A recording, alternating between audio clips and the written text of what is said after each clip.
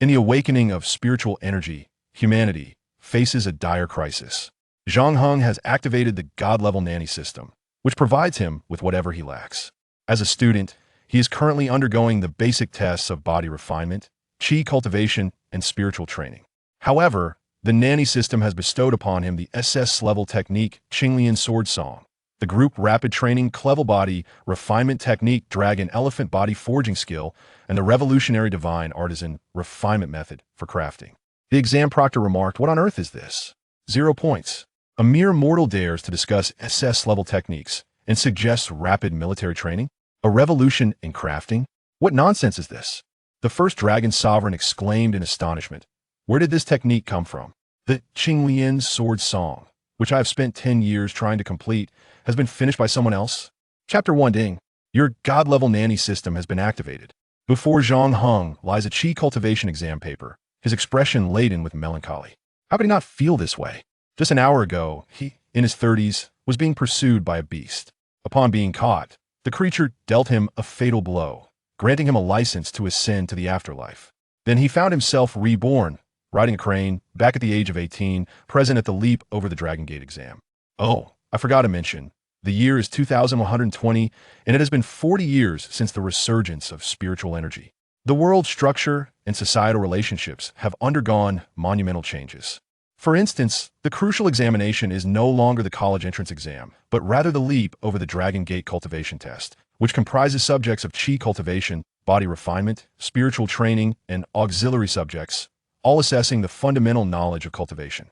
Achieving a high score in this examination would allow one to leap over the Dragon Gate and join the state-established cultivation organization Dragon Nest, becoming a basic member of the Dragon Nest, with a high probability of eventually becoming cultivator. It can be said that the leap over the Dragon Gate examination represents the only opportunity for most individuals to alter their destinies. In his previous life, Zhang Heng failed to seize this opportunity, leading to his demise during a beast tide in a perilous city. He yearns to change his fate through the leap over the Dragon Gate, yet reality finds him mixing drinks outside the campus, utterly unprepared for the questions on the exam paper. Suddenly, a bespectacled proctor, appearing to be in his 70s, rapped on the blackboard and reminded, "Students, the leap over the Dragon Gate examination is your chance to change your destiny. If you encounter questions you cannot answer, consider the intentions of the questioner." Awakened from his reverie, Zhang Heng carefully contemplated the questioner's intentions. Question 1. What steps are needed to progress from sensing qi to cultivating qi? Question 2. What is the relationship between the body's spiritual meridians and various familiar forms of spiritual energy? After reviewing these questions, although Zhang Heng remained unaware of the answers, he discerned the questioner's true intent, to ensure his failure, to make him suffer.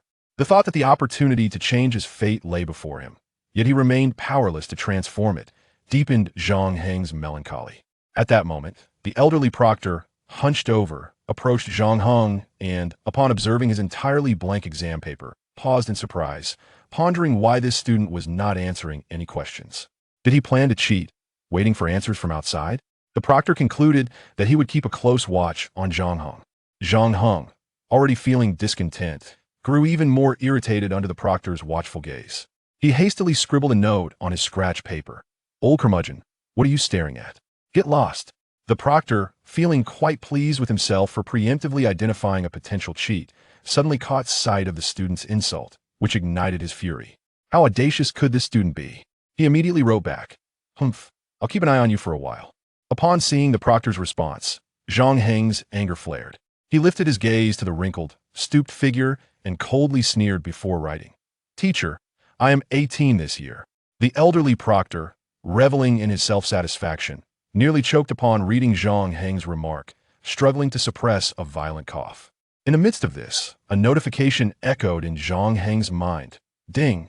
Binding the God-level Nanny system. 1-33-66-99. Binding successful. This system will assist the host like a nanny, providing help for any difficulties encountered in life. A system? Oh my! As an avid reader of web literature, Zhang Heng understood what a system entailed. It was undoubtedly a tool for extraordinary feats. Just as he intended to inquire about the system's capabilities, another notification chimed in his mind. Ding! The system has detected that the host is currently taking an exam. As a reward, you will receive an SS-level technique, Qinglian Sword Song. Transmission of Qinglian Sword Song, is in progress. In the next moment, Zhang Heng felt a torrent of information flooding into his mind. As the vast knowledge settled into his consciousness, it transformed into a series of memories detailing the cultivation methods of the Qinglian sword song. Astonished by the technique's brilliance, he couldn't help but marvel at its excellence, truly deserving of its SS-level classification. It was utterly formidable and profound. Ding! Please inscribe the SS-level technique, Qinglian sword song, onto the Qi cultivation exam paper. The system's voice rang out, leaving Zhang Heng momentarily bewildered. What was happening? In this world, techniques are rated from F to SSS. The exam's difficulty centered around basic Qi cultivation knowledge, far less challenging than a level technique. Yet the system insisted that he write down an SS-level technique on the exam paper. Was this akin to a kindergarten exam? What was the difference if he wrote down controllable nuclear fusion, super artificial intelligence, super biointelligence, quantum computing? If the proctor was ignorant, he might receive a 0 score. But if the proctor recognized its significance, what then? The importance of an SS-level technique was enough to classify it as a state secret. Should foreign powers or other organizations learn of his possession of such a technique, he would surely be kidnapped, enticed by wealth and beauty. Faced with the potential consequences, Zhang Heng couldn't help but voice his concerns. System, your demands are rather audacious. Dear host, the system replied, the stipulation is that if you do not inscribe the Qinglian sword song on the Qi cultivation exam paper, the system will not activate again. Not activating again meant the system would become unusable. With no other choice, Zhang Heng gritted his teeth and began to write on the exam paper. Name, Qinglian sword song level. SS-level technique requirements. Requires a god level and supreme gold element spiritual body for cultivation. The specific steps are, as he hastily scribbled, the proctor, still recovering from his earlier shock, contemplated how to reprimand this impertinent youth, but was taken aback upon noticing the bold letters on the exam paper. SS-level technique, Qinglian sword song. Chapter 2. By heavens, does flaunting prowess become addictive? Is this some kind of joke? Has the threshold for the exam become so low? Even a lunatic can participate in the leap over the Dragon Gate examination. The largest cultivation organization in Xia country is the Dragon Nest, led by the esteemed first dragon sovereign, Lin Guahao. Recently, foreign media condemned Lin Guahao for researching SS-level techniques, fearing that his successful development of such techniques could pose a threat to other nations. In essence, the esteemed dragon sovereign, Lin Guahao, is still engaged in the study of SS-level techniques. Yet this audacious young rascal brazenly inscribes an SS-level technique on his examination paper. Is this not highest?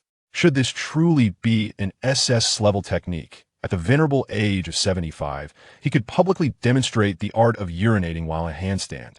The invigilator, a man in his 70s, was seething with indignation, yet constrained by the decorum of the examination hall, he could only simmer in silence.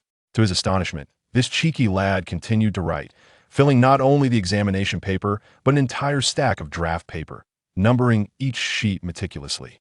This only deepened the invigilator's disdain, convinced that Zhang Heng was merely seeking to attract attention. Dingling.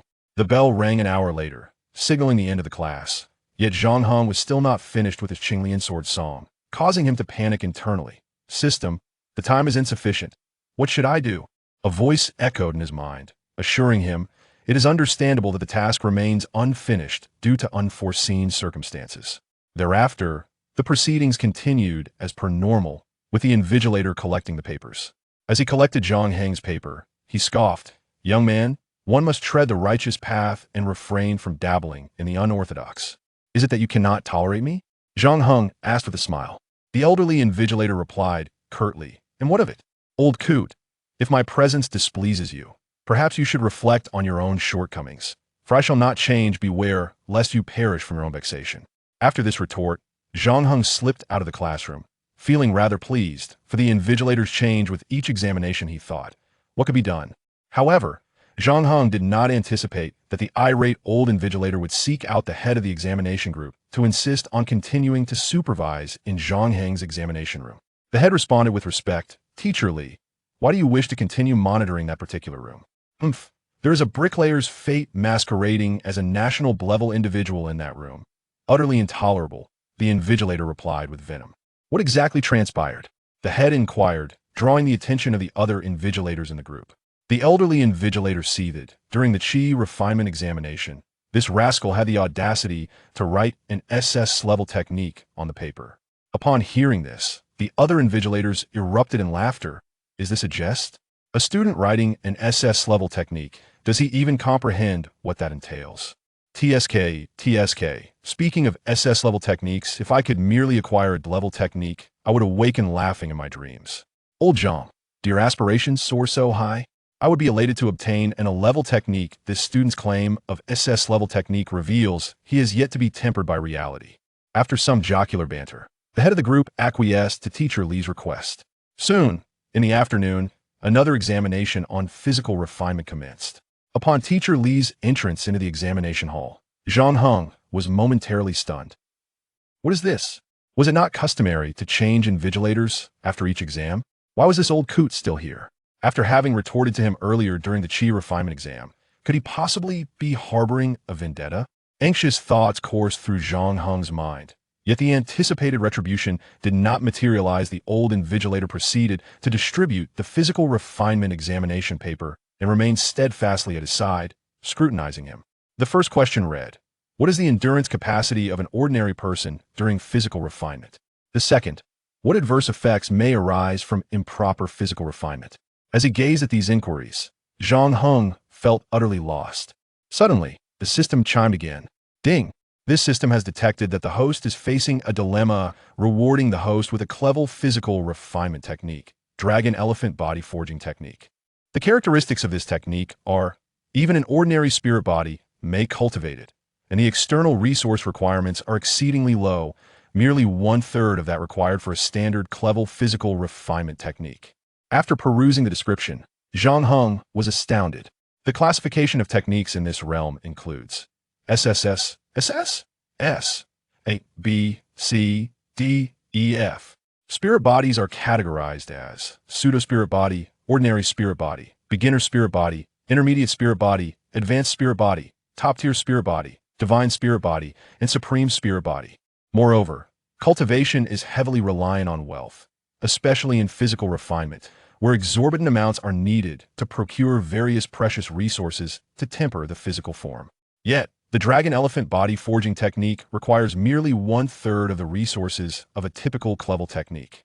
This suggests that if the dragon's nest were to master the dragon elephant body forging technique, it could amass a formidable force equipped with clever techniques within a few years, capable of sweeping away all adversarial factions. Contemplating this prospect stirred a fervor within Zhang Heng. Ding! Transmitting clever physical refinement technique, dragon elephant body forging technique. Please inscribe it onto the physical refinement examination paper. In the next instant, a torrent of information flooded Zhang Heng's mind, encompassing the memories related to the dragon elephant body forging technique. Armed with the experience from the previous encounter, Zhang Heng swiftly transcribed the dragon elephant body forging technique onto both the examination paper and the draft sheets. Level, C-type, body forging technique name. Dragon elephant body forging technique advantages. Accessible to ordinary spirit bodies, requiring only 1/3 of the resources necessary for a typical clever body forging technique method of cultivation. With fervor, Zhang Heng seized his pen, writing vigorously, oblivious to the passage of time. After what felt like an eternity, he completed the examination paper and the draft sheets, finally finishing the dragon elephant body forging technique. Dingling, the bell tolled, signaling the end of the examination. As he set down his pen, an unsettling sensation washed over him, as though he were being scrutinized. Glancing up, he was taken aback to find 4 figures before him. These were the 4 invigilators of the examination room. It dawned on him that they had been observing him all along. In that bewildered moment, a young teacher suddenly posed a question to the old coot. Teacher Lee, do you think this pretentiousness becomes addictive?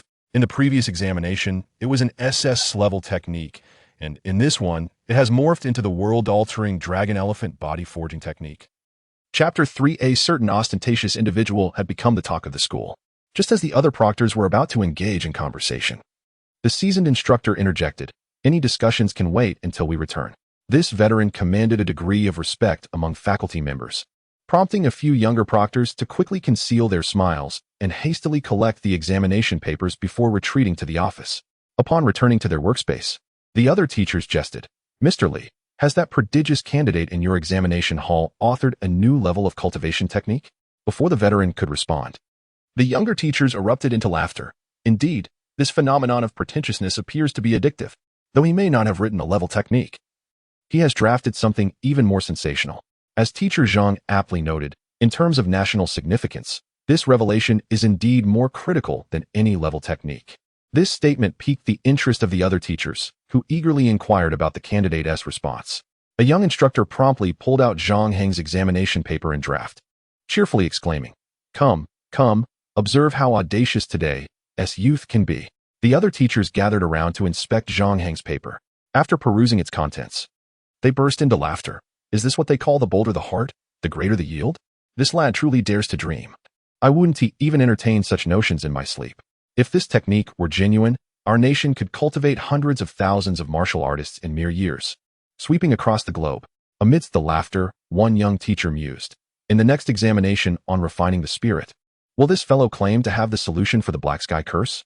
Suddenly, the previously lively atmosphere turned somber. All the teachers, including the veteran, bore expressions of sorrow. The young instructor, realizing the inappropriateness of his jest regarding the black sky curse, quickly lowered his head in silence. The black sky curse is the most poignant issue for the dragon nest of Xia. During its conflict with the barbarian tribes, the latter employed a curse known as the black sky curse, which could taint the spirit of practitioners. Once contaminated, the practitioner would swiftly descend into a vegetative state. Even with formidable spiritual artifacts attempting to suppress the effects, their spirit would inevitably wither, resulting in a state of vegetative existence. To date, the dragon nest has suffered over 7,000 fatalities due to the black sky curse, with an additional 5,000 souls awaiting their grim fate. As the first day of examinations concluded, tales of the ostentatious individual quickly spread. Within mere hours of the tests, students circulated a story about a candidate renowned for his pretentiousness. During the refining chi examination, he had boldly declared his answer as level technique. In the refining body exam, he claimed a body refinement technique that could alter the world's landscape. Students gathered in small clusters, gossiping. Have you heard? Our school boasts a pretentious genius. Are you referring to the one who mentioned level techniques? I'm dying to know his identity. I not only wish to uncover who this genius is, but I also want to see what his level technique looks like. Isn't there always a notorious zero-score paper every year? Perhaps one of our prodigies will achieve fame with 2 zero-score papers this year. Time flew by, and soon the second day arrived. The third examination focused on knowledge of refining the spirit. This session was again overseen by the veteran, accompanied by 3 novice instructors. As the papers were distributed, the 3 new teachers clustered around Zhang Hong, their eyes keenly fixed on him, eager to see what he would inscribe on the refining spirit paper. However, to their surprise, Zhang Hong did not immediately write his name, class, or candidate number. Instead, he scrawled on the draft paper, "What the hell are you looking at? Get lost." The 3 teachers, initially drawn by curiosity, flushed with embarrassment upon reading those 5 words and promptly dispersed. Soon after, the system chimed. Ding! System has detected that the host is taking the refining spirit examination and awards the level spirit technique Tai E dismantling spell. Tai E dismantling spell is specifically designed to counter spirit curses and can dismantle all curses below level. Awarding now. In the next moment, a wealth of information flooded Zhang Heng's mind regarding the level spirit technique Tai E dismantling spell. Drawing from his previous experiences, he confidently inscribed Tai E dismantling spell on the refining spirit paper. The examination concluded swiftly. The veteran and other instructors collected the papers, and, upon reaching the office, the proctors eagerly sifted through Zhang Heng's submission. Upon discovering the level and function of Tai E dismantling spell, their expressions turned complex. This lad is exceedingly audacious. He dares to write about anything. Each curse has its own countermeasure. And for him to claim that Tai E dismantling spell can resolve all curses is a boast of monumental proportions. As the instructors chatted, the group leader suddenly had a flash of insight. The overall supervisor of this year's leap over the Dragon Gate examination in Pingcheng had once been a commander in the Dragon Nest. It was due to succumbing to the Black Sky curse on the battlefield that he had to step down from the front lines. If Tai E dismantling spell truly possessed the ability to nullify curses, could it not assist the chief supervisor immensely? After a prolonged moment of contemplation, the group leader chuckled to himself, reflecting on his fanciful thinking. The Dragon Nest is home to countless extraordinary figures, yet none have discovered a method to counter the Black Sky curse. How could a student, known for his ostentation, possibly possess a solution? While the group leader indulged in self-deprecation, he remained oblivious to a young teacher in the group who discreetly captured photographs of Zhang Hong's examination paper with his phone. The paper, along with the drafts, comprised several pages. The young teacher snapped 3 photos before surreptitiously stowing away his phone. After work, he uploaded the images online, anonymously titling the post, "Excerpts from the ostentatious genius S examination paper in the Pingching Leap over the Dragon Gate exam." Thanks to the level techniques and the dragon elephant body refinement, the mysterious pretentious figure had gained notoriety in the Pingching community, with everyone eager to uncover the identity of this ostentatious genius and the nature of his answers, capturing the attention of all faculty members. The responses to the post were overwhelmingly lively. Within half an hour, there were thousands of replies. "Wow, this technique appears remarkably rigorous. It seems almost authentic. I worship this genius. Please share the complete version of Tai E dismantling spell, as I believe it to be genuine. This ostentatious genius is impressive. If Tai E dismantling spell is this formidable, then the level blue Lotus Sword song must be extraordinary. 666. I would like to be this ostentatious genius S leg ornament." Students engaged in playful banter within the thread. However, unbeknownst to them, the barbarian tribes also utilized modern networks and maintained their own intelligence departments. They would collect certain keywords online, and when the frequency of these keywords reached a certain threshold, an automatic alert would be sent to their backend systems. Currently, the mention of Black Sky Curse had exceeded 50 instances within a single post, triggering a mechanism that pushed the thread to the attention of the barbarian intelligence department. After reviewing the post, the intelligence personnel were uncertain and forwarded it to their department head for further analysis. The head of the intelligence department, named Bagu Lying, was a direct disciple of the great shaman of the barbarian tribe. He had been injured during the war against the Dragon Nest and was now relegated to overseeing intelligence operations. Upon hearing of a post claiming to have a solution for the Black Sky Curse, Bagu Lying scoffed disdainfully. The curses created by his master are not so easily unraveled. Especially since it was a student who had cracked the code, my interest waned further. However, out of sheer boredom, Baguling cast a casual glance, and that fleeting glance sent a shiver down his spine. Instinctively, he sprang to his feet. His eyes fixed on the screen, disbelief spilling from his lips. Impossible, impossible. Chapter 4. How many candidates are there? Just wait for my ranking to reveal all. Shock, shock, shock. Baguling was indeed astounded. As an esteemed disciple of the Grand Sorcerer, his mastery in spiritual refinement was considerable, allowing him to discern the exceptional quality of the piece titled Tai Expelling Demons technique with just a glimpse. If the Black Heaven Cursing technique was a lock, capable of corroding the primordial spirit, then this Tai Expelling Demons technique was a mighty hammer, needing no key to reason with. It would simply shatter all locks and obliterate all curses. Should the Dragon Nest acquire the Tai Expelling Demons technique, the barbarian tribes would lose a significant advantage. The thought made Baguling break into a cold sweat as he hurriedly flipped through the Tai Expelling Demons technique. Yet, after searching, he found only 3 pages and furiously demanded, "Why are there only 3 pages? Report to the Lord." The anonymous post contained just 3 photographs. The intelligence officer replied cautiously. Baguling's fury escalated. "Go find more. Trace the internet line and investigate thoroughly." "Yes." The intelligence officer acknowledged and set off to investigate. Still uneasy, Baguling made another call. "Hello. I need to speak with my master." "Ah, it's senior brother Baguling. The master is currently in meditation and may not be available for some time," came the sweet voice on the other end. Baguling, in a state of urgency, replied, "It's extremely urgent. The Xia Nation may have cracked the Black Heaven Cursing technique." "Are you certain?" The voice on the line was taken aback. Baguling, recalling the consequences of disturbing his master, hesitated, "Not entirely certain, but I've seen part of the technique. And it indeed has the potential to unravel the Black Heaven Cursing technique. I will send you the photographs now."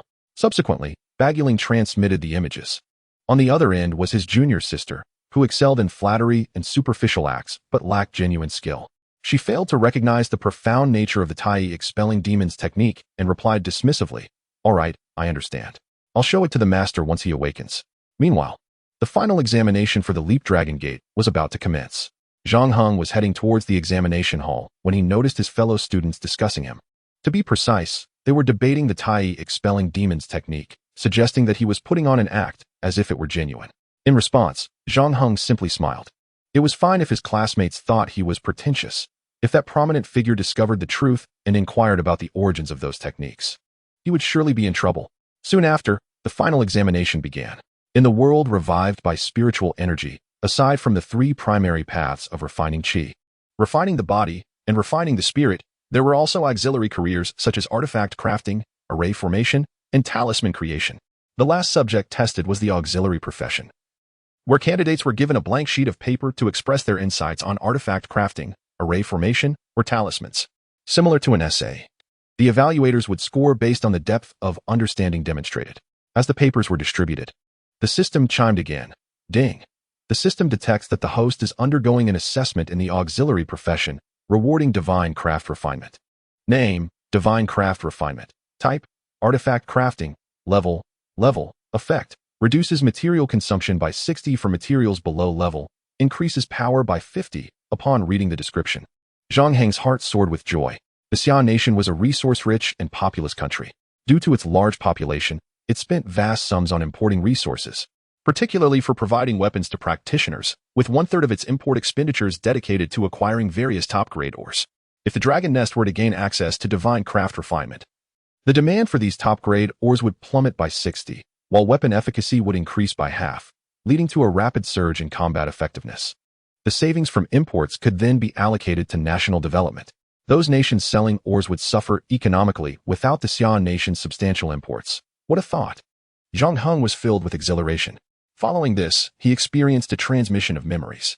Once he had assimilated the knowledge, he inscribed divine craft refinement onto his auxiliary examination paper. The exam commenced at 2 o'clock and concluded by 4. As the candidates exited the examination hall, a collective sigh of relief was palpable, and Zhang Heng gathered with a few close friends. His friend Li observed the bustling students and remarked, "How many people do you think participated in the Leap Dragon Gate exam?" "At least 3,000, right?" Xiaobin replied. "That's obvious," Zhou Nana retorted. "But how many exactly?" "What about 3,000 and a few more?" Chen Wen interjected. "That's also redundant. We need specifics." "Well, the exact number will be revealed in my ranking." Zhang Heng interjected nonchalantly. Upon hearing this, his friends paused, bewildered.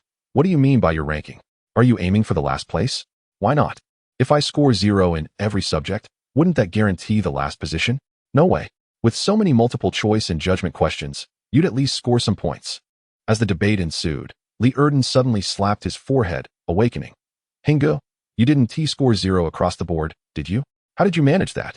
Several students turned their gazes towards Zhang Heng.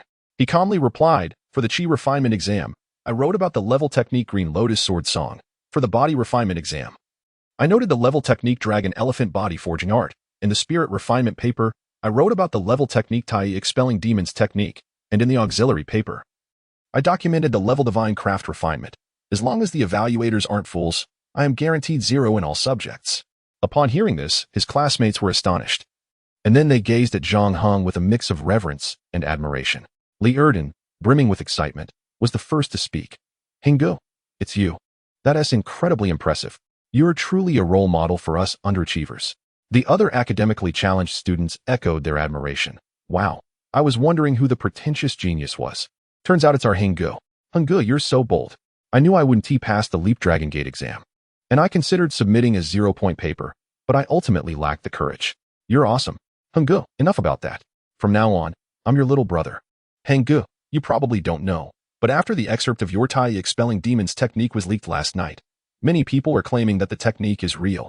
Hengge, you might not be aware, but you now have a tremendous number of fans, including many female admirers." "Hengge, I'm Zhao Nana. May I ask if I can be your fan? I can even bring my own pillow." At the same time, the grading had commenced. In the group where old Zameo was, they were responsible for evaluating the spirit refinement papers. Upon seeing Zhang Heng's paper, which stated level techniques, old Zameo lamented bitterly. "This wretched boy truly does not appreciate the opportunity. He jokes with a chance that could alter his fate. A rotten tree cannot be carved. What a pity. When you wish to regret it in the future, it will be too late." Just then, old Zameo did not notice someone approaching from behind, who remarked coolly, "Shaoli, why are you so angry?" Old Zameo turned around to find a rugged middle-aged man standing there, and relevant memories flooded his mind. The man's name was Chun Tianming, a former commander of the Dragon Nest, who had played a significant role in the battles against the barbarian tribes. However, it was precisely the fierce battle with the barbarians that led to Chen Tianming falling victim to the Black Heaven Curse, leaving him helplessly watching as he transformed into a vegetative state. Upon meeting Commander Chun, an innate respect surged within the old man, prompting him to salute. "I have already stepped down and am no longer a commander," Chen Tianming remarked, a flicker of melancholy crossing his eyes. He swiftly changed the subject, asking, "By the way, What made you so angry just now? The old man, seizing Zhang Heng's exam paper, lamented, this boy truly does not cherish his opportunities. He treats leaping the dragon gate as child's play and even claims he can unravel the Black Heaven curse. This is preposterous. Hearing that someone might be able to break the curse made Chun Tianming's heart skip a beat. Even though he understood the improbability of a student achieving such a feat, a glimmer of hope lingered within him, and he smiled, saying, let me take a look. The old man was taken aback, but handed the Tai dispelling demon technique to Chun Tianming. Chapter 5. The tremors of the higher echelons and the sensation of a zero-score exam paper. Chun Tianming picked up Zhang Heng's exam paper and began to read.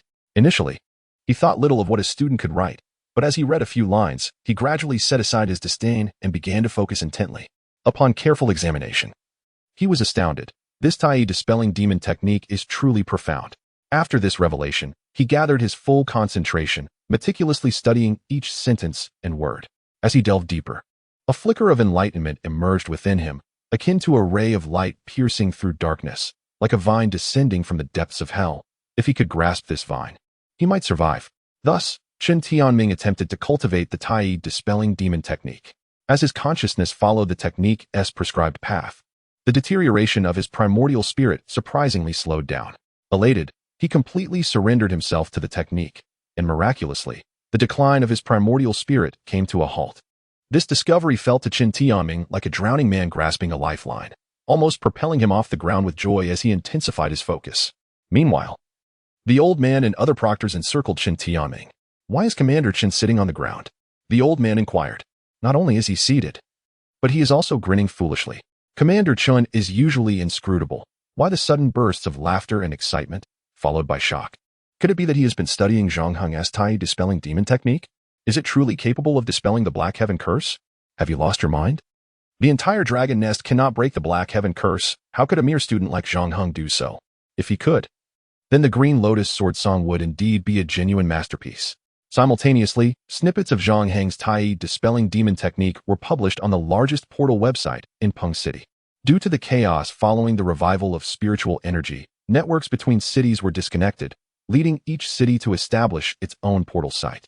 With relatively few inhabitants, these city portals typically remained unremarkable. However, the sudden emergence of a zero-score exam paper alongside a legendary technique sent the citizens of Peng City into a frenzy. The entire populace buzzed with discussions about Zhang Heng's zero-score paper. This kid Zhang Heng is incredible, a legendary technique, and he can even dispel the Black Heaven curse. This is simply too amusing. Is he inheriting my $5 of Huabei? Please, Zhang Heng, stop joking like this. My great-grandfather laughed so hard he lost his dentures after hearing your boasts. I was in a meeting when I stumbled upon this post. It's absolutely absurd. Creating a legendary refining technique and being able to dispel the Black Heaven curse. I couldn't help but laugh out loud, and now my boss and colleagues are staring at me. Meanwhile, at the Dragon Nest headquarters, in the central conference room, the highest-ranking officials of Xia country were convening. The first dragon sovereign, Lin Guohao, sat solemnly in the main seat, flanked by other key figures of the Dragon Nest, all wearing grim expressions. Lin Guohao's voice was stern. Today, we have 3 topics to discuss regarding our course of action. Firstly, other nations without spiritual entities have no opportunity for cultivation. Yet, we hold the Leaping the Dragon Gate examinations annually, which replenish the dragon nest with thousands of fresh blood. However, these newcomers generally lack spiritual entities, necessitating significant resources to cultivate them. Since these artificially created spiritual entities can only pursue the path of body refinement, they require various external medicines to strengthen their bodies, leading to exorbitant expenses. Where do you propose we source these funds? Upon hearing this, the room fell into a brief silence. While one individual may not consume much resource, the cost escalates with thousands. More critically, this year alone, we have welcomed 10,000 newcomers, alongside those from previous years, and yet more to come in the future. Without the occurrence of war, these individuals absorb substantial resources without generating wealth for the dragon nest, which, even in its strength, is beginning to strain under the burden. After a considerable pause, a lean old man stood up, looking quite ashamed. I am currently researching a new body refinement technique that could allow ordinary spiritual entities to cultivate legendary techniques. This statement immediately caught the first dragon sovereign Lin Guohao's attention, for if this technique is successful, it could save approximately 10 of resources, a significant sum for the dragon nest. After addressing the first issue, Lin Guohao continued, now, let us move on to the second topic. As I am researching legendary techniques, The Aok nation has unilaterally increased the prices of top-grade ores, which has substantially inflated our refining and forging costs. What are your thoughts on this? Should I abandon my research into legendary techniques? Or should I persist despite the pressure? Alternatively, should we seek new channels for acquiring top-grade ores? 3 options were presented, and Lin Guahao fell silent. The other dragon sovereign scoffed, "Humph! How dare the diminutive Aok nation act so brazenly? Legendary techniques are national treasures that must not be forsaken. Let them raise their prices.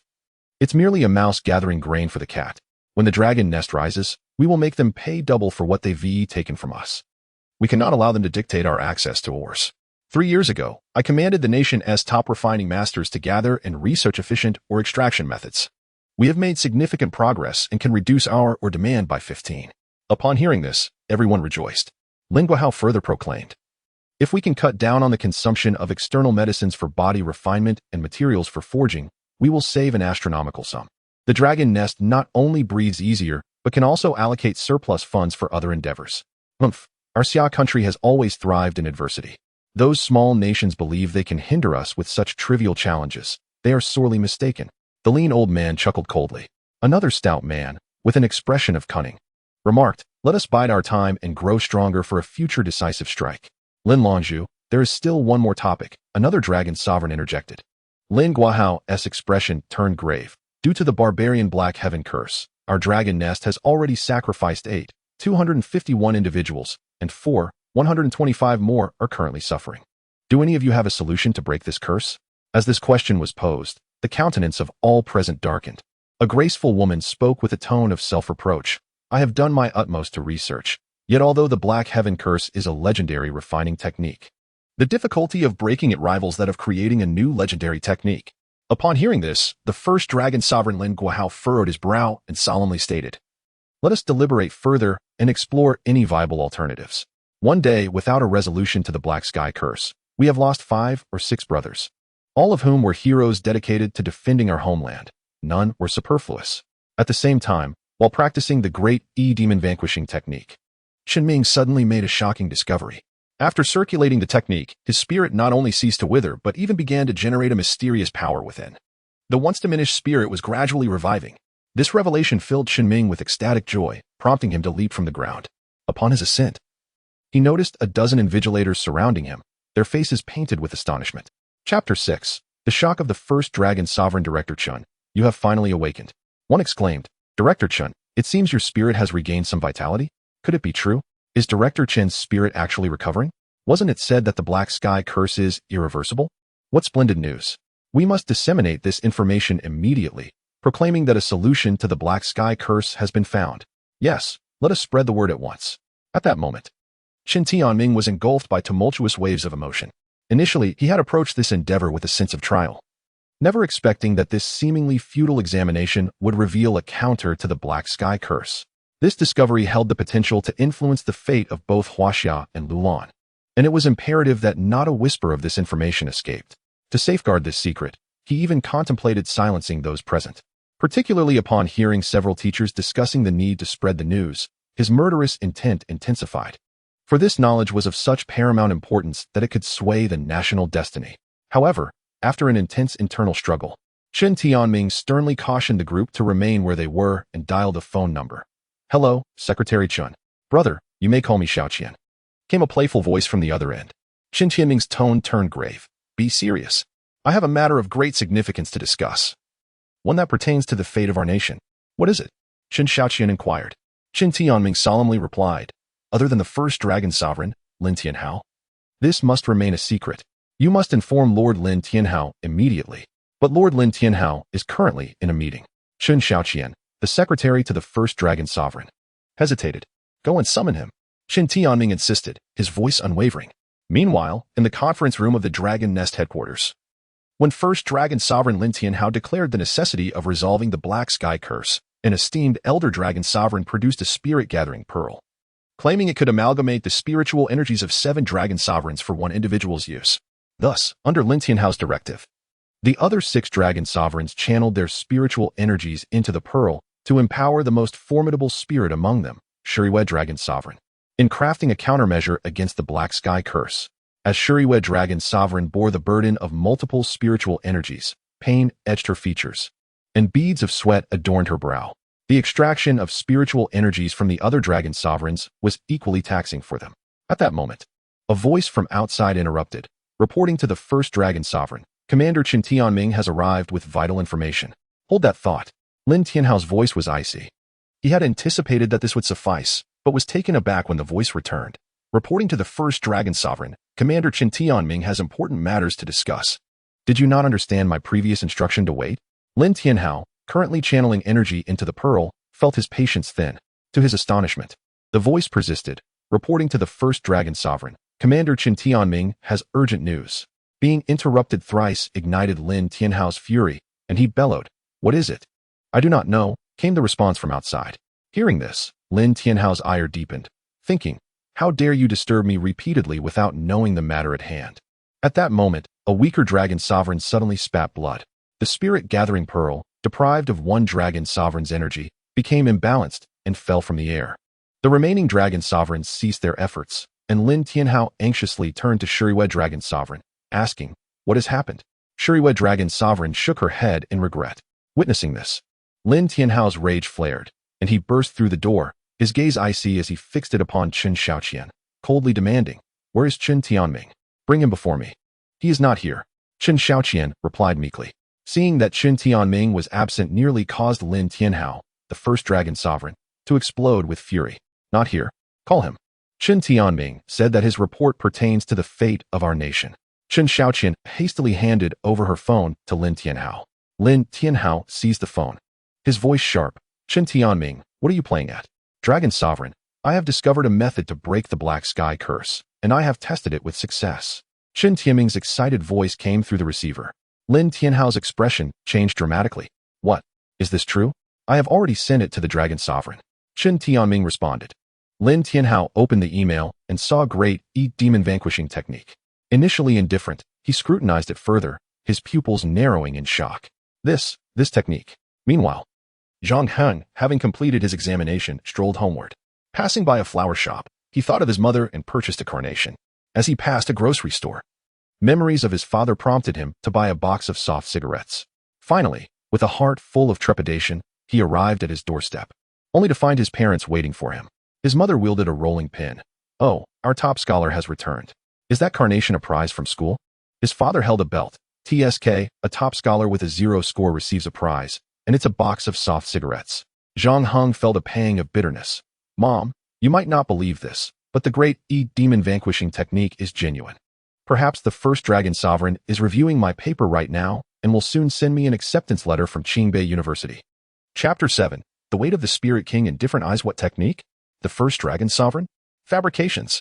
You've spun tales since childhood that could fill a freight train. Watch me not crush your head. His mother threatened, raising the rolling pin, her eyes wide with a fierce glint. Before Zhang Heng could process the situation, his father's belt began to lightly tap his palm. "Smack him, but avoid the head. He's already a bit dim. Another whack might make him more foolish." "Fool? You're the fool. The whole family is foolish," his mother retorted, her voice fierce as she glared at his father, raising the rolling pin high. As the Zhang family seemed on the brink of a world war, Zhang Heng quickly interposed himself between them, kneeling on one knee, lifting the carnation towards his mother with utmost reverence. "Oh, my dear goddess, your heart is broader than the earth, your love deeper than the ocean. I would pluck all the carnations in the universe to present to you, my mother." His mother's eyes reddened. Though she tried to maintain a stern face, she faltered, the rolling pin slipping from her grip as her hands instinctively caught the flower. "You traitor." His father glared at his mother, both angry and unwilling. "What are you looking at? My son speaks beautifully." His mother gently ruffled Zhang Heng's hair, pulling him to his feet. Zhang Heng beamed, presenting the box of soft cigarettes to his father. "Dad, it's not your fault to smoke, but always choosing poor quality cigarettes is inexcusable. Don't you owe it to me and Mom?" His father's eyes widened in surprise. "Here, Dad." Zhang Heng pressed the cigarettes into his hand.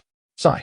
His father accepted the cigarettes, yet a heavy sigh escaped his lips, his expression growing somber. Zhang Heng felt a twinge of concern. "Dad, why not smoke a few?" Father gazed intently at him, finally patting his shoulder. "Heng, it's all right. If you cannot leap over the dragon gate, there are other paths for us." "Indeed, Henger. Whatever you decide to pursue, your mother will support you." Mother chimed in.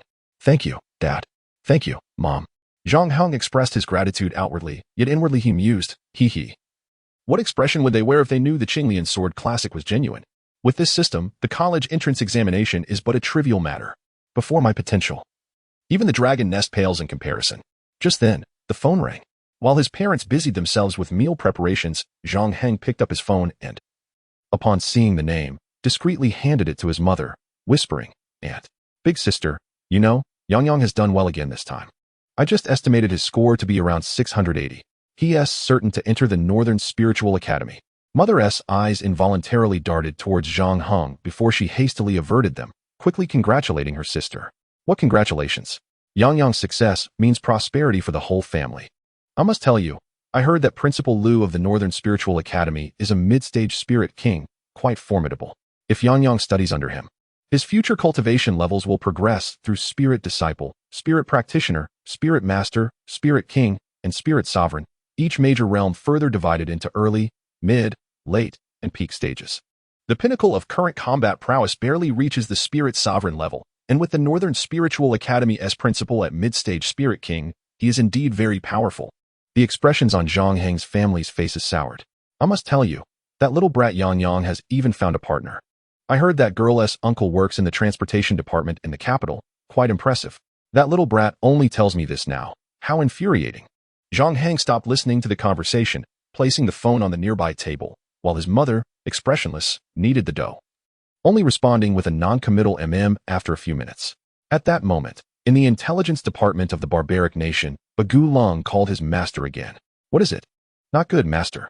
The black sky cursing technique is about to be unraveled. What nonsense. The black sky cursing technique is immensely powerful. Even if we give Xia Nation 10 years, they cannot decipher it. I, Bagu Ling, assure you with my head, this matter is absolutely true. Master, please take a look at this. Bagu Long transmitted part of the materials on the Tai exorcism technique. The Great Witch opened the document, and after just a few lines, he felt its profundity and intricacy. Straightening himself to read on. Moments later, the Great Witch's expression changed dramatically. Bagu Ling, why did you not inform me of this sooner? I called you several times in a row. Didn't the junior sister go to fetch you? The Great Witch, enraged, slammed his palm on the stone table, which shattered into pieces. Just then, the junior sister entered the Great Witch's chamber, sitting on his lap and acting cute. Master, my cultivation has reached the late stage of Spirit King. Shouldn't I be rewarded? The Great Witch's gaze turned icy. We will discuss that later. Tell me, why didn't Bagu Long call me when he sought me? That big oaf? What could he want? He merely wanted to show off in front of you and ask how you were doing. The junior sister replied nonchalantly. Wretched girl, daring to obstruct my major affairs. Crack. The junior sister, her neck twisted, fell in shock, her garments slipping, revealing her exquisite form. In an instant, the rosy cheeks turned to a skull. The Great Witch didn't even glance her way, immediately addressing the phone. Investigate this matter with all your strength. Almost simultaneously, in Xia Nation, the first dragon sovereign Lin Guahao opened his eyes. Chapter 8. Heaven blesses Huaxia, reversing the national fortune at the Dragon Nest headquarters. Even when 4 spirit sovereign level powerhouses were born on the same day 8 years ago, he had never felt such elation. What has happened? Lin Guahao laughed heartily, his laughter growing more exuberant and resonant, until it sounded like thunder, shaking the entire Dragon Nest headquarters. All the dragon sovereigns paused their tasks, curiously looking at Lin Guahao, some casting worried glances, as if questioning his sanity. What on earth has taken place? The 2 dragon sovereigns, second only to Lin Guahao, patted his shoulders, trying to calm him. Do not worry. I am merely overwhelmed with joy. Our Xia Nation has hope, Lin Guahao declared, not making them wait any longer. We have found the technique to combat the black sky cursing technique. Is this true? If anyone else had made such a statement, they would have doubted it. For if the black sky cursing technique were so easily treated, Xia Nation would not have lost thousands of elite experts over the years. But since it was spoken by the first dragon sovereign Lin Guahao, it could not be false. Is this matter genuine? If so, we shall find out. Lin Guahao waved his hand grandly. Soon, 5 volunteers were selected. These 5 had once been prodigies within the Dragon Nest, destined for bright futures. Yet they had fallen victim to the black sky cursing technique during the war with the barbaric nation. Each had suffered severe injuries to their primordial spirits.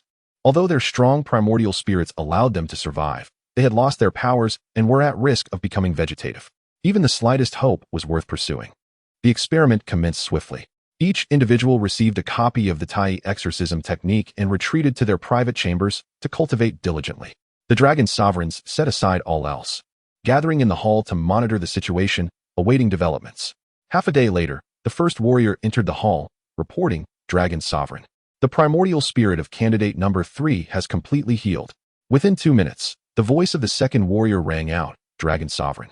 The primordial spirit of candidate number 1 has fully recovered. Candidate number 4's primordial spirit is entirely restored. Candidate number 5's primordial spirit has fully recovered. Candidate number 2's primordial spirit has completely restored. With each candidate that emerged, the excitement on the faces of the Dragon Sovereigns deepened, and when all 5 candidates were healed, they could no longer contain themselves, erupting into cheers.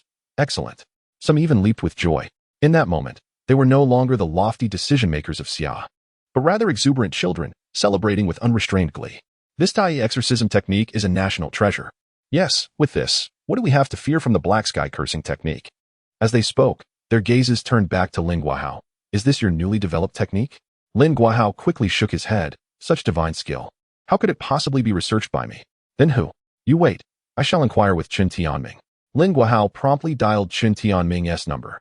Tianming, where did you acquire this Tai exorcism technique? Qin Tianming did not respond directly but asked in return, My lord, does this technique truly work?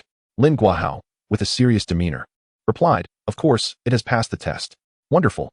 Qin Tianming exclaimed, waving his arm in excitement. Earlier, when he recommended the technique to Lin Guahao, he had harbored some reservations. Although it had proven effective for him, it might not work for others. Now, with the confirmation from the first Dragon Sovereign, he could confidently promote the technique. Lin Guahao urged, Quickly tell me, where did this Tai exorcism technique originate? Yes, do tell. The Dragon Sovereigns echoed. Qin Tianming frowned, being in Pengcheng. He had noticed that parts of the Tai exorcism technique had been leaked online. With current technology, it wouldn't be too difficult to track down the creator. If that individual were found, they would be in danger. Xia Nation had only recently produced such a talent. Nothing must go wrong. Dragon Sovereign Lin. And all esteemed Dragon Sovereigns, if I reveal this person's identity, you must ensure their utmost protection. Not directly answering the superior's inquiry, but instead placing conditions. Could be seen as insubordination. Yet, given the stakes for Xia's future, even risking his life was worth it. Lin Guahao glanced around, and everyone nodded in agreement. Rest assured, this individual shall receive the utmost protection from our great Xia. Pray tell, who is he? The Dragon Sovereign, in a moment of urgency, echoed the inquiry. Who is he? It was then that Qin Tianming revealed, Zhang Heng. Whose prodigy is this? Lin Guahao's gaze shifted among the various Dragon Sovereigns, ultimately resting on one bearing the surname Zhang. The Zhang family boasts considerable talent, yet none are named Zhang Hong. Who exactly is this Zhang Hong? Lin Guahao articulated the collective curiosity. Chapter 9. What a coincidence. My father bestowed upon me a treasure, Qin Tianming hurriedly explained. He is an examinee from Pengcheng in the recent Dragon Gate examination, having achieved a score of 0 in all 4 subjects. This young man has garnered significant notoriety, even trending online. Trending? Lin Guahao's brow furrowed. Such fame could pose a danger to this individual. Immediately, we must locate him and present him with an acceptance letter from Qingbei University. Qin Tianming promptly dispatched individuals to the Zhang family, only to find them absent. At that moment, Zhang Heng was attending his graduation ceremony. Upon entering the campus, he was instantly recognized. His 0-point exam papers had made him a figure of considerable renown in Pengcheng. Is that Zhang Heng? Truly, a man capable of crafting superior techniques. Undeniably striking. Not only the Qinglian sword song, but he has also composed ethereal techniques, surpassing even the first Dragon Sovereign. Are you serious, fellows? This individual, who garnered a score of 0, merits such reverence. Perhaps you should also aim for a score of 0? Under the scrutiny of many, Zhang Heng arrived at the ceremony's venue, locating his class. At that moment, emotions ran the gamut. Those who performed well reveled in their success, while others, some despondent, others boastful, discussed the 0-point hero, Zhang Heng. Did you know? Yesterday, I estimated my score to be 609. With such results, the green acceptance letter is assured. Li Chong, usually ranked 8th in the class, proclaimed with pride. The acceptance letters come in various colors: red for vocational schools, orange for 3rd-tier universities, yellow for 2nd tier, green for 1st tier, cyan for 211 schools, blue for 985 schools, and purple for 211 and 985 combined. In light of the current low acceptance rates, Li Chong's score was commendable. However, upon finishing his boast, he found few willing to engage him. Good students are welcomed everywhere. Yet Li Chong was different. While academically proficient, his character left much to be desired. Each time he achieved even a modest success, he would flaunt it, belittling others in the process. Over time, those with lower scores ceased to acknowledge him, while top students dismissed him entirely. Feeling somewhat awkward, Li Chang pondered why a student who ranked last in the district could garner such fame, while he himself felt marginalized. Gritting his teeth, he opened the long box he had been cradling and withdrew a nearly 4-foot-long gleaming sword. The attention of the crowd was indeed drawn to him. Classmates, behold. This is a high-grade magical artifact. Upon receiving my exam results yesterday, my father gifted it to me. High-grade artifacts are rare. Even low-grade ones typically require years of saving to acquire. Yet here was Li Chang, casually receiving a high-grade one from his father. Wow, it's stunning. Look at those patterns, that craftsmanship. Truly a high-grade artifact. Most students, regardless of their academic standing, gathered around, eager to witness something so extraordinary. As few had ever seen such an item, Li Chang cautioned them, be careful not to smudge it. Watch out for cuts. Internally, he reveled in their admiration, delighting in the envy and adoration of his peers. Suddenly, he noticed a figure standing at a distance, failing to approach the sword, none other than Zhang Hong. Humph. Li Chang swaggered over to Zhang Hong, brandishing his sword. Isn't this the great Zhang Hong, capable of composing superior techniques? Where's your magical artifact? We'd love to see it. His words drew the gaze of the crowd, filled with disdain, mockery, and schadenfreude. Who didn't he know that Zhang Hong was merely a pretender? His family lacked the wealth of Li Chang's, so how could he afford a magical artifact? Many disdained those who sought attention through dubious means, eagerly awaiting his embarrassment, especially among the top students. It was a disgrace to be overshadowed by a student with a score of 0. Zhang Hong cast a nonchalant glance at Li Chang's sword. Is a high-grade magical artifact truly impressive? He mused internally, feeling a twinge of anxiety as he realized he possessed none. Still unimpressed? If you're so remarkable, why not produce a magical artifact of your own? It's not too much to ask. If you can present one, I'll concede. Li Chang sneered. Indeed. Let us see what you can deliver. You, the pretentious hero, what else can you do besides show off? Perhaps you should learn some genuine skills. Constantly boasting will lead to your downfall. Zhang Hong maintained an air of calm, though his heart raced at the thought of finding a magical artifact. Beep.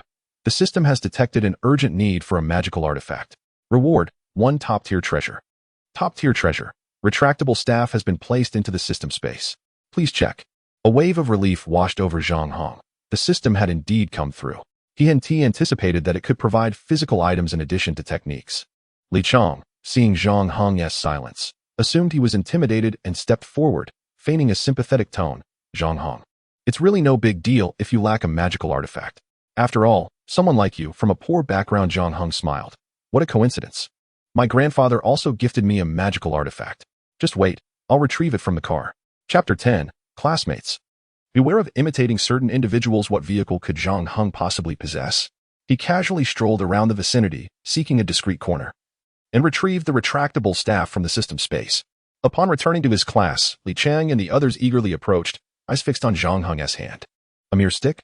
Thick in the center and tapering at the ends, its dark purple hue appeared unremarkable. Is that not your family's rolling pin? Li Chang remarked, a hint of trepidation surfacing as he saw Zhang Hong brandishing something so plain. A stick? What grade is that? Li Chang mocked, his laughter tinged with arrogance. Zhang Hong shrugged, feigning ignorance. The vice-class monitor, who relished a good spectacle, chimed in. Why not test it out to find out? Indeed, that stick looks pathetically weak. Li Chang fondled his precious sword, hesitating slightly. Zhang Hong smiled placidly. No worries. If it breaks, you won't need to compensate. Although Zhang Hong merely smiled, Li Chang perceived it as mockery, feeling belittled. Fine, let us give it a try. Li Chang agreed. Come on. Zhang Hong extended his staff. Li Chang snickered, then swung his sword down. Crack. Clang. The blade shattered. Zhang Hong's staff remained unscathed, showing no signs of damage. Li Chang stood dumbfounded, holding only the hilt of his broken sword. Stunned, not only Li Chang but all the classmates were in shock. What happened to the promised high-grade artifact? Only Zhang Hong appeared unfazed, gently stroking the staff. What a treasure!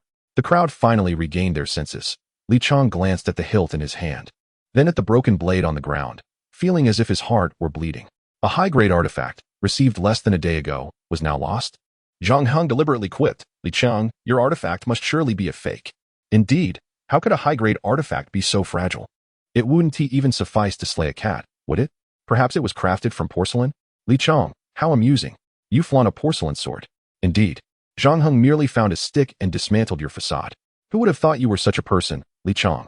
The sounds of wind, rain, and mockery filled the air. Li Chong felt as though his head was about to explode. The earlier pride had vanished into thin air. Smack. Overwhelmed by disappointment, he tossed the hilt of the knife aside and strode purposefully towards the edge of the playground. Old man, just you wait. You dare to give me a fake knife and embarrass me in public? If I don't get an explanation today, I'll make sure everyone knows about your little endeavor in landscaping. At that moment, the principal, accompanied by a group of teachers, approached. Seeing Li Chang leaving the group, the homeroom teacher, Old Ma, quickly intercepted him. Xiao Chong, the ceremony is about to begin. You mustn't wander off now.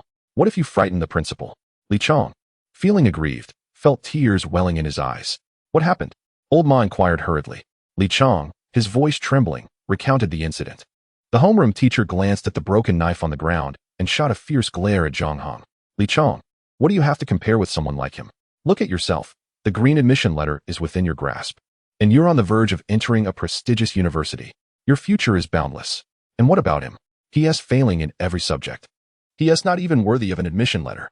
Why bother to stoop to his level? Hearing these words, Li Chong's expression gradually brightened. And Old Ma sighed in relief as he led him back towards the class. Besides, weapons are merely external tools. The most important aspect for a martial artist is their own strength and character. Do you understand? Understood. Zhang Hong, watching the two approach, sneered contemptuously. Mop head.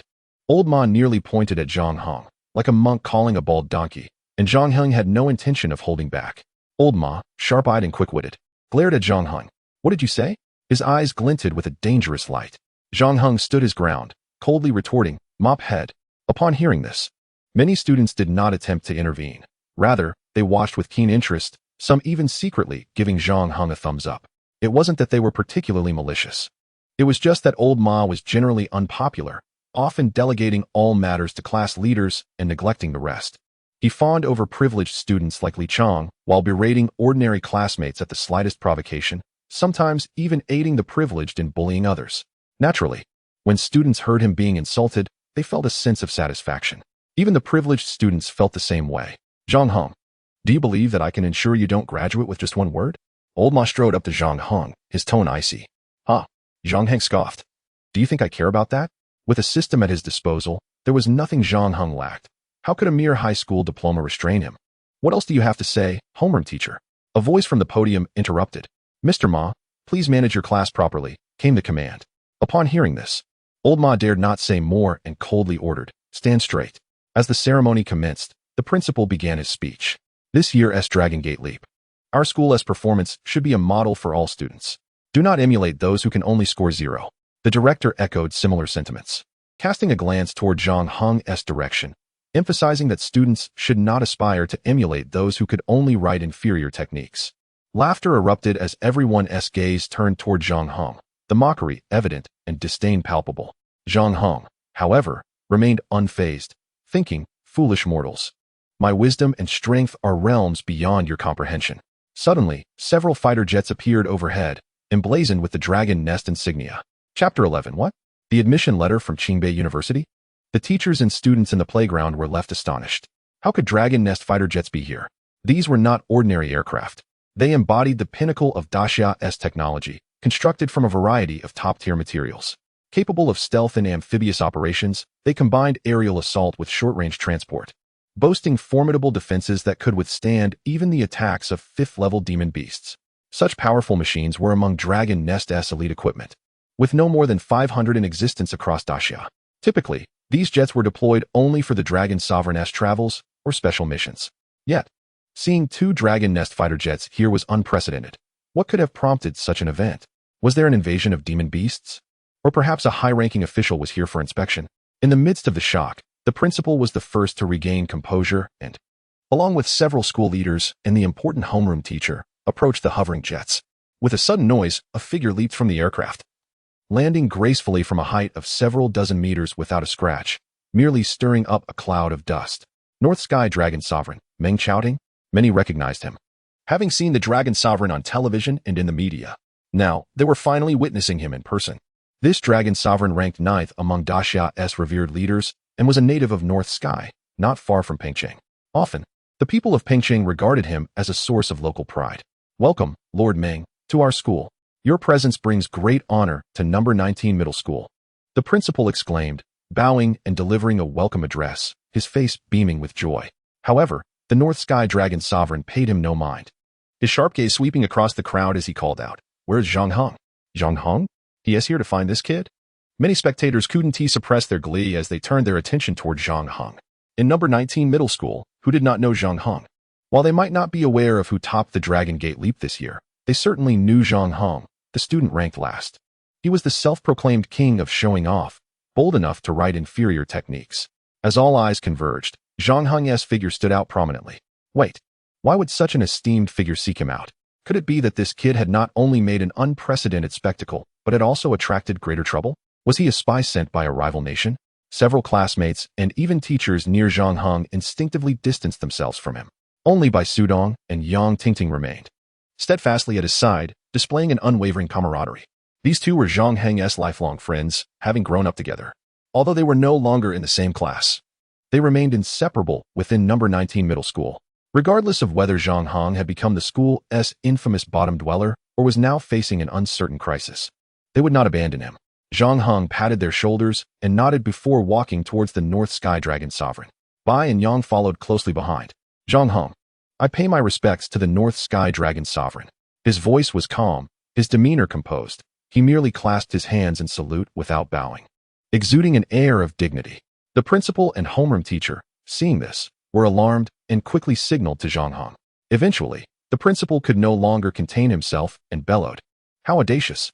Upon seeing the Dragon Sovereign, you do not prostrate in reverence?" Zhang Heng ignored him, maintaining his calm expression. The North Sky Dragon Sovereign regarded Zhang Heng with undisguised admiration, nodding as he remarked, "Indeed, heroes emerge from youth. Very well done." What? He actually praised him? The illustrious North Sky Dragon Sovereign, commending an obscure youth? This is utterly surreal.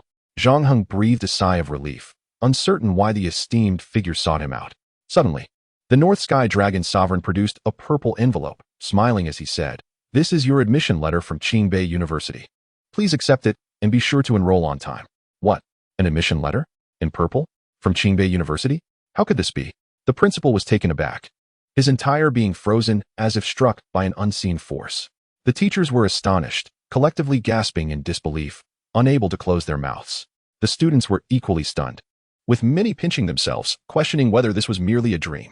An undeniable thought flashed through everyone's minds. How could someone who scored 0 in all subjects possibly be admitted, especially to Qingbei University? Zhang Heng, however, shook his head and said apologetically, "I do not wish to attend, unless..." The heart of the North Sky Dragon Lord tightened. Such a talent must not slip away. Unless what? Unless you also issue 2 identical acceptance letters to Bai Sudong and Yang Tingting, for I wish to join them. Zhang Heng stated calmly. Had he lost his mind?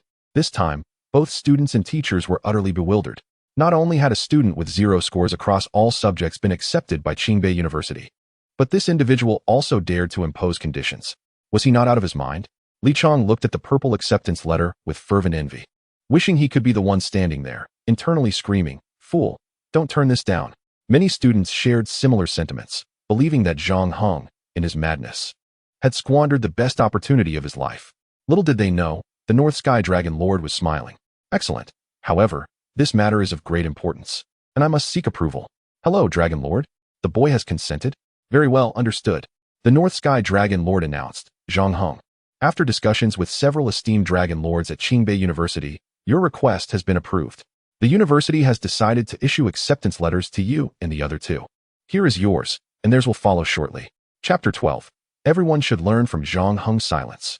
In the vast square, with over 2,000 people present, only the sound of the wind and the rustle of leaves could be heard. Regardless of whether they were teachers or students, 90% wore expressions of sheer incredulity. Agreed? Zhang Heng, with 4 zeros on his report card, was accepted by Qingbei University, and he audaciously requested more acceptance letters in front of the Dragon Lord. How dare he? The question arose, how could such an outrageous demand be granted by the Dragon Lord? Had I gone mad? Or had the world gone mad? Even if Zhang Heng were the son of the president of Qingbei University, he wouldn't dare to be so brazen. Even if he did, such a request could never be approved. Daxia is a land of rules. If every powerful person acted like Zhang Heng, chaos would ensue. It seemed utterly impossible. Yet it had occurred. Who exactly was Zhang Heng? His background must be extraordinary. Many pondered this, but soon, some speculated that if the methods Zhang Heng had previously written about were indeed genuine, regardless of others' thoughts, The prevailing silence was shattered by the sound of an approaching aircraft. Within 10 minutes, another helicopter landed at one corner of the playground, from which 2 members of the dragon nest emerged. They brought with them 2 acceptance letters. The North Sky Dragon Lord personally handed the letter to Zhang Heng. Zhang Heng accepted the letter with a smile, sincerely thanking the Dragon Lord, and then solemnly presented the letters to Bai Sudong and Yang Tingting. The 2 received the letters in a daze, unable to comprehend what had just transpired. Had they truly been accepted by Qingbei University? Their usual grades were indeed superior to Zhang Heng's, allowing them to rank well in the top tier of their school. But that was the extent of it. Their hopes had merely been to receive a green acceptance letter. A purple one from Qingbei was beyond their wildest dreams. Zhang Heng handed the letters to them, giving them a reassuring pat. At that moment, the North Sky Dragon Lord remarked, "Zhang Heng, my young friend, I have matters to attend to and must take my leave." With that, he boarded the helicopter. The other 2, having completed their tasks, prepared to depart as well. Before leaving, a 30-something dragon nest expert quietly told Zhang Heng, "Keep your phone on. Tonight, an important figure may add you on WeChat." "Who?" Zhang Heng instinctively inquired. "You will find out in due time," the man replied with a smile, patting Zhang Heng on the shoulder. "We must take our leave. We may meet again before long." Zhang Heng waved goodbye as the helicopter vanished into the sky, smiling at the rapid changes in his life. What had once felt unattainable was now being delivered to him directly. What had once loomed high above was now welcoming him with open arms. Was this the pinnacle of Pengqing? Clap, clap, clap. The principals suddenly began to applaud, and soon after, others followed suit, the sound of their clapping reverberating like thunder. The applause lasted for over 2 minutes, with many hands turning red from the effort. The principal approached Zhang Heng, bowing slightly with an excited and flattering smile. "Zhang Heng, please come up to the podium." This posture resembled that of a hotel greeter. Zhang Heng did not refuse, turning back to beckon Bai Sudong and Yang Tingting.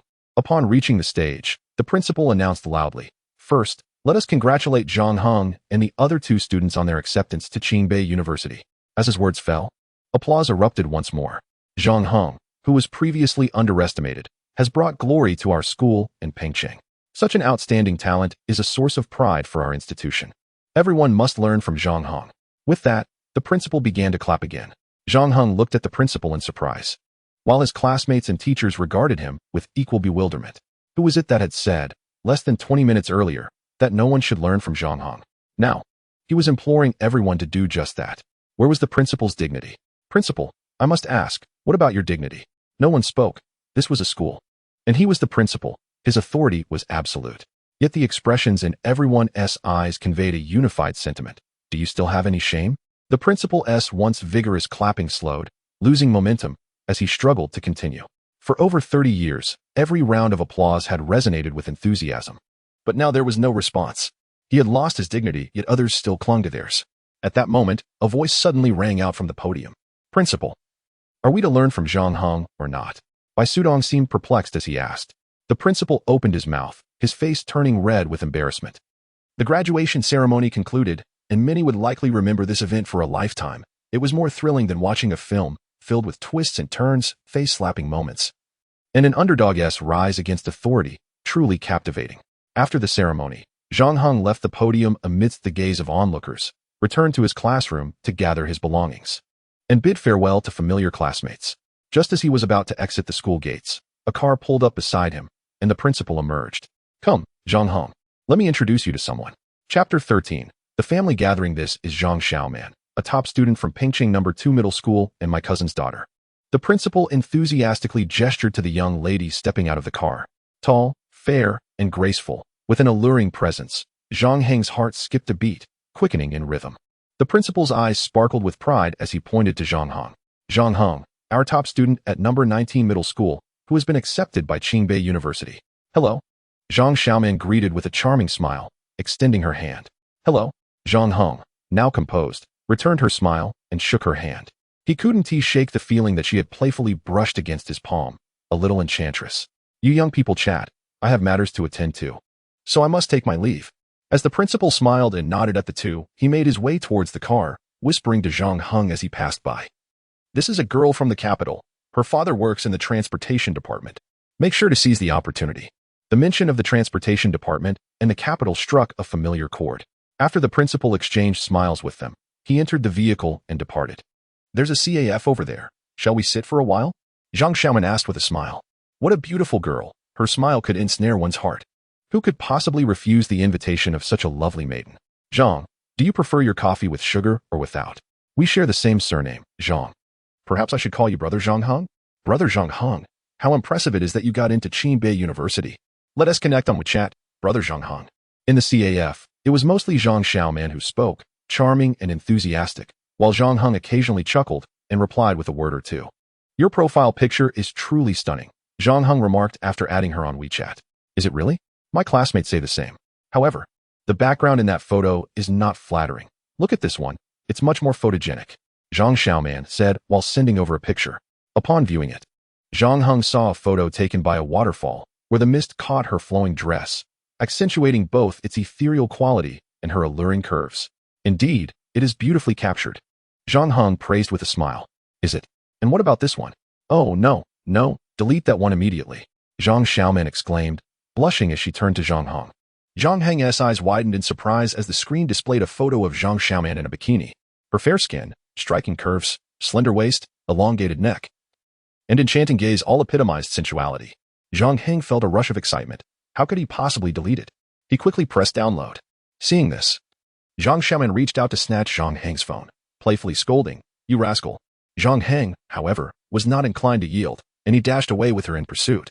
Unbeknownst to him, a glimmer of mischief flickered in her eyes. After a brief chase, Zhang Heng was finally caught, and as Zhang Xiaoman reached for the phone, he raised it high. Unexpectedly, she leaned to one side, losing her balance. Zhang Heng quickly steadied her, but she gasped, "What's wrong? I think I've cramped. Should we go to the hospital?" he asked. "It's nothing serious. Let us not bother," she replied. "Oh, this hotel has a massive promotion. Rooms at half price. How about we get a room, and you can help me massage it? Is that really all right?" Zhang Heng's heart raced as he agreed, guiding her towards the hotel. Inside the room, after a while of massaging, Zhang Heng felt reluctant to withdraw his hands. He glanced at the girl on the bed, her eyes glistening, silently conveying 1,000 words. In that moment, when only they existed in each other's gaze, everything unfolded naturally, akin to the depths of the peach blossom pond. Deeper than any affection he could offer. Later that evening, upon returning home, Zhang Heng was in high spirits, a broad smile on his face. However, he noticed that his parents wore grim expressions. "What's the matter, Mom and Dad?" His mother managed a strained smile. "Your aunt has invited us for dinner tonight. You're in for a treat." "That's great news. Why do you both look so upset?" His father grumbled. "Is she really inviting us to dinner? Or is she just showing off? So what if her son got into a prestigious university?" His mother retorted. "It's simply a gesture. She's just returning the favor. How is it not showing off? Why else would she invite so many people?" "I refuse to go." You shouldn't go either. What if they mock you for your poor grades? Our family would become the laughingstock." His mother glanced at Zhang Heng. "Don't listen to your father's nonsense. If you don't want to go, we can skip it. I'll buy you something nice to eat." Zhang Heng looked at his father and then at his mother, smiling. "It's not easy for Aunt to treat us. We should at least join for a meal." "You foolish child, what are you saying? Don't you fear their gossip?" Zhang Heng shrugged nonchalantly. At 7:30, the Zhang family arrived at the designated hotel. As they entered the private room, his aunt's voice greeted them. "Here's my Yang Yang. Always so sensible and hardworking. Every bit of effort pays off. That rascal claims his girlfriend is stunning. Just like the lead in the recent hit movie Red. As long as you work hard, your son can achieve the same next year. I'll have Yang Yang look out for him," she continued. Zhang Heng looked around. His cousin had yet to arrive, and he could clearly see his parents relax. "Congratulations, Yang Yang." "Yes, congratulations." The atmosphere was lively, but Zhang Heng noticed his parents hesitated at the entrance, as if contemplating retreating. Ultimately, they stepped inside. Zhang Heng was the last to enter, and as he closed the door, he spotted his cousin approaching with a triumphant smile. To his surprise, Zhang Xiaoman was with him. Wait a moment, how could they come together? How could they possibly be walking side by side? Zhang Heng recalled his aunt mentioning that his cousin's girlfriend was from the transportation department. Zhang Xiaoman's family also worked in that sector. Was this mere coincidence? The girl accompanying his cousin was unmistakably the one his aunt referred to. As Zhang Heng's gaze met hers, both were taken aback. She quickly discerned the surprise in his eyes and subtly distanced herself from his cousin, who looked at her in confusion, then followed her gaze to Zhang Heng. "What do you think of your sister-in-law? Haven't you ever seen such a beautiful woman?" While Zhang Heng's mind raced with thoughts, his parents remained oblivious, merely feeling embarrassed at blocking the doorway and ushering Zhang Heng inside. After exchanging congratulations and settling into their seats, his cousin and Zhang Xiaoman entered. As they did, his cousin reached for Zhang Xiaoman's hand, wanting to show off, but she skillfully evaded him, creating distance. His cousin felt a bit awkward, but managed a forced smile as he approached the table reserved for him and Zhang Xiaoman. Thank you all for coming to tonight's small gathering. Enjoy your meal and have a good time. The guests responded enthusiastically. What a polite child. Indeed. No wonder he got into a prestigious university. Congratulations to young Yang. At that moment, his cousin pointed to Zhang Xiaoman, introducing her to the group. This is Zhang Xiaoman, an outstanding student from Pingqing No. 2 High School. Her father works in the transportation department in the capital, and she is also my girlfriend. As she opened her mouth to speak, her voice was drowned out by the excitement of the crowd. Zhang Xiaoman is truly beautiful. Yes, they make quite the pair. Indeed. She exudes the elegance of a capital girl. It's simply extraordinary. Yang, you are truly fortunate. Your son is in a prestigious university and has such a beautiful girlfriend. What a double blessing. As the chatter subsided, his aunt's expression turned serious. Yang, while it is commendable to celebrate your achievements, one must not become too proud or forget the friends and family who support you. Mother is right, rest assured. Once I graduate, everyone can come to me for assistance, his cousin quickly promised. At that moment, Zhang Hangzhen pointed at him, saying, Yang. Among all these friends and family, your cousin here has faced the most challenges. His luck has not been great. This year, he scored 0 in all 4 subjects during the college entrance examination. You must lend him a helping hand in the future. Cousin raised his chin, casting a condescending gaze upon Zhang Hong. With my current achievements, even at the Northern Spiritual Academy, I would still secure high scores. Once enrolled, I would undoubtedly receive substantial guidance. Perhaps even the principal himself would personally instruct me. By the way, our principal is a spiritual king. Following him, I am certain to attain prominence in the capital in the future. Once I flourish, I shall certainly assist everyone. However, even if I intervene, you must possess a certain foundation. After all, scoring 0 in all 4 subjects is quite concerning. Upon hearing this, everyone turned their astonished eyes toward Zhang Hong. How could this be? Cousin had already secured admission to a prestigious university. Surely, Zhang Hong could at least manage a vocational degree. How could he possibly score 0 in every subject? Alas, what a pity. Such a handsome young man wasted on such a fate. The individuals in the private room exchanged words about Zhang Hong, each remark piercing like a dagger into the hearts of Zhang's parents. Their bodies stiffened, hands trembling. They opened their mouths several times to defend their son, but found themselves at a loss for words. Their faces fluctuated between crimson and pale. They had never felt such embarrassment in their lives. Yet, there was no hint of blame directed at Zhang Hong from them. Zhang Hong felt a surge of anger. Cousin's family was clearly targeting them, attempting to build their joy upon their pain. If the remarks were solely directed at Zhang Hong, he could easily dismiss them as mere barking. However, seeing his parents so ridiculed and belittled was intolerable.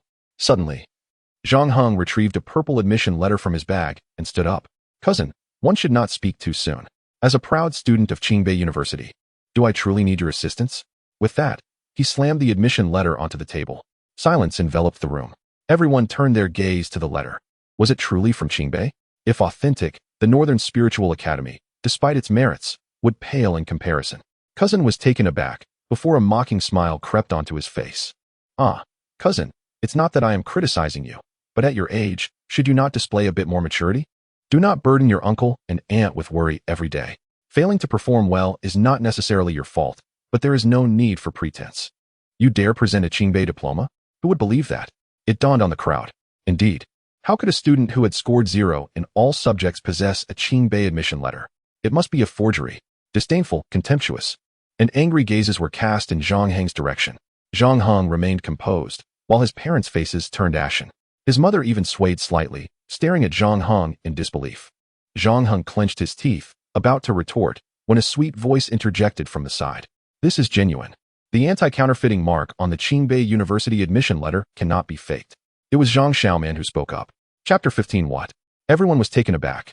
The crowd gasped, glancing at the anti-counterfeiting mark on the letter before turning their eyes back to Zhang Xiaoman. Little girl, this seems improbable, doesn't it? Scoring 0 in all subjects. He couldn't possibly have received a Qingbei admission letter, could he? Even Zhang's father managed a forced smile, saying, Thank you, young lady, but even if you sympathize, there's no need to assist him in such matters. Cousin's expression twisted in anger as he glared at Zhang Xiaoman. What do you mean, Zhang Xiaoman? Why are you defending a good-for-nothing? Ah, I see now. No wonder you were so eager to break up with me today. No wonder you have been reluctant to let me get close. You must have feelings for him, right? You will regret this. You certainly will. Once again, the crowd gasped. Glancing between Zhang Xiaoman and cousin, occasionally looking at Zhang Hong. Wasn't it supposed to be a double celebration? Wasn't it said that a girlfriend was on the way? How did it turn into a love triangle? Were we here to attend a banquet or to watch a drama unfold? Humph. Zhang Xiaoman scoffed. Very well, Feng Qingyang. This is quite revealing. So this is your true self. Although I did not see through you sooner, I am grateful to have maintained my distance from you. It seems you find joy in trampling on others, but have you ever considered that one day, you too may become the one who is trampled upon? With that, she ignored Feng Qingyang and picked up her phone. Everyone, please watch this video. Once you do, everything will become clear. The atmosphere in the banquet had shifted dramatically, and curiosity surged within the crowd as they turned their attention to her phone screen. The screen displayed the playground of number 19 middle school, teachers and students. A helicopter from Longchao, and the esteemed dragon sovereign Meng Chaoting personally handing Zhang Hong his Qingbei admission letter. Even if the admission letter could be forged, who would dare fabricate a helicopter and the esteemed dragon sovereign?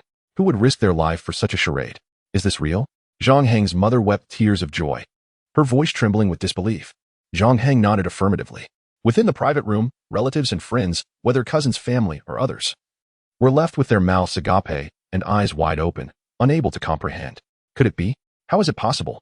This boy, who scored 0 in all subjects, has truly been accepted into Qingbei University? Is this a dream? Someone gasped, while another beside him pinched him to bring him back to reality. I remember now. Wasn't there a report about someone writing the advanced technique Xinglian sword song? Could that be him? Yes. If that technique is genuine, then perhaps he really could be accepted by Qingbei. But didn't everyone say that was a joke? Do you still think it's a joke now? Cousin, also known as Feng Qingyang, slumped back in his chair, muttering repeatedly, impossible, impossible. As disbelief began to wane, the crowd slowly started to accept the reality of the situation. Their gazes gradually shifted to Zhang Hong, yet aside from his parents, no one dared to seek confirmation from him. In their eyes, the boy before them was no longer human. He was a deity. Seeing his father finally uplifted, Zhang Heng felt a sense of relief. At that moment, he felt his phone vibrate in his pocket. Upon checking, he discovered someone wished to add him on WeChat. Who could it be? Zhang Heng opened the request and was astonished to find it was the illustrious dragon sovereign Lin Guohao. He recalled hearing someone mention this esteemed figure wanted to connect with him, but he never expected it to happen so soon. A smile formed on his face as he accepted the request. No sooner had he done so than a video call request came through. Zhang Heng felt a tinge of excitement as he clicked the accept button. Hello, I am Lin Guohao. Hello, I am Zhang Heng. Zhang Heng replied with calm composure. While chaos erupted in the private room, some fell back into their chairs, while others, unfortunate enough, collapsed to the floor, and some stumbled backward, speechless. Zhang's father and mother were utterly frozen, their lips trembling but unable to utter a single word. His aunt rolled her eyes back and fainted. How is this possible? That is the first dragon sovereign Lin Guohao. As citizens of the great Xia, who among them did not recognize Lin Guohao, his image had graced televisions, the internet, and various media platforms. This was commonplace. However, the people in the private room could never have imagined that one day Lin Guohao would appear on a video call, greeting and conversing with them.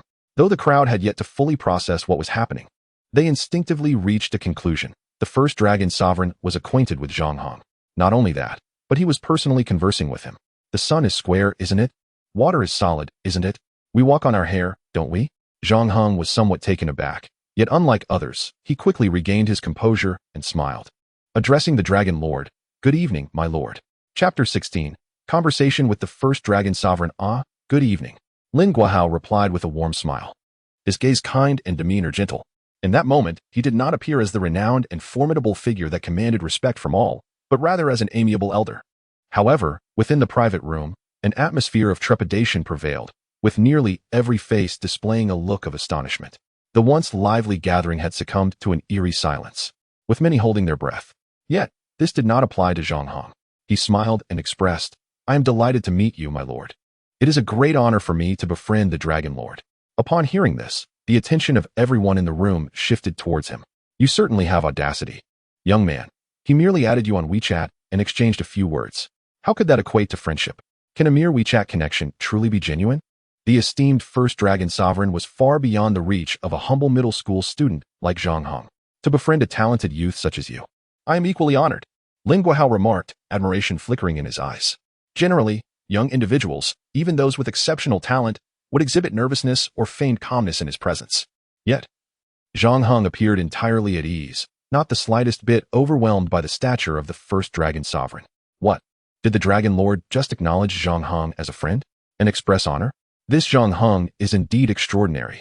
The expressions of Zhang Heng's friends and relatives, which had previously been filled with skepticism and ridicule, swiftly transformed into respect, their bodies instinctively leaning forward. Even though Zhang Heng did not regard them, their postures conveyed deference, and smiles of flattery replaced their earlier disdain. The awakened aunt reacted quickly, nudging her son and giving him a knowing glance. Feng Qingyang opened his mouth, but managed to muster a forced smile as he quietly approached Zhang Heng. Zhang Xiaoman, upon noticing, stepped in front of him, effectively blocking Zhang Heng from view. Feng Qingyang frowned silently in reproach, while Zhang Xiaoman tilted her chin, smirking silently. Her eyes sparkled as she gazed at Zhang Heng, as if he were a vast treasure trove. The exchange unfolded in mere moments. On the screen, Lin Guahao's expression turned serious as he stated, Zhang Heng, with your Tai exorcism technique, the barbarian's heavenly black curse no longer poses a threat to my dragon nest warriors. One could say that this technique heralds the end of an era. Our great Xia shall no longer be in a passive position against the barbarians. On behalf of the over 4,000 dragon nest warriors currently suffering under the heavenly black curse, I extend my gratitude to you. Thank you. At this moment, Zhang Heng's expression grew solemn. My lord, this is merely what I ought to do. Excellent. Lin Guahao exclaimed heartily. Truly, you are a fine son of Great Xia. Rest assured, I shall advocate for you to receive the first-class merit of Great Xia. Once you report to Qingbei University, the medal shall be placed in your hands. Thank you, Dragon Lord. Zhang Heng responded with a respectful gesture. What? First-class merit of Great Xia? Despite having braced themselves for surprises, the people in the room were still left agape. The first-class merit of Great Xia is one of the highest honors bestowed upon its citizens, awarded solely to those who have rendered extraordinary service to the nation. In the century since Great Xia's founding, fewer than 10 individuals have received this honor. Individuals who either led the Great Xia military to victory in wars or were scientists who developed the most advanced spacecraft. Such figures are well known and revered by the populace. Now, a mere youth like Zhang Heng was set to receive such an accolade. It was utterly unbelievable. This was not merely an honor. Great Xia would also provide various accompanying benefits, comparable to those of former dukes.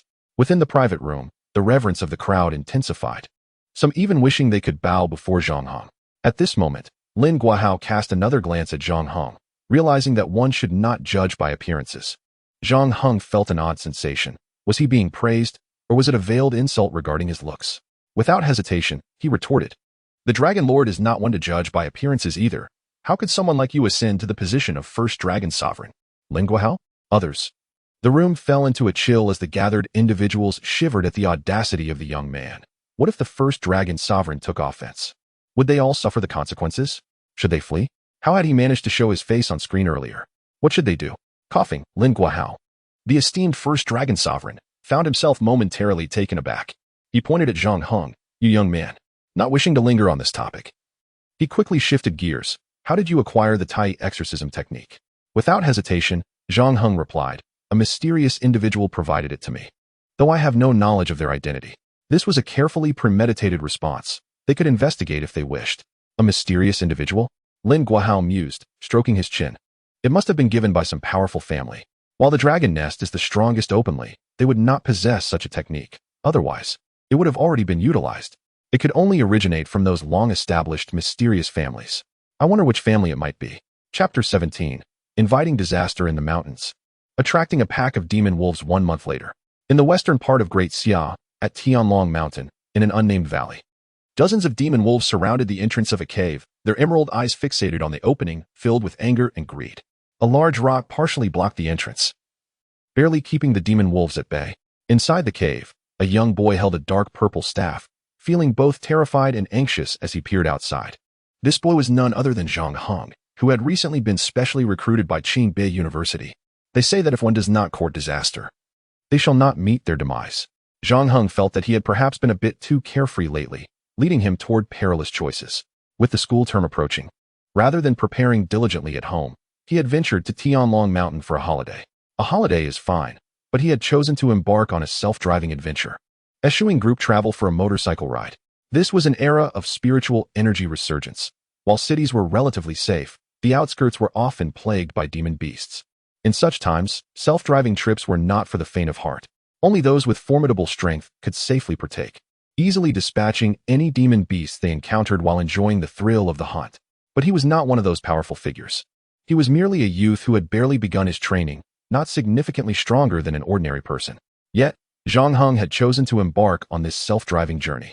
To call his luck good, he had successfully reached Tianong Mountain, admired the snow-capped peaks, basked in the clarity of the high-altitude blue sky, and savored the sweet spring water of the mountains.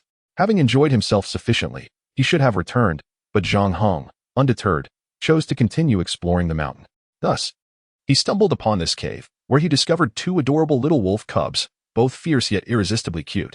One cub fled immediately, while the other was intercepted by Zhang Heng. The little wolf cub trembled in his arms, and just as Zhang Heng stepped toward the cave entrance, a pack of demon wolves charged into the valley. Hurtling toward the cave, Zhang Heng exerted great effort to roll a large rock to the entrance, narrowly preventing the swarm of demon wolves from breaching the cave. Now, he found himself trembling in fear. One boy, facing a pack of demon wolves, stood in a tense standoff, which stretched from dawn to dusk and back to dawn. Zhang Heng, exhausted and hungry, dared not let his guard down. Simultaneously, anxiety gnawed at him. School was starting tomorrow. If he could not escape, he would miss it. Unbeknownst to him, the little wolf cub had slipped through the gap between the rock and the cave entrance, returning to the pack, which had not dispersed but rather grew more covetous in their gaze. Delicious food delivered right to one's doorstep. Would it not be a disservice to divine providence to ignore it? Boom.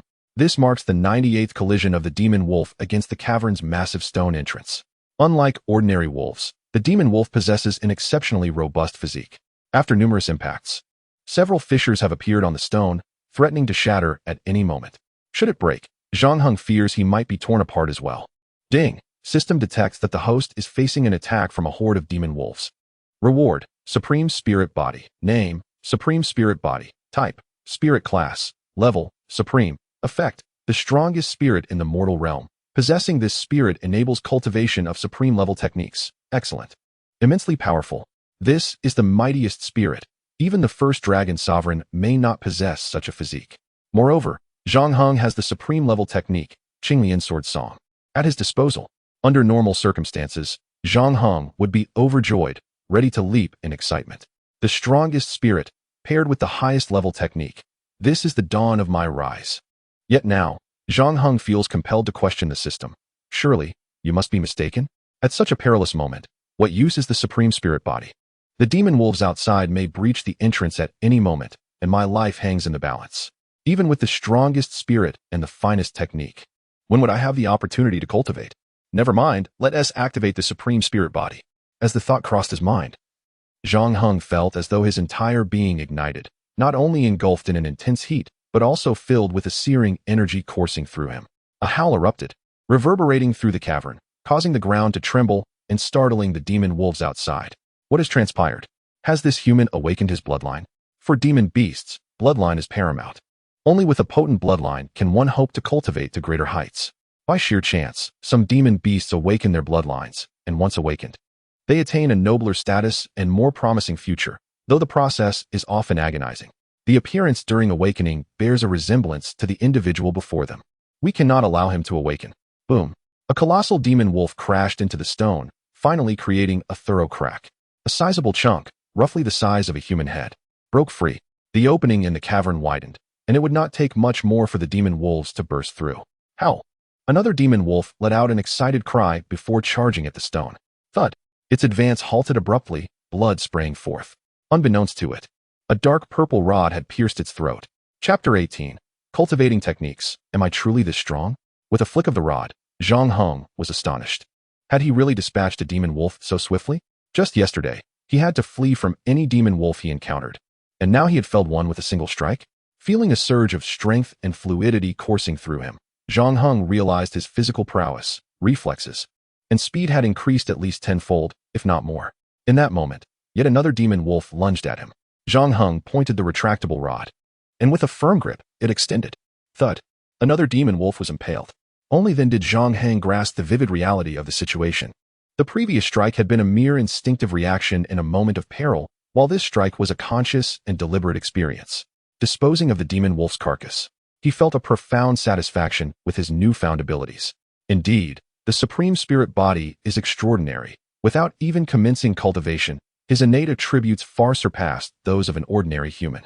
However, he felt an overwhelming hunger and weakness. It was as though a fire had ignited within his belly, and he felt as if he could collapse at any moment. His physique had strengthened, yet his original state remained unchanged, perhaps even amplified. After slaying that demon wolf, Zhang Heng felt an almost primal urge to take a bite. The demon wolves would not wait for him. They continued to surge into the cavern. With swift precision, he dispatched over 10 demon wolves in a flurry of lethal strikes, each blow delivering a decisive kill, as rapid as lightning. The demon wolves were now reduced to half their number. They were clearly startled. This human had transformed into a formidable adversary. Should they press on, would they not meet their demise? The remaining demon wolves hesitated, charge forward and risk death, or retreat from their homeland, a place so difficult to replace. Inside the cavern, Zhang Heng breathed a sigh of relief, noting the demon's reluctance to advance. Yet, an intense feeling of weakness washed over him, as if he might collapse at any moment, his hunger raging like a wildfire within. I cannot succumb. Zhang Heng bit his tongue, regaining a semblance of clarity. Since they are not advancing, I shall immediately cultivate Qinglian Sword Song. Once my strength increases, I shall no longer face problems. He was already well acquainted with the cultivation method of Qinglian Sword Song, but his previous attempts had failed due to his physical constitution. Now, with the Supreme Spirit Body, he was certain it would work. As he initiated the technique, the spiritual energy of heaven and earth began to converge upon him. Before he could complete a single cycle, his mind cleared, vitality surged, and an overwhelming sense of power enveloped him. Suppressing his excitement, he successfully completed a minor cycle of spiritual energy, marking his entry into Qinglian Sword Song at its first level. This signified that he had finally embarked on the path of cultivation, practicing the most elite technique, Qinglian Sword Song, a supreme-level technique surpassed by few, even among the dragon sovereigns. Now, not only had Zhang Heng's physique undergone a qualitative transformation, but he was also brimming with newfound strength. Boom! He kicked the stone blocking the cavern's entrance aside and boldly stepped outside. Having previously dispatched a demon wolf with ease, he felt confident that those remaining, unwilling to retreat, would not escape his wrath. Swish, swish, swish, swish, swish. The dark purple rod danced through the air, and before the demon wolves could react, 5 more lay lifeless. With such fierce determination, it appeared he would continue his onslaught. The remaining demon wolves, paralyzed by fear, turned tail and fled, vanishing in moments. Zhang Heng, however, had no inclination to pursue. Grabbing one of the slain demon wolves, he drew close to its wounds and drank deeply. How pungent! Enduring the pain, he quenched some of the fiery hunger that had consumed him. Exiting the valley, he discarded his blood-stained clothing and donned nothing but his trousers. Zhang Heng retrieved his motorcycle, securing the retractable rod to his person, and rode down the mountain. After filling the tank at a gas station, he activated his phone. Upon restoring signal, an influx of missed calls and messages appeared. His parents, Bai Sudong, Yang Tingting, as well as his homeroom teacher, principal, and several unfamiliar numbers. Zhang Heng surmised these calls were likely concerning the impending school term. As a key figure, his absence would surely have caused considerable concern.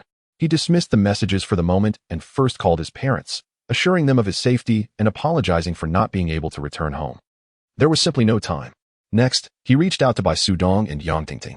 After enduring their scolding, Zhang Heng enlisted their help in securing a flight ticket, arranging to depart from Yun City together.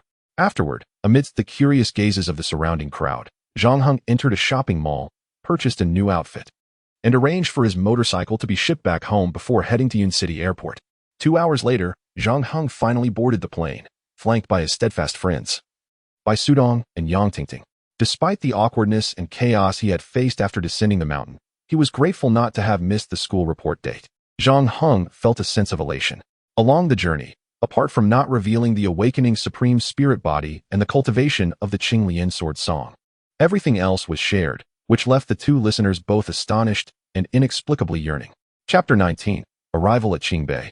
I outshine the academic elites. Qingbei University is situated in a renowned academic district of Kyoto. However, Zhang Heng and his fellow freshmen merely reported there before being transported by school bus to a base deep within a mountainous area on the outskirts of the city. Here, over 2,000 freshmen are set to undergo a rigorous 3-month training program. Though nestled in the mountains, the base is extensive, boasting comprehensive and advanced facilities that exude a modern ambience.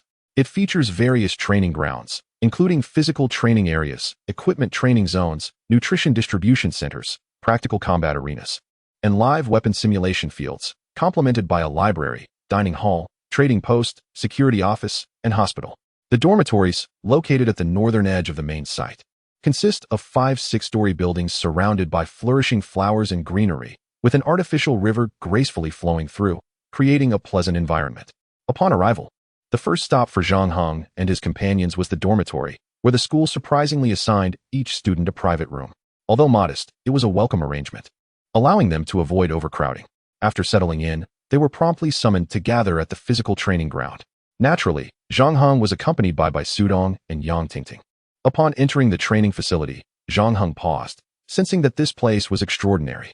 While an ordinary person might merely feel a refreshing breath of air, Zhang Heng, who practiced cultivation techniques, recognized the abundant spiritual energy permeating the atmosphere, with a space of 15,000 square meters exposed to the elements. The density of spiritual energy was remarkable, leaving Zhang Heng curious about how the builders achieved such an environment.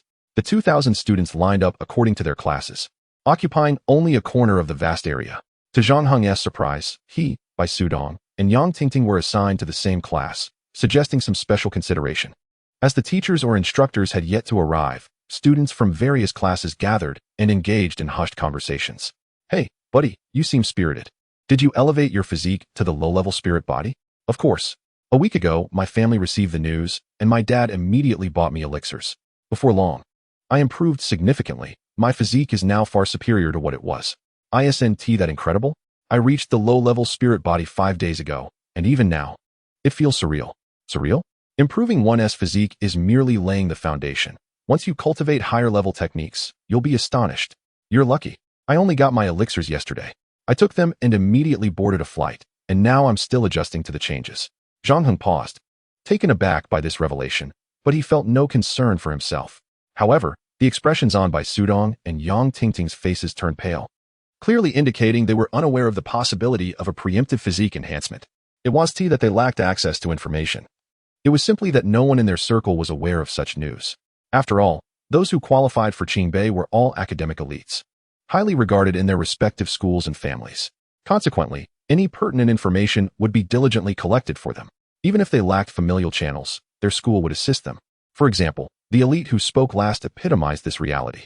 Bai Sudong and Yang Tingting, while performing reasonably well in their studies, did not rank among the top 3 in their school and were thus not given significant attention.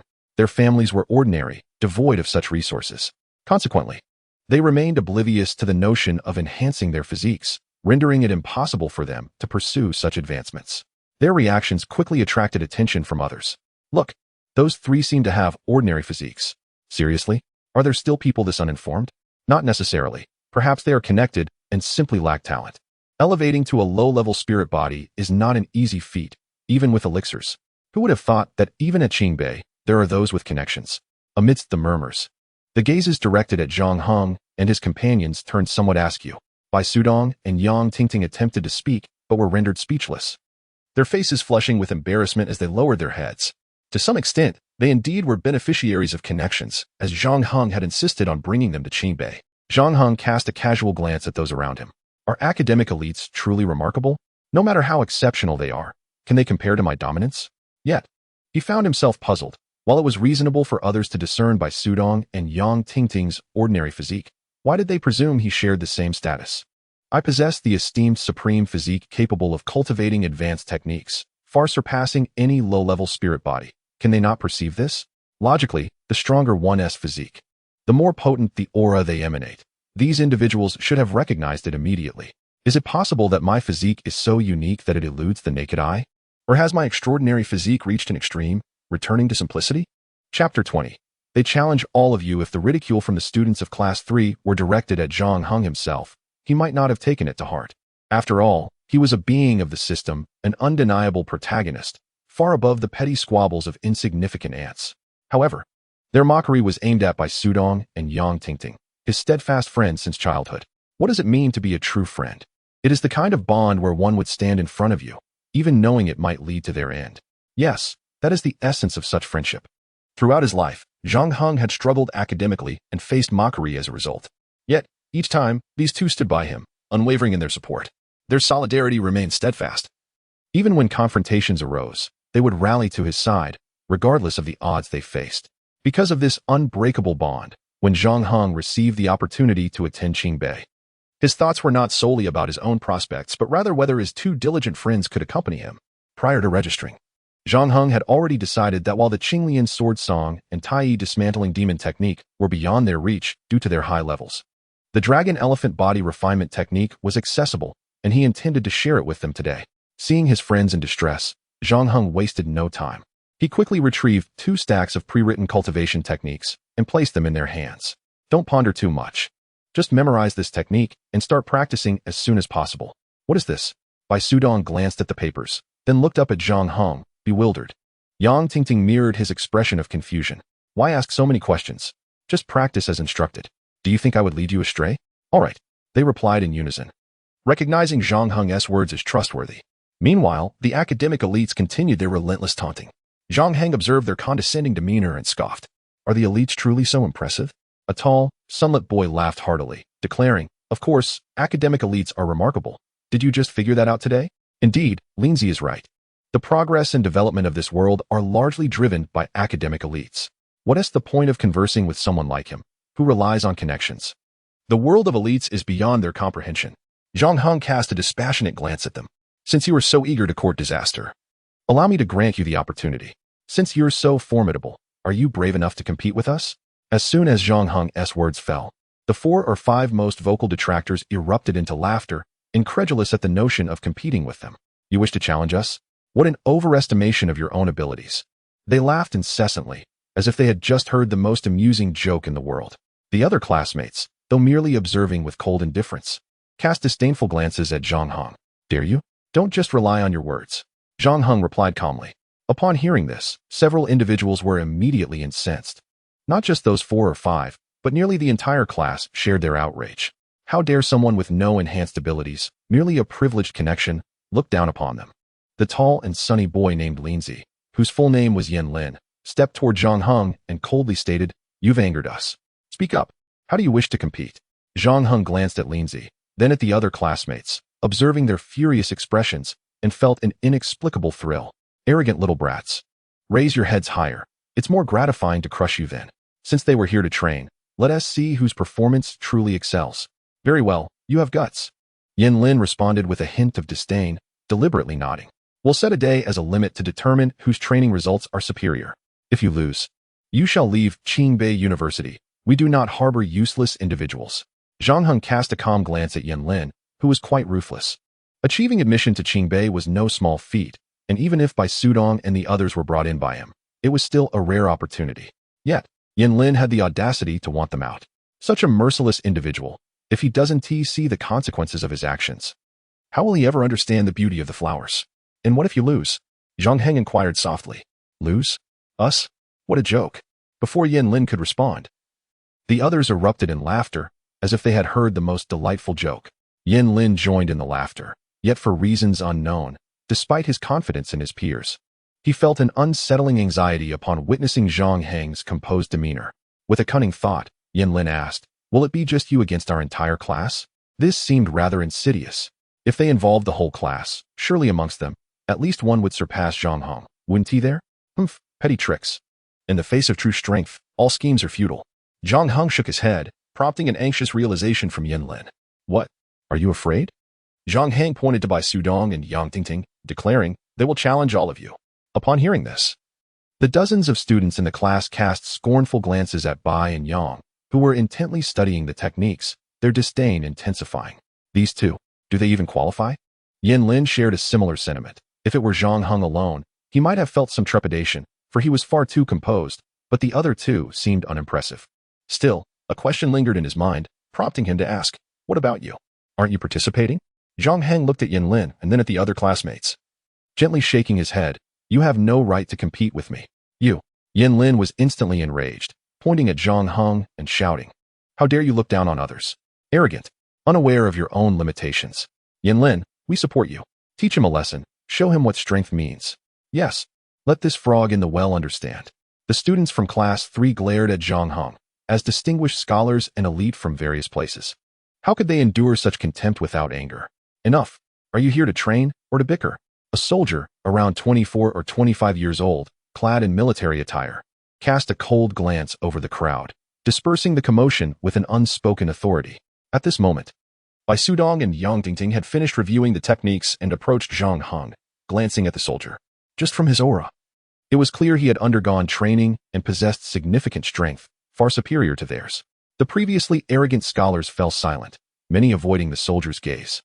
Unable to meet his eyes, Zhang Heng, however, remained unfazed, comparing himself with the soldier, concluding that it was all rather ordinary.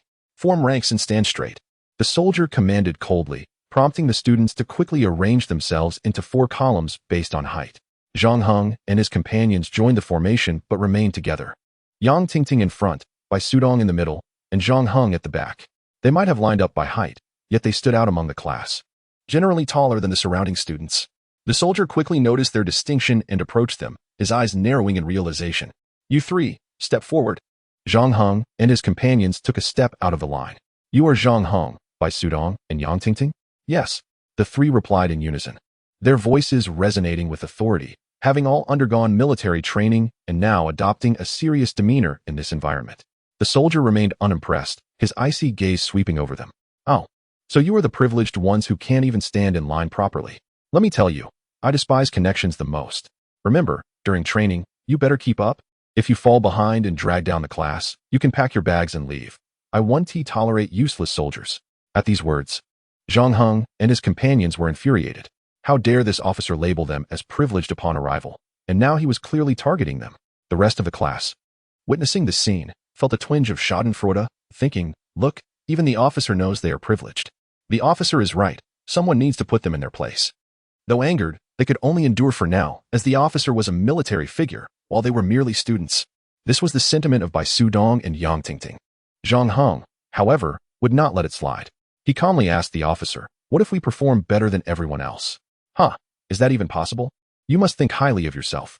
Return to your formation," the soldier commanded. Zhang Heng remained unmoved. If the officer were to train normally and treat everyone equally, it would be acceptable, but since it was evident he intended to target them from the outset, Zhang Heng would not hold back. "Officer, if we outperform everyone else today, we shall not require your instruction. Would you dare to agree?" Zhang Heng spoke with calm, yet unwavering conviction. "Very well, should you fail, the 3 of you can pack your bags and leave." The soldier replied with a cold smile. Zhang Heng said no more and returned to the ranks alongside his companions. "Move back 3 rows. The officer pointed toward the back of the formation. This time, the officer showed no favoritism, as the 3 moved to their new position. The formation indeed became much smoother. However, the rest of the class laughed at their forced relocation, as if celebrating a victory. Their laughter was loud and boisterous. Yet the officer paid them no mind. "All right, training begins. First part, formation. First row, report." The soldier commanded sternly. 1, 2, 3, 4, 5. The entire physical training field erupted with commands and the continuous changes in formation. The morning's training focused entirely on formation. These were exercises everyone had experienced during high school military training, so there were no significant issues now. With his supreme spiritual body, Zhang Heng excelled in physical fitness, control, and mental strength. He could perform these drills with his eyes closed without error. As for Bai Sudong and Yang Tingting, though they were ordinary spiritual bodies, they were meticulous in executing each movement. They dared not make a mistake. If they faltered, it would not be a grave concern for themselves. But should it implicate Zhang Heng, that would be unforgivable. Their presence here was entirely due to Zhang Heng. Although they were loyal comrades, they harbored immense gratitude towards him. This was a debt of gratitude that would last a lifetime, and they could repay it in no other way than by striving to avoid causing him any trouble. The morning training session concluded swiftly, and the instructor seemed to have forgotten the earlier matters, sparing them from any trouble. During lunch in the cafeteria, seating was arranged by class. Although Zhang Heng and his 2 companions were in class 3, the other students noticeably kept their distance. They observed this but paid little heed. While eating, Bai Sudong voiced his concerns. "According to the training schedule, this afternoon we have weighted running. Everyone else has improved their physical condition, but we are merely of ordinary physique. It seems we might struggle." Yang Tingting, equally worried, nodded in agreement, her beautiful almond eyes reflecting her concern. Zhang Heng took a sip of cola and smiled. "There is no need to fret. You have memorized the technique, correct?" "Yes." They nodded affirmatively. Zhang Heng continued, after lunch. "Do not concern yourselves with anything else, nor rush to rest. Begin practicing the technique immediately. As long as you complete a small cycle of energy, you will have made progress. Yang Tingting queried. Even if we make progress, our physical condition cannot improve significantly in such a short time. We lack any elixirs. You may not know this, Zhang Heng replied with a smile, but this technique can be cultivated even by those of ordinary physique, and it is remarkably effective for enhancing one's constitution. Furthermore, it can be practiced not only in a tranquil environment, but also while in motion. This afternoon, simply run while cultivating. You will surely reap unexpected rewards. In the afternoon, they indeed faced weighted training. Class 3, consisting of 52 students, arrived at the training ground where 52 sets of weighted gear were prepared. The combined weight of the gear on their hands, feet, and backs amounted to an astonishing 50 pounds. It is worth noting that these classmates had previously been ordinary students, although many had taken elixirs to strengthen their physiques. Adjusting to such a sudden increase in weight was still quite challenging. Under the command of their instructor, the students donned the heavy, dark equipment. And apart from a few like Zhang Heng, most wore expressions of agony. The faces of Class 3 mirrored the discomfort of their peers, but their spirits lifted upon noticing two individuals. Those two were Bai Sudong and Yang Tingting, who not only wore masks of pain but also perspired profusely, their bodies bending under the oppressive weight, seemingly on the verge of collapse. Especially for Yang Tingting, as a female with an ordinary constitution, the weight felt akin to carrying a sack of flour. Her body trembled under the load. Yet, she said nothing, biting her silver teeth and silently enduring. In her heart, she clung to one thought. She could not fall behind. She must not hinder Zhang Heng. As long as she was not crushed, she would persist. Seeing her plight, the others in Class 3 felt no sympathy. Instead, they reveled in her discomfort. Observing her suffering made their own burdens feel considerably lighter. How far do you think she can run? A few steps, perhaps. I doubt she will even begin before giving up. What a pity. She is so beautiful. I wish I could help her. Help her? Are you foolish? Someone of her ordinary physique, no matter how lovely, is destined for mediocrity. Why involve yourself with her? Indeed. We all noticed her beauty, but who would dare to assist her at this moment? That would only put them at odds with everyone else. As they whispered among themselves, Zhang Heng quietly urged the two, quickly, circulate the technique and cultivate. What if the instructor comes? Bai Sudong asked. A bead of sweat trickling down Yang Tingting's brow as she looked at Zhang Heng in confusion. Do not worry, Zhang Heng assured. The cultivation of this technique is not influenced by the environment. You may practice as you wish. When the instructor arrives, I will alert you. And you can simply adjust your stance. When the time came to run, just follow my lead. As they spoke, the instructor arrived, his sharp gaze sweeping over the crowd. He paused momentarily on Yang Tingting before dismissing her with a glance. Little girl, trying to show off? When you are driven away, you will surely come to seek my aid, humph. At the instructor's scrutinizing gaze, the students quickly quieted, turning their attention to him, awaiting orders. Meanwhile, Bai Sudong and Yang Tingting began their practice. Zhang Heng remained vigilant, though his eyes were on the instructor, ready to intervene should anything arise.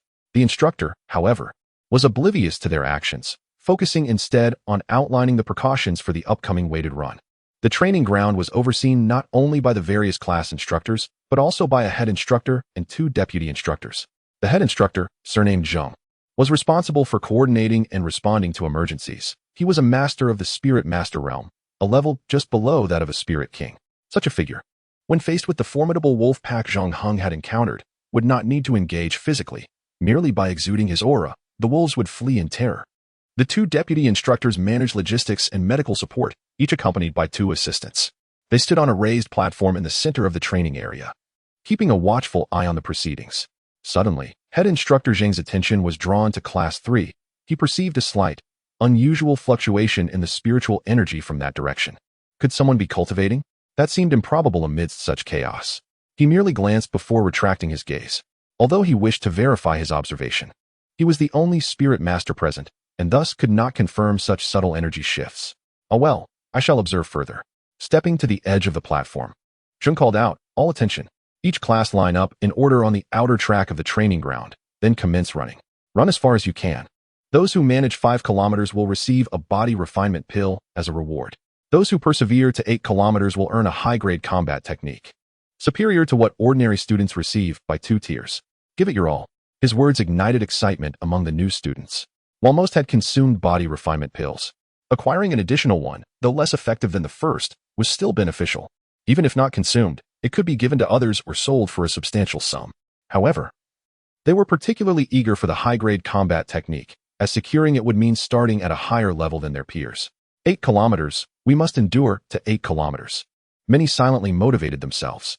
In contrast, Zhang Heng's companions were engrossed in their cultivation while he remained alert, ensuring no unforeseen incidents occurred, thus missing much of the head instructor's address. All right, training begins. Head instructor Zhang declared, and each class, led by their respective instructors, made their way toward the track. The third class also proceeded in that direction. Zhang Heng and his 2 companions appeared unperturbed as they followed the group. However, unbeknownst to others, most of Bai and Yang's focus was devoted to their cultivation, mimicking Zhang Heng's movements. Once all classes were in position, the large assembly of 2,000 quickly took off. After merely 20 meters, chaos ensued. Some individuals sped ahead while others began to lag behind. Within the third class, Zhang Heng and his companions were already somewhat behind. And soon they found themselves at the back of the group, creating a noticeable gap. The others in the third class quickly noticed this, frequently glancing back with expressions of excitement and pride, particularly a classmate named Yin Lin, who audaciously called out to Zhang Heng, "Are you going to lose this early?" Silence during training. The short-eyed instructor reprimanded, and Yin Lin dared not say more, continuing to run. The instructor approached the trio, saying, "If it becomes too difficult, perhaps you should consider giving up. Qingbei University is not a place for idleness." Chapter 23. How is this possible? The 3 of them were actually gaining speed. Zhang Heng turned to the short-eyed instructor and asked, "Do you lack confidence in us?" The instructor, puzzled, replied, "What do you mean?" Zhang Heng shot him a look of disbelief, stating, "This has only just begun, and the training requires perseverance until the end. Not a race to see who can run faster. If you had faith in us, you would simply observe, rather than come here to undermine our spirit." The instructor narrowed his eyes, revealing a hint of anger. "Fine, I will wait and see how you leave the third class today." With that, he sprinted ahead. As an instructor, it was impossible for him to run alongside the group continuously.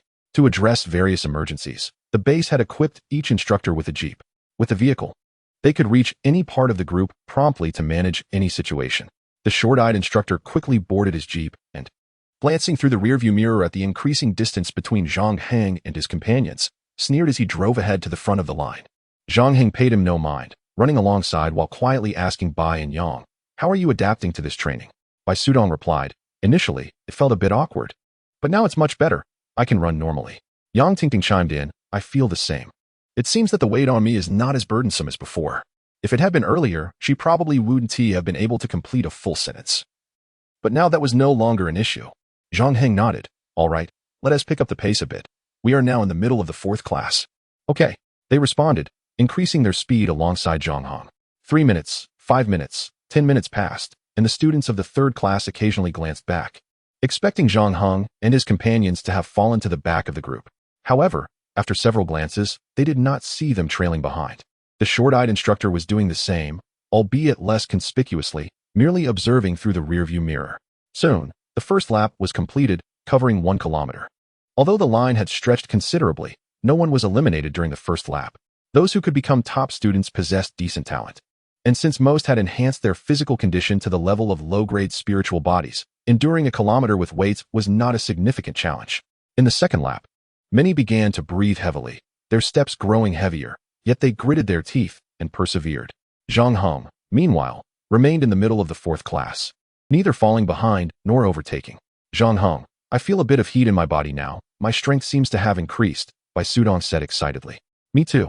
I no longer feel weighed down by the burdens," Yang Tingting added, her enthusiasm palpable. The difference was stark. Previously, she had struggled to run, relying solely on willpower to keep going. Now, having completed a lap, she felt lighter than before. "Zhang Heng, what kind of technique did you give us? It's astonishing how much we've improved in such a short time. I've heard that typically, to achieve such enhancement, one would need to consume at least 2 low-grade pills," Yang Tingting inquired with curiosity. Bai Sudong remained silent, but turned to look at Zhang Heng, equally intrigued. They had both mastered the technique's operation, no longer needing to concentrate as intently as at the beginning. When Zhang Heng had given them the technique, he had not revealed its name, not wanting to startle them or disrupt their focus. Now that they had become adept at its practice, sharing this information seemed appropriate. "It's a grade technique called the Dragon Elephant Body Refinement Technique." Surprised? Zhang Heng replied with a smile. Bai and Yang were momentarily speechless. A grade technique was exceedingly precious. Even if their families expended all their resources, acquiring such a technique would be impossible. Yet here was Zhang Heng, providing it to them so effortlessly. "Good brother. Wait, this isn't the technique you wrote during the Dragon Gate Leap?" for ordinary spiritual bodies, is it? Bai Sudong suddenly realized. Exactly. Zhang Heng nodded, choosing not to delve further into the topic and instead urged, let us pick up the pace. We're almost at the level of the 4th class. All right. Bai and Yang agreed, continuing their cultivation as they increased their speed once more. 25 minutes into the training, the large group had completed the 2nd lap, covering 2 kilometers. At this point, everyone felt their steps growing heavier, their bodies bent under the weight of their gear, naturally slowing their pace. Strange, how come those 3 Haven Tea been eliminated yet? Yinlin muttered, glancing back again. Could they have been eliminated without me noticing? Just as he was about to avert his gaze, he suddenly widened his eyes in shock, exclaiming, impossible. The 3rd class was no longer as cohesive as before. Now reduced to nearly 30 individuals, the rest had fallen behind. This was normal and shouldn't have surprised Yinlin so much. What truly astonished him was seeing 3 figures at the back of his class, figures he never expected, Zhang Heng, Bai Sudong, and Yang Tingting. Yinlin's exclamation naturally drew the attention of his companions, who followed his gaze and soon found themselves equally dumbfounded, with one even forgetting to move forward and nearly colliding with another classmate. In no time, everyone in the 3rd class had noticed this anomaly, their disbelief palpable. How is this possible? After 2 laps, everyone's stamina is dwindling and speed is slowing. Yet these 3 are catching up? Does that mean their speed is actually increasing? Could it be that they discarded their weights? They all glanced back at Zhang Heng and his companions, but no, the dark gear was still firmly in place on them. The short-eyed instructor had also noticed the performance of the 3rd class. He slowed the vehicle and peered into the rearview mirror once more. Suddenly, the instructor slammed on the brakes, narrowly avoiding a collision with the person ahead, utterly astonished that he forgot to pay attention to the road. However, he couldn't concern himself with that. He simply halted the vehicle, staring back in disbelief. How is this possible? How could those 3 be catching up? Chapter 24. It seems we have added pressure on others. Come on, everyone. Haven't you eaten? The little-eyed instructor halted the vehicle and shouted at the students of Class 3. After his outburst, he glanced back at Zhang Heng and his companions, curling his lip in disdain. Favoritism, he thought. Upon hearing the instructor's command, despite their fatigue, the students began to accelerate.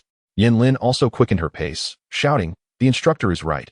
Let's give it our all and ensure those 3 favorites don't surpass us. Good. The others from Class 3 echoed, as the academic elite sped up, casting glances of defiance at Zhang Heng and his friends, as they exerted themselves. Class 3's speed surged, soon catching up with some scattered members of Class 2, drawing closer to their main group. The thrill of gradually overtaking others was invigorating, and the students felt as if their legs had gained newfound strength. At the rear of Class 3, Zhang Heng and his companions noted the reactions of the top students ahead. Zhang Heng smiled slightly. Are they really that tense? The good stuff is yet to come. Bai Sudong remarked, it seems we have added pressure on them. Really? Yang Tingting, who had been focused on running, glanced ahead and realized it was true. Feeling a bit embarrassed, a glint of mischief flashed in her eyes. How about we give them a little more? With her body continuously strengthened through the repeated practice of the dragon-elephant body forging technique, she now felt a sense of ease rather than the previous strain. Women hold grudges. She had not forgotten the scornful gazes and remarks from those ahead when she had struggled. Zhang Heng exchanged glances with the 2. Then let us add a bit more. They slightly increased their pace from 3.5 meters per second to 3.6 meters. This minor adjustment might not be immediately noticeable, but over time, its effects would become evident. By the time they completed 2.5 laps, the elites from Class 3 looked back in disbelief. Despite their acceleration, they had caught up with Class 2 and were tightly linked with their main group. Yet, the 3 from the rear had not been shaken off. In fact, they seemed to be gaining ground, approaching the middle of the larger group. Everyone, pick up your speed. Just hold on. They are nearing their limit and will soon be left behind. Yinlin shouted. The academic elites agreed, quickening their pace once more. However, this provoked Class 2. What are you doing? Trying to show off your Class 3 prowess? The top students of Class 2, seeing the determined advance of Class 3, hastily increased their speed, unwilling to be surpassed. Class 1 quickly followed suit, noticing the shift in momentum. Class 4, realizing they might be left behind, decided to chase after them. Thus, the massive group of over 2,000 students found themselves racing against one another, speeding up as they neared the end of the 3rd lap. What had initiated this frenzy was merely a spontaneous decision by Zhang Heng and his companions. What is going on? Chief Instructor Zheng frowned at the group, questioning their strategy of maintaining stamina for the long run. This pace is unsustainable. His 2 aides nodded in agreement. Their concerns were validated when Before reaching 2.5 laps, some students could no longer endure and were eliminated. Class 3 lost one of its top students, who had to stop. Seeing this, the little-eyed instructor first felt anger, but then quickly regained composure and shouted, "Don't panic. The road ahead is long. Maintain your normal speed." Upon hearing this, the students, who had been feeling their legs grow heavier, felt a wave of relief and returned to their previous pace. However, Zhang Heng and his companions showed no signs of slowing down, maintaining their speed as they continued forward. Within minutes, the three had positioned themselves in the middle of Class 3. Yin Lin and the others, though reluctant, could do nothing but watch as the trio effortlessly glided past them. "What are you doing? Didn't you hear my instructions? Normal speed. I want you to maintain normal speed." The little-eyed instructor's vehicle pulled alongside Zhang Heng, his voice laced with anger. Zhang Heng waved cheerfully. "Hello, instructor. This is indeed our normal speed." "Humph." The instructor said nothing more, his gaze challenging, as he secretly hoped these three favorites would soon tire and be eliminated. Before long, 2.5 laps were completed, and everyone began pushing toward the goal of 4 laps. Upon completing 4 laps, just one more lap would earn them the bone-tempering pill. At this point, Zhang Heng and his companions had surged to the forefront of Class 3, maintaining their speed as they drew closer to the main body of Class 2. Among the elites of Class 3, there was initial reluctance, but with Yin Lin's rallying words, their spirits lifted, and their gazes turned toward Zhang Heng and his companions with a sense of schadenfreude. Yin Lin remarked, "Those 3 country bumpkins. This is a long-distance run. Running this fast now will surely deplete their stamina quickly. Are they rushing to be eliminated?" The little-eyed instructor, driving alongside, concurred with Yin Lin's assessment. "Indeed, at this speed, they will soon falter." These 3 were utterly reckless. A little hardship would teach them a lesson. It wasn't just Class 3 that noticed Zhang Heng and his companions. Many others did as well. Under the instructor's commands, the pace of each class returned to normal, making Zhang Heng and his companions stand out starkly. From the high platform, an assistant chief instructor pointed at the trio, puzzled. "How strange. Why are those 3 still maintaining such speed? Absurd." Chief Instructor Zheng scowled at Zhang Heng and his companions. "This is not a sprinting phase. Why are they running so fast? When they are eliminated, I want their instructor to explain this teaching method." As the clock ticked to the 40th minute, the main group finally completed the 4th lap, having covered 4,000 meters. At this point, close to a third of the students had been eliminated, yet Zhang Heng and his companions were not among them. Despite being predicted to be eliminated, their pace remained steady, and they had now found themselves at the forefront of Class 1. 2 minutes later, they had completely surpassed the majority of the group. 5 minutes later, they had left the entire pack behind, establishing a considerable lead. Now, they were at the position of 4.5 laps. At this point, half of the main group had been eliminated. 8 minutes later, the 3 were far ahead, with the main group trailing 200 meters behind. 10 minutes later, they completed the 5th lap, achieving the first goal set by Chief Instructor Zhang, and they pressed on without hesitation. As they ran, Zhang Heng glanced at Bai Sudong and Yang Tingting, who had become noticeably more relaxed. He smiled and said, "Shall we pick up the pace a bit more?" Chapter 25. Faster, even faster, sprinting ahead. "All right, let us speed up." Yang Tingting replied cheerfully, her spirits high. Just moments ago, she had struggled, but now, the burden of training had transformed her completely. With a powerful push of her long legs, her speed surged by 20%. As she accelerated, Zhang Heng and Bai Sudong quickly matched her pace, drawing alongside her. "What? They can still go faster? So they weren't even sprinting before? How is this possible?" The top students of Class 3, seated on the ground of the training field, were left dumbfounded at the sight of Zhang Heng and his companions. Most of these academic elites had already been eliminated, with only Yin Lin still persisting. Nearing the finish of the 5th lap, a resolute spirit compelled him to persevere, even when his legs felt as if they were encumbered by lead. His gaze intermittently chased the silhouettes of 3 figures ahead. However, upon witnessing their renewed acceleration, he was taken aback, losing his footing and tumbling to the ground, unable to rise and run again. Thus, the elite students faced complete defeat. After catching his breath, Yin Lin turned to glance in the direction of the small-eyed instructor, a fleeting thought crossing his mind. Thankfully, the instructor had arrived just in time. Otherwise, he might have conceded to Zhang Heng's wager. Meanwhile, the small-eyed instructor, feeling an inexplicable gratitude, was grappling with his emotions as he drove in pursuit of Zhang Heng and the others. Truth be told, he had no desire to catch up to them at all. Upon their initial meeting, he had dismissed the trio, considering them mere connections lacking significance, surely destined to lag behind. Yet, here they were, clearly leading the pack. The small-eyed instructor felt a burning embarrassment wash over his face. To make matters worse, He had previously wagered against the trio based on their training performance. Convinced of a sure victory, eager to put those 3 bothersome students in their place. Who could have anticipated such a turn of events? Now, he felt his face throb with humiliation, swelling with the weight of his misjudgment. Though the results had yet to be announced, the circumstances were glaringly evident. Encountering exceptional students during training was a coveted aspiration for any instructor. Outstanding students yielded commendable results, and with success came accolades and recognition. Fortuitously, the small-eyed instructor had encountered not 1, but 3 remarkable students. Yet, at this moment, he felt profoundly unfortunate, as these students were destined to be beyond his reach. The wager stipulated that should their performance exceed expectations, they would no longer require his guidance. How absurd. He wished he could slap himself. Why had he engaged in such a bet? Had he not realized he was digging his own grave? Not only was he deprived of the opportunity to teach them, but the very notion of connections now stood as a barrier between him and the trio. Alas, he found himself with no recourse. If it were merely a wager, the tenuous relationship could have been overlooked. After all, they were strangers, and a simple parting would suffice. But now, with only these 3 remaining in Class 3, he was responsible for them. Could he possibly refrain from following? Did he wish to invite disciplinary action upon himself? The most regrettable aspect of life is to be destined for the finest things, only to miss them. The most vexing is to feel trampled by a herd of alpacas. Today, the small-eyed instructor had experienced both of these sentiments, and his heart was heavy with sorrow. Nonetheless, he resolved to pursue Zhang Heng and his companions, if only to maintain appearances. "Hello, instructor. Thank you for your hard work," Zhang Heng called out while running, waving a hand in greeting. Such simple words. Yet upon hearing them, the small-eyed instructor felt utterly dismayed. Was this sarcasm? What hardship could he possibly refer to? Since their training began, he had not accompanied them. Nor had he uttered a word of encouragement. What right did he have to claim any toil? In a moment of distraction, the small-eyed instructor's vehicle veered dangerously close to the command platform. Startled, he hit the brakes and corrected his course before resuming pursuit of Zhang Heng and the others. Just then, Zhang Heng waved to the jeep, shouting, "Instructor, hurry. Is the car running low on fuel?" The small-eyed instructor nearly choked on his own frustration.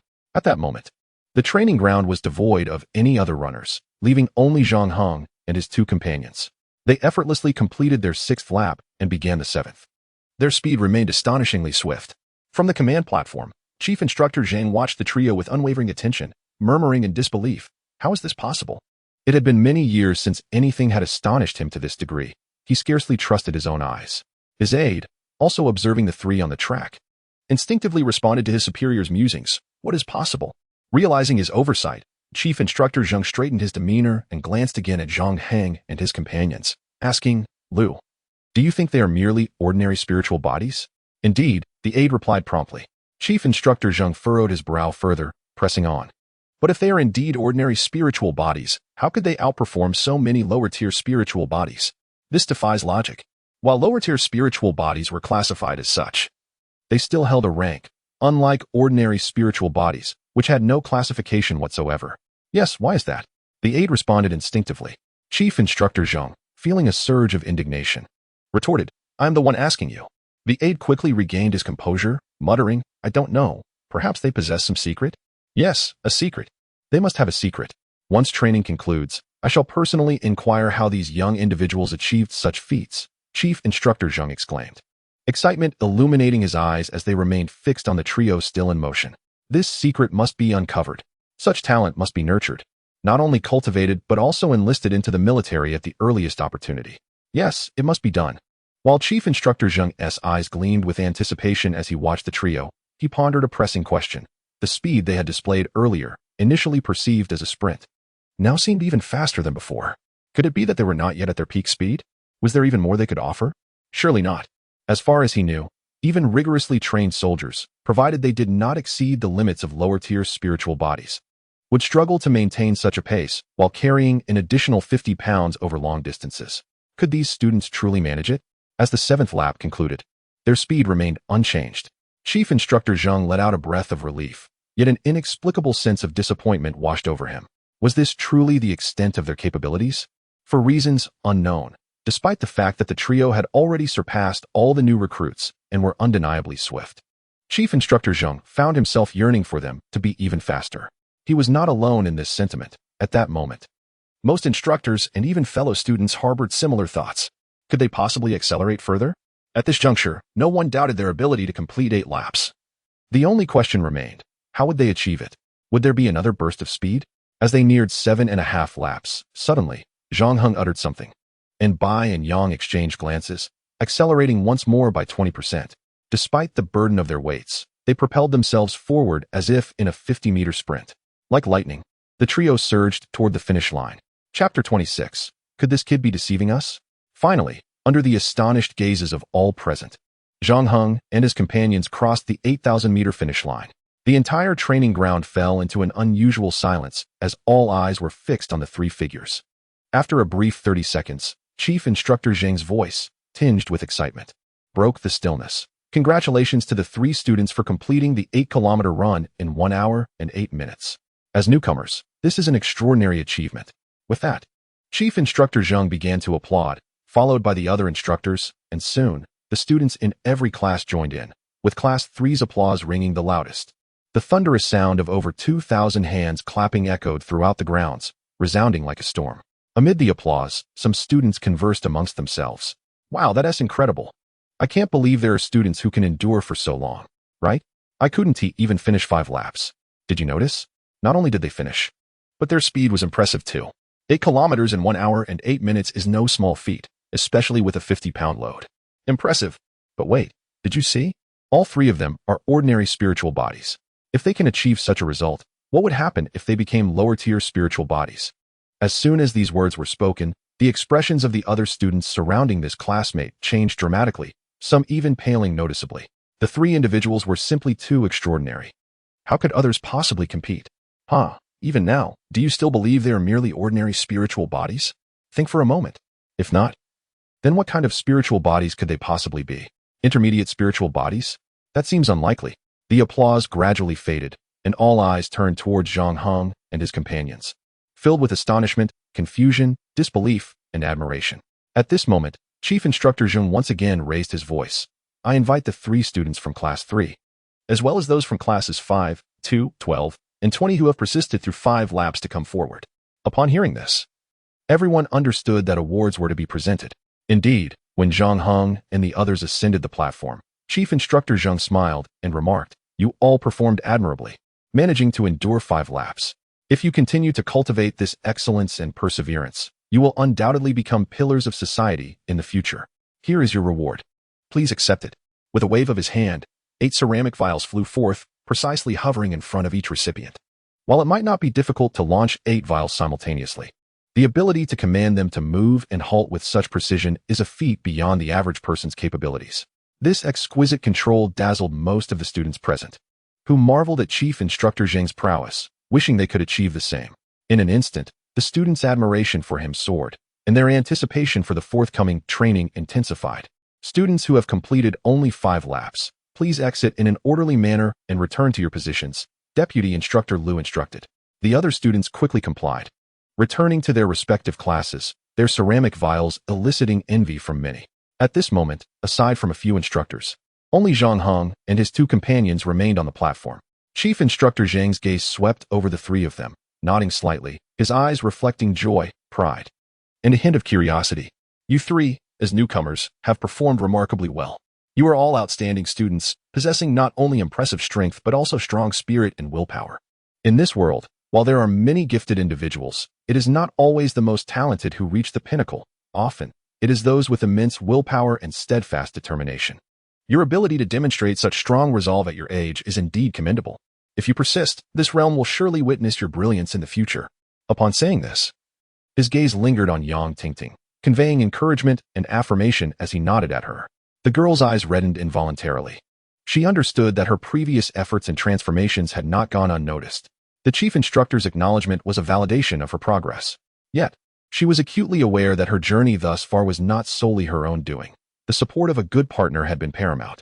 With this thought, she glanced towards Zhang Heng. Noticing her gaze, Chief Instructor Zheng turned to Zhang Heng, inquiring with curiosity, "Your physical forms appear to be ordinary spiritual bodies.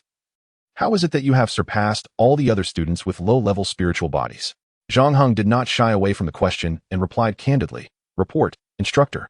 It is because the 3 of us have cultivated a body refinement technique known as the Dragon Elephant Body Refinement Method." Upon hearing the name, Chief Instructor Zheng felt a sense of familiarity, though he could not immediately recall where he had encountered it. After all, it was a body refinement technique. No wonder, little one. You cannot deceive me so easily. Almost all students here have elevated their physiques to low-level spiritual bodies, which are significantly stronger than ordinary ones. Ordinary individuals cannot possibly surpass them in terms of strength, reflexes, or resilience. If what you say is true, that it is due to your practice of a technique, then it must be at least a level or even higher technique, right? In the entirety of the Great Xia, who does not know that level techniques require at least a low-level spiritual body to practice? How could you, being merely ordinary spiritual bodies, possibly cultivate a level technique? As soon as Chief Instructor Zheng uttered these words, the other instructors nodded in agreement, and students in the audience cast doubtful glances at Zhang Hong, some even wondering if he was attempting to deceive them. If that were the case, it would be a significant issue. In the wake of the resurgence of spiritual energy over the years, various patterns have emerged through generations of exploration, establishing a consensus on the relationship between techniques and spiritual bodies. Level techniques correspond to pseudo-spiritual bodies. Level techniques correspond to ordinary spiritual bodies. Level techniques correspond to low-level spiritual bodies. Level techniques correspond to intermediate spiritual bodies. Level techniques correspond to high-level spiritual bodies. And level techniques correspond to top-tier spiritual bodies. Essentially, spiritual bodies and techniques are aligned in cultivation. Typically, one can deviate by only 1 or 2 levels. The greater the discrepancy, the less effective the cultivation. Generally, high-level spiritual bodies are capable of cultivating techniques 1 or 2 levels lower. For instance, intermediate spiritual bodies can cultivate level techniques, while low-level spiritual bodies can at least cultivate level techniques. Low-level spiritual bodies find it exceedingly difficult to practice higher-level techniques. For example, intermediate spiritual bodies may cultivate level techniques, but the likelihood of cultivating level techniques or above is nearly non-existent. Zhang Hong and his companions' physiques are evidently ordinary spiritual bodies, which everyone could discern. How could such physiques possibly cultivate level techniques or even higher techniques? It may take time to explain, but this is common knowledge in the Great Xia. Thus, everyone quickly began to react, their gazes towards the three gradually shifting from admiration during the applause to skepticism and even discontent. This growing dissatisfaction was palpable. The attitude of Class 3, which had just begun to shift, now soured once more, with Yin Lin and others reveling in their misfortune. Zhang Heng naturally sensed this change and smiled confidently, knowing that the limitations of other techniques did not apply to his own. Chapter 27. Can you maintain your composure? Chief Instructor, your technique? The dragon elephant body refinement method is your technique? Chief Instructor Zheng felt he was on the verge of understanding something, but could not quite grasp it. What was so special about this technique? Zhang Heng calmly smiled, affirming, indeed, unlike typical techniques, the dragon elephant body refinement method is a level technique that can indeed be cultivated by ordinary spiritual bodies. And it requires minimal external resources, only 1/3 of what is needed for ordinary level body refinement techniques. Upon hearing this, Chief Instructor Zheng finally recalled having heard such words before and was astonished at the time, holding great admiration for the individual who authored this technique. Despite currently being a mere spiritual master, he had been a spiritual king just a year prior.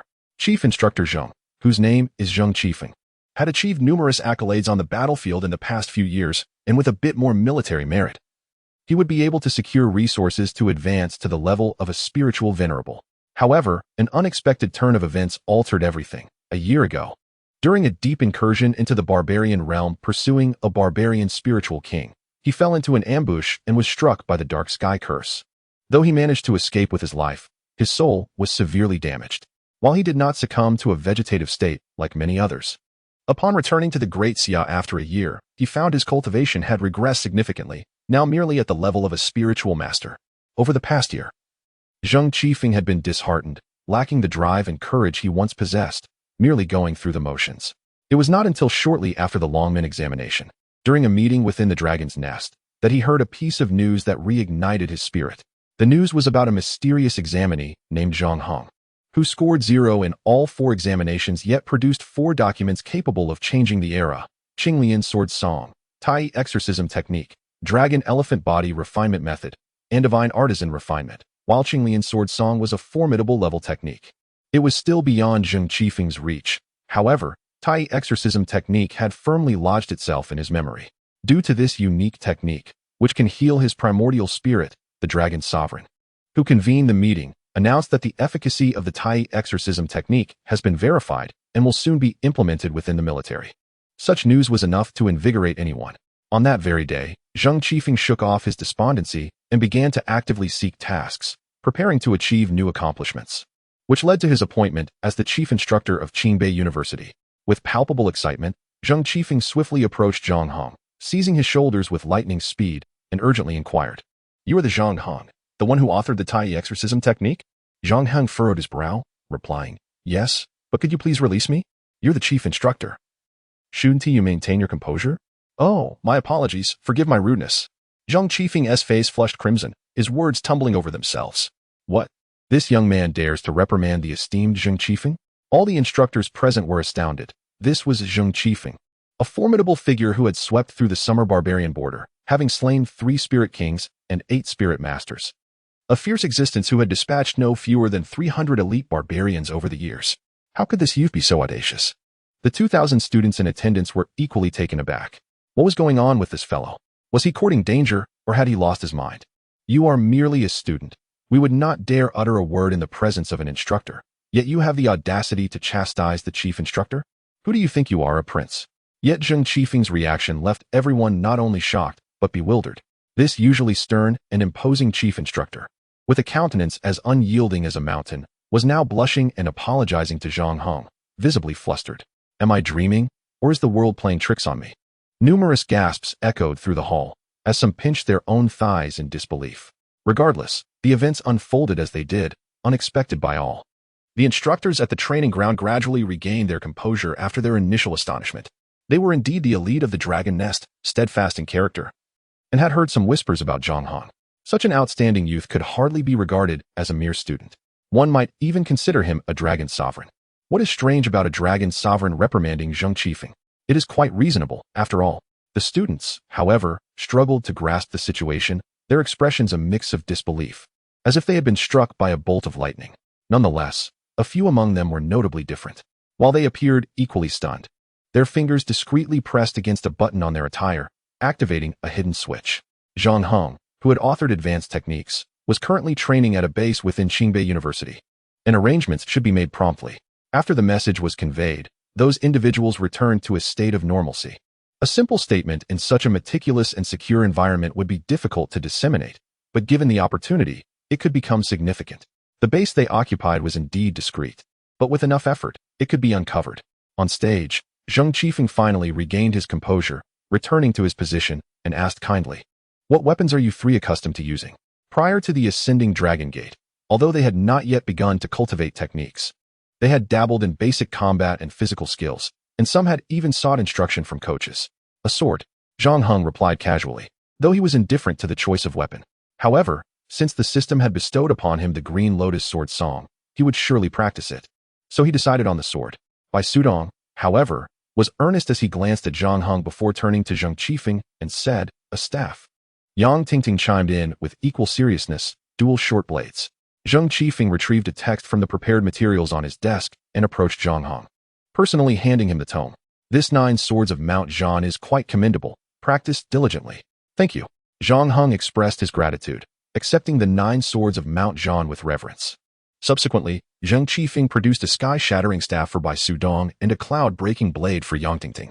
"Thank you, instructor," the two exclaimed, their faces alight with excitement and joy. Unlike Zhang Hong, for whom acquiring a high-grade combat technique at this stage was indeed a momentous achievement, it was a cause for elation. After offering a few encouraging words, Zheng Qifeng permitted the 3 to leave. As they made their way back to Class 3, over 2,000 pairs of eyes watched them with envy and admiration. High-grade combat techniques, who wouldn't desire such a treasure? Even those from privileged backgrounds found it challenging to obtain such techniques, often beginning their training with standard ones like the majority of their peers. Yet what could they do? This was a base, and they could not simply seize what they desired. They had to accept reality. Many students adjusted their mindsets, clenching their fists in determination, vowing to catch up with their peers, for they were scholars. As they approached Class 3, the petite instructor greeted them warmly. "Welcome back. You are the pride of Class 3 and my pride as well." Zhang Hong halted, casting a curious glance at the instructor. "Are you certain you're not jesting? Our previous performance had nothing to do with you. Whatever we do moving forward will not involve you either. Do not forget our earlier wager. We require no training from you. So what is there to be proud of? Chapter 28. While we rest, they train. Who benefits? Training continued. The morning session focused once again on formations, but unlike yesterday, this time they were burdened with additional weight. Consequently, the formation exercises, which had shown some progress the day before, devolved into chaos under the strain of 30 pounds of gear. Even the students were dissatisfied, let alone the instructors. Thus, the instructors' commands grew ever louder, and the students perspired profusely, becoming increasingly fatigued, yet none dared to voice their discontent. Hadn't yesterday's weighted run already made the situation abundantly clear? A proud scholar could not afford to lag behind, nor could they remain perpetually outpaced. The training ground was a hive of activity, yet 3 individuals sat leisurely, occasionally sharing lighthearted banter. These 3 were not instructors, but students well known to all, Zhang Hong, Bai Sudong, and Yang Tingting, who did not recognize them. They were the victors of yesterday's weighted run, having secured high-grade combat techniques. How could they not be recognized? Did winning grant them the privilege to evade training? All were students. Why should they be treated differently? As their classmates toiled under the sun, a sense of resentment brewed within, stealing furtive glances at the trio, pushing themselves harder in response. The instructors had proclaimed that if they were as capable as those 3, they too could escape the rigors of training. Not just one instructor had voiced this sentiment, leading all 40 classes and over 2,000 scholars to view Zhang Hong and his companions as role models, albeit ones who sparked feelings of inequity and discomfort. Yet, who could fault them for not having kept pace with their peers? The scholars of Class 3 shared similar sentiments, working diligently and even more fervently than before.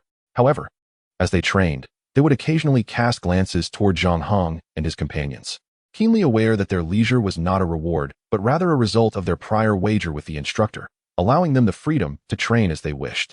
How enviable! Had they known, they would have joined forces with them sooner. Some classmates, like Yin Lin, silently thanked their fortune for not having finalized a wager with Zhang Heng and his companions, for they would surely be feeling the strain now. Thank goodness. Whenever they thought of this, they couldn't help but cast sympathetic glances at the petite instructor, who appeared somewhat miserable. Unbeknownst to others, one might assume that the stern-eyed instructor was merely holding himself to a high standard, striving for perfection. However, only the students of Class 3 and the instructor himself were aware of the simmering anger within him. With each glance cast in his direction, he felt an inexplicable discomfort, as though the entire world were mocking him for having been bested by 3 novices.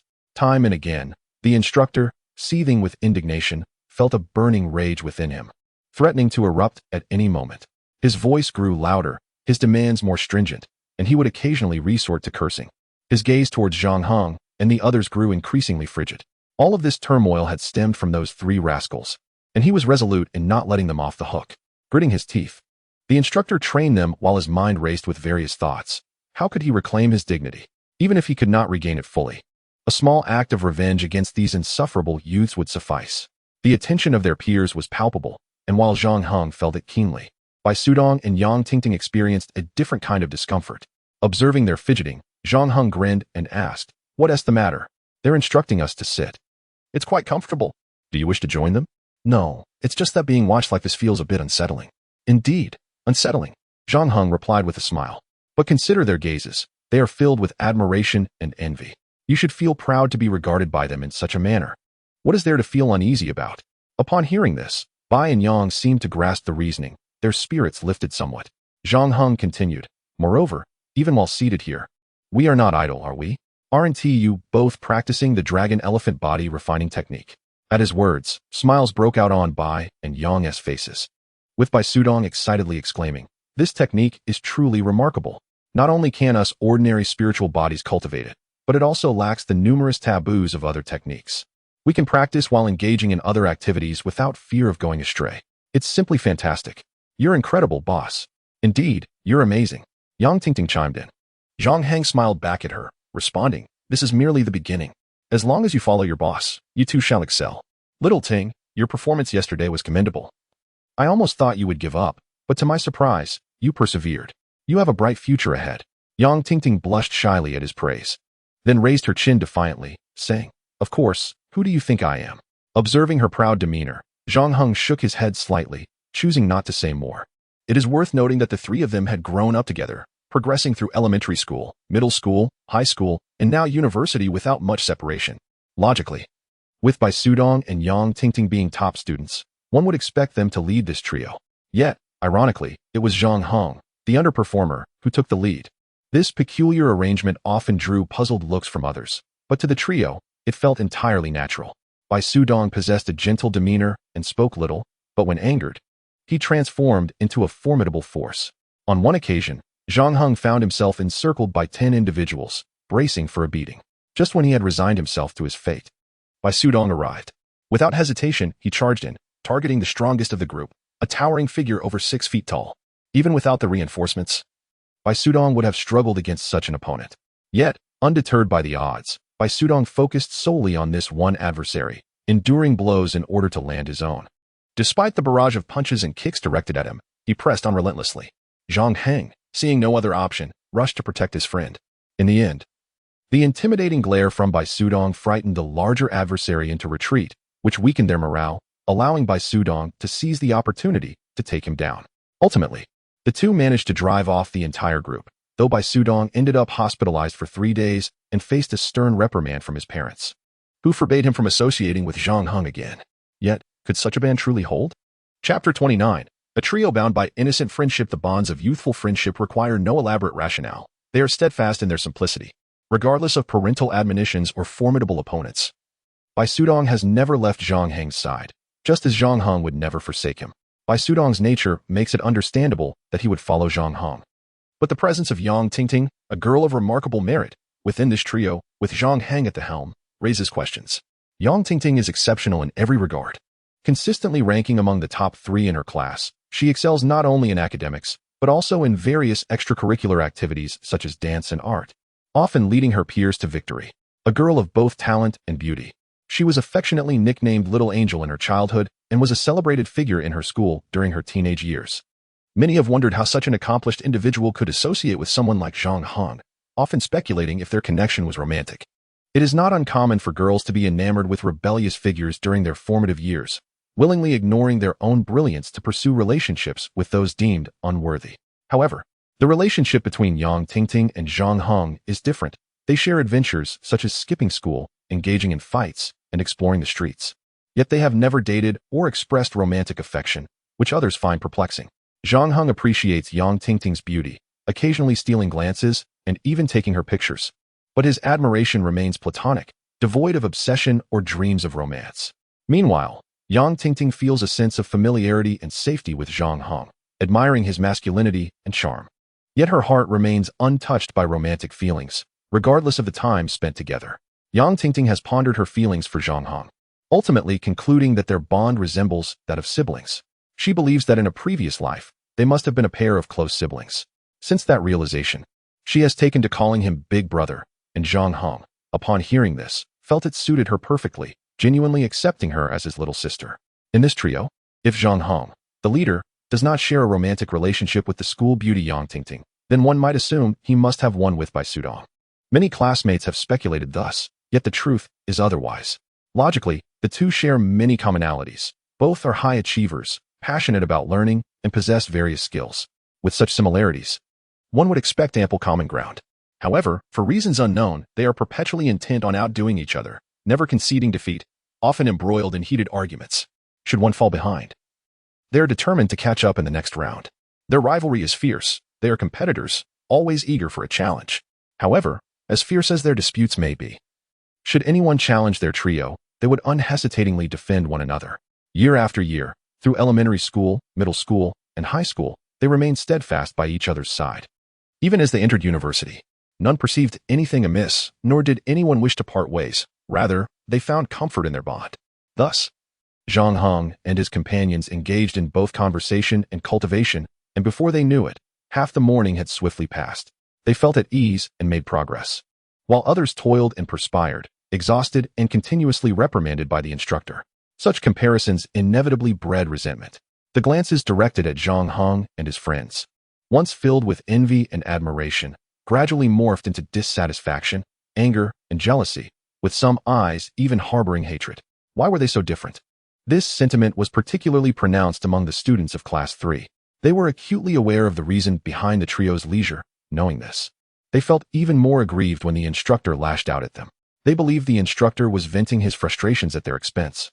Having lost face in front of Zhang Heng and his friends, Initially, their ire was directed at the instructor. What a ridiculous figure. Unable to see his own shortcomings yet insisting on being tough. If he doesn't lose, then who will? Over time, however, it shifted to the trio themselves. Why provoke the detestable little instructor? It was all your fault that made him unleash his wrath upon us. You are just as despicable as he is, if not more so. The little instructor felt the scornful gazes of his peers wash over him repeatedly. Each time, he felt his dignity erode. And as it happened more often, he felt a throbbing pain in his face, nearly unable to lift his head. Frustration, humiliation, and disdain compelled him to enact change. To seek revenge. Yes, revenge. The little instructor's mind was consumed with thoughts of retribution against the trio, and the more he observed their ease, the more discomfort he felt. And the stronger his desire for vengeance grew. He was determined to ensure that these three rascals would face some hardship. At one moment, he noticed the hatred in the eyes of the top students in the class, not only directed at him, but also towards Zhang Heng and his friends. Suddenly, a plan formed in his mind. You think this is unfair, don't you? It is indeed unfair. Everyone, step it up. You've practiced this move multiple times. Are you also inept?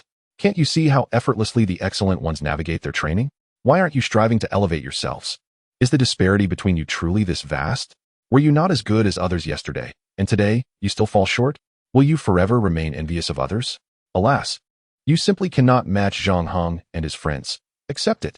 One by one, the anger of the class 3 scholars surged, ignited by the instructor's words, until it could no longer be contained and finally erupted. Enough, instructor. They may run faster, but what else can they do? Yes, what else can they do? On the battlefield, what matters is combat strength, not running ability. If you have the capability, let's see who can fight. Do you dare? Yin Lin shouted at Zhang Heng. The little instructor secretly chuckled, maintaining a calm facade, and even attempting to dissuade them. What is the point of fighting? You are not yet in a real combat situation. No, instructor. Without real combat, what use is all this learning? We want to compare ourselves to them, to identify the gap in our abilities, so that our training can be more targeted.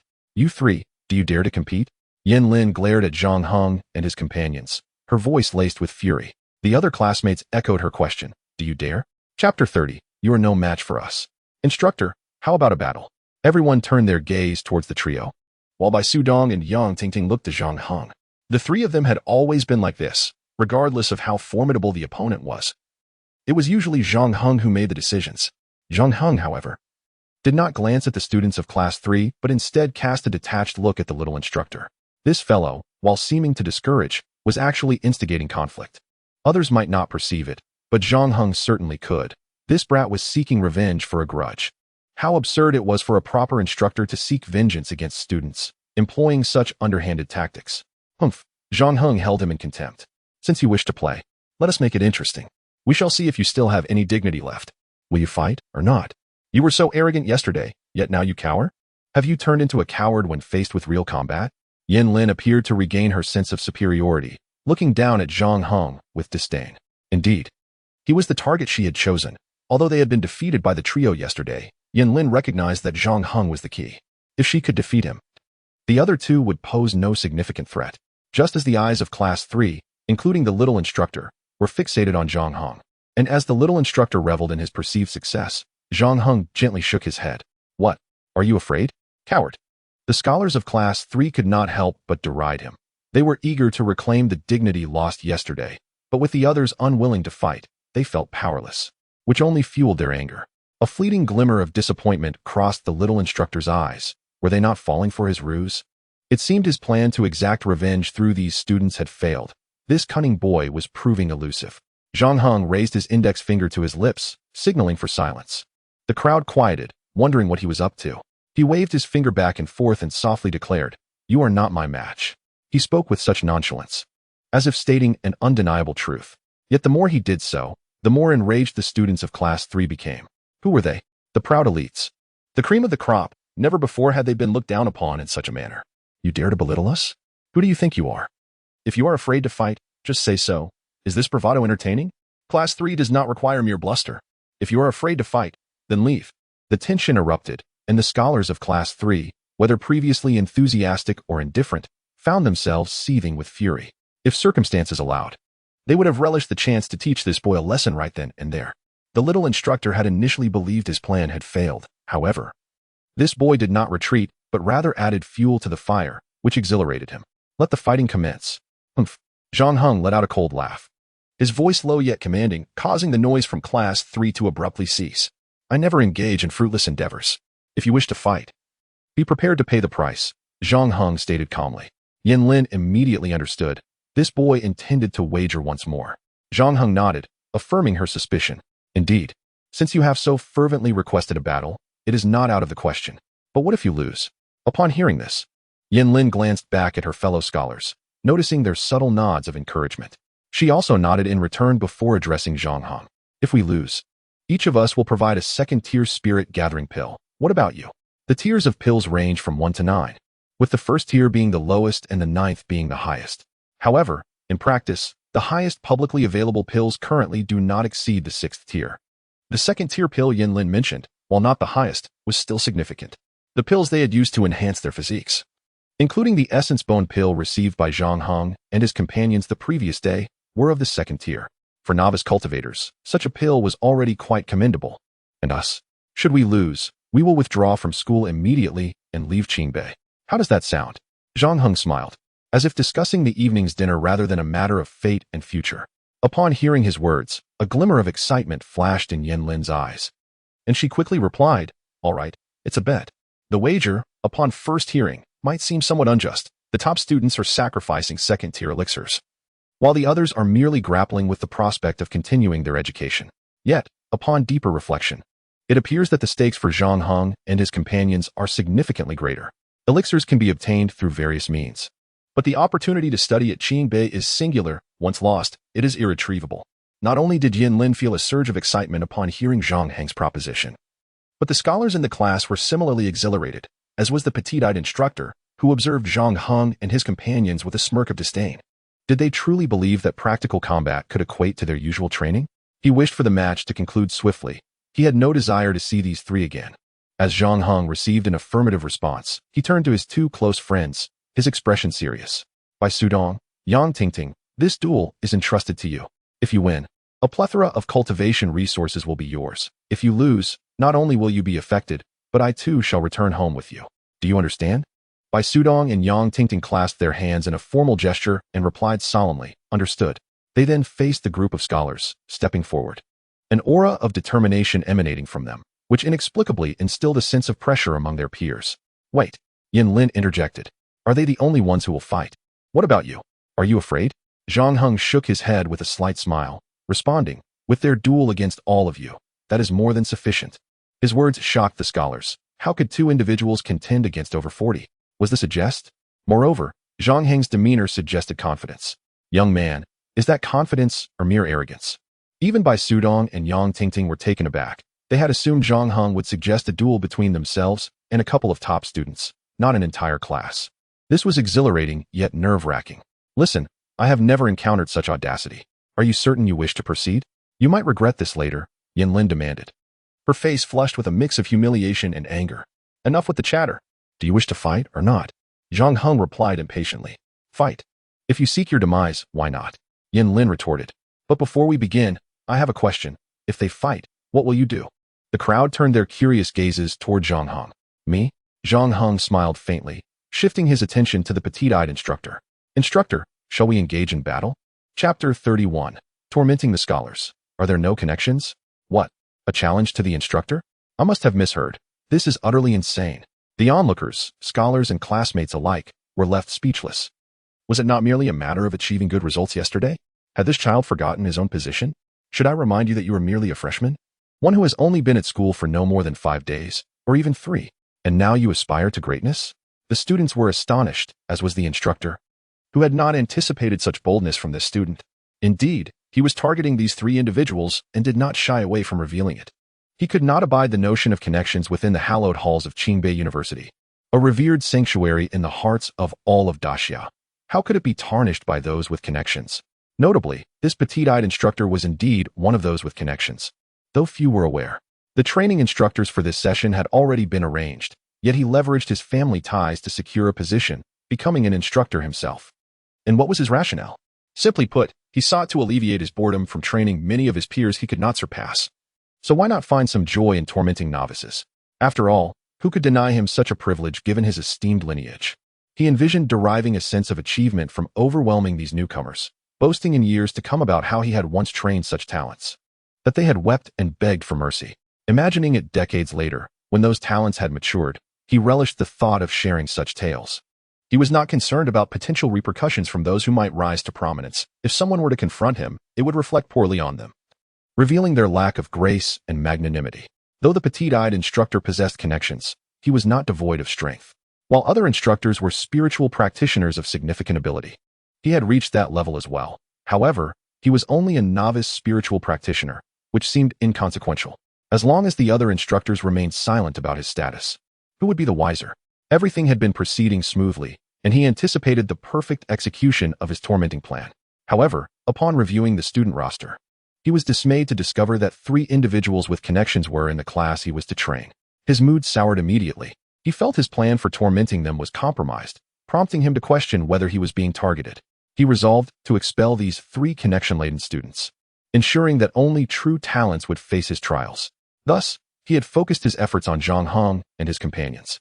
He had initially believed he could swiftly rid himself of them, but to his astonishment, these 3 had excelled in a weight-bearing running event, earning accolades.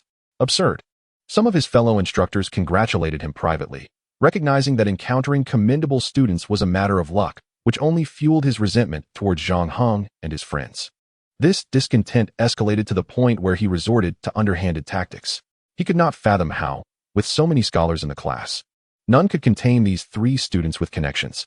Yet, he never anticipated that Zhang Hong would dare to challenge him. Such audacity was preposterous. Shall we engage in battle? Indeed, he had to accept the challenge. How could he be an instructor if he feared a student's challenge? Yet what purpose would this battle serve? If he won, he would be accused of bullying the weak and seeking validation through defeating newcomers, despite it being precisely his intention to intimidate scholars and true talents, not those with connections. Defeat was not an option. The petite-eyed instructor narrowed his eyes, almost rendering them invisible, and coldly declared, "Are you certain? Even as a student, I shall not relent. And should you lose, you must depart from Class 3. Very well." Zhang Heng smiled.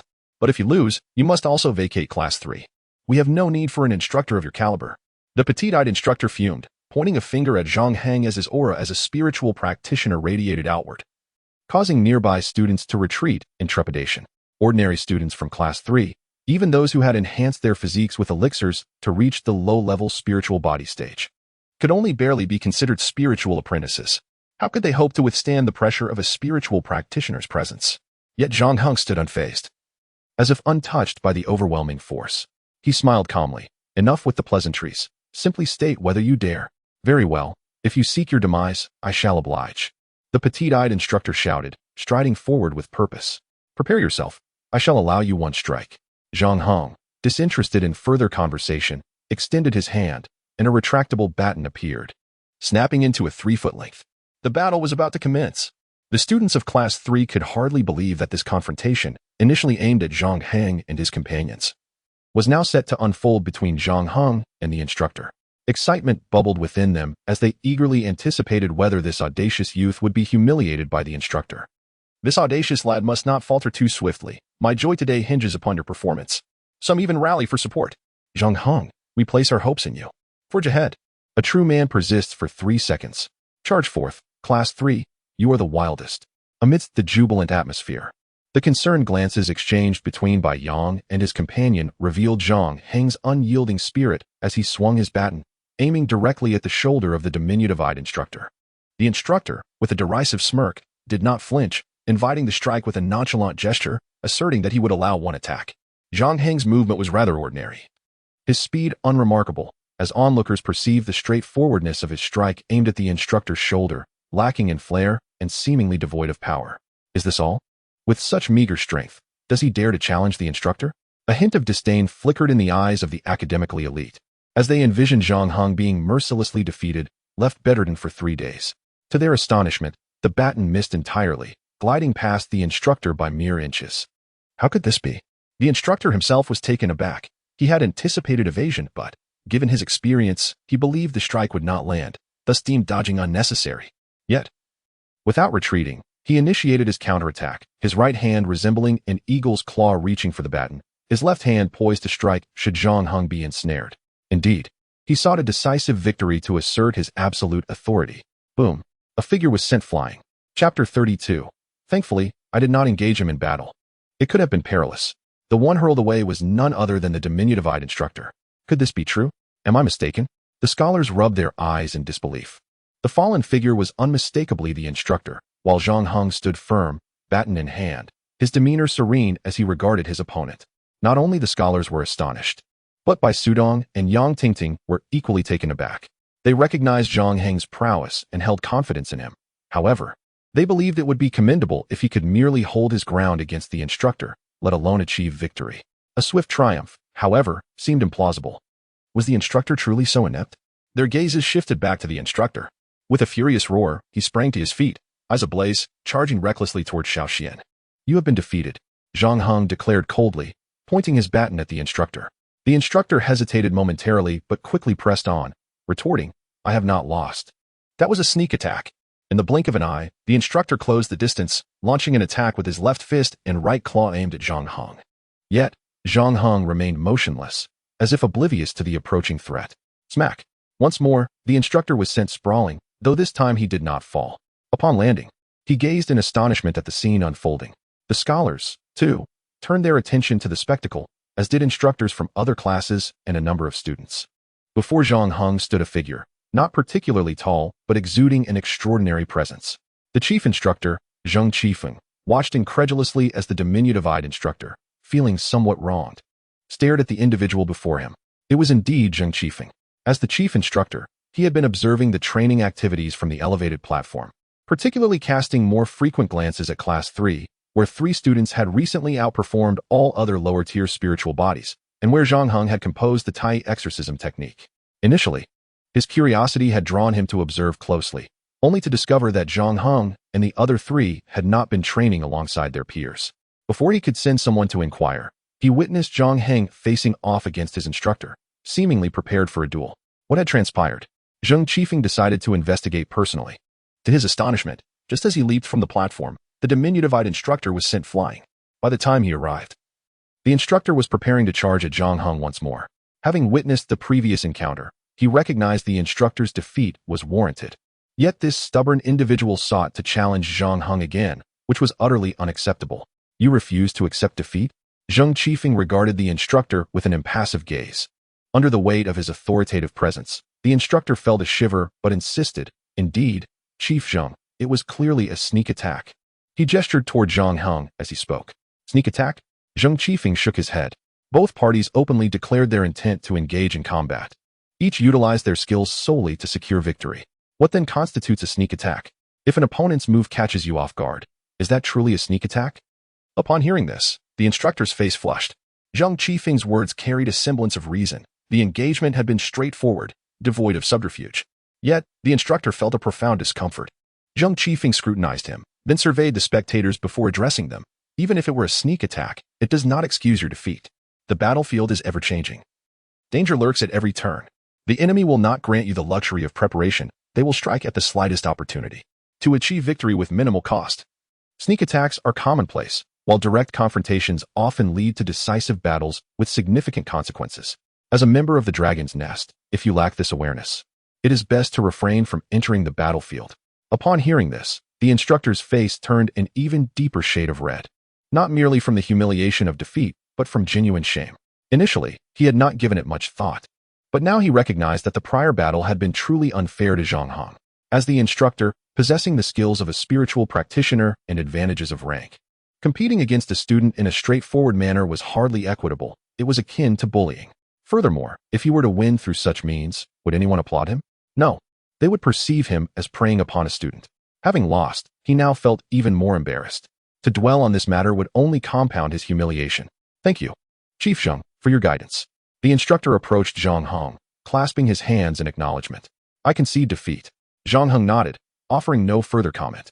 The instructor then turned to Zheng Qifeng, stating, Chief Zheng, with my current strength, abilities, and understanding, I am unfit to serve as the instructor for Class 3. Thus, I respectfully request to resign from this position. Zheng Qifeng regarded the instructor with surprise. This instructor, who had leveraged connections for his position, had not previously garnered his favor.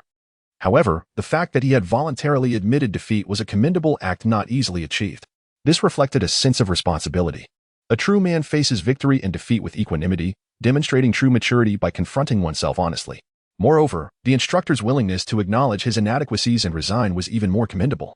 It is essential to understand that for members of the Dragon's Nest, serving as an instructor at Qingbei University is a prestigious opportunity, one many strive for, devoid of peril. For someone to voluntarily withdraw from such an opportunity, particularly not out of spite, is a testament to true courage. Zheng Qifeng smiled and took a couple of steps forward, patting the shoulder of the officer with small eyes. Well done. Recognizing oneself and being willing to shoulder responsibilities is a rare quality among the youth. You have achieved it. Surely, there will be a place for you in the future of Great Xia. Go forth. The officer with small eyes was taken aback by Zheng's encouragement. He nodded earnestly, bid farewell, and turned to leave. What? The top students of Class 3 were astonished. The officer was defeated? He left? Is Zhang Heng truly that formidable? If he can vanquish the officer, could he not also overcome them? No wonder he was reluctant to engage in battle.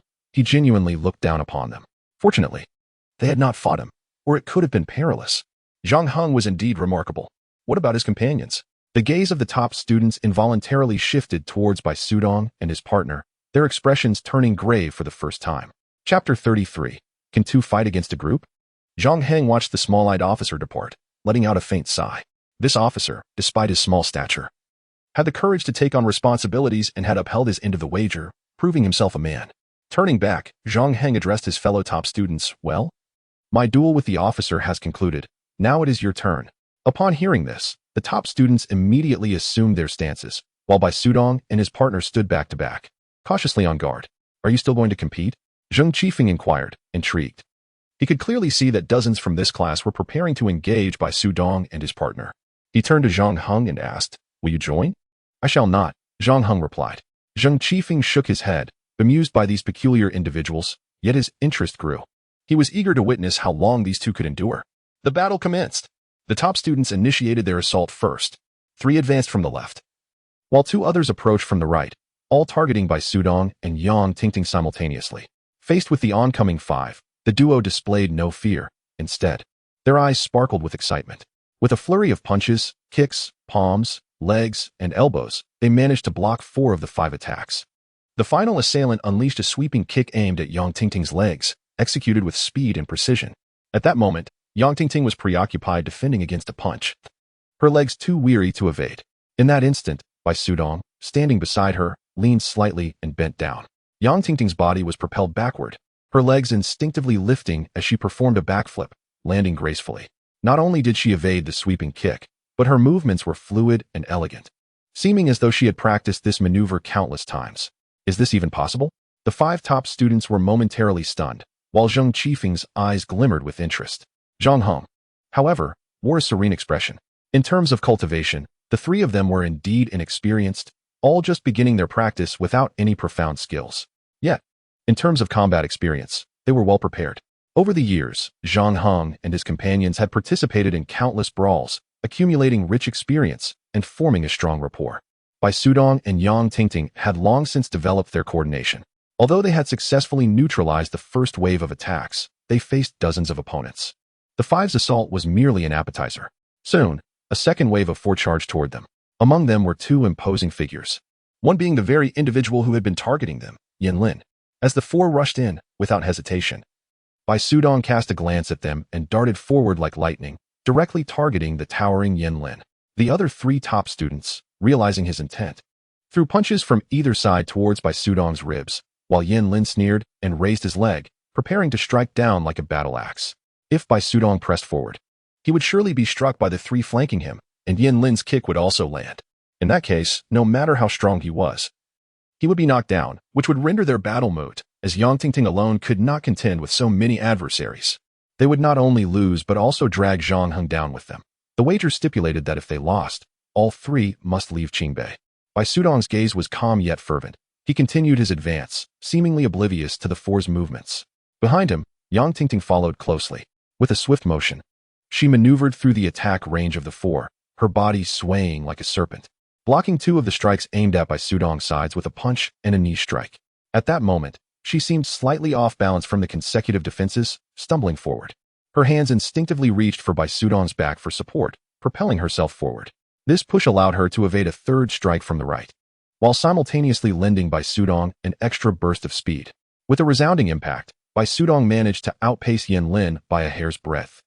Just before Yin Lin's leg could strike him, Bai Sudong collided shoulder first into Yin Lin's left leg, throwing Yin Lin off balance and sending him crashing to the ground. Seemingly unable to rise. One down. Zheng Qifeng's eyes gleamed with excitement. This was indeed intriguing. Zhang Hong, however, shook his head, pondering, without my presence. Why did their movements appear so ungraceful? At that moment, the 5 top students who had previously been thwarted charged in once more. Yang Tingting, having just regained her footing, was on the verge of being surrounded. Seemingly anxious, she sprinted a couple of steps forward. Meanwhile, Bai Sudong stepped back, inexplicably raising his left arm in a hooking motion while crouching low. Just then, Yang Tingting arrived at his side, extending her right arm into his embrace.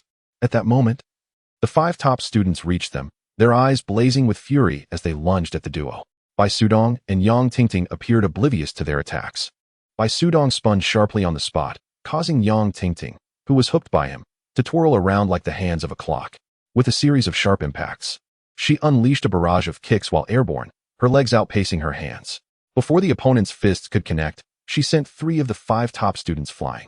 At that moment, the duo released each other and swiftly separated, causing the remaining 2 attacks to miss their targets. For down, before the others could react, Bai Sudong charged toward another tall and robust target, with Yang Tingting having mysteriously returned to his side. Thus, the 2 continued to execute various combinations, consistently taking down one opponent after another. 7, 10, 20. In less than 2 minutes, 20 top students lay defeated. The remaining students were utterly astonished. How could this happen? Zheng Qifeng's eyes sparkled with increasing excitement as he fixated on Bai Sudong and Yang Tingting. Zhang Heng showed no intention of intervening, but slightly shook his head, exclaiming in frustration, "Where has the dragon elephant body refining technique gone? Is it merely for show?" Upon hearing this, Bai Sudong and Yang Tingting activated their techniques, instantly revitalizing their fatigued bodies, propelling them into the fray once more. With their technique in effect, they not only moved faster but also significantly increased their strength, quickly taking down another 10 opponents. Though they too sustained a couple of hits, they appeared unaffected, while those who struck them recoiled in pain. 30 individuals fell to the ground, leaving the remaining elite students in a state of fear. Bai Yang and his companion charged once more. With their coordinated efforts, they struck down another 10, bringing the total to 40. As they surged forward again, the scholars in their path hastily retreated. This sequence repeated thrice, and even those who had already collapsed could not bear to watch any longer. Yin Lin, swaying as she stood, cast a complex gaze at the trio and resignedly declared, "We concede." Chapter 34. The acquisition of elixirs and the plan. Could it be that Zhang Heng's friends emerged victorious? This was a 2 against over 40 scenario, with all participants being first-year students, most of whom had enhanced their physiques to the lower tier of spiritual bodies. In such an uneven contest, the side expected to be easily defeated had unexpectedly triumphed. Was this even possible? Instructor Zheng observed the fallen elite students of Class 3 and glanced at Bai Sudong and Yang Tingting. Even with his extensive experience, he found himself momentarily dumbfounded. Zheng Qifeng, once a being of spiritual king caliber, had encountered few events capable of astonishing him to such an extent. While it was not uncommon for formidable figures of spiritual king or spiritual lord status to evoke surprise, it was peculiar for these fledgling practitioners, merely at the threshold of their cultivation journey, to elicit the same reaction. After a considerable pause, Zheng Qifeng regained his composure and regarded Bai Sudong and Yang Tingting with increasing admiration. Their synergy and combat awareness were commendable. If they could enter the dragon's nest for further training, they would undoubtedly ascend to new heights. However, Zheng shook his head, contemplating that despite their exceptional teamwork and combat prowess, they should only be able to contend with 10 opponents at most. Yet, they had vanquished over 40, suggesting other underlying factors at play. Zheng's mind replayed the earlier battle scenes involving Bai Yang. These 2 exhibited swifter speed, quicker reactions, and superior physiques compared to their peers. They had indeed been struck multiple times by their opponents, and had the elite students been in their place, they would have likely been incapacitated. Yet, Bai Yang merely staggered momentarily before re-engaging in combat. Zheng Qifeng's wealth of battle experience led him to deduce that the outcome was not solely a matter of strength. Rather, the exceptional physical condition of these 2 surpassed that of their classmates. However, on the surface, they, along with Zhang Hong, appeared to possess only ordinary spiritual bodies. Furrowing his brow, Zheng's gaze flitted back and forth among the trio, as if grasping for an elusive thought. While he pondered, Zhang Hong and his companions regrouped. With a calm smile, Zhang Hong addressed the elite students. "Now that you've lost, shall we fulfill our agreement?" The scholars' expressions shifted, their eyes darting nervously towards one another. Were they truly expected to surrender elixirs? Upon arrival, everyone had brought a few elixirs, but strict regulations limited their luggage. Consequently, they possessed only a scant supply, and any elixirs they carried were exceedingly precious and potent. Each could fetch upwards of 20,000 yuan. Parting with them willingly was inconceivable. Yet, refusing was equally daunting. Who would dare defy these formidable individuals? They had struggled to overcome even two of them, while the third was capable of besting their instructor. As hesitation lingered, Yin Lin, who had risen earlier, stepped forward and produced a pale purple elixir, handing it to Zhang Heng. One strong blood pill, keep it safe. Zhang Heng smiled, producing a vial from seemingly nowhere to secure it. Thank you. The sturdy Yin Lin, whose strength ranked among the top 5 in their class, had surrendered her elixir. The others quickly followed suit, approaching Zhang Heng and dutifully relinquishing their elixirs. Zhang Heng maintained a smile, and Bai Sudong and Yang Tingting's grins grew ever brighter. Coming from modest backgrounds, their resources for cultivation had been meager. Now, with an influx of elixirs, their training resources had significantly improved. This was a lucrative turn of events. As one vial filled, Zhang Heng produced another to continue collecting. Watching him effortlessly gather elixirs, the elite students of Class 3 felt a pang of envy, wishing they could partake without cost. Alas, they were the ones expected to pay. Zheng Qifeng observed intently, and as he did, clarity began to dawn in his mind. Elixirs. These 3 children appeared overly joyful despite their earlier lack of supplies. It finally struck him. Zhang Heng had previously mentioned that they had trained in the dragon elephant body refinement technique. This technique, which he had heard of prior to arriving in Qingbei, was rumored to be promoted by the Dragon's Nest. Zheng remembered the official who had discussed the technique, noting that although it was a high-level method, it required minimal physical prerequisites, making it accessible to ordinary spiritual bodies. Were Zhang Heng and his companions not exemplars of such ordinary spiritual bodies? Furthermore, the official had mentioned that the technique had a low demand for elixirs. Observing Zhang Heng and his companions, who evidently possessed few elixirs, he realized they had developed such formidable physiques in a remarkably short time. Was it possible that the official's claims held true? The dragon elephant body refinement technique was indeed extraordinary. With this revelation, Zheng Qifeng's eyes gleamed with excitement as he gazed at Zhang Heng, eager to acquire the dragon elephant body refinement technique for study. Yet, he restrained himself. This technique would soon be disseminated within the dragon's nest. He could wait until then. However, until it was officially released, it remained Zhang Heng's private possession. Such an impressive technique was bound to leave an unfavorable impression if he were to demand it from them, especially Zhang Heng, who clearly possessed immense potential. How could he foster a relationship with them under such circumstances? Meanwhile, as Bai Sudong and Yang Tingting celebrated their victory and Zhang Heng collected their wagers, the small-eyed officer exited the training grounds, feeling somewhat disheartened. Unbeknownst to him, as he passed by a class, one student flicked a finger, launching a tiny object onto him. As the officer departed the physical training ground and gathered his belongings to leave the base, the small object emitted a series of signals. It wasn't until the officer had exited the base and driven away from the mountain that the object sent out its final signal before its energy depleted. Upon exhausting its energy, it self-destructed, dissipating into dust and leaving no trace behind. Simultaneously, 2,000 miles away, in a secret chamber of a small city, the signals were received. The 2 nondescript men stationed there quickly reviewed the content of the signals, exchanging surprised glances before promptly transmitting the information via a half-meter-tall device. The Barbarian Intelligence Department swiftly received this information, which was then handed over to Baguling. Excellent. Baguling sneered. With Zhang Heng's image data and this location information, the plans at Lulan Palace can commence. Chapter 35. The impeccable Lu instructor, you must take responsibility for me in the end. Instructor Zheng did not request the dragon elephant body forging technique from Zhang Heng, but returned to the high platform instead. Shortly thereafter, he appointed a new instructor for Class 3, as such a pool of talent could not afford to be delayed. The new instructor was surprisingly a woman, standing over 1.7 meters tall, with an astonishing physique, yet her gaze was icy. Hello everyone, I am your new instructor, Lu Feng. As she spoke, her piercing eyes swept across the students of Class 3. The academic elites, even if they had been previously beaten by Bai Yang and his companion, could not help but rise to their feet. However, many of the boys found themselves captivated by the new instructor. The instructor's cold glare swiftly turned towards them. Instantly, they felt as if cold water had been splashed over them, startling them into averting their gazes. Without further ado, training begins. Run a lap. Those who dare to fall behind will suffer the same fate. As she spoke, a plank, likely taken from the equipment rack, soared into the air. Before the students could comprehend her movements, she had already kicked the plank into two halves.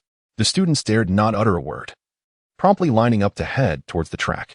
Zhang Heng and his companions naturally returned to their positions, exchanging glances with the instructor.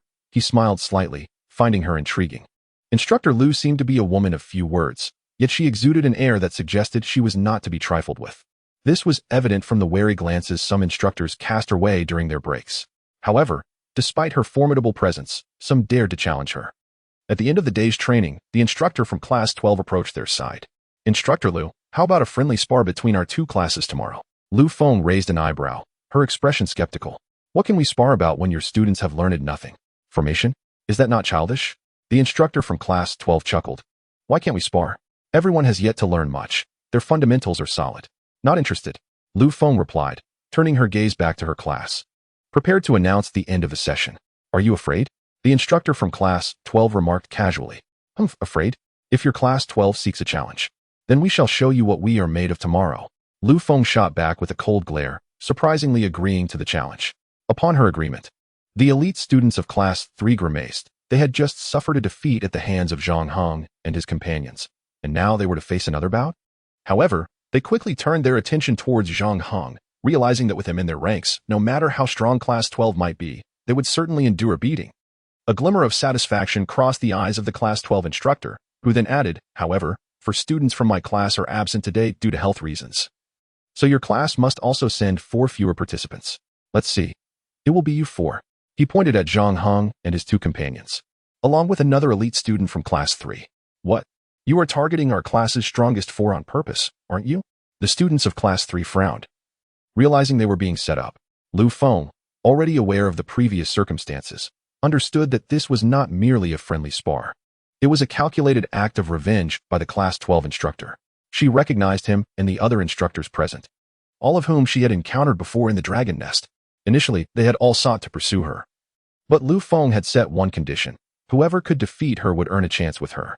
In a place that valued strength, her terms were not unreasonable.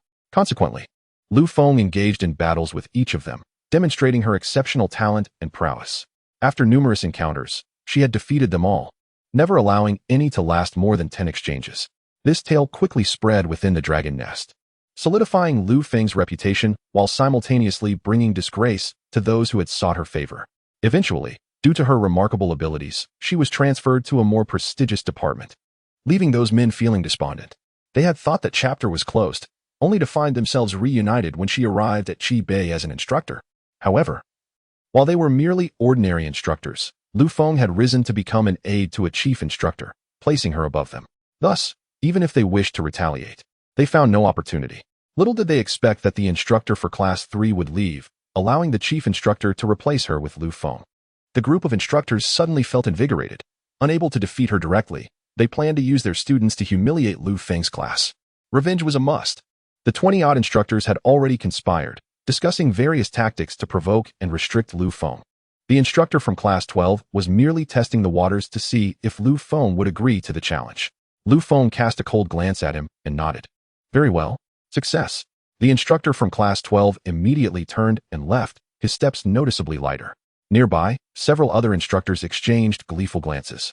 Lu Feng noticed their reactions, but remained unfazed.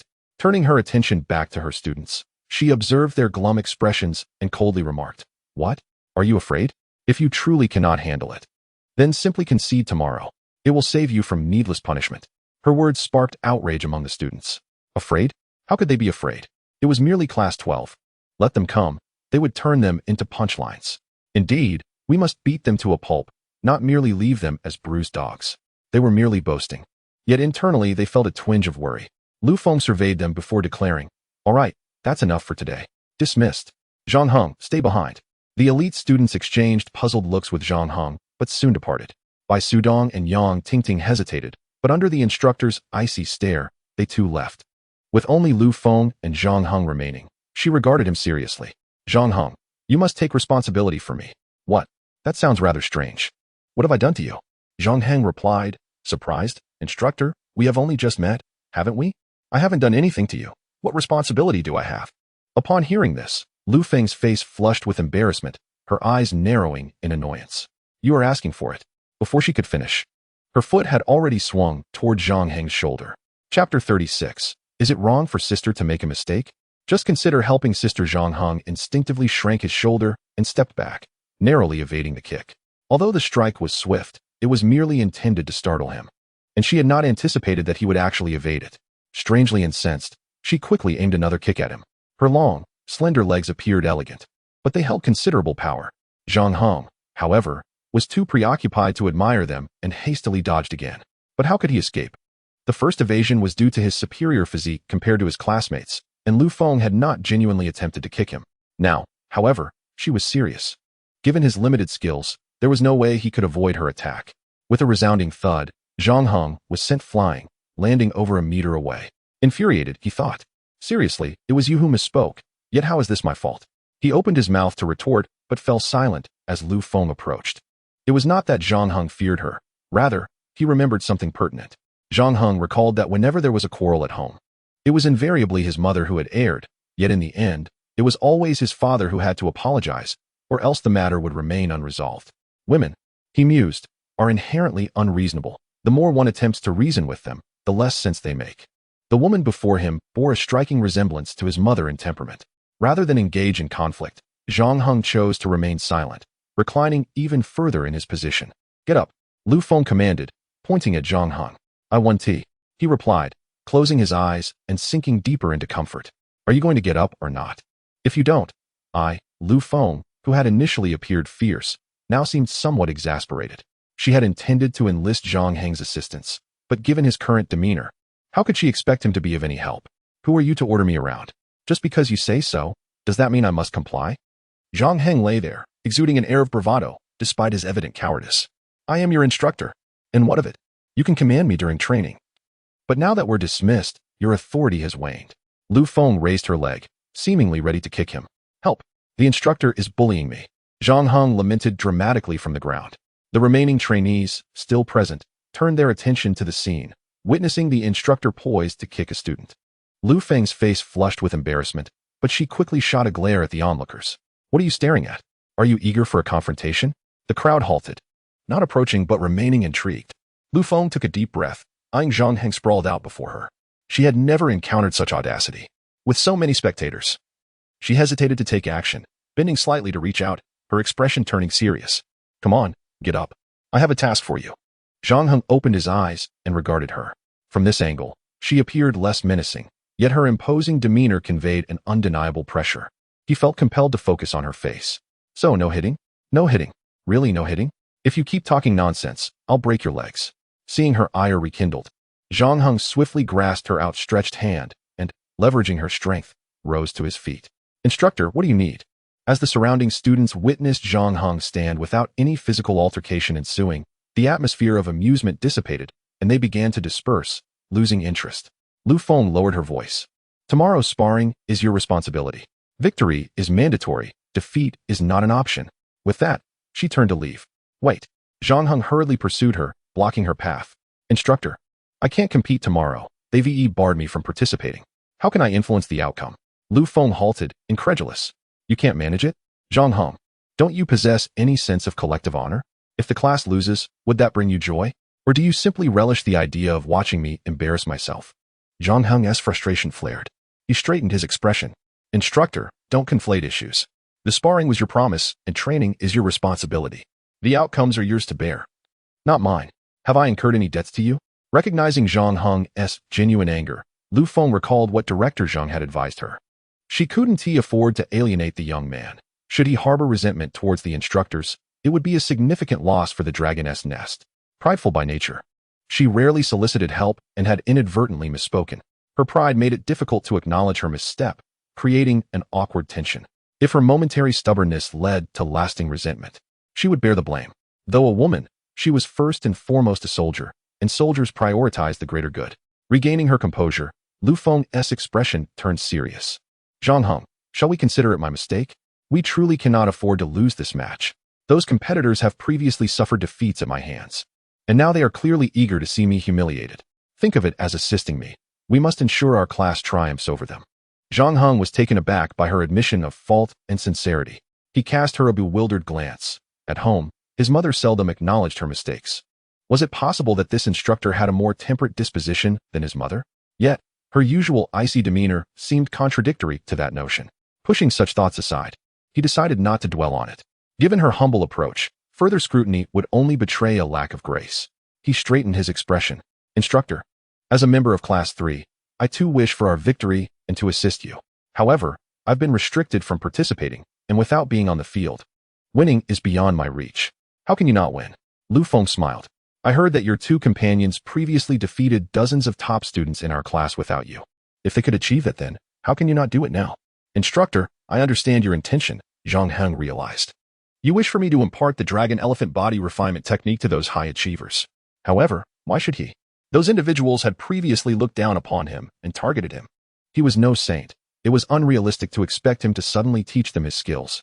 Lu Feng raised an eyebrow and smiled. I know the dragon elephant body refinement technique is a rare and valuable skill, not easily shared. But now that you have submitted it, it will soon be propagated throughout the Dragon's Nest and other academies. Since it is inevitable, you are merely sharing it a bit earlier, are you not? Zhang Heng pondered for a moment and nodded slightly. All right, I can share it. But instructor, it must be with individuals of good character and talent. Moreover, if they wish to learn, they must demonstrate a genuine eagerness. I want to be seeking them out. Lu Feng beamed at his response, brightening the entire training ground. Rest assured, I will inform them, and they will seek you out tonight. After a meal, Zhang Heng returned to the dormitory. Not long before there was a knock on the door. Upon opening it, he found a throng of students from Class 3, at least 20, with Yin Lin at the forefront. Feigning ignorance, Zhang Heng asked, Yin Lin, what brings you here? Yin Lin smiled and clasped his hands in greeting, followed by the others. Brother Zhang, we seek your guidance. Come in, though the space is a bit cramped, Zhang Heng replied with a smile. Having agreed to assist Lu Feng, he would not make things difficult for them as long as they were reasonable. Thank you, Brother Zhang. Yin Lin expressed gratitude with another bow as they entered the room. Time was of the essence, and Yin Lin wasted no time. We heard that the three of you managed to outpace us due to a powerful technique. Might we learn it as well? To request another S technique so directly was rather audacious. Zhang Heng was taken aback by their boldness. Before he could respond, a tall, somewhat decent-looking student interjected arrogantly, Don't dawdle, just share it. We're all here for Class 3. Zhang Heng's smile faltered, and the expressions of Yin Lin and the others shifted. While they were indeed top students, they rarely sought help. Yet here they were, demanding a technique that was not theirs to claim. Shut up, Cui Liang. Yin Lin quickly reprimanded him, while the other students glared disapprovingly at Cui Liang. Seeing that the group seemed to turn against him, Cui Liang bristled. What is your problem? It's just a technique. Just let him share it. Do you think we owe you this? Yin Lin was genuinely infuriated. She had never encountered someone so self-righteous. Zhang Heng surveyed the group, sensing they had conspired to seize something from him.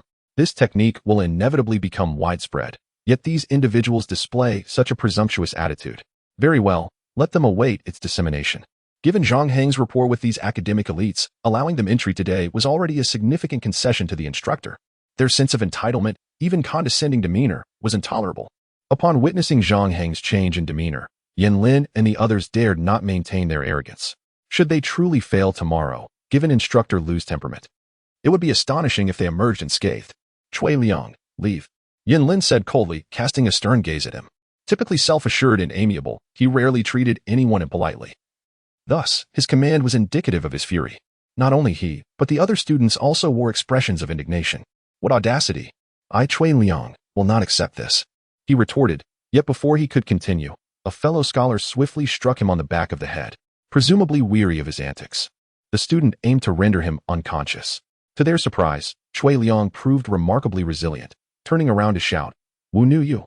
Smack. In an instant, several more strikes landed, two of which missed as Cui Liang collapsed. Without prompt, several students disposed of him unceremoniously. Keep your distance. I do not wish to see him at my doorstep. Zhang Heng commanded. 5 minutes later, the trio who had ejected Cui Liang finally returned indoors. I sincerely apologize, Brother Zhang. We came with genuine intentions. Unaware that a character like Cui Liang would intrude, Yin Lin repeatedly bowed in contrition.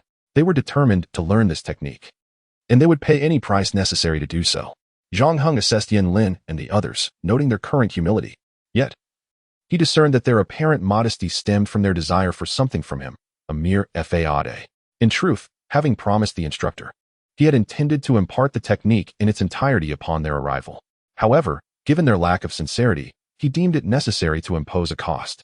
That said, the dragon elephant body forging technique is a profound skill, not merely an ordinary one. It is accessible even to those with spirit bodies of intermediate level or below. The value of this technique is evident. I trust, he stated. Yin Lin hesitated. So, what does Brother Zhang propose? The expressions of the others shifted slightly. Recalling that upon their entry, Zhang Heng had shown no inclination to impose such demands.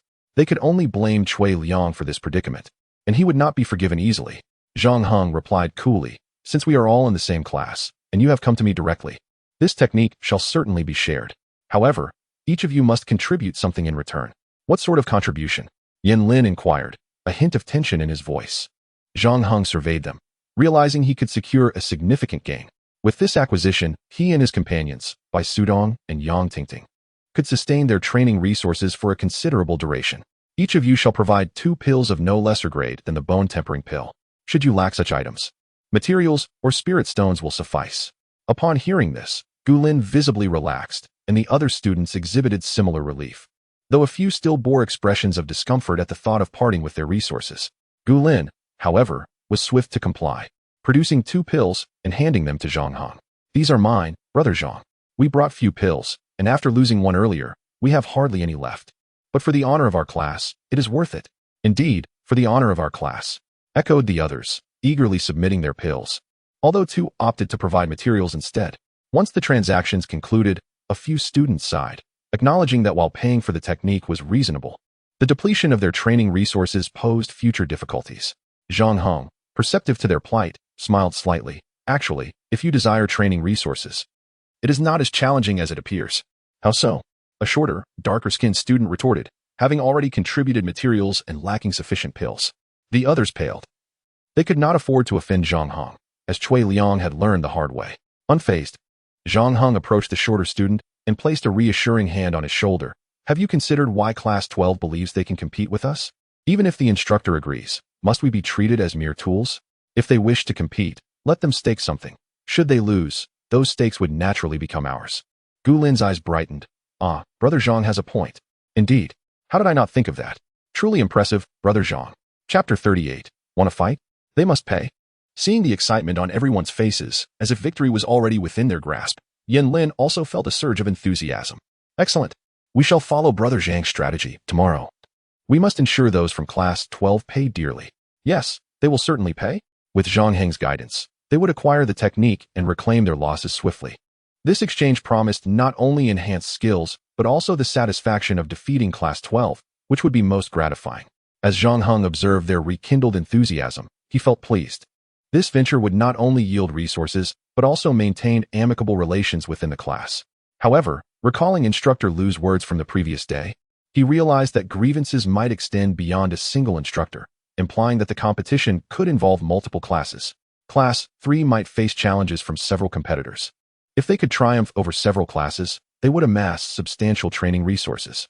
The cost to Yin Lin and the others was minimal, leaving them with pure gains, which was unacceptable to him.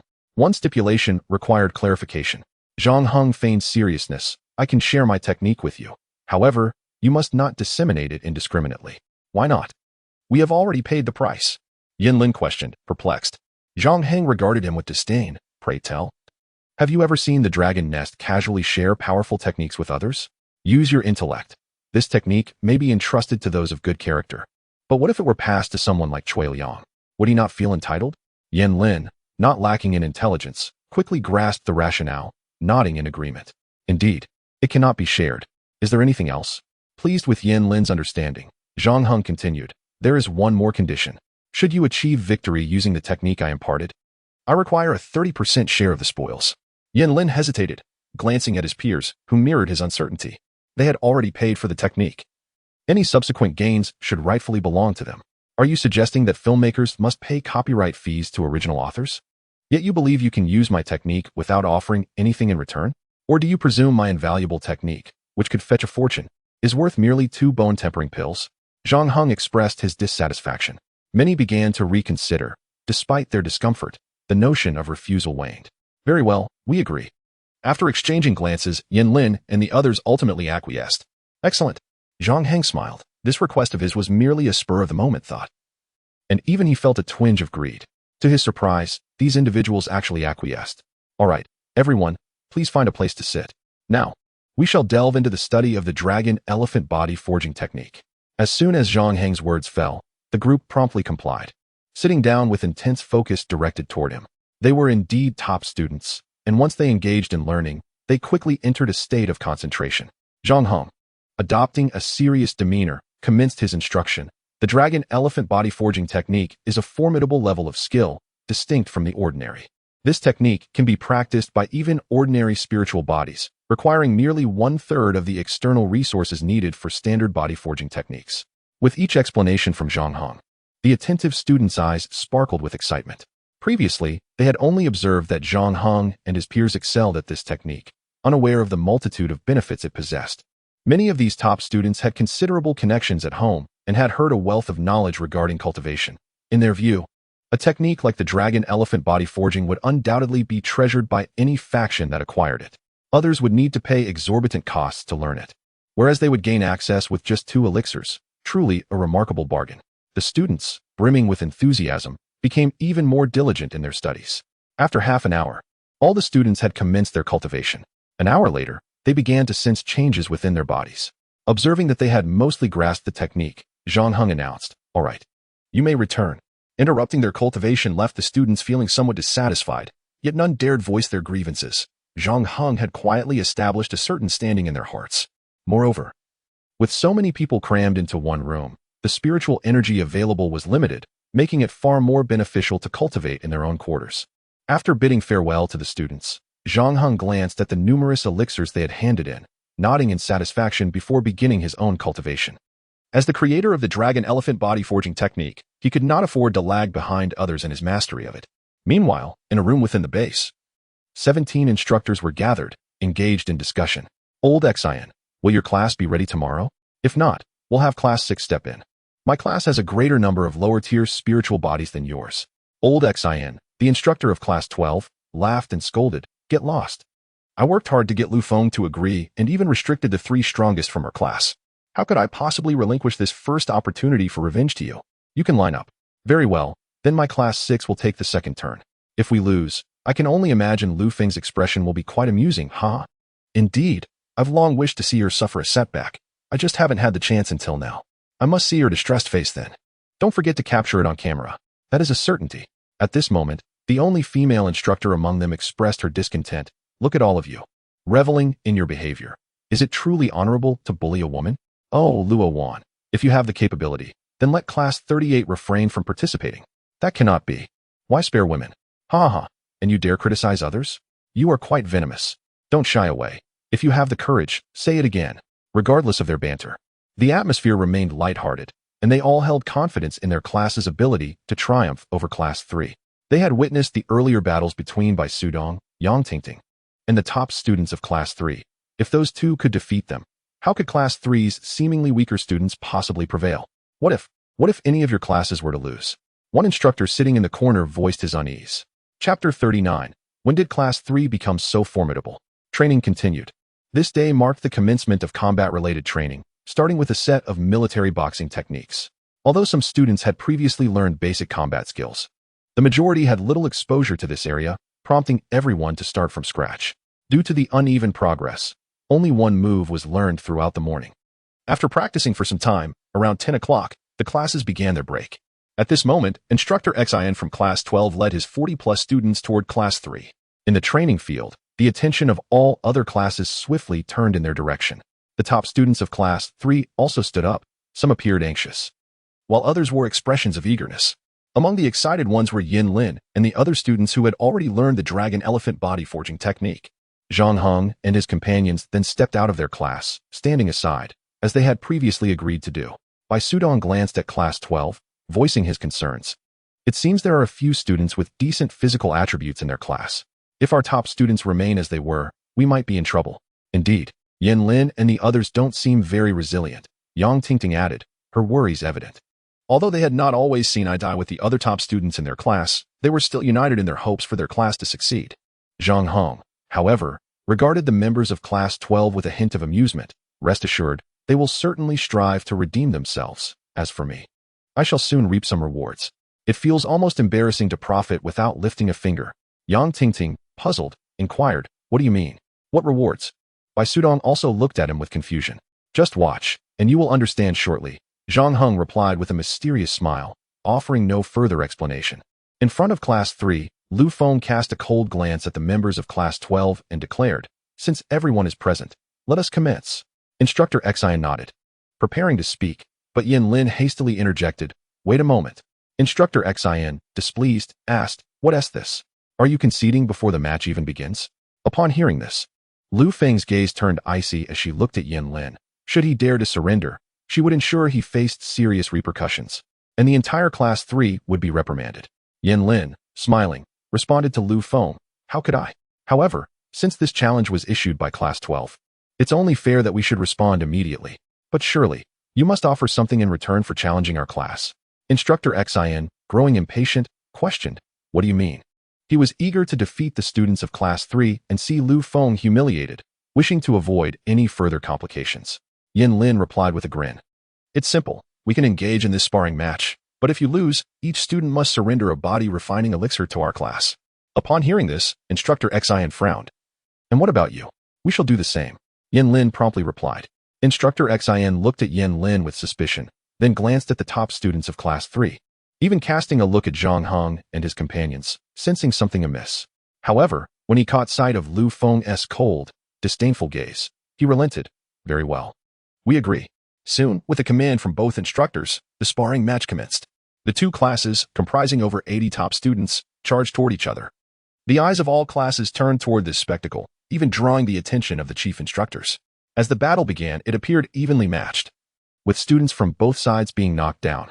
Unlike a true battle, in sparring, anyone who fell was declared defeated and could no longer participate. In less than half a minute, the dynamics shifted. The number of students from Class 3 being knocked down was noticeably greater than those from Class 12.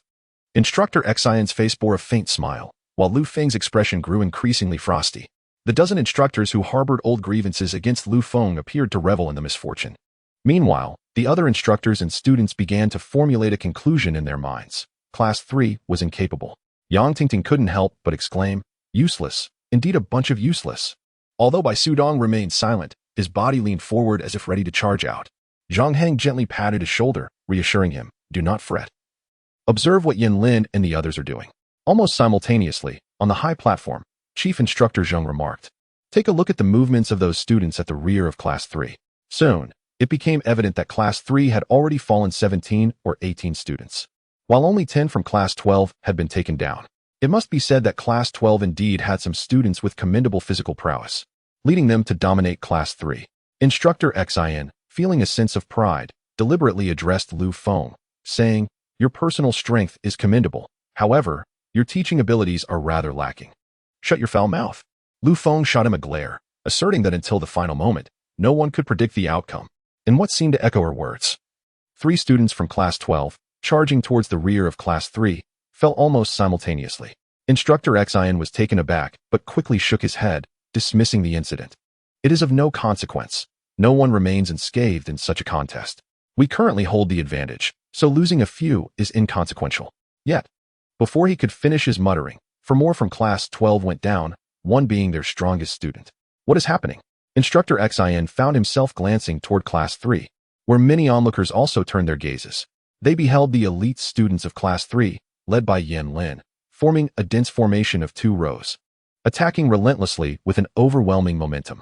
The students from Class 12, upon being struck, either fell immediately or retreated repeatedly. Conversely, the members of Class 3, though also hit, rarely faltered or fell. As the tide shifted, the slight advantage Class 12 had swiftly dissipated, giving way to a counterattack from Class 3. 5 minutes later, despite the last few elite students of Class 12 fighting valiantly, they were ultimately all taken down. Meanwhile, Class 3 still had 10 members standing. Class 3 had triumphed. Instructor Xian could hardly believe his eyes, instinctively retreating a few steps. How could this be? The group of instructors eager to avenge Lu Feng widened their eyes in disbelief as they stared in the direction of Class 3. On the high platform, the deputy chief instructor furrowed his brow in contemplation, while Chief Instructor Zheng wore a slight smile, as he had anticipated this outcome. When did these individuals grow so formidable? Yang Tingting questioned in confusion. Chapter 40. Dragons beget dragons. Phoenixes beget phoenixes. Turtle's offspring dig holes. Instructor it is time to hand over the elixirs, Yin Lin said with a beaming smile directed at Instructor Xin. Despite sporting a couple of bruises and having his clothes torn in several places, he appeared exceedingly pleased. The pain he had felt while giving Zhang Hong the elixirs earlier now transformed into joy. Instructor Xion's gaze faltered, and he suddenly felt a chill run down his spine. Turning to look, he found Lu Feng glaring coldly at him. What? Unable to accept defeat, she taunted, stepping forward. Though she did not strike, her formidable presence enveloped him. Instructor Xion instinctively took a step back, glancing at the students of Class 12, many of whom displayed expressions of discomfort, while others simply diverted their gazes elsewhere. Clearly unwilling to comply. Humph, Lu Feng scoffed, retracting her imposing aura and ceasing her pressure. She turned to Yin Lin and asked, "What is that saying again?" Yin Lin, quick-witted, responded promptly, "Dragons beget dragons, phoenixes beget phoenixes, turtles' offspring dig holes." Laughter erupted among the students of Class 3. One student, seemingly perplexed, earnestly inquired, "Yin Lin, isn't that incorrect? How do turtles dig holes? What kind of holes?" The laughter intensified, even drawing chuckles from students of other classes. However, some female students blushed and shot Yin Lin disapproving glares. Yin Lin, undeterred, thought to himself that it was obvious they understood, given their rich experiences. Lu Feng, somewhat dissatisfied, corrected him, "No, it should be rats." The students struggled to suppress their laughter, though some could not hold back. Yin Lin, noticing the change in Lu Feng's expression, seemed to sense the gravity of the situation and quickly exclaimed, "Yes, yes, yes, it's rats." His words, paired with his sheepish demeanor, elicited another round of laughter. While Class 3 reveled in humor, the faces of the students from Class 12, as well as Instructor Xin, turned crimson, although no one uttered a word against them. It was evident to all that the jest was aimed at them. "Instructor, I accept my loss. Here is my elixir." "Yes, I too accept my loss. Here, elixir." "This is my elixir. I certainly won't act like a rat." The students of Class 12 stepped forward to hand their elixirs over to Instructor Xion. Instructor Xion mechanically accepted the elixirs, feeling both humiliated and somewhat pleased. His face flushed. He desperately wanted to flee the scene, but bit his lip and remained. "Yes, my fellow students, we accept our defeat with dignity. Even in loss, we stand tall. Come, hand over the elixirs," Instructor Xion proclaimed loudly. Upon hearing this, the remaining students from Class 12, who had not yet surrendered their elixirs, dared not hesitate any longer and quickly presented their elixirs. Instructor Xion stored the elixirs in a vial and handed it to Lu Feng, saying, "Here, Lu Feng, these are but trifles that Class 12 can afford to lose." Lu Feng glanced at him and nodded. "Indeed, you are neither a turtle nor a rat." Though a seemingly ordinary statement, it struck Instructor Xion as particularly unsettling. Akin to having been a turtle himself, he offered the elixirs again to Lu Feng, but she refused. "I never wagered with you." Yin Lin then reached out to receive the elixirs, saying, "Give them to me." Instructor Xion, feeling somewhat dazed, relinquished his grip. And soon the elixirs were in Yin Lin's possession. His eager demeanor and impatient eyes seemed to convey, "Hand it over." A mix of anger and resentment welled up within Instructor Xion, but with so many eyes upon him, he truly wished to leave. As he walked back to his class, he muttered under his breath, "Let us go." The students of Class 12 quickly followed, arriving in high spirits but departing in a dejected manner. They had long since wished to avoid further embarrassment. As they passed by the group of instructors who had sought to retaliate against Lu Feng, the latter wore expressions of schadenfreude. Instructor Xion's eyes flickered, contemplating how to respond. Meanwhile, at Class 3, after Yin Lin received the elixirs, the students were all aglow with excitement. They had not anticipated recovering half of the elixirs so swiftly. They eagerly looked to Yin Lin, who, unexpectedly, took the elixirs and did not distribute them, but instead scampered over to Zhang Hong. "Brother Zhang, we won. We won. This is what we earned, 45 in total. You take yours first, and we will divide the rest." Zhang Hang smiled at him but did not reach for the elixirs. Instead, he addressed Yang and the others. "You may choose 13 from within. And what about you?" Yang Tingting asked in confusion, while Bai Sudong wore a similar expression of puzzlement. Zhang Heng smiled, reassuring them. "Do not worry, more will come later." As soon as he finished speaking, the instructor from Class 6 approached with his class, boldly declaring, "Instructor Lu, my Class 6 wishes to spar with yours. Do you dare?" Yang Dingting, while selecting 6 elixirs, expressed her discontent. "Class 6 is truly shameless. Our class just finished fighting." Bai Sudong refrained from selecting elixirs, casting a dissatisfied glance towards Class 6, clenching his fists. Beneath his calm exterior lay the simmering potential of a volcano, ready to erupt at any moment. Zhang Heng patted his shoulder reassuringly, shaking his head. At that moment, a flicker of anger flashed in Lu Feng's eyes, but yielding was not an option for her. She turned to the members of Class 3 and inquired, "What do you all think? Shall we compete?" The top students appeared eager, their gazes directed towards Yanlin. At this juncture, Yanlin had momentarily set aside thoughts of elixirs, furrowing his brow as he turned to Zhang Heng, seeking guidance. "Of course, we shall compete," Zhang Heng replied with a smile. However, Yanlin felt compelled to express that they had only recently finished a match. Despite Bai Sudong's usual arrogance, he was indeed a responsible individual. Zhang Heng beckoned him closer, and Yanlin leaned in to hear him whisper, "This technique can be cultivated even during exercise and combat." Yanlin's expression shifted immediately, intrigued. "Is there such a technique? Isn't there a risk of losing oneself in the process?" Zhang Heng shook his head. "Not at all. Otherwise, how do you think Bai Sudong and his companion managed to engage with you for so long?" Upon hearing this, Yanlin felt invigorated. He stepped back and bowed to Zhang Heng, expressing his gratitude. "Thank you." He then turned to Class 3 and declared, "We accept this challenge. However, the rules remain unchanged. The losing side must forfeit an elixir each."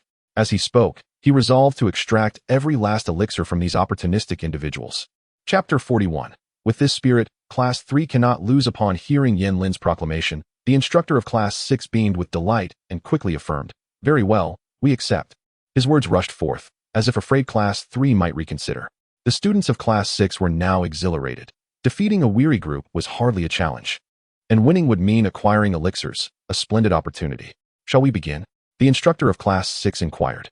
Lu Feng opened her mouth to respond, but hesitated, glancing at her classmates. She felt elated at Class 3's willingness to engage in battle. She, who could accept defeat, would never tolerate cowardice before a fight. Class 3's current display resonated with her expectations. Recognizing this, Lu Feng refused to let them suffer losses, granting them the authority to decide. Yanlin, catching the instructor's gaze, understood her intent and felt grateful. The seemingly cold instructor harbored warmth within. He turned to the Class 6 instructor and stated, "The duel is permissible, but you must first surrender your elixirs." This declaration sparked immediate dissent among the elite students of Class 6. "Why should we? Why not you?" "Exactly, if we must surrender. Everyone should." Yanlin disregarded their protests, calmly responding, "Not surrendering is also an option. Simply turn around and take 300 steps back." The crowd fell silent for a moment, but soon, laughter erupted from the students of Class 3. Lu Feng's eyes sparkled with approval as she cast a glance at Yanlin. This young man was clearly suggesting that those who disagreed should return whence they came. Seeing the time slip away, the instructor of Class 6, not wishing to prolong the proceedings, quickly urged, "All right, hand them over swiftly." With no other choice, the students of Class 6 reluctantly surrendered one elixir each.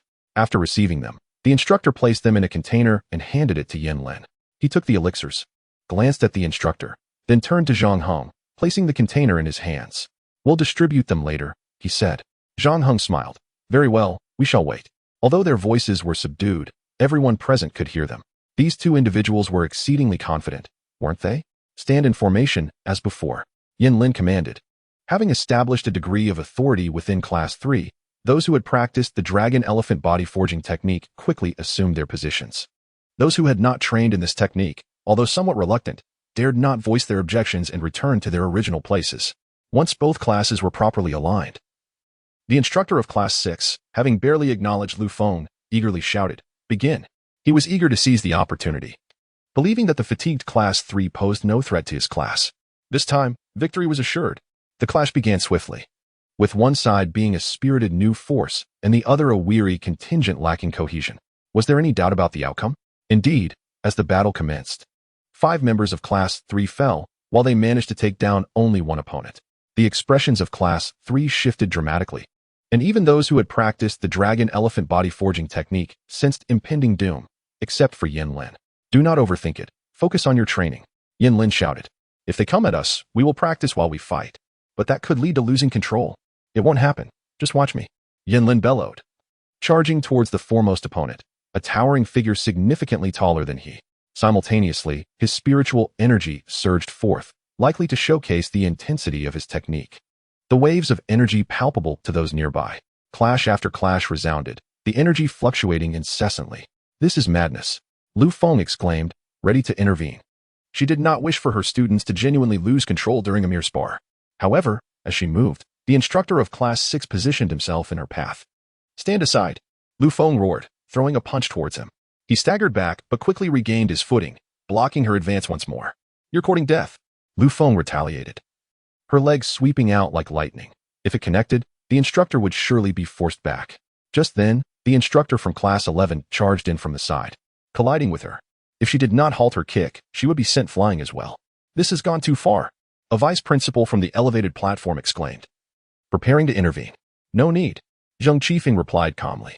With a resounding crack, one figure stumbled back 5 steps before collapsing to the ground. It was Yin Lin's opponent. Meanwhile, Yin Lin continued forward, undeterred, engaging the next challenger. "This lad truly has not lost control." Lu Feng breathed a sigh of relief, glancing past the instructor of Class 11 to ensure Yin Lin was unharmed. "Do you wish to continue fighting?" she asked, her voice as cold as ice. "As long as you do not interfere with them, we will not retaliate," the instructor of Class 6 replied icily. "Humph," Lu Feng snorted, refraining from further action. Her restraint was not one of retreat, but rather a recognition that Yin Lin was unharmed. Not only she, but the other members of Class 3 realized this, especially those who had practiced the dragon elephant body forging technique. They maintained formation while pressing forward. However, the elite students of Class 3 had already fallen half by this point, and the remaining half lacked the will to fight on. Zhang Heng shook his head, then declared loudly to the students at the forefront of Class 3, "Whoever manages to defeat 2 opponents may find me tonight." His words puzzled outsiders, but the students of Class 3 understood perfectly. Yin Lin and his companions had sought Zhang Heng's assistance the previous night, emerging revitalized and formidable, clearly having gained some advantage. It was precisely because of them that Class 3 had triumphed earlier. If they too could attain such benefits, would they not become as powerful as Yin Lin? Determined, the remaining students of Class 3 surged forward recklessly towards their Class 6 counterparts. In a fleeting moment, Class 6, robust and formidable, engaged in fierce combat, while Class 3, valiant and undaunted, demonstrated their willingness to fight. A mere exchange of blows unexpectedly evoked the intensity of a grand battle. Bang! Another from Class 3 fell. Clap! A member of Class 6 also succumbed. Despite Class 6 numerical superiority, Class 3 subtly altered their previous decline and began to exhibit signs of a counterattack. Observing this, Zhang Heng nodded approvingly. With such spirit, Class 3 could not possibly lose this match. On the high platform, Zheng Qifeng also nodded slightly, appreciating the very essence of that spirit. Chapter 42. The Echo of Booing. The departure of Class 6. A minute later, 10 more from Class 3 fell, and Class 6 also lost 10. At this juncture, only 18 from Class 3 remained standing, while Class 6 boasted 32. Numerically, Class 6 held the advantage.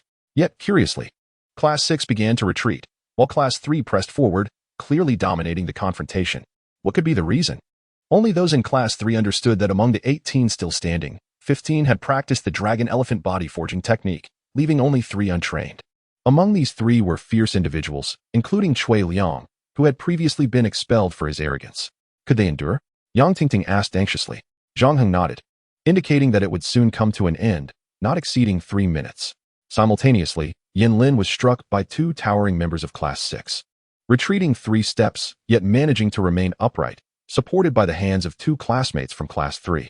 Gritting his teeth, Yin Lin stomped his foot, straightened his body, and shouted, "Cultivation!" He charged forward once more. The scholarly elite of Class 3 echoed his battle cry, "Cultivation!"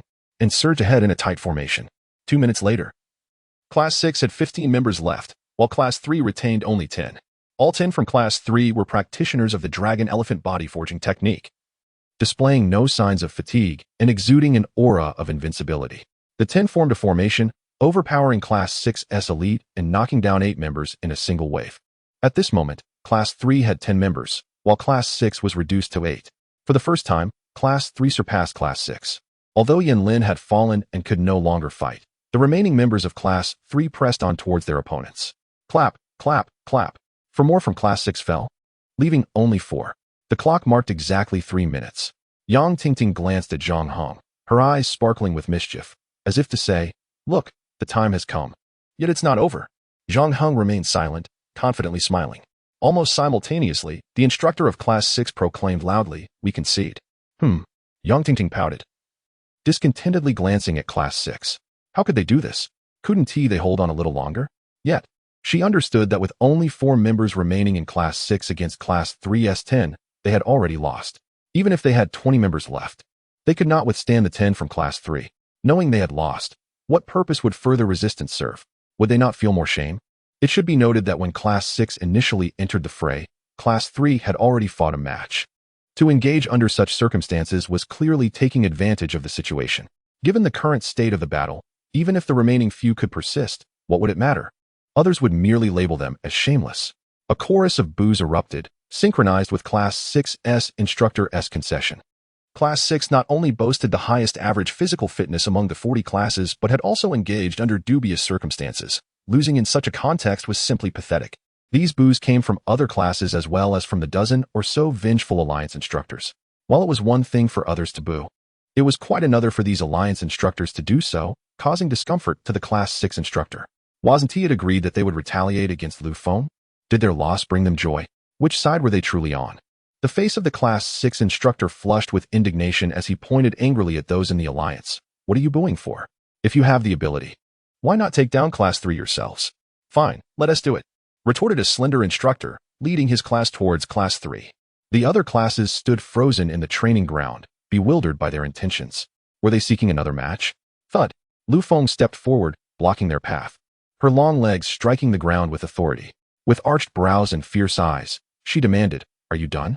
She possessed a strong desire to win and appreciated the respect her classmates from Class 3 had displayed by battling these individuals twice. However, there was a limit to everything. How could she not see that these instructors were clearly seeking revenge against her? Once or twice was acceptable. But now Class 3 had already fought 2 rounds and were utterly exhausted. She could not allow them to continue fighting. The slender instructor faltered under her piercing gaze, momentarily hesitating as memories of previous defeats flashed through his mind, compelling him to retreat. However, having stepped forward, retreating now would likely become a source of ridicule, making it impossible for him to hold his head high in front of others again. Furthermore, Class 3 was currently at their weakest, akin to a bowstring about to snap. In such a state, they were most vulnerable to defeat. Perhaps with a little force, they could be vanquished. At that moment, he could humiliate Lu Feng, relieve his own pent-up frustration, and earn respect among his fellow instructors. Therefore, retreat was not an option. The slender instructor gritted his teeth, meeting Lu Feng's gaze defiantly. "You can concede." "You." Lu Feng was furious, wanting to shout in protest. How could they expect Class 3, having already fought 2 rounds, to concede when they were clearly the fresh force? Lu Feng, being inherently stubborn, could not bring herself to concede under such circumstances, momentarily left speechless. If she could, she would relish the opportunity to trample the insufferable face of that slender instructor. The slender instructor, seemingly oblivious to her anger, bypassed her and addressed the scholars of Class 3. "What's this? Don't tell me you're afraid to fight?" "Who's afraid?" Chui Liang stood up defiantly, glaring at the slender instructor. He was typically a confident, even arrogant individual, often assuming that Zhang Heng should instruct him in techniques. Although he had been schooled by his classmates in Class 3, his nature was unlikely to change. In the recent battle, he, a mere ordinary spirit physique student untrained in the dragon elephant body forging technique, had managed to defeat 2 elite opponents purely through sheer determination. He was determined to learn that technique. He could not be inferior to others. The recent battle had not only met Zhang Heng's expectations, but had also ignited his fervor. In the heat of the moment, he could not tolerate the slender instructor's provocation, and he was the first to stand up. To be honest, many of Class 3's scholars were not particularly fond of Chui Liang, yet in this moment, they inexplicably found themselves united with him against a common foe. Indeed, who would dare back down now? Yin Lin also stepped forward. Once he did, all the classmates who had practiced the dragon elephant body forging technique followed suit, and even some of the ordinary students joined in. Chapter 43. Unfair. The stakes must double. The slender instructor squinted his eyes, a look of cunning satisfaction on his face. As he saw that nearly all the students from Class 3 had agreed, he promptly declared, "Very well, Class 3 students are indeed courageous. Lu instructor, shall we commence the duel now?" Yin Lin stepped forward, and what are the stakes? Everyone assumed the instructor needed to negotiate with the students individually, but to their surprise, as soon as Yin Lin finished speaking, the instructor produced a vial containing over 40 pills. As Yin Lin reached out to accept, a voice called out, "Wait." It was Zhang Heng. Although he was not participating in the battle, he had been observing for some time. Zhang Heng noticed a significant similarity in the actions and expressions of several instructors. They seemed to have formed some sort of collective aimed specifically at Class 3. While he did not understand their motives, Zhang Heng was acutely aware that today, these individuals would not relent until Class 3 was defeated. This indicated that the competition would not merely consist of 3 matches, but could potentially involve many more. In essence, the instructors intended to employ a strategy of attrition against Class 3. Since they were deliberately targeting Class 3, it was only reasonable that they should bear a greater cost. The slender instructor cast a disapproving glance at Zhang Heng, questioning, "Who are you? This matter seems unrelated to you." This individual was only aware that a few students from Class 3 were not participating, oblivious to the fact that Zhang Heng was one of them. "I am also a student of Class 3. The honor and safety of my class are inherently my concern," Zhang Heng replied matter-of-factly. Upon hearing Zhang Heng's words, the instructor recalled Zhang Heng's identity and recognized him as the one who had even bested instructors in combat. Unsettled, the small-eyed instructor suppressed his discomfort to expedite the proceedings. Asking, "What is it you wish to say? Do not delay the competition. There is little time left for morning training." Zhang Heng smiled, glanced at him, then turned to Lu Feng.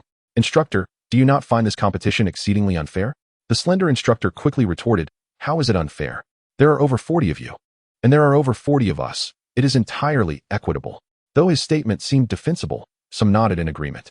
Zhang Heng chuckled at the instructor's assertion. "Esteemed instructor, we have already fought 2 rounds. Our classmates are nearly exhausted, while you all are fresh and vigorous. In such circumstances, can this be deemed fair?" The slender instructor found himself momentarily speechless. Around them, instructors and students began to nod in agreement, recognizing the unfairness. It became clear that the slender instructor's challenge stemmed not from confidence in his class, but from a desire to exploit a perceived weakness. What a shameless act. The disdainful gazes of onlookers, particularly from unrelated instructors of other classes, were palpable, as were the similar expressions of many students, feeling the weight of their contempt. The slender instructor was both embarrassed and furious. With a stern face, he demanded, "What do you intend to do?" Zhang Heng replied with a smile. "How about this? You run 2,000 meters first, and then we can have our match. That would be much fairer." His words incited laughter and cheers from the crowd. "Yes, instructor me, that would indeed be fair. Go run. Instructor me, you can surely defeat this student. Do not disgrace us. Prove yourself, instructor me." 2,000 meters is nothing for someone of your caliber. As the uproar continued, the slender instructor's face grew increasingly flushed. Eventually, he could no longer bear the jeers, and despite his thick skin, he shouted, "This is a match between my class and yours, not between you and me. What do you propose?" Zhang Heng smiled and responded, "If your class insists on competing, and our classmates refuse to back down, achieving fairness seems unlikely. How about each of your students contributes an extra medicinal pill?" The slender instructor hesitated. When he had previously asked his students for a single pill, many had been reluctant. Now, requesting an additional one would surely meet with greater resistance. "What, instructor me? You wish to challenge our class with your fresh troops but are unwilling to pay a little extra?" Zhang Heng's tone was cold. "Are you so shameless?" At this moment, Lu Feng approached, her voice icy. "Xiaomi, are you looking for a fight?" Instructor me glanced between Lu Feng and Zhang Heng, biting his lip in frustration. "Fine, 2 pills it is. After all, you cannot take them away." Using this rationale, Instructor me managed to persuade his students, promising various benefits, and ultimately collected over 40 additional pills. "Now, can we begin?" The slender instructor asked, his face still flushed with anger. Observers couldn't help but stifle laughter at his reddened complexion. "Wait," Zhang Heng interjected, turning to Yin Lin to hand him the previously filled vial, suggesting that everyone should take a medicinal pill before the next match. The slender instructor instinctively attempted to intervene. Zhang Heng turned back, smiling. "What? Is it unacceptable for us to replenish our stamina? Perhaps you would like to partake as well?" As he spoke, Yin Lin began distributing the pills, prioritizing those who had practiced the dragon elephant body refinement technique, followed by the ordinary classmates who had fought valiantly earlier. By the end, a few students had not received any, creating a semblance of unfairness, but no one voiced complaints. After all, those who had contributed more deserved a larger share. Noticing this, Zhang Heng remarked, "For the upcoming battle, let those who received pills participate, while those who did not can rest." His declaration brought relief to several ordinary students. The battle commenced swiftly. Class 3 had only 20 participants, while Instructor Mi's class boasted over 40. Initially, to avoid losing their pills, the students from Instructor Mi's class fought fiercely. However, as time passed, their advantage dwindled. 3 minutes later, Class 3 had only 12 members remaining, while the opposing team was down to 23. After 5 minutes, only 3 members of Class 3 stood, while the opposition lay vanquished. Class 3 emerged victorious. Amidst the jeers, the slender instructor begrudgingly led his class away, while Class 3 celebrated their acquisition of even more medicinal pills. Just as it seemed the ordeal was nearing its conclusion, another class approached Class 3. This is indeed a war of attrition. Chapter 44. The 16th class, Masters of the Sword and Unity, have fallen. Who remains? A challenge from Class 16 to Class 3. Do you dare accept? Boomed a robust, slightly portly instructor. These individuals had learned to bypass Lu Feng entirely and directly confront Class 3 students. They offered no respite whatsoever. Before the previous class had even returned to their territory, the next was already upon them. At this point, anyone could discern that something was amiss, including Chief Instructor Zheng and the two vice instructors atop the platform, who exchanged concerned glances. However, they deemed it inappropriate to intervene. If it were a training session or a test of skills, or if a serious altercation were to arise, they could act to prevent it. Yet now, while the classes were indeed overstepping, their actions still fell within the bounds of normal sparring. Thus, they remained silent. As the instructors refrained from speaking, Class 3 was busy resting and had not yet had the chance to respond, while others could no longer contain themselves. Is this ever going to end? Is this how you conduct yourselves? Don't you find it despicable? Have some dignity. Faced with such sentiments from unrelated instructors and students, the members of Class 16 blushed with shame. In the vigor of youth, their sense of right and wrong remained clear. Instructor, I withdraw. I too shall withdraw. Count me out. 5 students from Class 16 chose not to partake in the challenge. As top students, they held a sense of pride. While they had no objection to normal sparring, what was occurring now was simply unacceptable. Not every student possesses such courage. They are merely students, after all. In the eyes of most, the position and authority of the instructor remain formidable. What if one were to offend the instructor and subsequently become a target? The remaining students had no choice but to stay.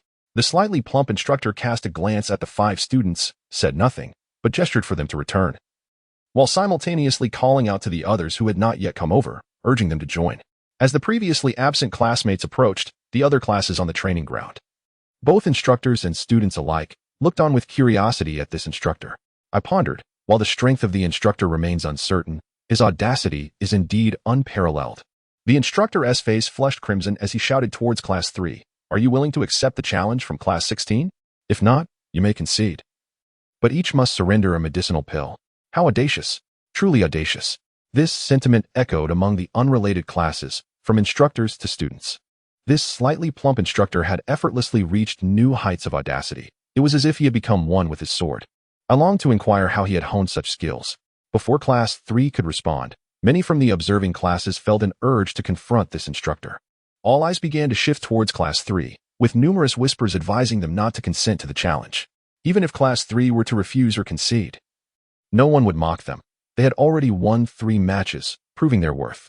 No one would belittle Class 3. The derision would be aimed solely at Class 16 and others like them. At that moment, Yin Lin stepped forward, bowing to the surrounding classes, and declared loudly, "Thank you all for your support, but Class 3 will not retreat.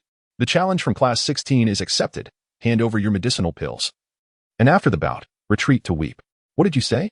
The slightly plump instructor's demeanor grew imposing as he glared at Yin Lin. After enduring ridicule and disdain from so many, he was already furious, and Yin Lin's provocation pushed him to the brink. Just then, Lu Feng stepped forward, radiating an aura that clearly surpassed the instructor's. "Enough of the chatter, let us settle this."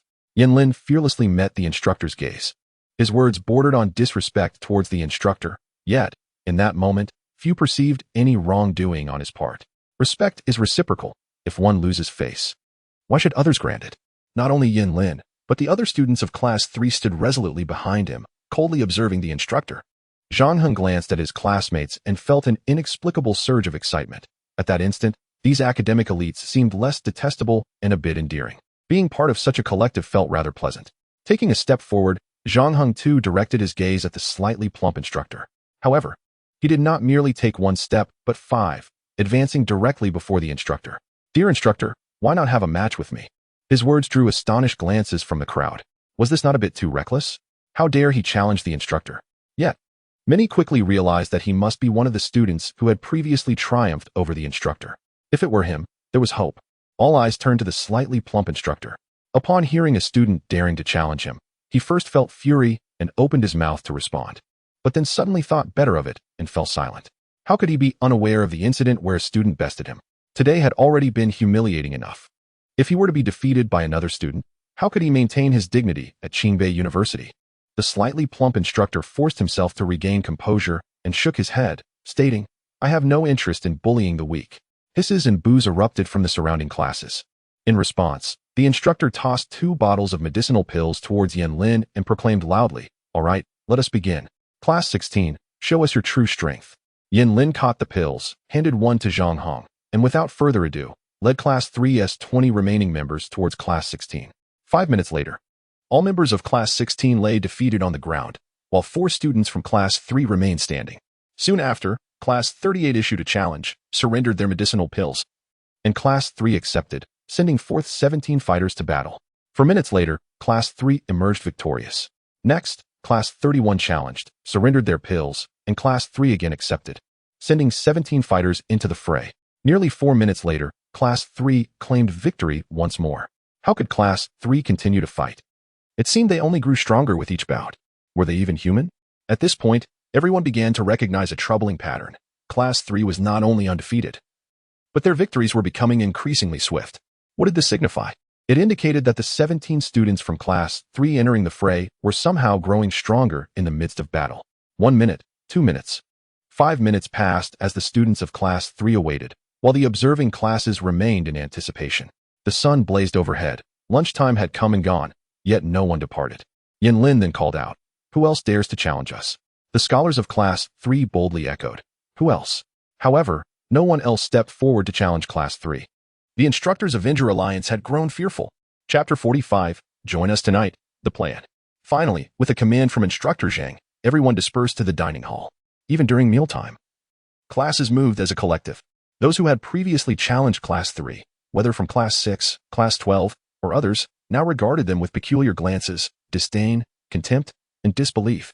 Conversely, wherever Class 3 went, they were met with looks of respect, admiration, and curiosity. Yes, there was a greater share of curiosity in their gazes. They were all top scholars, all just beginning their training. Why did Class 3 stand out so remarkably and demonstrate such strength? Why? No one dared to inquire, yet many pondered and speculated incessantly. Could it be the medicinal pills? Everyone had witnessed how these students consumed a pill after each battle. Were the pills truly that potent? Why had this not occurred to them earlier?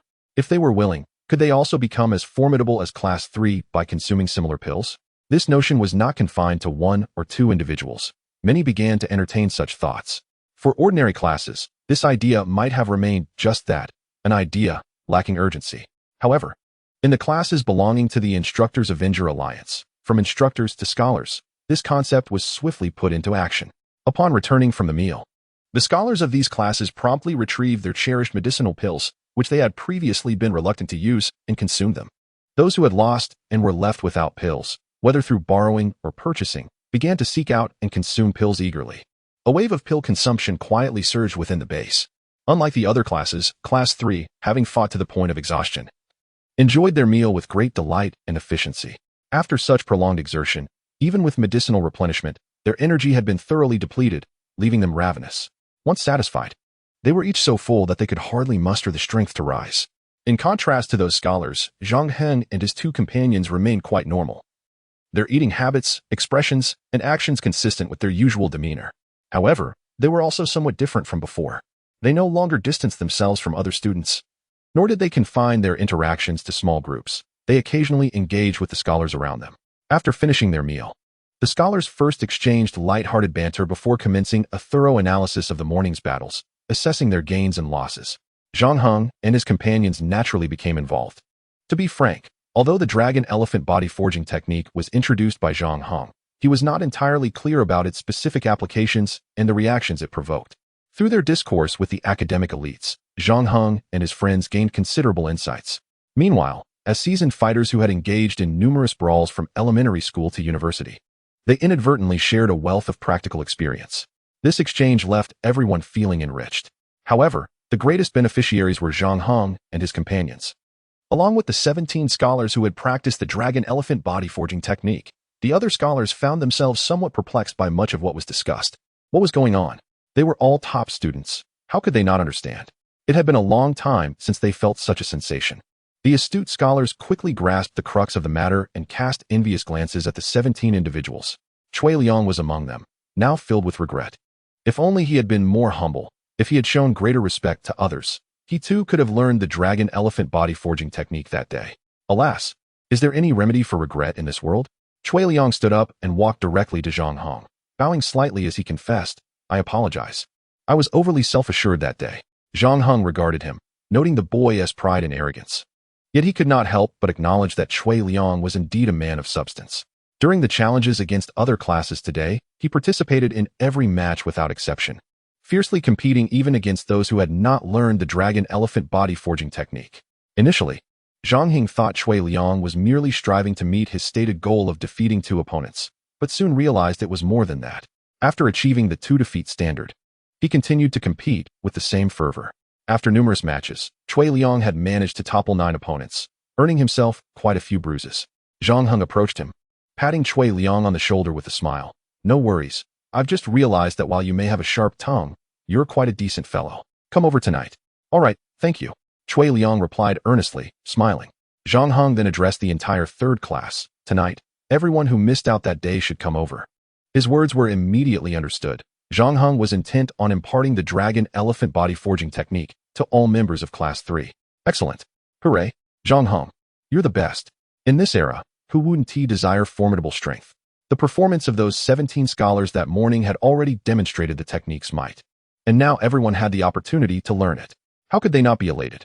Amid the cheers, Chui Liang felt a twinge of disappointment, having thought he would be the sole recipient of this knowledge. However, he quickly reconciled with the notion that learning alongside his peers was also quite beneficial. A strong Class 3 would enhance his own strength as well.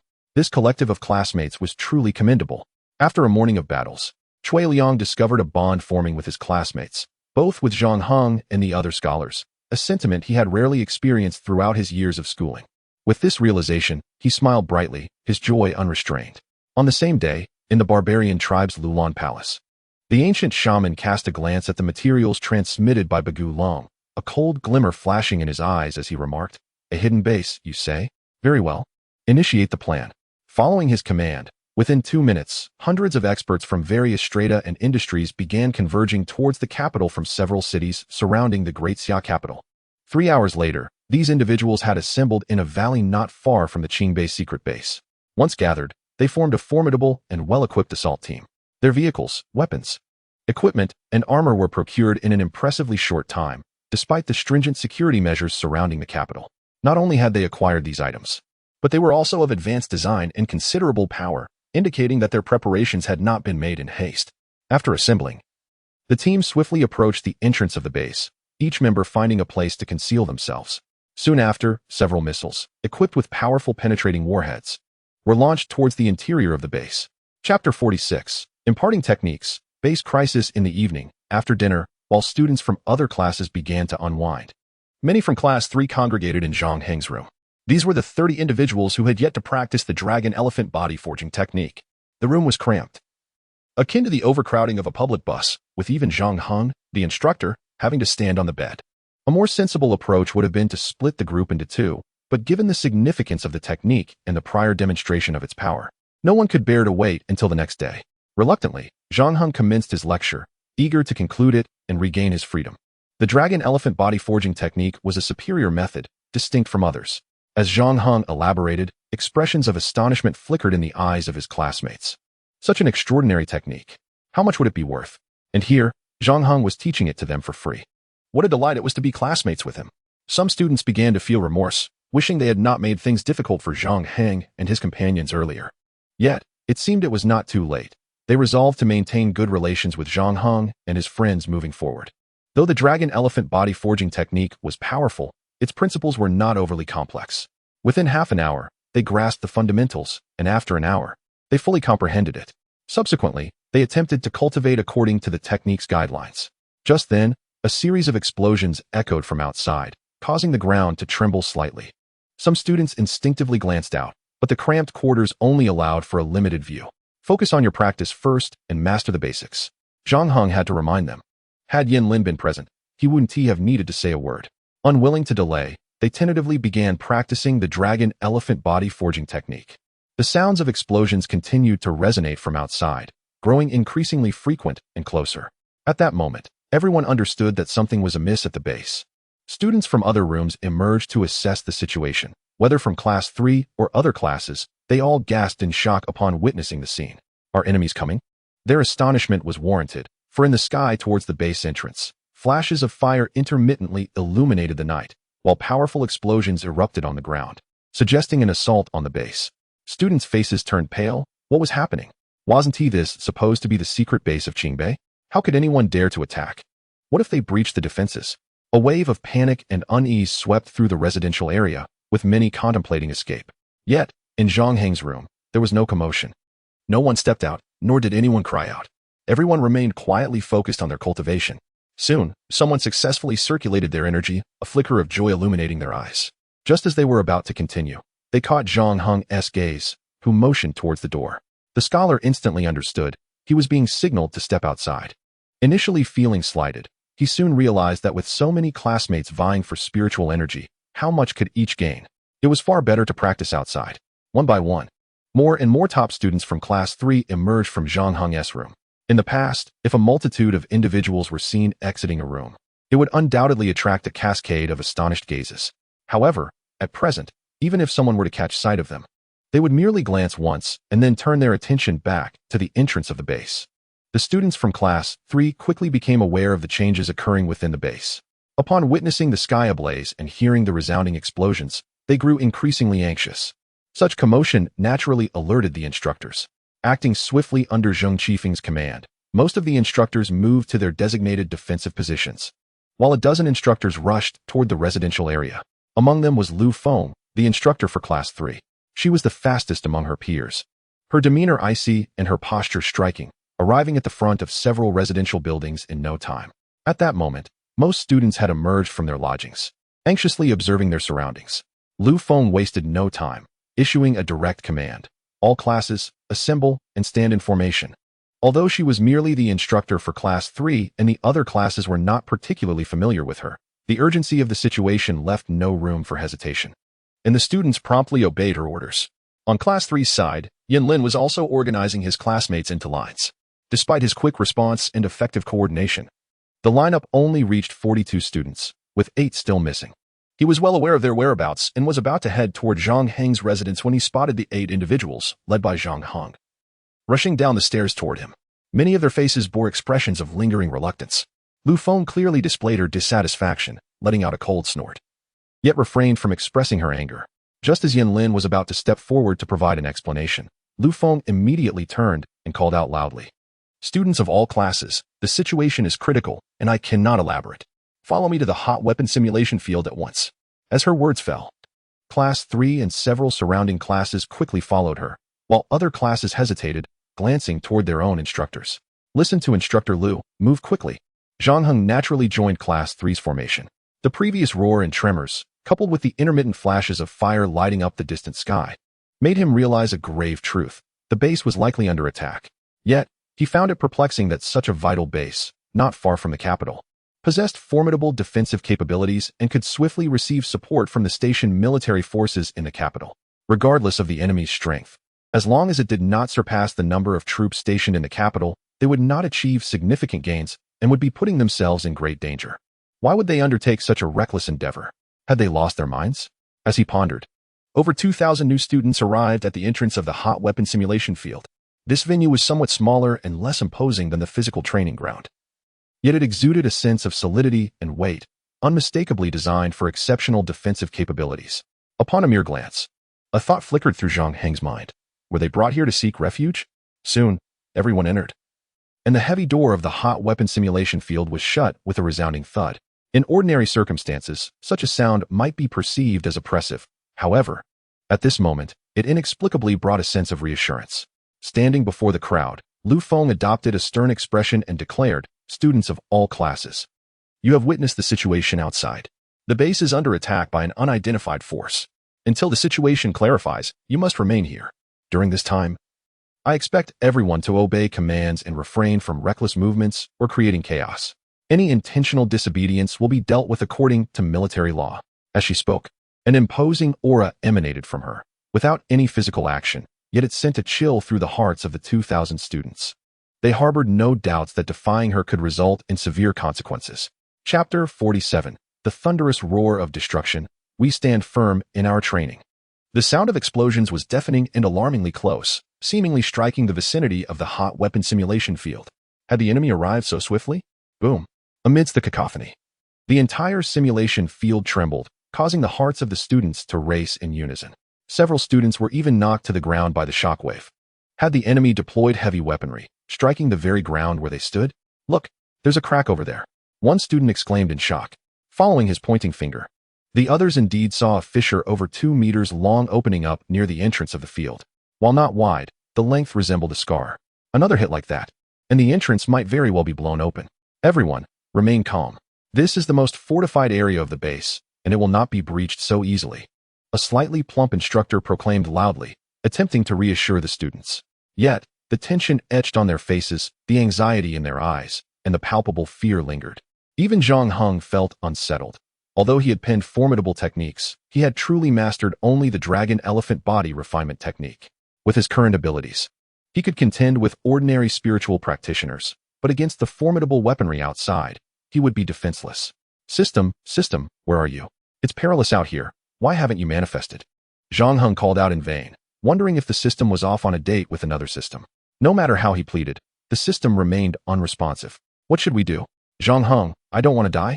Yang Tingting finally broke down, gripping Zhang Heng's arm in panic. Bai Sudong didn't he speak, but his eyes were filled with unease, tinged with a hint of madness. The other students from Class 3 also turned to Zhang Heng, their recent experiences having made them acutely aware that he was their strongest asset. At this moment, they felt an inexplicable reliance on him. Even the instructors, in their eyes, seemed less dependable than Zhang Heng. Zhang Heng longed to say, how would I know what to do? I'm just as anxious. Yet, he understood that uttering such words would only incite further panic among them, potentially extinguishing any glimmer of hope. Taking a deep breath, he slowly exhaled, striving to regain his composure, and then, meeting their expectant gazes, he stated, do not fear. This is an important base of Qingbei University, and it possesses a robust defense system capable of withstanding considerable assaults. Moreover, we are protected by numerous powerful instructors. We shall be safe. Upon hearing his words, a sense of relief washed over the students, not only in Class 3, but also among the students from several surrounding classes. Lu Feng and several other instructors exchanged approving glances with him. In times like these, an attitude like Zhang Heng's was precisely what was needed to help everyone navigate through the crisis. As Zhang Heng's thoughts began to crystallize, he added, however, we must also strive to improve ourselves. Upon hearing this, the instructors who remained with them exchanged glances, nodding in acknowledgement. At this moment, they too wished to soothe the students' anxieties, yet often, while the thought was present, the execution proved challenging. Most of these instructors had never been on a battlefield, and they too felt a tinge of nervousness. Furthermore, their foremost responsibility at this critical juncture was to protect the students, and their focus remained on the direction of the hot weapon simulation field's entrance, ever prepared to confront the enemy, which rendered them even more hesitant to divert their attention. Zhang Heng's words, therefore, inadvertently alleviated a portion of their burden. Just then, a voice broke the tension. It was Yin Lin, the young man, typically displaying a sense of capability and responsibility, now appeared somewhat pallid as he asked, how do we strive? By training. Even if the enemy breaches our defenses, we must continue to cultivate our skills. Do not forget the characteristics of the dragon elephant body refinement technique. As Zhang Heng's words resonated, Yin Lin's eyes instantly brightened. And it wasn't just him. The other members of Class 3 also shared the same spark of enthusiasm. They immediately commenced their practice of the dragon elephant body refinement technique. With waves of spiritual energy emanating, the students of Class 3 fell into a profound tranquility, their eyes aglow and their expressions resolute. The other classes, initially inspired, now gazed upon the transformation of Class 3 with a hint of envy. What are they practicing? Why are we left out? Instructor, we too wish to train. Why have we not been given the opportunity? Someone in the lean instructor's class inquired. This was to be taught to you tomorrow. Who could have anticipated that the base would be attacked tonight? The lean instructor's face was etched with guilt. Other instructors bore similar expressions. Knowing what they do now, they wished they had accelerated the training pace. Boom. The simulation arena was struck again, and the crack at the entrance swiftly elongated and widened, now reaching towards the ceiling of the structure, its width nearly a finger's breadth. Attention, all instructors. Attention, all instructors. Zheng Qifeng's voice boomed from outside, resonating throughout the arena, seemingly amplified by some device. Instructors outside the live fire training area, use every weapon at your disposal to fend off the invading foes. Instructors inside, quickly locate weapons and prepare to confront the breaching enemies. Rest assured, if we can hold for just 15 minutes, reinforcements will arrive shortly. Is that clear? The instructors stood at attention in unison, declaring loudly, understood. They immediately set about searching for weapons within the simulation arena. Although most weapons were merely simulations, some were functional. And certain instructors even dismantled and reassembled simulated weapons to create real ones. Zhang Qifeng's voice rang out once more, "Students, do not worry. We will protect you with all our might. As long as I, Zhang, draw breath, I shall stand before you." Hearing this, the students felt a wave of reassurance. Many, with their connections, knew that Zhang, the chief instructor, had once been a spirit king. Even though his current realm had diminished, his experience and wisdom remained intact. His words were trustworthy and comforting. The students' anxiety began to dissipate. But just then, a harsh female voice pierced through. "Still thinking of saving others? Zhang Qifeng, you should focus on saving yourself first." Fire. With a thunderous roar, the simulation arena, renowned for its defensive capabilities, suddenly had its doors blown open. As the doors toppled, a cloud of dust swirled, revealing a throng of dark figures rushing in, dozens of them. Lu Feng and a dozen other instructors rushed to intercept them. The students gasped in shock. "It's over. The instructors are clearly outnumbered. If their defenses are breached, we will have to face these villains alone." Tension, fear, and uncertainty gripped everyone. Many instinctively thought to flee, but where could they run? At that moment, Class 3 appeared remarkably composed, continuing their practice. Inside the live fire simulation training area, as the invading forces surged in, they were met by a dozen instructors. The attackers outnumbered them, with each instructor facing 2 or 3 foes. Notably, Lu Feng stood her ground against 6 adversaries, moving with remarkable ease and seemingly possessing extra energy. Several instructors couldn't help but glance at her, including those who had previously sought vengeance against her, such as the lean instructor Me and the slightly plump instructor. They were all members of the same Dragon Nest cohort and had been bested by Lu Feng before. At that time, it seemed she had merely triumphed by a slight margin, leading them to believe her victory was a stroke of luck. But now, witnessing her handle 6 spirit-level opponents with such composure, they realized the disparity in their strengths. Had they all fallen to different levels? Observing Lu Feng, it appeared she was on the verge of reaching the Spirit Master realm. Once she attained that level, even a coalition of 20 spirit-level practitioners would be no match for her. The lean and slightly plump instructors exchanged glances, suddenly feeling that their previous schemes against Class 3 were futile. Not only had they lost the duel and lost face, but provoking an approaching Spirit Master was akin to courting disaster. In the heat of battle, they could not afford to dwell on their thoughts. The 2 instructors focused their full efforts on the attackers before them. Armed with the weapons they had previously acquired or modified, their strength proved formidable, successfully holding off the invading spirit-level assailants for the time being. As they fought, both sides observed each other. Through careful observation, the instructors discerned certain characteristics of the intruders. Regardless of their outer garments, each bore 6 pieces of lightweight armor beneath. Their combat style was aggressive and direct, exhibiting little evasion. They seemed confident in their physical prowess, sometimes even utilizing their bodies as battering rams in their attacks. Such combat characteristics led to speculation. "Are you from the barbarian tribes?" Lu Feng inquired. "Haha. And if we are, what of it?" A woman's voice emerged from the throng, both alluring and menacing. Upon receiving the confirmation, Zhang Qifeng's voice resonated from outside the simulation training area. "How did you find this base? Why should we tell you? Perhaps it's one of you who revealed our location." The beguiling voice replied. The instructors were taken aback, instinctively glancing at one another. Do not fall for her divide-and-conquer strategy. Zhang Qifeng's commanding shout snapped them back to attention. Zhang Heng furrowed his brow. He had an unsettling intuition that these invaders were specifically targeting him. The barbarian tribesmen were not only well-equipped, but also displayed considerable skill. Their ability to amass such a force indicated they had been lurking in the Great Xia for an extended period. Their sudden, desperate assault suggested their motives extended beyond merely destroying a base. Such an act would bear little significance and be counterproductive. If they were willing to go to such lengths, they must have ulterior motives. Zhang Heng surmised that he was the only factor within the base that could incite such fervor. After all, he was the author of the Tai demon purging technique, which had dismantled their barbarian tribe's dark, celestial curse. Moreover, he had also developed advanced techniques. Such a presence posed a severe threat to the interests of the barbarian tribes. The fact that the barbarians had yet to discover him was a stroke of luck. If they did, it would be astonishing if they didn't act against him. At that moment, Bai Sudong and Yang Tingting approached him. Bai Sudong, usually reticent, surprisingly asked, "What's wrong?" "Nothing much, but it seems we might face a united front again," Zhang Heng quietly replied. glancing towards the entrance. Great. It's been a while since we've had a good fight, Yang Tingting said, her excitement palpable. Prolonged defense leads to inevitable loss, especially when outnumbered. Despite the instructor's best efforts to defend, 3 barbarians breached their lines and charged towards the students. These 3, all at the spirit level, might not compare favorably against the armed instructors, but they were more than a match for the students. As they surged forward, the students were taken aback. Some were so frightened they attempted to flee, but the assailants were too swift. Before they could take a step, the 3 were upon them. However, it soon became clear that the trio was not aiming for the students at all. They were all heading directly for Zhang Hong. At that moment, Zhang Heng's heart sank. The situation was dire. He had previously triumphed over a spiritual practitioner, the short-eyed instructor. But that victory was achieved through exploiting the opponent's carelessness and utilizing the adaptability of his retractable baton. Moreover, the short-eyed instructor was merely at the early stage of spiritual mastery, whereas the adversaries before him were 3 in number and all at the mid-stage of spiritual cultivation. How could he possibly contend with them? Suddenly, a fierce figure dashed forth like lightning, delivering a kick and a punch that incapacitated 2 of the barbarian warriors. It was none other than Lu Feng.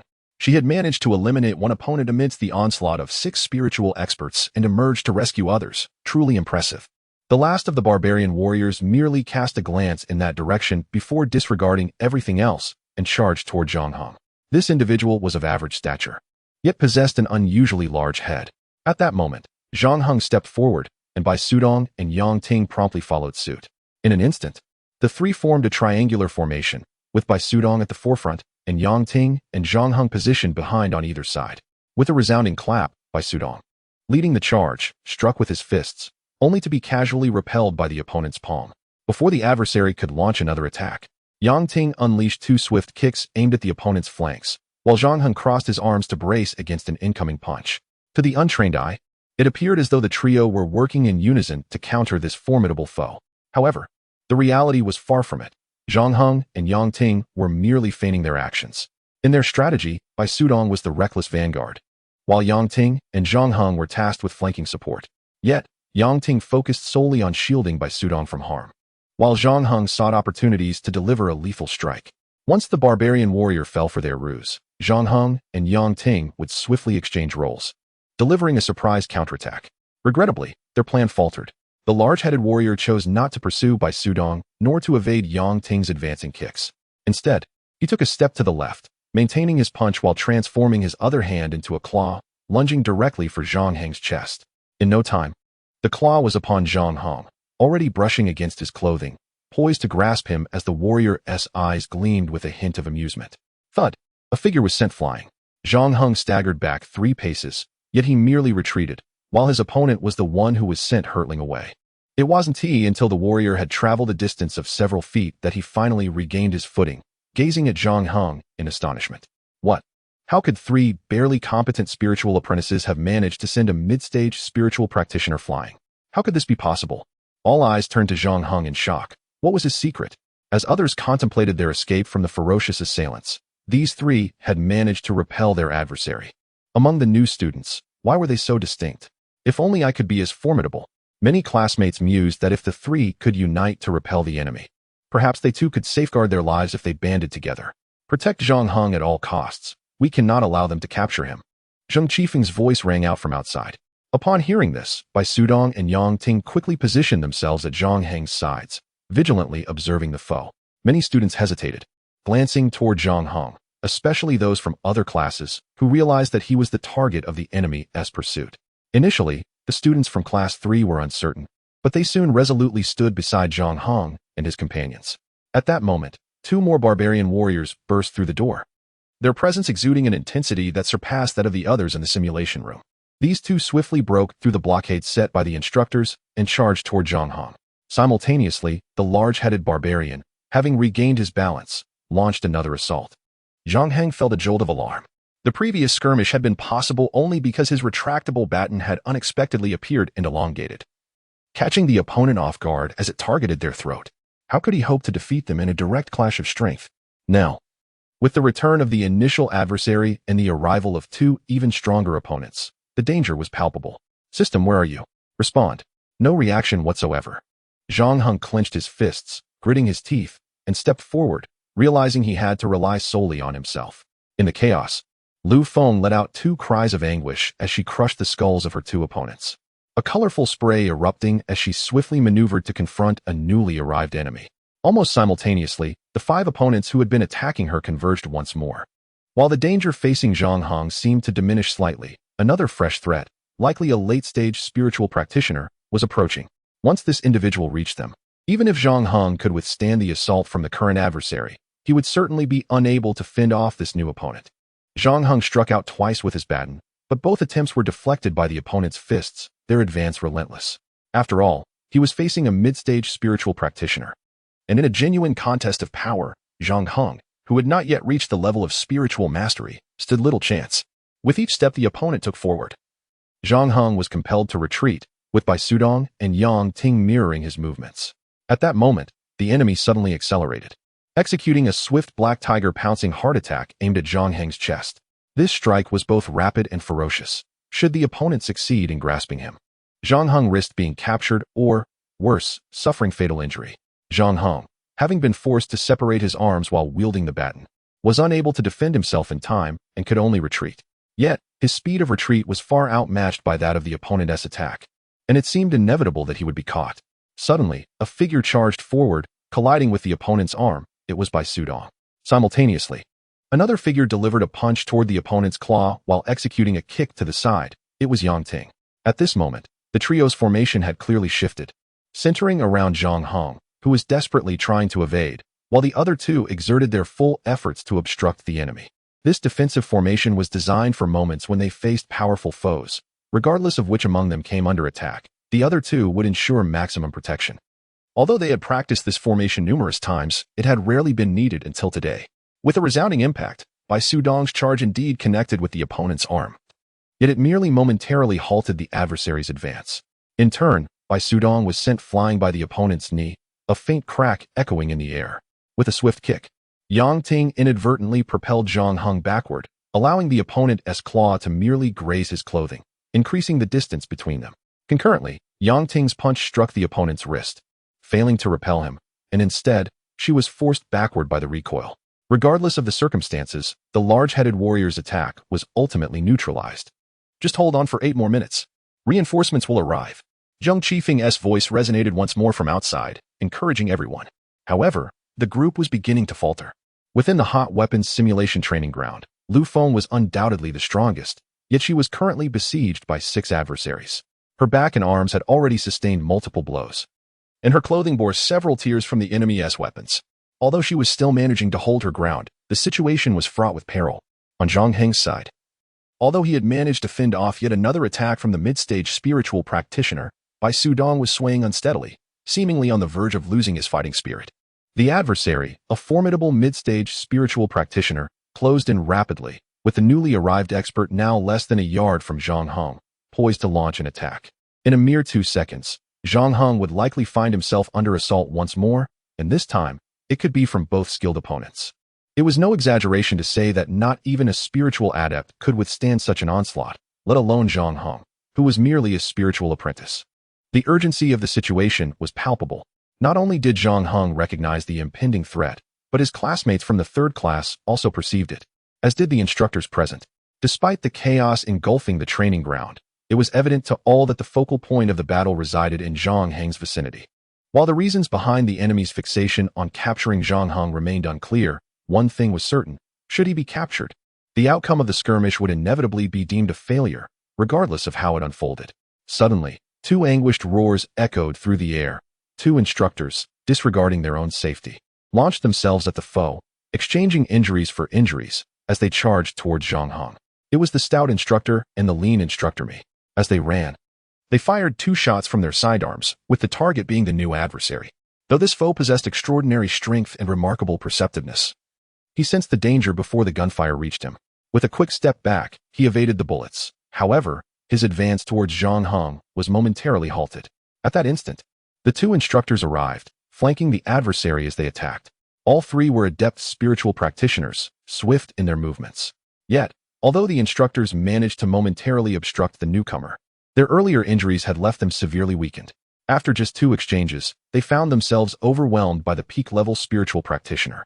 With a swift motion, the stout instructor was slashed across the chest by the adversary's dagger, a deep wound opening up and blood gushing forth, likely indicating a severed artery.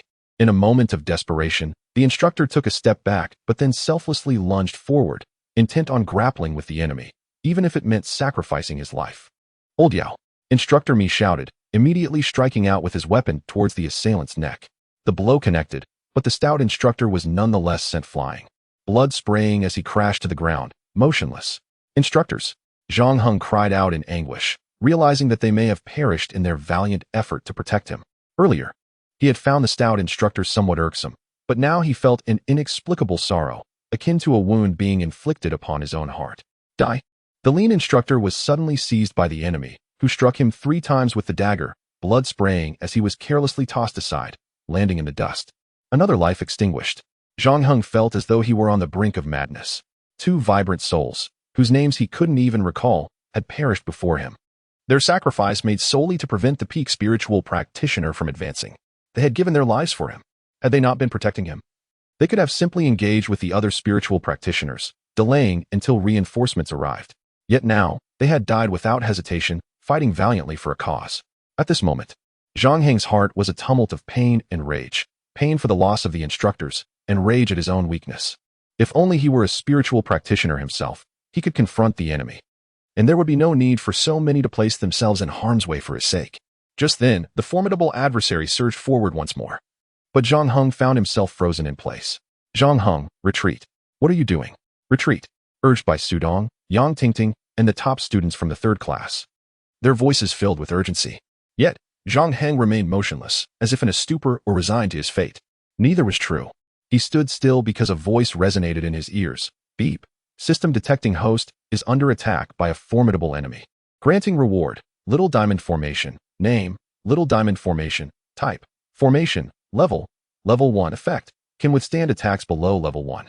Can block Level 1 attacks up to 3 times. Bonus, a complete set of Little Diamond Formation discs for in total, a formation. Remarkable. Since the resurgence of spiritual energy, humanity had developed numerous techniques and combat skills, achieving significant breakthroughs in alchemy and weapon crafting. Yet, formations were rare, likely due to their complex principles, and most were derived from ancient texts or imitations of historical sites. Consequently, the existing formations were generally of low rank, constrained by the availability of materials and talent in this domain. Currently, the highest known formation worldwide was merely Level 3, with fewer than 10 such formations recognized globally. Among them, 2 resided in the Great Xia, one at the central hub and the other at the Dragon's Nest headquarters. To receive such a rare treasure directly from the system was astonishing. However, there was no time for astonishment. As the system's voice resonated once more, "Beep, transmitting the layout method for Level 1 Formation Little Diamond Formation. Please inscribe the layout on paper." Zhang Heng hurriedly bit his finger, producing a sheet of white paper to write upon. Simultaneously, he shouted, "Give me 3 minutes." What was he doing? Even at this critical juncture, he was writing? Both allies and enemies were momentarily perplexed, uncertain of his intentions. However, it was clear that whatever he was inscribing held great significance, and they could not allow him to complete it. The barbarian experts charged towards him without hesitation, intent on preventing him from finishing his writing. All the instructors shared this singular thought, as did the students. Their eyes glazed with determination as they fought with all their might. The Little Diamond Formation, embodying the strength of the Buddhist diamond, possessed formidable defensive capabilities. Its principle was to harness the power of the 4 elements, creating a cyclical system. Zhang Heng continued to write fervently, blood flowing from his wounds, yet he persisted, biting his finger to continue the inscription. He had no idea how much paper the system had provided or how much blood he would lose. He only understood that this formation was crucial. If successfully established, it would not only shield him from the adversaries but also save the lives of those around him. At that moment, the imposing adversary surged towards Zhang Heng once more, accompanied by the peak-level spiritual practitioner. Just then, the students from the 3rd class encircled him. The instructors unleashed their weapons, disregarding their injuries, battling fiercely against the barbarian forces.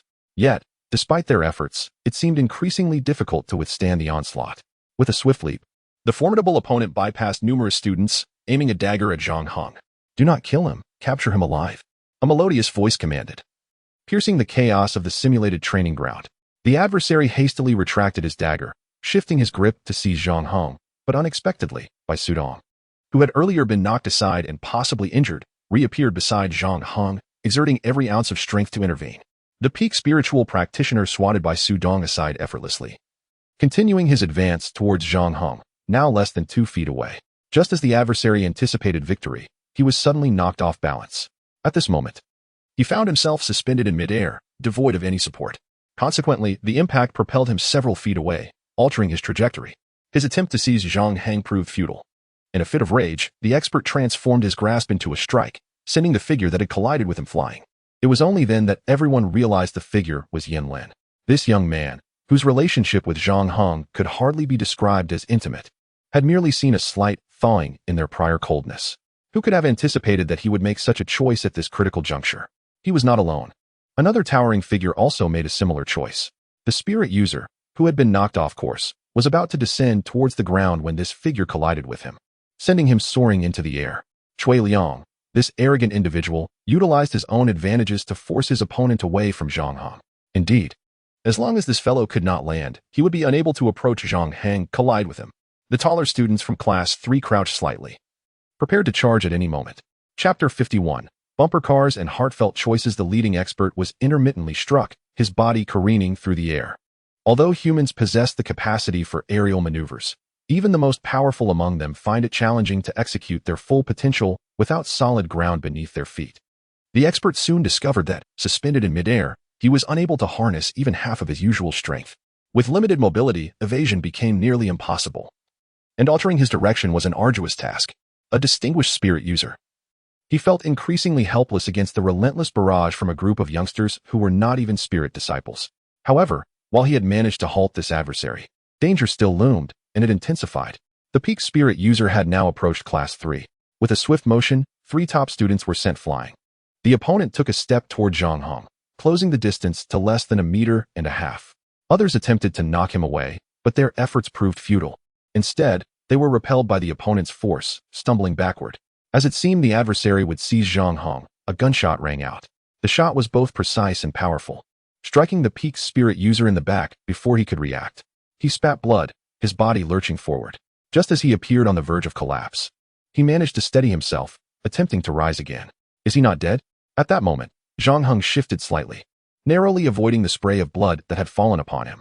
He could not afford to have his work sullied. After all, he was mere minutes away from completion. Class 3's students transformed into bumper cars, relentlessly colliding with the injured peak spirit user, quickly forcing him out of their midst. They then turned their attention toward the source of the gunfire, revealing a familiar figure, Commander Zheng, who had unexpectedly entered the simulation training ground.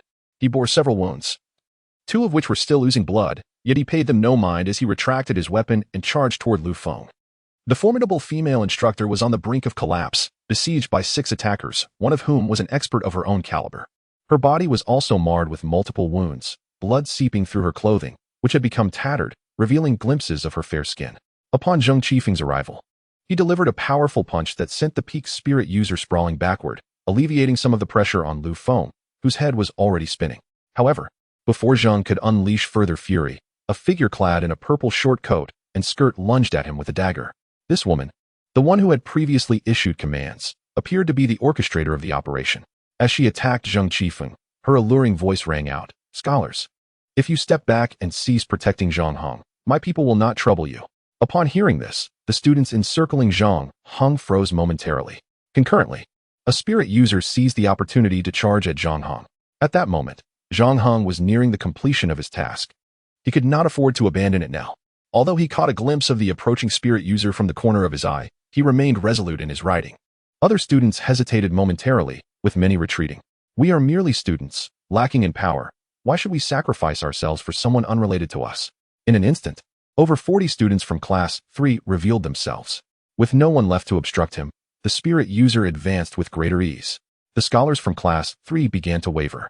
Zheng Qifeng's voice resonated. Cultivation, whether of the mind or body, requires a steadfast heart. Without resolve, even with techniques and resources, one cannot achieve greatness. How will you choose? Remember your original intent to attain your true self. Though this statement seemed tangential to the current situation, it ignited a spark of determination within Class 3 students. From the moment they began learning techniques from Zhang Heng, they had come to regard him as a mentor. To act as a teacher in times of peace yet retreat during adversity is an untenable principle. Should they choose to withdraw now, they would likely regret it for the rest of their lives. How could they progress with such emotional burdens? With a crash, Chui Liang struck again, momentarily staggering the spirit user, though he himself was sent reeling, blood spilling from his mouth. Yang Tingting, like a serpent, darted in with a series of kicks aimed at the spirit user. Sadly, her efforts were in vain as her strength was insufficient, and the adversary paid her no heed. Continuing onward, two scholars mounted a combined assault. One was blocked, but the other managed to knock the spirit user off balance. We may be weak, but we will not yield. Suddenly, Yin Lin's voice pierced the air. Class 3 students were not ordinary. They had practiced dragon elephant body refining techniques, rendering their bodies stronger and enabling them to cultivate even in battle. Amidst the surges of spiritual energy, one figure after another charged forward, successfully halting the advance of the newly arrived spirit user. Some were injured, and others spat blood, yet they did not retreat. Finally, at a certain moment, Zhang Heng rose to his feet. He ignored the spirit user advancing toward him and scanned his surroundings before reaching into his robe to retrieve a palm-sized circular array disc. Yang Tingting, place it 70 meters to the left. Though puzzled, Yang Tingting swiftly complied, running toward the designated spot. Li Xin, place it 100 meters behind us. Li Shun, one of the second batch of students learning techniques, was of average stature, yet quick on his feet. Despite his confusion, he obeyed Zhang Heng's command and positioned the array disc accordingly. Yin Lin, can you still move? Zhang Heng inquired, glancing at Yin Lin, whose lips bore traces of blood. I can. I could take on 10 or 8 more. He replied with unexpected bravado amidst the battle. Place this array disc 60 meters to the right. Without hesitation, Yin Lin seized the disc and ran, though his steps faltered slightly. The alluring woman, sensing that something was amiss, urged, quickly, block them. We cannot let them succeed. No sooner had her words left her lips than several barbarian experts, despite their injuries, rallied their strength to push back the surrounding instructors and pursued Yin Lin and the others. Weapons. Commander Zheng issued a command, without the need for specifics. Several instructors disregarded the threats posed by their adversaries and opened fire at the figures rushing toward the students. Bang, bang, bang, bang. 4 shots were fired. 2 struck their targets. Though the assailants were not killed, they were wounded and significantly slowed down. The other 2 continued their charge towards the students, one heading towards Yang Tingting, the other towards Yin Lin. Chapter 52. The activation of the minor diamond formation, choices and costs come to my side. Zhang Heng bellowed, simultaneously tossing a formation plate 2 meters ahead of him. At that moment, Yin Lin and Yang Tingting also positioned their formation plates. However, the 2 barbarian experts were already less than 2 meters away from them. In times of peril, people often lack decisiveness upon hearing Zhang Heng's commanding voice. Many unconsciously gathered around him. Yet, there were those among them who prided themselves on their intellect. Why should we cluster around you? Are we to shield you from fire? These individuals not only refrained from approaching Zhang Heng, but even took several steps back. Zhang Heng noticed this, but was too preoccupied to concern himself with their choices. Each individual must bear the consequences of their decisions. Zhang Heng formed a hand seal and pointed forward. Instantly, a semi-transparent shield materialized. The minor diamond formation is complete. Bang. Bang. The 2 barbarian experts raised their weapons, but before they could strike at Yang Tingting and Yin Lin, they collided with the shield and fell to the ground. The 100-meter diameter minor diamond formation swiftly proved effective, not only blocking the 2 assailants, but also safeguarding Zhang Heng, Yang Tingting, and several other students within its confines. However, over 800 students remained unprotected, most of whom had previously distanced themselves from Zhang Heng, believing themselves astute. At the entrance of the simulated training ground, Zheng Qifeng and a captivating woman exchanged a blow, each retreating a few steps while turning to observe the shield. Oh, there's more to it? A formation? Both were taken aback, one in anger, the other in delight. The third group, break that shield with all your might. The alluring woman commanded as she darted towards an instructor, momentarily obstructing several of them. Meanwhile, their opponents seized the opportunity to charge towards Zhang Heng and the others. Zheng Qifeng intended to assist, but was blocked by newly arrived barbarians. Reluctantly, he fought back while shouting towards Zhang Heng's direction, hold on. If we can endure for 3 minutes, reinforcements will arrive. Good. Zhang Heng responded loudly, feeling a slight sense of relief. Given the strength of the minor diamond formation, attacks like those previously attempted would not breach it in a short time. Even rifle fire, akin to that of Commander Zheng, would take at least 10 minutes to break through the formation's faint golden shield. Just 3 minutes. Surely they could hold on. Use bombs. The captivating woman ordered. Boom, boom, boom. Among the 5 assailants, 3 hurled bombs towards the shield. The shield quivered under the blasts, causing the hearts of those inside to race momentarily. Thankfully, it held firm. This formation is remarkably strong. The 5 incoming experts momentarily stood dumbfounded. What kind of formation is this that even bombs cannot penetrate? The alluring woman, too, was taken aback. Casting a worried glance beyond the simulated training ground, time was running short. Zhang Qifeng's expression remained relatively calm. This formation must be of a high grade. A mere boy possesses such a formidable artifact, truly a testament to his noble lineage. Those familiar with Zhang Heng speculated he hailed from a prestigious family. Zhang Qifeng could not fathom that this formation was Zhang Heng's own creation. He assumed it was a gift from family elders to protect their descendant. Unaware of Zhang Qifeng's thoughts, Zhang Heng would have thanked him had he known, appreciating the cover provided by the noble family narrative. Observing the shield quickly recover from the explosions, with not even a crack to be seen, Zhang Heng felt a sense of security. Under this formation, his life was safeguarded. However, he was troubled by how to explain this to the school and instructors later. At that moment, several barbarian experts arrived, armed with cold weapons, daggers, and short swords. They advanced without hesitation, hacking at the faint golden shield. These individuals were all mid-level or higher spiritual practitioners, wielding weapons made from advanced alloys capable of slicing through steel. Yet, despite their might, their weapons failed to breach the shield, no matter how hard they struck. Unable to explode or cut through it, the formation was indeed formidable. The barbarian assailants were left dumbfounded. They had come prepared, powerfully equipped, and fiercely aggressive, anticipating imminent success, only to encounter such a robust formation. It was perplexing. Even the base's defenses might not rival its strength. Time was running out. The enchanting woman, disregarding all else, exchanged a fierce blow with Zhang Qifeng, neglecting the injury at her mouth, and shouted, "Throw all the bombs at it." Upon hearing the command, the previous 5 swiftly retreated. Then, by the gate, 7 individuals exerted themselves to repel their opponents, each brandishing a bomb. "Chief, we need to capture someone alive," cautioned one of the late-stage spiritual practitioners. "Forget it. We'll blow it up first," the alluring woman retorted frantically. Just as she spoke, a gunshot rang out as Zhang Qifeng seized the opportunity to shoot her. Although she reacted quickly, she only managed to evade a shot to her chest. Her left arm was struck instead. The impact was devastating, sending her arm flying. Boom, boom, boom. Numerous bombs were hurled against the faint golden shield, detonating in succession. Cries of anguish filled the air. The shield trembled slightly, but remained intact. And those within merely experienced a moment of fright. Zhang Qifeng sighed in relief, but quickly grew puzzled about the source of the cries. He soon discovered the problem.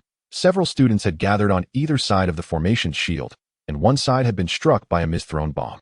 Over 20 top students collapsed, some lying motionless on the ground, while others crawled away in agony, and those unscathed fled in a panic. Zhang Qifeng furrowed his brow. Feeling a wave of guilt, students had indeed been harmed. This situation did not go unnoticed by the other students inside the shield. Zhang Heng glanced towards the commotion and shook his head. He had intended to protect them, but the minor diamond formation had a limited range. Despite his earlier shout to gather everyone, many had disregarded him and fled. This was their choice. What could Zhang Heng do? Turning back, Zhang Heng surveyed the area that had been most affected by the explosions. The shield shimmered with light, remaining stable. Not bad, as long as the enemy lacked other means. The formation could hold for a while longer. Chapter 53, Victory inside the formation. All were safe. Outside, chaos ensued. Even a fool could discern where the safest haven lay. The 700 or 800 students who had distanced themselves now realized the situation and immediately rushed towards the shield, shouting anxiously, "Open up! Let us in!" Their urgent cries resonated throughout the simulated training ground. Even Zhang Qifeng abandoned his pursuit of the alluring woman, casting a hopeful glance towards Zhang Heng. Zhang Heng turned to regard them briefly before dismissing them. Could he open the formation? Yes, but he would not do so. The reason is quite simple. He must take responsibility for himself, as well as for those within the formation. The individuals outside are merely collateral damage, or rather, incidental casualties. The majority of strength still lies on his side. Once this formation is breached, it will not just be a single point that opens up, but the entire array. In other words, it would effectively mean dismantling the whole formation. Once the formation is dismantled, who could possibly withstand the onslaught of those before them? Moreover, these individuals had already been accounted for. There was no need for further contemplation. Just hold the formation firm. Zhang Heng might be able to sacrifice himself to save others. But sacrificing himself to rescue those who distrust and distance themselves from him is beyond his capacity, regardless of how much those outside the formation call out. Zhang Heng remains unmoved. 1 minute passes. The clamor continues, but the volume diminishes slightly. 2 minutes pass. The outcry has nearly ceased. Those outside realize that Zhang Heng within the formation is ignoring them, and even the barbarian tribesmen disregard their pleas. As the clock strikes 3 minutes, the rumbling sound of helicopters approaches from outside, accompanied by a loud and commanding voice. Barbarians inside, immediately lay down your weapons and surrender, or face dire consequences. Lay down your weapons and surrender. A chorus of powerful and synchronized voices follows. From the tone, it is clear that the incoming force numbers no less than 500, possibly even 1,000. Within the training ground, instructors and students alike are filled with joy upon hearing these sounds. The reinforcements from Longchao have finally arrived. Retreat. Only a beautiful woman with one arm remaining frantically issues the command and rushes towards the door, with others following suit.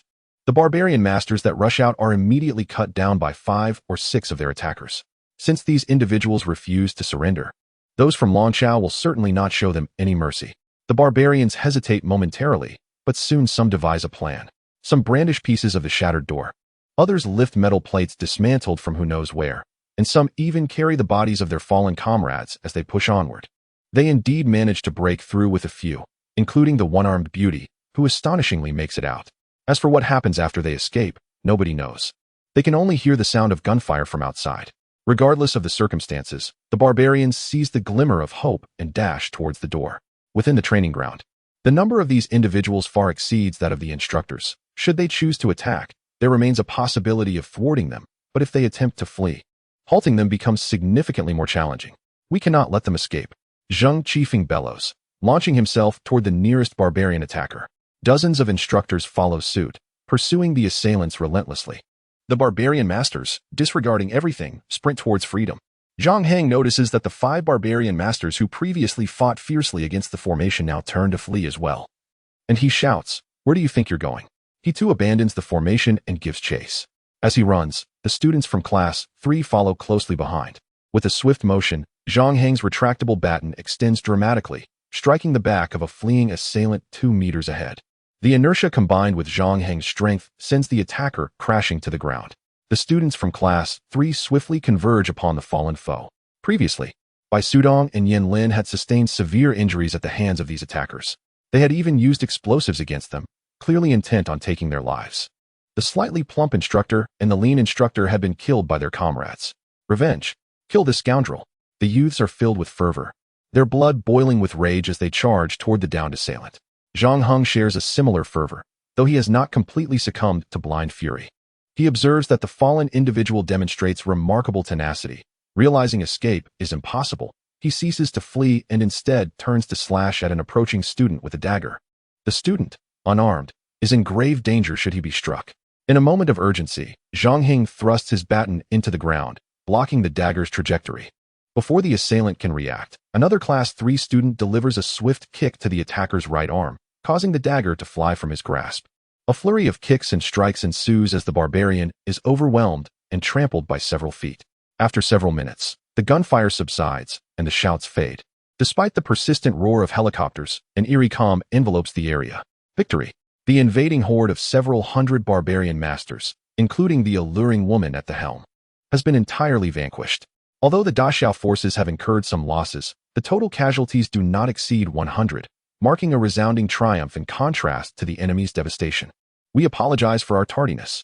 A towering figure steps into the heated weapons simulation training ground, addressing the crowd with a booming voice. This individual stands nearly 2 meters tall, robust as a bear, with sharp, gleaming eyes. Most notably, attendees observe that the light armor he wears bears a dragon insignia adorned with a star upon his chest. A dragon lord? Has a dragon lord truly arrived? Zhang Heng is equally astonished, though he does not recognize this dragon lord. At that moment, a battle-scarred Zhang Qifeng approaches nonchalantly, visibly excited as he salutes the figure, stating, "I am Zhang Qifeng, the chief instructor for the 37th cohort at Qingbei University. Thank you, Dragon Lord Xiongli, for your assistance." Dragon Lord Xiongli glances over Zhang Qifeng, then surveys the training ground, pausing briefly at the fallen bodies of students and instructors. He exhales deeply, saying, "What thanks are necessary? It was our intelligence and defensive measures that faltered, causing you all undue distress. If any gratitude is owed, it is from us to you. Had you not held out for so long, had you not contained those hundreds of adversaries here, the losses could have been far greater." As he finishes speaking, Dragon Lord Xiongli bows to the assembled students and instructors. You have all done exceptionally well. The crowd, particularly the students, is electrified by his words, raising their heads and puffing out their chests, momentarily at a loss for words. After the formalities, Dragon Lord Xiongli approaches Zheng Qifeng with curiosity and inquires softly, Chief Instructor Zheng, may I ask how you managed to achieve this? Upon hearing this, Zheng Qifeng's gaze shifts suddenly to Zhang Hong. Chapter 54. The Shock and Embrace of the Dragon Lord. The gaze of others. Dragon Lord Xiongli appears puzzled as he follows Zheng Qifeng's line of sight to a young man who, while possessing an appealing appearance, seems otherwise quite ordinary, not even a low-grade spiritual body. Oh, do enlighten me. Zheng Qifeng, however, merely smiles, teasingly withholding information. Respected one, do you not recognize him? Hearing this, Dragon Lord Xiongli contemplates, realizing the youth does seem somewhat familiar, yet cannot place him. Be straightforward, just tell me what this is about. Dragon Lord Xiongli is not a man of patience. Zheng Qifeng feels a twinge of disappointment. He had intended to boast, but finds the Dragon Lord rather unamusing. He reluctantly explains, this recent barbarian assault was meticulously planned and executed swiftly. Our defensive systems were overwhelmed before they could be fully operational, leading to significant breaches. Even after we had moved the students to this more fortified, heated weapon simulation training ground, they still managed to penetrate our defenses, resulting in some casualties. At this point, Zheng Qifeng falls silent, his gaze drifting to the bodies of instructors and soldiers being carried away, a wave of guilt washing over him. Just then, two doctors from Longsha approached Zheng Qifeng, first offering a respectful bow, then expressing concern, Commander, your injuries are severe and need immediate attention. It would be best for you to accompany us for hospitalization. Zheng Qifeng dismisses their worries casually. It's not that serious. I will attend to it once I finish my report. The doctor surveyed the two wounds on his body that were still oozing blood, hesitating momentarily before casting a glance of appeal towards Master Xiong Lilong. Understanding the situation well, Master Xiong did not allow Zheng Qifeng to depart immediately. Instead, he bellowed, Zheng, be quick about it. I have matters to attend to.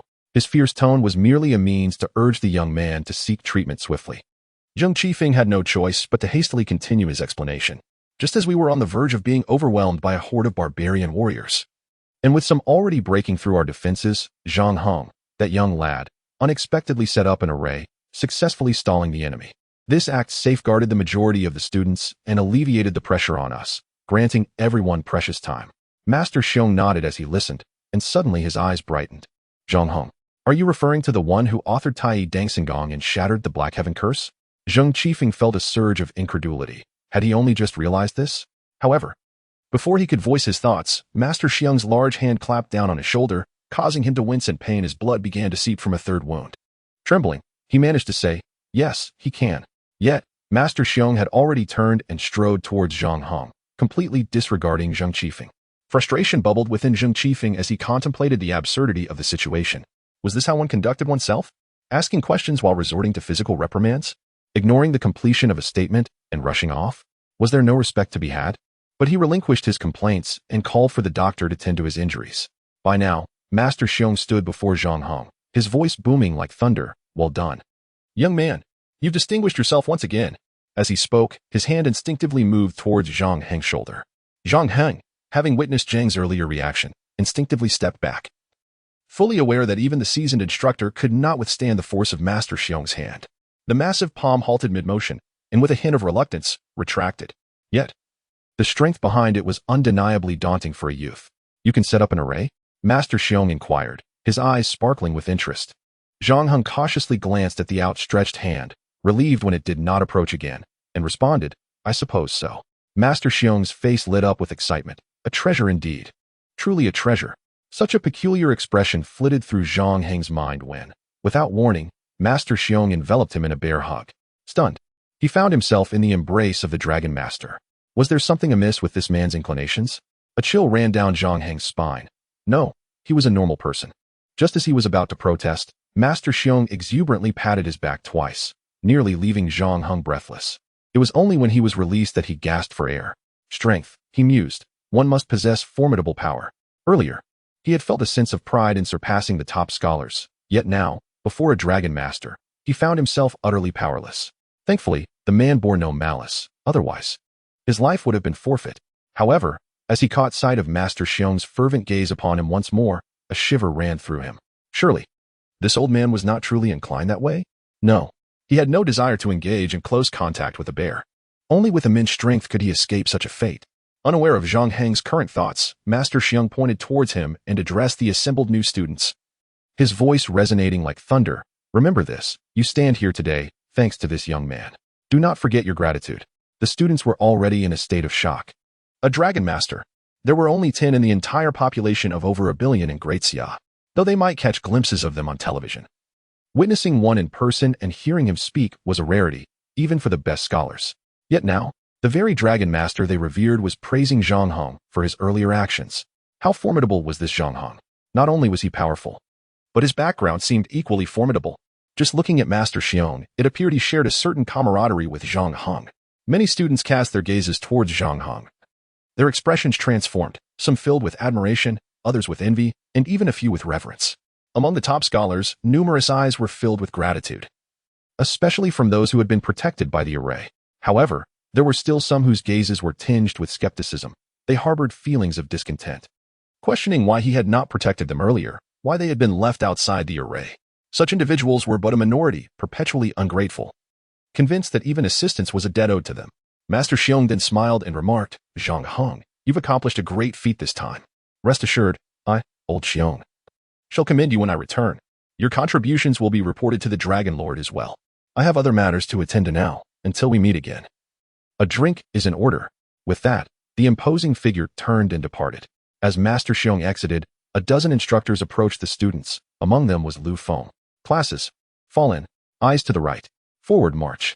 Chapter 55. Investigation. Was Zhang Heng in the wrong? The students quickly assembled, the earlier chaos dissipating under the instructor's guidance as they began to practice their formations. At this moment, both students and instructors were weary from the recent events and longed for rest. Yet the instructors understood that now was not the time for respite. After such a perilous ordeal, the students were rife with a multitude of emotions, anxiety, fear, excitement, agitation, resentment, and more. If they dispersed now, these feelings would likely escalate, possibly leading to further disturbances. Organizing them to engage in some activity could divert their attention and gradually ease their minds. Meanwhile, the external threat of the barbarian assault on the base was not yet concluded. Though the enemy had been vanquished, there remained questions that needed addressing, and the Dragon Nest promptly initiated an investigation into the barbarian incursion. Why had such a multitude of barbarian spies gathered near the capital? How had they acquired such powerful weaponry? How were these individuals connected?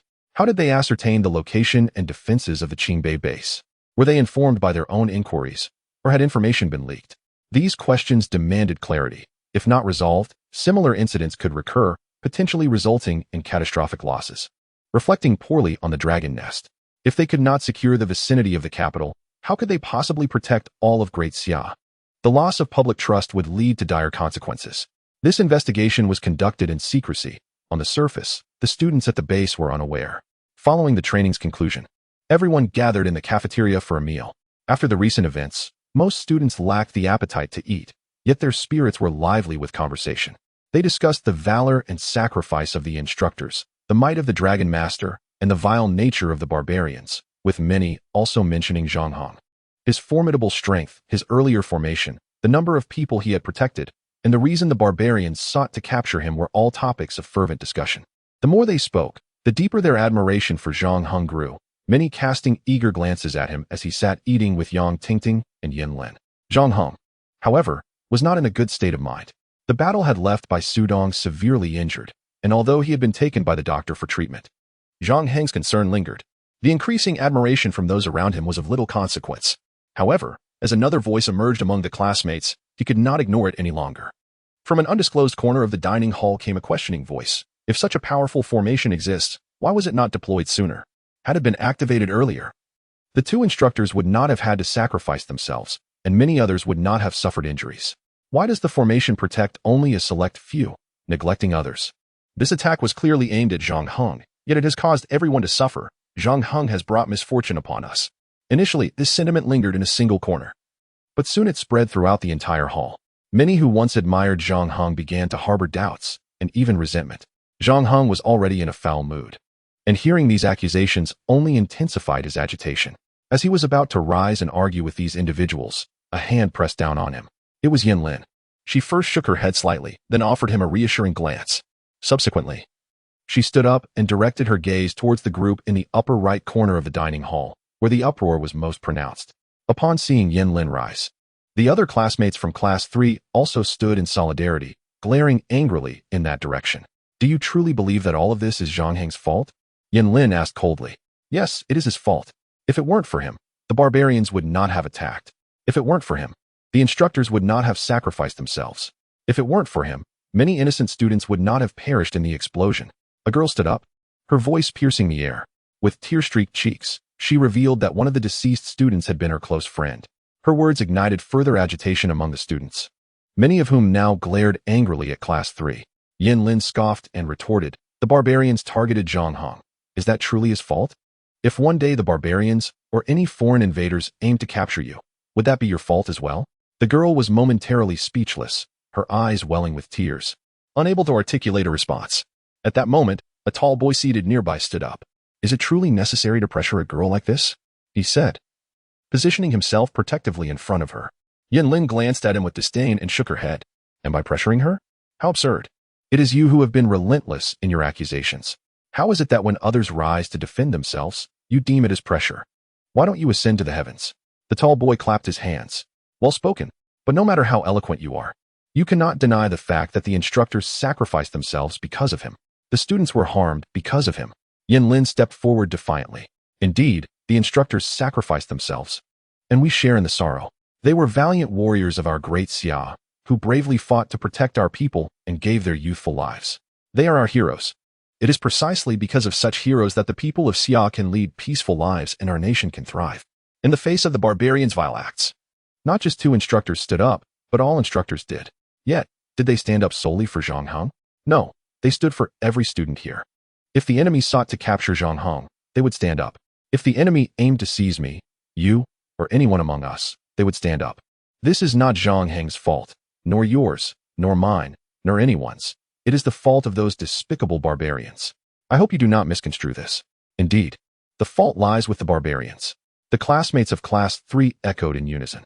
In the dining hall, most students nodded in agreement, their expressions becoming markedly clearer. The tall boy laughed scornfully. Even if you are eloquent, it does not change a fact. After Zhang Heng set up the formation, he remained indifferent to the pleas for help from hundreds of students outside, exhibiting such a cold-blooded demeanor. Can you still claim he is innocent? At this remark, all eyes shifted towards Zhang Heng, filled with confusion, dissatisfaction, resentment, and anxiety. Chapter 56. I suspect you have water in your brain. Zhang Heng's mood had not been good since the moment Bai Sudong was taken away. He understood that this lad had sustained severe injuries, likely multiple broken bones, though fortunately, none were life-threatening. He would require a considerable time to heal. Though the duration remained uncertain, he had intended for Bai Yang and the others to join him at Qingbei University, hoping they would share a bright future together. But now he felt an overwhelming sense of guilt for having dragged them into this predicament. His spirits already dampened. The incessant blame from others made it feel as though he had committed an unforgivable crime, further adding to his irritation. Slamming his hand on the table, he stood up and fixed his gaze on the tall boy. What is your name? The tall boy's eyes narrowed, but he quickly retorted. This is about your cold-heartedness and indifference to the plight of hundreds of students, not my name. Zhang Heng paid no heed to his response and pressed on. I simply want to know your name. Are you merely a coward lurking in the shadows, stirring discord? Who is stirring discord? Zhang Heng, do not slander me. The tall boy exclaimed, growing agitated. Many classmates began to cast disapproving glances at Zhang Heng, particularly those who had not entered the formation. However, some looked on with skepticism at the tall boy. Zhang Heng remained unfazed by the boy's words, his expression cold as he stated, then, kindly reveal your name. If you wish to report me, it would be prudent to do so under your real name. Indeed, are you too afraid to even state your name? The classmates of Class 3 chimed in unison. Though these scholars may not have had the best rapport with Zhang Heng previously, the shared experience of facing the barbarian attack fostered a sense of camaraderie among them. At that moment, they fully supported Zhang Heng. The tall boy's eyes flickered momentarily. My name is Gao Xinyu. Now, you should answer my question. Huh? Zhang Heng chuckled coldly. Gao Xinyu, I suspect you have water in your brain. You should seek medical attention. At this, the classmates of Class 3 erupted in laughter, urging him to go for a checkup. Yet, internally, they were puzzled by Zhang Heng's sudden shift in tone. His words seemed to carry a hint of insult, but it felt invigorating. As they had long held a disliking for Gao Xinyu, even the classmates of Class 3 began to overreact, not to mention those from Class 16 and others. who were now all furious. Zhang Heng, what do you mean? Why insult others? Is it not enough to ask a few questions? If you do not wish to answer, you need not. Why resort to insults? Do you not owe it to Long Zun and the instructors who placed their trust in you? Faced with their incessant reproaches, Zhang Heng merely gazed at them coldly, waiting until their voices diminished before finally speaking again. Gao Xinyu, and all those present. I have just one question. Do you understand formations? A heavy silence fell over the room, with no one daring to respond for quite some time. Gao Xinyu, sensing the shift in atmosphere, quietly retreated a couple of steps, attempting to blend into the crowd. Yin Lin suddenly interjected. Gao Xinyu, where do you think you're going? Did you not demand Zhang Heng to explain? Why are you trying to hide before he has finished speaking? I am not hiding. Gao Xinyu quickly halted and exclaimed loudly. However, everyone noticed that he had indeed positioned himself further back than before. Was he truly attempting to evade the confrontation? Zhang Heng cast a casual glance at the group before declaring, is there anyone here with knowledge of formations willing to enlighten us all? As soon as he spoke, a student of medium build, somewhat handsome, from class 2 stepped forward. Hello everyone, my name is Situ Nan. I possess a certain understanding of formations. Zhang, if you have something to say, please proceed. Situ Nan, could he be from the Situ family? This family indeed excels in formations. And many top students thought this to themselves. Zhang Heng nodded towards Situ. Brother Situ, what do you think about the formation I just deployed? What level is it? The crowd was puzzled. Why was Zhang Heng asking this? Nevertheless, they turned their attention to Situ Nan. After a moment of contemplation, Situ Nan replied, it can withstand explosions and repel attacks from multiple spiritual practitioners without much disturbance. I believe this formation is at least at the 4th level, possibly even higher. Upon hearing this, everyone was astonished and glanced at Zhang Heng. They may not have understood formations completely, but they had heard of them. A 4th level formation was something even many top-tier forces could not possess. Could Zhang Heng really be that formidable? Zhang Heng seemed unfazed by their astonished gazes and continued.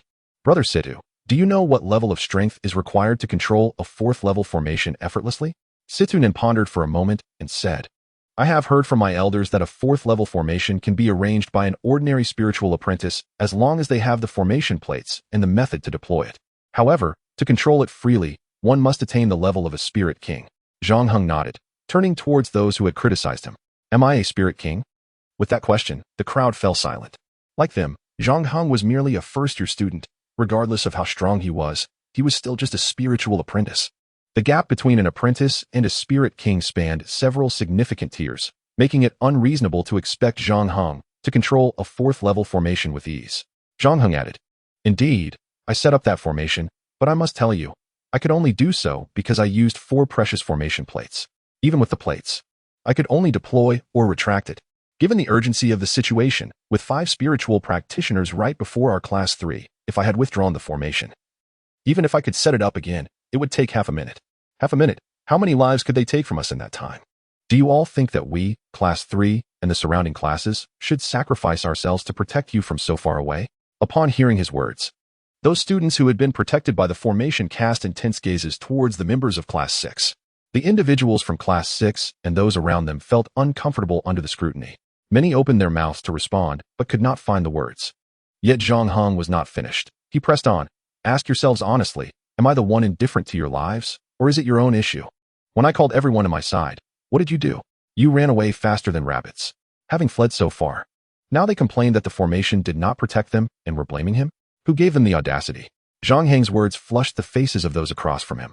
They had merely been blinded by anger. Despite their selfishness, they were still students with some semblance of dignity. At that moment, many turned their gazes towards Gao Xinyu. Their expressions tinged with dissatisfaction. It was all his fault. Had it not been for him stirring up trouble, this incident might have passed without incident.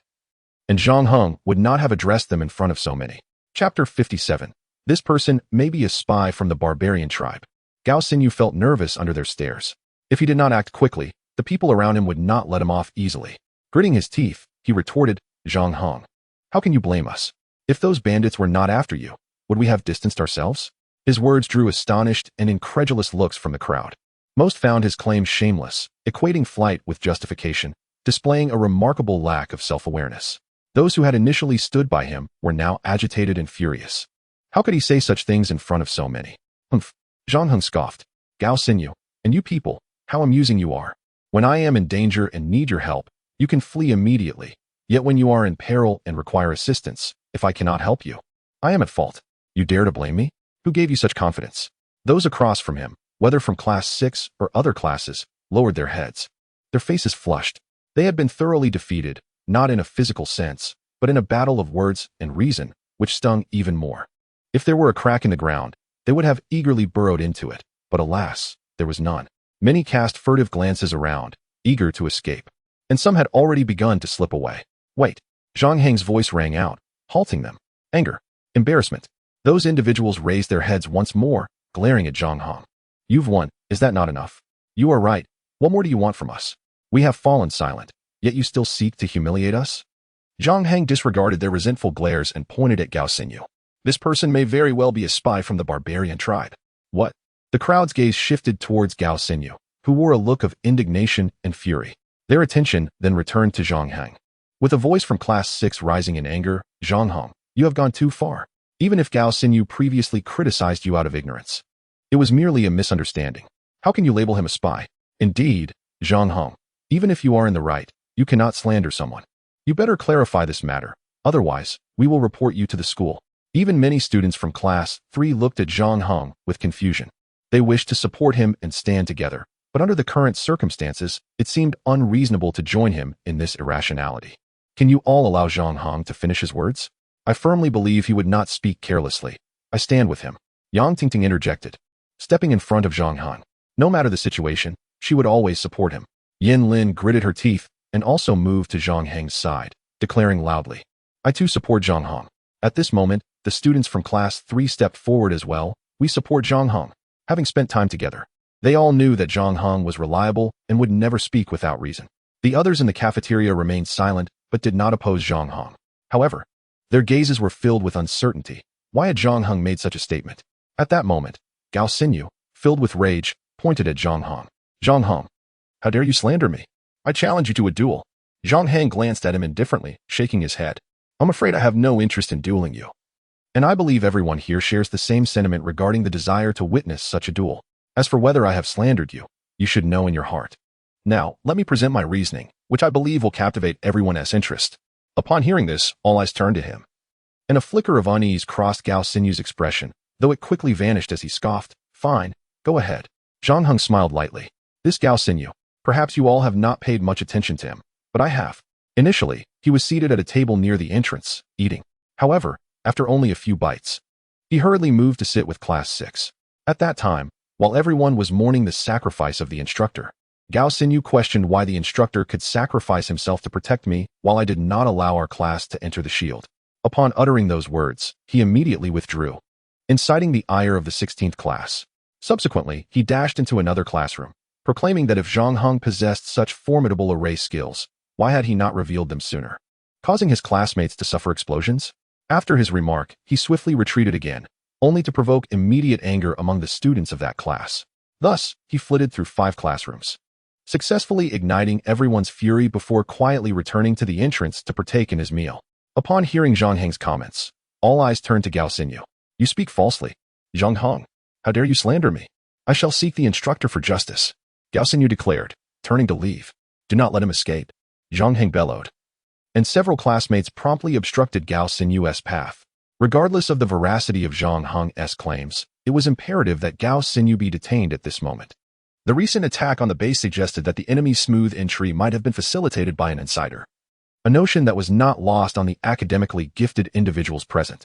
It was recalled that a voice had indeed uttered a warning against entering the energy shield, yet no one from their class had made such a statement. In a moment of anger, he had failed to notice the speaker. However, now, prompted by Zhang Heng, the memory resurfaced. A girl from the 16th class, whose voice was sharp, spoke up in realization. Now that you mention it, I too seem to remember that the words we exchanged had no relation to Zhang Heng. There was merely an interjection from an unknown voice. Another student chimed in.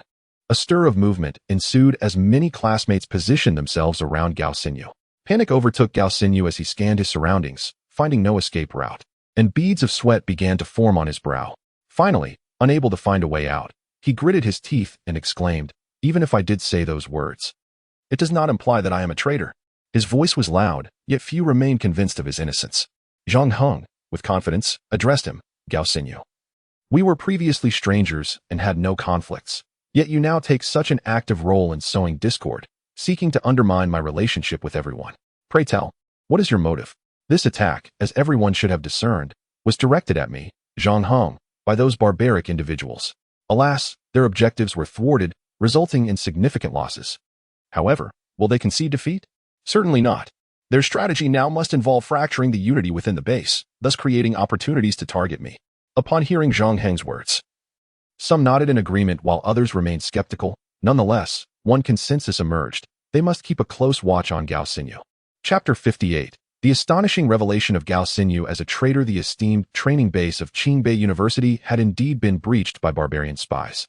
Such a grave matter, though not yet public knowledge, sent ripples of alarm through the upper echelons of the Great Xia. Swiftly, the authorities mobilized the security department, collaborating with the Dragon Nest to form a dedicated investigative team. This team was divided into two factions. One aimed to scrutinize all communications and contacts between the Great Xia and the barbarians, corroborating findings with existing intelligence about the latter. The second group promptly stationed themselves at the Qingbei University training base the following day. The technological prowess of the Great Xia was remarkable. Within half a day, they traced various data transmission routes related to the attack, ultimately identifying the vehicle used by the departing instructor Xiaoyan as the source of the leaks. The first group soon shifted their focus to instructor Xiaoyan, apprehending him with little delay. Poor instructor Xiaoyan, upon arriving home, was immediately seized and subjected to intense interrogation. Yet he had no knowledge of the events. The external investigation thus encountered obstacles. By all appearances, instructor Xiaoyan's background and experiences provided no motive or rationale for betraying the Great Xia to ally with the barbarians. Meanwhile, the Qingbei University training base resumed operations, with students returning to their training while members of the investigative team commenced their inquiries.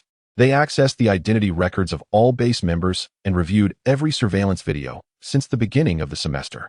In merely 2 hours, the investigation team identified 5 individuals exhibiting suspicious behavior.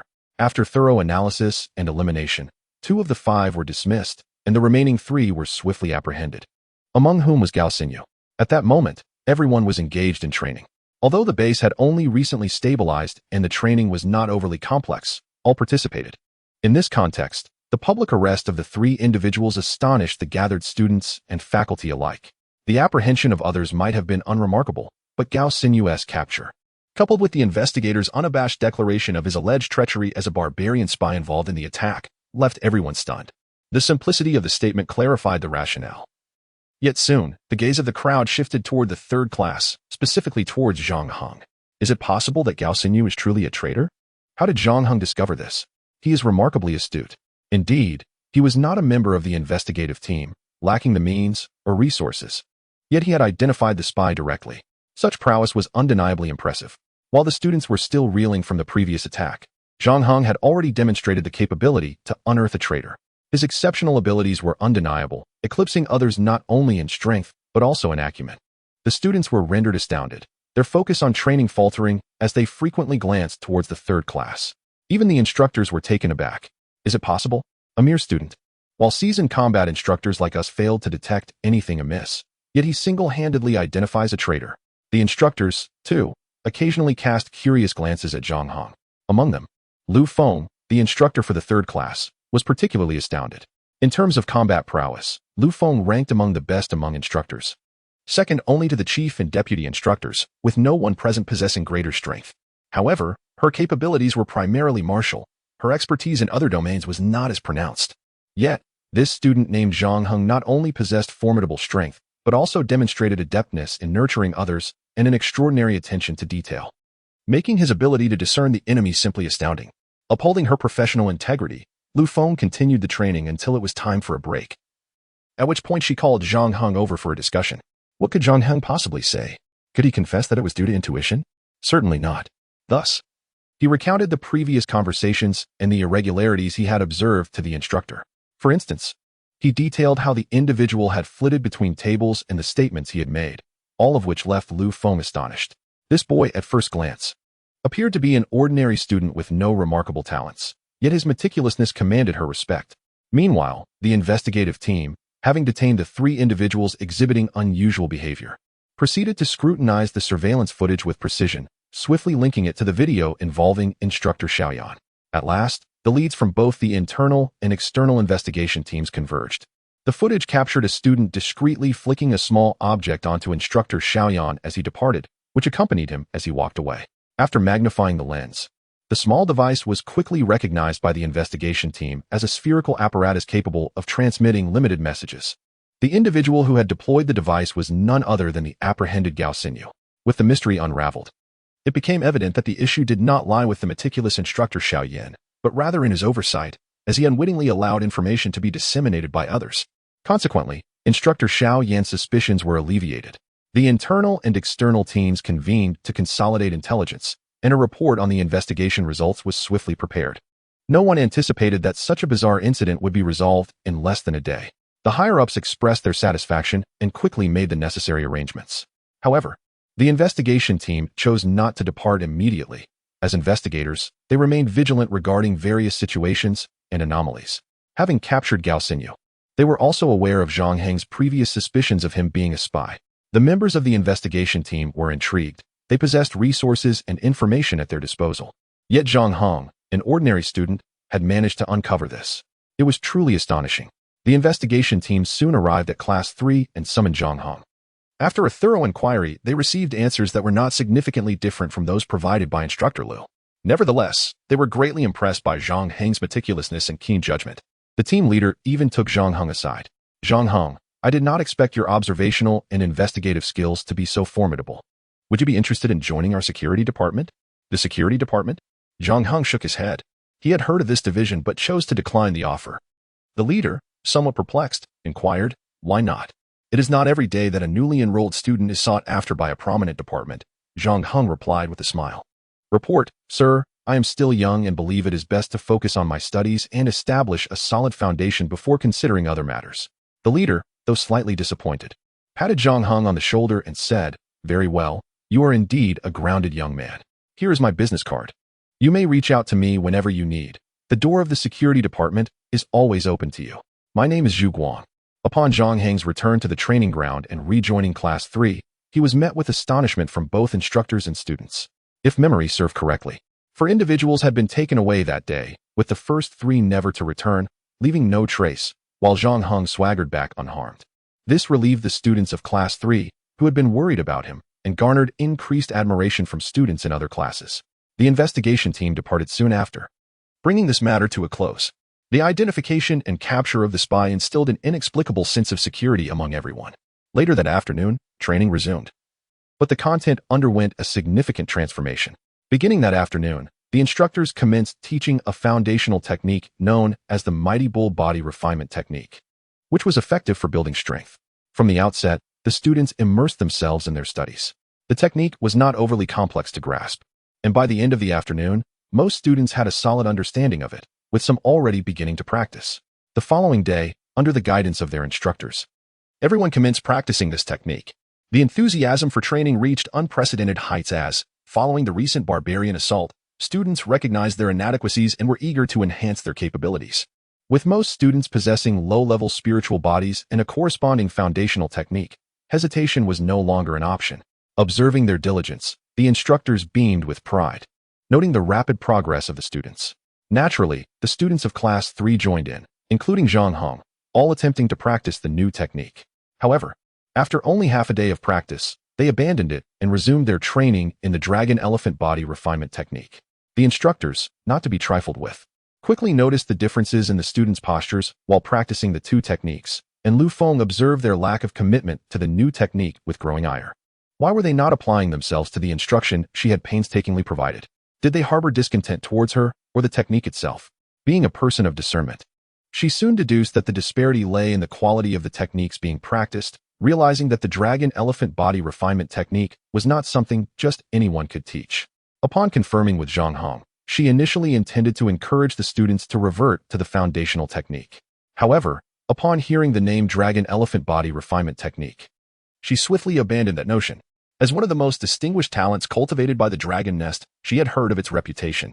This technique was not only of a higher caliber than what they were currently practicing, but also had lesser requirements for the practitioner's aptitude. So remarkable was this technique that even she desired to practice it. Seeing that the students of Class 3 had been imparted this knowledge, she chose not to impede their progress, allowing them to pursue it freely. After all, they were putting in the effort, and as long as no issues arose. Instructor Liu would merely assist them cautiously from the sidelines. The training ground buzzed with fervent activity as students trained with unparalleled enthusiasm. However, a day later, as everyone became proficient in the new technique, the training methods began to evolve. The instructors from the Avengers Alliance, eager to reclaim their lost dignity, sought to expedite the pace of training. This urgency was shared by both instructors and students alike. How could they accelerate their training? The previous performance of Class 3 and the instructor's knowledge seemed to suggest one solution: the liberal use of medicinal pills to enhance training speed. Although overindulgence in pills could lead to resource wastage and potential drug resistance among students, the desire to surpass Class 3 and restore their honor overshadowed these concerns. On the fourth day following the attack, the students of Class 6 had nearly mastered the foundational technique. Due to the sacrifices of Instructor Mi and Instructor Wei Pang, Class 6 and another class were left without instructors. However, the training tasks had become relatively simple, and in response to requests from several instructors, Zheng Qifeng allowed 2 other instructors to temporarily take charge of these 2 classes. Unbeknownst to Zheng Qifeng, these 2 instructors were from the Avengers Alliance, each harboring a desire to leverage Class 6's momentum to quickly bolster their strength and regain lost respect. With their strength now exceeding 1,000 pounds, the students regained their confidence and eagerly sought to challenge Class 3. The format of the inter-class sparring remained unchanged, adhering to previous protocols, but this time, the stakes for the medicinal pills were equal on both sides, unlike the previous double stakes. The commencement of this sparring match drew attention from all quarters. The instructors of the vengeful class, eager to regain their dignity, exhibited an unprecedented level of interest in this upcoming sparring session. Meanwhile, other classes were curious to witness the true strength of Class 3, which had previously distinguished itself during the attack incident. The sparring commenced swiftly, yet it concluded in less than 5 minutes, with Class 3 emerging victorious. Class 16, on the other hand, suffered a complete defeat. What transpired? Upon reflection, many speculated that their martial arts skills were insufficiently honed, and their reliance on medicinal elixirs was inadequate. They resolved to continue consuming elixirs and intensifying their training. Following this bout, the instructors of the Avenger Alliance classes trained with renewed vigor, consuming more elixirs than ever before. Observing this fervor, other classes felt pressured and began to fervently catch up, initiating a fiercely competitive training regimen without any prompting from their instructors. As another day passed, the progress of everyone's martial arts skills became apparent, and they could feel their improvements. The restless Class 16, emboldened, once again issued challenges, this time targeting a mundane class that bore no connection to Class 3 or their instructor. This time, they achieved victory. The instructor of Class 16, who oversaw 2 classes, felt a sense of restored pride from this achievement. However, challenging Class 3 again was out of the question. Having regained a semblance of superiority, why jeopardize it? While the instructor felt pleased, the challenged class was seething with anger. The instructors were not oblivious. They had discerned that the earlier collaboration among numerous class instructors was a scheme to retaliate against Liu Feng, the instructor of Class 3. Yet, these individuals were now avoiding Class 3, seeking to alleviate their grievances by bullying the other classes instead. How could they possibly swallow this affront? Consequently, the instructor of the challenged class intensified training and began to consume elixirs in bulk. On the other hand, the victory of Class 16 instilled a glimmer of hope among the instructors of other classes in the Avenger Alliance, prompting them to engage in sparring with unrelated classes. Given their rigorous training and the collective determination to prove themselves, they exerted considerable effort and ferocity during these matches, resulting in numerous victories. Although these instructors had lost face in front of Class 3, they were able to reclaim a sense of superiority from other classes, leading to a temporary surge of elation. However, how could the other classes share in this joy? The shame of failing in front of so many instructors and classes, coupled with a potent sense of honor as soldiers and the youthful vanity of their age, rendered such failure intolerable. Enraged, these classes immediately doubled down on their training, even eschewing rest to focus on their development. To accelerate their progress, mere practice was insufficient. They required substantial assistance from elixirs. As they embarked on cultivating advanced martial arts, instructors had initially distributed a number of elixirs to each student, but these supplies had quickly been exhausted. Subsequently, the students relied on their own provisions, which also dwindled rapidly. In the preceding days, progress had been swift, and both instructors and students had been elated, fueled by a shared determination to secure a victory and restore their lost honor. Thus, the frenzy of consuming elixirs ensued, leading to a situation where their supplies were depleted in less than 2 days. Soon, instructors realized that the students' training pace had decelerated. This was unacceptable. With everyone else advancing rapidly, falling behind could result in further embarrassment during future sparring sessions. Consequently, instructors sought remedies from the chief instructor, other classes, and friendly instructors to procure more elixirs. Although there was a stockpile intended for future distribution, the instructor's request left Zhang Qifeng in a difficult position. He could hardly refuse. However, as numerous instructors pursued elixirs, the stock was rapidly depleted. Zhang Qifeng soon discovered a troubling issue. What should have lasted a month was exhausted in under 10 days. A crisis regarding elixirs emerged in the base. While training continued vigorously among other classes, Class 3 maintained its steady pace, neither overly anxious nor sluggish, engaging in their usual training routine. Instructor Lu Feng did not hasten the students, nor did she impose a requirement to focus solely on the advanced martial arts, possessing an excellent foundational technique. Why should they be compelled to practice the higher level? Nonetheless, Class 3's training progression was not slow, with the potency of their martial arts becoming increasingly evident.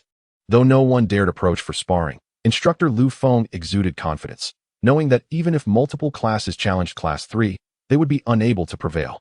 Additionally, she was aware that while other classes were recklessly consuming elixirs, Class 3, blessed with a considerable supply, had not indulged excessively. The remarkable aspect of the dragon elephant body refinement technique was its relatively modest requirements for both physical constitution and elixirs compared to other martial arts. While feeling pleased, Instructor Lu Feng meticulously documented these observations for potential reporting to her superiors. She understood that newly emerged techniques would inevitably undergo a testing phase and that having a wealth of precise data would facilitate broader endorsement. Her report could serve as a crucial piece of evidence for this initiative.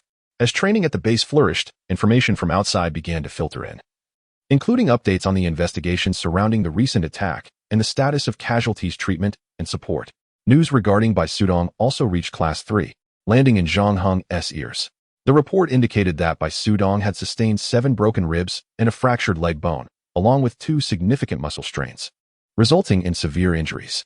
However, thanks to the excellent medical conditions in the Great Xia, the subsequent report stated that these injuries had been largely treated, and with a month of rest, he would be able to return to campus. Upon receiving this news, the members of Class 3 were elated, particularly Zhang Heng and Yang Tingting, who were overjoyed at the prospect of Bai Sudong's return after just a month, something they had not anticipated. Yet, despite the joy of the news, it remained merely that news. Zhang Heng yearned to visit Bai Sudong personally and promptly requested leave from Instructor Lu. The training at Qingbei University was entirely closed off, and ordinarily, neither students nor instructors were permitted to leave. However, Zhang Heng had made significant contributions during the attack and in the subsequent investigation, prompting special consideration. After consulting with Chief Instructor Zhang Qifeng, Instructor Lu Feng granted his request. Consequently, Zhang Heng departed the base that day, escorted by a military vehicle to visit Bai Sudong at the second hospital. Upon arriving, Zhang Heng found Bai Sudong in good spirits. Having not seen him for several days, Zhang Heng noticed that Bai Sudong had gained some weight, though he was still bandaged and unable to make large movements, as he was still in recovery. Upon seeing Zhang Heng, Bai Sudong beamed with joy, eagerly bombarding him with questions. He is typically a reticent individual, only revealing a frenzied side when engaged in combat. However, after experiencing such a monumental event, he found himself alone in this hospital, surrounded by strangers. Overwhelmed with loneliness and unease, he deeply missed his classmates from Class 3, particularly Zhang Heng and Yang Tingting. When Zhang Heng finally arrived, the floodgates of conversation opened, and their joy was palpable. After Zhang Heng inquired about Bai Sudong's condition from the doctors and nurses, he felt a sense of relief. What Zhang Heng was unaware of was that prior to his arrival at the hospital, an unexpected crisis had unfolded at the base. Due to the intense and relentless training across all classes, the consumption of elixirs had surged to several times the normal rate. This led to a rapid elixir shortage at the base, which erupted shortly after Zhang Heng's departure. The eager instructors, desperate to enhance their students' capabilities, discovered to their dismay that their supply of elixirs had been entirely depleted. What could be done? The only option was to seek assistance from Zhang Qifeng, who had already distributed the remaining stock. Consequently, training at the base came to a near halt. Having previously experienced a dramatic surge in power, no one could tolerate the snail's pace of cultivation that followed. Students pleaded for help from their instructors, who, in turn, had no choice but to continuously contact Zhang Qifeng. As the chief instructor, Zhang Qifeng found himself in a predicament. He had to report to higher authorities to request additional elixir resources. His request was naturally approved, but acquiring new supplies would take at least 3 to 4 days, time that neither the instructors nor the students could afford to wait. As the chief instructor, Zhang Qifeng was dedicated to facilitating the training of the entire base, and with the current predicament, he was understandably anxious. Yet, despite his urgency, there was no way to expedite the elixirs. One day, he noticed a peculiar phenomenon. While other classes exhibited a lack of motivation and enthusiasm in training, the students of Class 3 appeared unaffected. They trained diligently, rested as needed, and still had elixirs at their disposal. What could be the reason for this? Just a glance was enough for Zhang Qifeng to realize that Class 3 was different from the others. On one hand, they had won a significant number of elixirs from previous competitions against other classes, and on the other hand, their cultivation method, the dragon-elephant body refinement technique, seemed to diverge significantly from those of other classes. Intrigued, Zhang Qifeng called his superior, both to expedite the elixirs and to inquire about the dragon-elephant body refinement technique. Upon investigation, he discovered that this technique had relatively lenient requirements for physical constitution, and its elixir consumption was less than 1/3 of that of other techniques. In essence, this technique was remarkably economical in its use of elixirs. Realizing this, Zhang Qifeng understood why Class 3 had ample elixirs. They were not expending them at the same rate as others. He mused, what if this technique could be disseminated throughout the entire base? Would it not alleviate everyone's reliance on elixirs? This thought ignited a fervent flame within him, preventing him from finding peace. Zhang Qifeng promptly sought out Zhang Heng. However, by that time, Zhang Heng had already left the base. Knowing the situation, Zhang Qifeng quickly departed for the second hospital, where he soon reunited with Zhang Heng. As the chief instructor of the base, Zhang Qifeng was a man of considerable acumen, yet he approached Zhang Heng directly with his proposition. Zhang Heng, would you be willing to teach the dragon-elephant body refinement technique to all students at the base? Zhang Heng felt that since he had already documented the technique and it was known to the higher-ups, its eventual dissemination was inevitable. Thus, sharing it now seemed inconsequential. Just as he was about to respond, he was interrupted by another voice. Bai Sudong spoke up, Chief Instructor, this seems somewhat inappropriate. Zhang Heng was taken aback. Why would he dare to interject? He quickly shot him a disapproving glance. Zhang Qifeng, perplexed, inquired, what seems inappropriate? Bai Sudong sat up, his expression grave as he looked at Zhang Qifeng. The dragon-elephant body refinement technique is a new method conceived by Zhang Heng himself, regardless of its prowess or unique traits. The ownership of this technique belongs to him. It is his prerogative to decide to whom it is taught. Our laws in Daxia clearly delineate the rights of ownership and transmission of techniques. I have never heard of anyone being coerced into sharing their methods without compensation, unless the creator willingly consents. Yes, he has imparted this technique to Class 3, but that was not without cost. Each recipient contributed elixirs in exchange. Now, it appears you're suggesting that Zhang Heng should relinquish this technique for free, which seems rather unjust. As Bai Sudong spoke, Zhang Heng felt a twinge of worry. When Bai Sudong paused, Zhang Heng feigned indignation, chiding, Bai Sudong, how can you speak to the chief instructor in such a manner?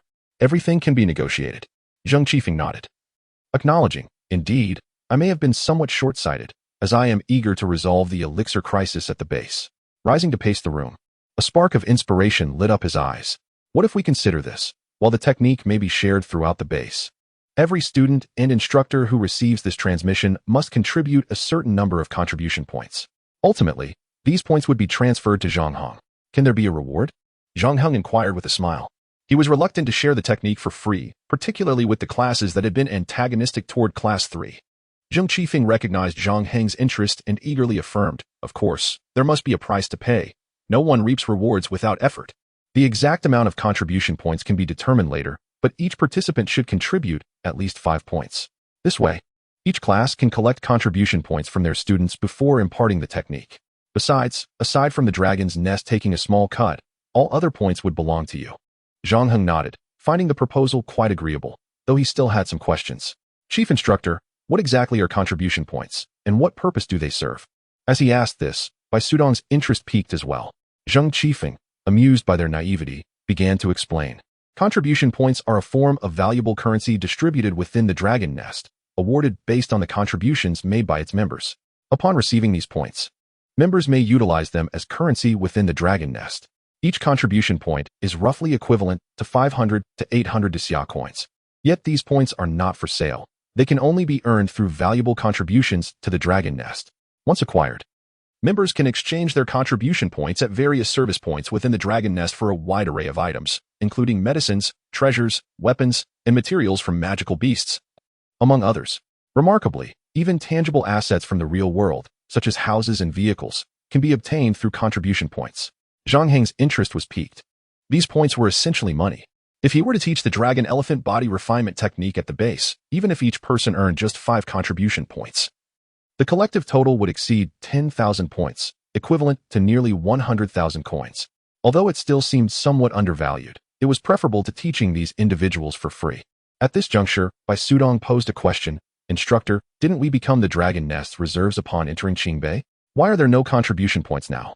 Moreover, the students need to learn and contribute points, but they currently have none to offer. Zhang Qifeng chuckled and replied, a good question. Under normal circumstances, new students must complete 3 months of intensive training at the academy before each receives 10 basic contribution points.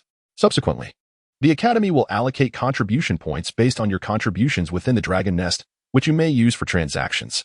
This time, we will make an exception. I will submit a report to higher authorities requesting the early distribution of each student's basic contribution points. Following this, they can use those points to purchase techniques, allowing us to impart knowledge. Both Bai Sudong and Zhang Heng nodded in agreement. Very well, instructor, let us proceed as you suggest. Zhang Qifeng was delighted to have resolved this matter efficiently. Upon returning, he promptly drafted a request report and submitted it. Contribution points are crucial to the lifeblood of the dragon nest, and with thousands of points involved, this was no trivial matter. Thus, the report required the Dragon Lord's approval before implementation. To expedite the process, Zhang Qifeng leveraged his previous connections and contacted a dragon sovereign, requesting assistance in hastening the report's submission, as the resource shortage within the base had become a significant issue that needed urgent resolution. Recently, Dragon Lord Lin Guohua had been facing challenges. Since acquiring the Qinglian Sword Song, he aimed to rapidly enhance his strength to deter surrounding forces. He was determined to master this advanced technique, as only through genuine strength could he confront external threats and prevent other nations from taking advantage of Xia. This was indeed a noble pursuit, yet despite his relentless efforts, Lin Guohua had struggled for half a month without successfully mastering the Qinglian Sword Song. A prodigy in martial arts, he had risen to the position of Dragon Lord at a remarkably young age. His age was notably younger than other Dragon Nest leaders by 5 to 10 years, and he had earned his position through hard work and contributions. Despite his extraordinary talent, he found himself unable to cultivate this technique, raising concerns. Lin Guohua meticulously analyzed the Qinglian Sword Song and found no logical or theoretical flaws. Yet, he wondered why he could not cultivate it. Initially, he could begin the training, but halfway through, he could not progress any further. Could there truly be a technique that even he could not master? Was it a flaw in the technique or within himself? The technique could not be at fault, as the author had previously achieved notable success with another method, the Tai Dongguang Gong, which had already begun to restore the spirits and strength of warriors affected by the Black Heaven curse. This was a joyous development for the Dragon Nest, though kept under wraps from the outside world. Given that the Tai Dongguang Gong posed no issues, it seemed the problem lay with the individual. As a true genius, Lin Guohua quickly discerned the root of the problem. The cultivation of techniques must align with the corresponding physical constitution. Advanced techniques require matching physiques, such as pseudo-spiritual bodies, ordinary spiritual bodies, low-level spiritual bodies, divine spiritual bodies, and supreme spiritual bodies. The Qinglian Sword Song, being an advanced technique, necessitated a physique that matched its level specifically. A supreme spiritual body. While Lin Guohua's physique was formidable, it only reached the divine level, insufficient for the supreme level required for the technique.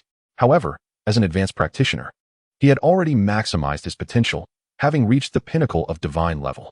Even ancient clan leaders, slightly more powerful than Lin Guohua, remained at the divine level and had not attained the supreme level. Thus, the pressing question of how to enhance his physique loomed large. For several days, Lin Guohua dedicated extensive time to exploring methods of enhancing his physique, yet he found himself at a loss for ideas. At this juncture, a document from Dragon Sovereign Xiong Lihong regarding Zhang Heng's commendation, along with Zhang Qifeng's application to promote the Dragon Elephant Body Refinement Technique at the Qingbei base, landed on the Dragon Lord's desk. Chapter 63. This young man again. The Dragon Lord had a sudden realization. Zhang Heng. This young man had achieved yet another remarkable feat. Lin Guohua could not help but exclaim in astonishment. His reaction stemmed from reading the report from Dragon Sovereign Xiong Lihong. As a Dragon Lord, he had witnessed countless events over the years, and few could surprise him at this point. Yet, Zhang Heng, though still young, consistently created miracles, leaving even the Dragon Lord astounded. The attack on the Qingbei University base was no minor incident across Xia. As the Dragon Lord, Lin Guohua was acutely aware of this and had been quite furious at the time, issuing the rescue orders himself. He knew the situation had been resolved smoothly, with minimal losses, which pleased him. However, he was unaware of the specifics until he read the report from Dragon Sovereign Xiong Lihong, which revealed Zhang Heng's significant role in the events. Regarding the mention of the formation in the report, Lin Guohua was not overly concerned. To him, Zhang Heng was merely a fledgling spiritual apprentice. Someone of that level could not have independently arranged a formation. The successful formation must have been aided by family elders or ancestors who provided him with a formation disc for his protection, which he had fortuitously utilized. Did Zhang Heng have merit? Certainly. The formation had played a crucial role in safeguarding the students, deserving of recognition. With his accomplishments in powerful techniques like the Tai Dongguan Gong and the Qinglian Sword Song, now he had employed a formidable formation to protect Qingbei's students. What sort of formidable family did he hail from? Why had he never heard of this family before? The depth of their resources was truly astounding. Now, Zhang Heng has generously presented such significant contributions to everyone, and the family has not opposed this, indicating their supportive stance. This family's strong backing of the Great Xia should not be taken for granted. A gesture of acknowledgement is warranted. Previously allowing Zhang Heng to enter Qingbei University could be viewed as a form of recompense, yet this gesture seems rather trivial in comparison. Lin Guohao believes that the nation should further clarify its position to maintain a good relationship with this esteemed family. Families of such profound heritage typically prefer to avoid entanglements with the state, so now that they have dispatched a representative, it is crucial to manage the relationship through this envoy. Lin Guohao nodded in approval of the document submitted by Xiong Lulong, which sought recognition for his contributions. He then picked up another document, which was Zheng Qifeng's request to allocate contribution points to new students at Qingbei University to promote the Dragon Elephant Body Refinement Technique. The document not only contained the proposal, but also outlined the flow of these contribution points, ultimately directed towards Zhang Heng. What? This lad again? Lin Guohao was taken aback as he scrutinized the document, suddenly recalling something and requesting the examination papers from Zhang Heng during this year's Shenglongmen examination. Upon review, Lin Guohao realized that Zhang Heng had not only written about the Tai Damping Demon Technique in the Qinglian Sword Song, but had also included the Dragon Elephant Body Refinement Technique in the important document titled Divine Craft Refinement. How could he have forgotten these? Feeling a twinge of dissatisfaction, Lin Guohao lightly tapped his forehead and began casually flipping through the Dragon Elephant Body Refinement Technique. As he continued, his pace slowed, and a possibility struck him. Could practicing the Dragon Elephant Body Refinement Technique enhance one's physical constitution?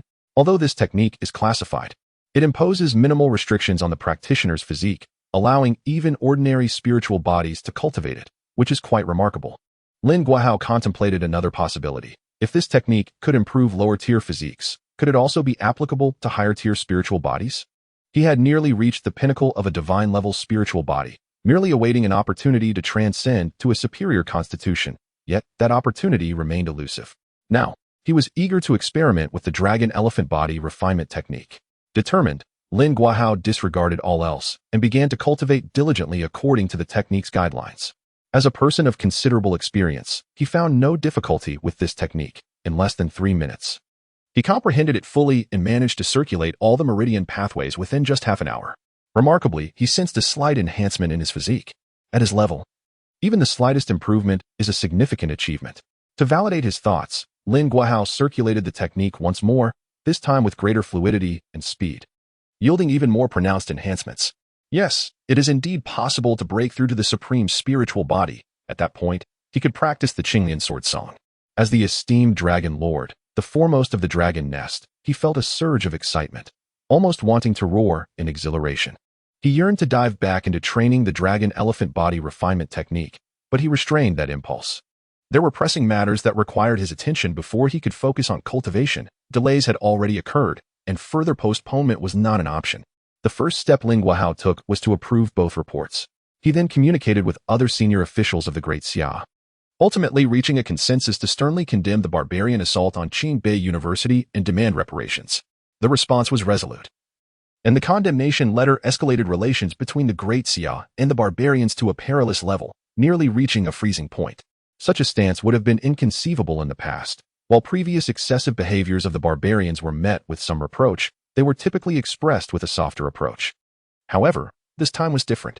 On one hand, the barbarians' dark sky cursing technique could now be countered, granting the Great Xia strategic initiative and releasing them from subjugation.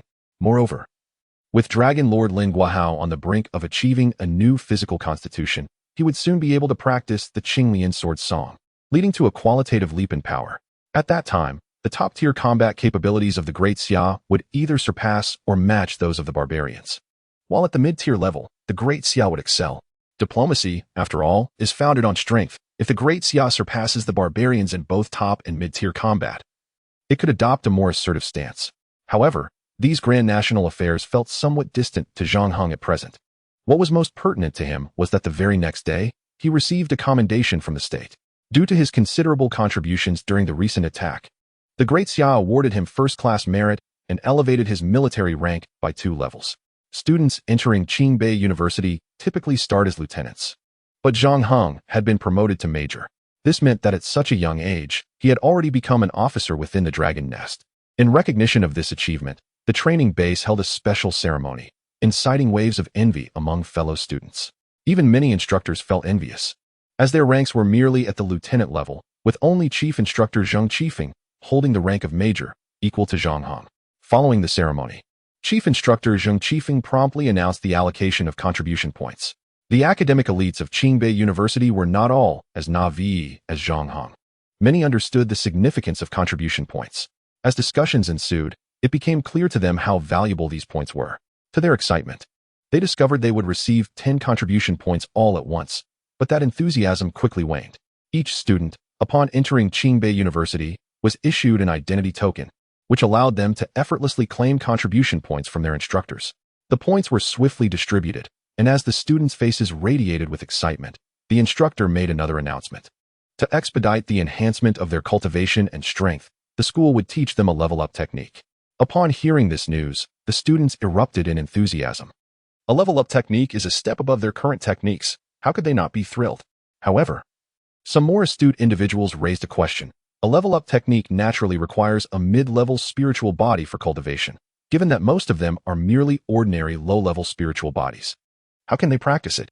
The instructor was not taken aback by this query. Zheng Qifeng, standing on the platform, joyfully reassured everyone that this level technique did not impose stringent requirements on physique. Even ordinary spiritual bodies could cultivate it, let alone those of lower tiers. Upon hearing this, the academic elites erupted in cheers, eager to commence their study of the new technique. Yet, some in Class 3, having heard the instructor's words, felt a flicker of doubt. This technique sounded remarkably similar to the dragon elephant body refinement technique they were currently practicing. Could there be another technique of a similar nature that they had never heard of before? Zheng Qifeng, pleased by the students' enthusiasm, continued. But his next words stoked a sense of tension among them. However, dear students, such an exceptional technique is not readily available without cost. In other words, it is not free. To learn this technique, each individual must expend 8 contribution points. So what say you? Will you still pursue it? Before Zheng Qifeng's words had fully settled, he was met with a unified chorus from the students. Yes. Of course, we will learn. Even if it costs us 8 contribution points, we would gladly pay 80 or even 800 to study it. Having recently endured the tumult of the barbarian invasion, the students exhibited an unprecedented and fervent desire for strength. With an opportunity to enhance their abilities at hand, none could afford to forfeit such a chance. Thus, it was resolved that each class would contribute points to the instructor, who would then submit them to the chief instructor. Ultimately, Chief Instructor Zheng allocated these contribution points to Zhang Heng. Although the process was somewhat cumbersome, it served to safeguard Zhang Heng to a certain extent. Through this maneuver, Zhang Heng acquired 7 contribution points from each student, totaling over 1,900 students. Looking at his identity token, he found himself in possession of 13,671 contribution points. Such a bounty was roughly equivalent to over 100,000 Xia coins, capable of purchasing an array of splendid items. However, both Zhang Heng and Chief Instructor Zheng recognized that the dragon elephant body refining technique was worth far more than this sum. After transferring the contribution points to Zhang Heng, Zheng Qifeng added a few remarks. In the future, not only would this technique be promoted within the school, but everyone would also be expected to contribute points even within the dragon's nest. Hence, the contribution points Zhang Heng could amass were far from limited to this amount. Additionally, as a reward for the contributions made through this technique, as well as previous efforts, the higher-ups permitted him to make a request. A request? Zhang Heng felt quite satisfied with his current circumstances. He attended a prestigious school, earned contribution points, and had access to resources to enhance his strength. Everything seemed to be progressing favorably, rendering any requests seemingly unnecessary. Yet, Zhang Heng still had a desire. Chief Instructor Zhang, I wish to bring my family to reside in the capital, ensuring their safety. This request, though appearing straightforward, was far from simple. Relocating his parents to the capital entailed not only providing them with accommodation, but also securing employment, a feat that would require at least 1 million Xia coins, and likely closer to 5 million to accomplish effectively. Very well, that request is entirely reasonable. We shall commence arrangements immediately, Zhang Qifeng responded earnestly. What? It was truly approved? Zhang Heng was momentarily taken aback. He had anticipated various stipulations, and perhaps even discouragement from the instructor regarding his plan.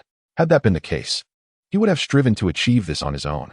To his astonishment, the instructor agreed without hesitation. Overcome with excitement, Zhang Heng quickly expressed his gratitude. Thank you, Chief Instructor. Thank you. Zhang Qifeng shook his head, patting Zhang Heng on the shoulder. Good child, your immense contributions to the nation warrant such considerations. Rest assured. Within a month, your parents will be brought to the capital, coinciding with the conclusion of your training, allowing for a joyful reunion. Zhang Heng beamed with delight, preoccupied with gratitude and not pondering further. Little did he expect that within mere days, not only would he be a student at Qingbei University, but his parents would also be able to reside and work there, even obtaining local residency. Surely, this news would elate them beyond measure. Was this not a matter of bringing honor to his family? Zhang Heng couldn't help but feel a swell of pride.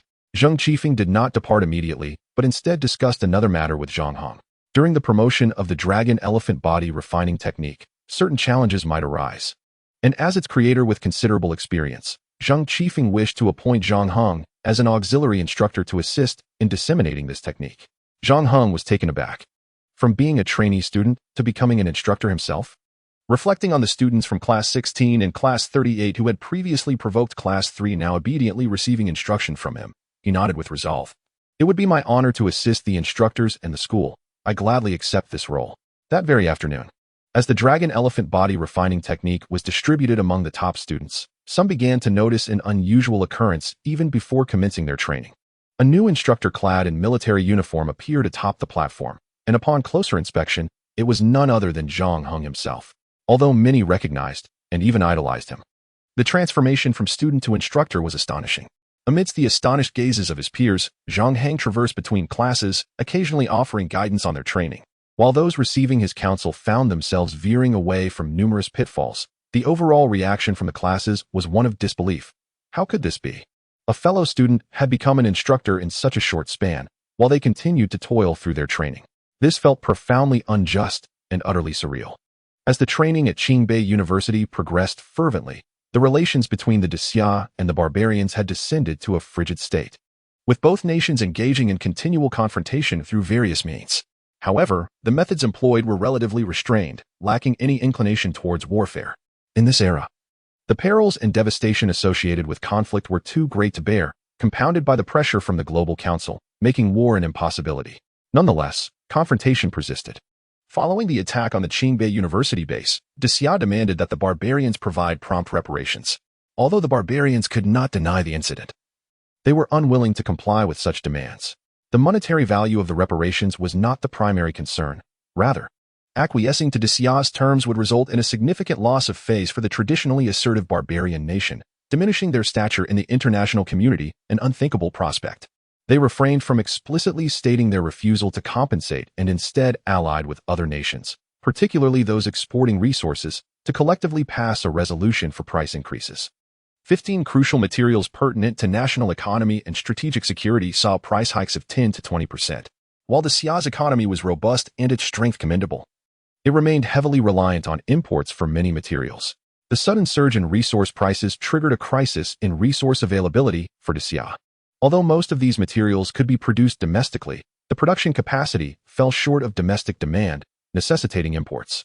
When priced at previous rates, the situation was manageable, but with the current price hikes, the Xia would face immense financial losses. Despite appearing to be a mere 10 to 20% increase, the burden on the Xia could amount to trillions in losses. This predicament was untenable. Yet, what could be done? The Xia's rapid development was intrinsically linked to substantial material consumption. As a result, tensions escalated between the Xia, the barbarians, and neighboring countries. The Xia persistently engaged in negotiations, seeking to retract these resolutions, but the opposition remained aggressively firm. As neighboring or interested countries, their price increases were not solely for the sake of profit. They primarily aimed to curtail Dacia's growth. No nation wished to witness the emergence of an excessively powerful neighbor. Historically, Dacia's progress had often been stifled by barbarian dominance, resulting in constraints that rendered advancement arduous. However, the current climate indicated that Dacia had begun to shake off the shackles of barbarian control and was poised for expansion. The prospect of an empowered Dacia posed a threat not only to the barbarians, but also to surrounding nations, which could not idly stand by. In this context, the leadership of Dacia was filled with outrage and anxiety, with growing discontent directed towards Lin Guahao, who had proposed these stringent measures against the barbarians. Some individuals even voiced their protests, advocating for a compromise with neighboring nations regarding the assault on the Qingbei University base, suggesting that merely appeasing the opposing side would suffice without necessitating extensive reparations. However, this faction represented only a minority, as the majority concurred with Longchao's demands. Nevertheless, the higher-ups in the Dacia were exceedingly anxious, with some fearing the potential for conflict. At this juncture, Lin Guahao stepped forward once more, presenting a research achievement, specifically an experimental finding that validated Zhang Heng's proposal of the divine craft refinement. This method demonstrated the ability to yield 60% more resources while simultaneously enhancing their potency by 50%.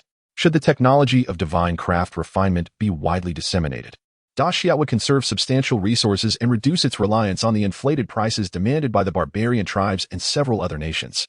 Consequently, the complications posed by the barbarian states would swiftly be resolved. Dacia acted with alacrity, significantly diminishing the import of the resources whose prices had been raised, publicly declaring that they were not in need of these commodities and that the barbarian tribes must provide compensation. Naturally, the barbarians were incredulous, believing Dacia was merely posturing. They not only increased the prices of numerous materials, but also added an extra 20%. They eagerly awaited Dacia's downfall, convinced that eventually, Dacia would capitulate to them, allowing the barbarians to exploit the situation further. However, a week passed, then 2 weeks, and Dacia continued to progress normally without any signs of submission. Not a single new order was placed with them. Instead, the countries led by the barbarians found themselves in a predicament, as the skyrocketing prices resulted in a significant reduction of imports not only from Dacia, but from other nations as well. Within 2 weeks, materials began to accumulate in excess, leading several material enterprises to the brink of bankruptcy. Unable to remain passive any longer, the barbarian nations deployed a multitude of spies, both overtly and covertly, to investigate Dacia.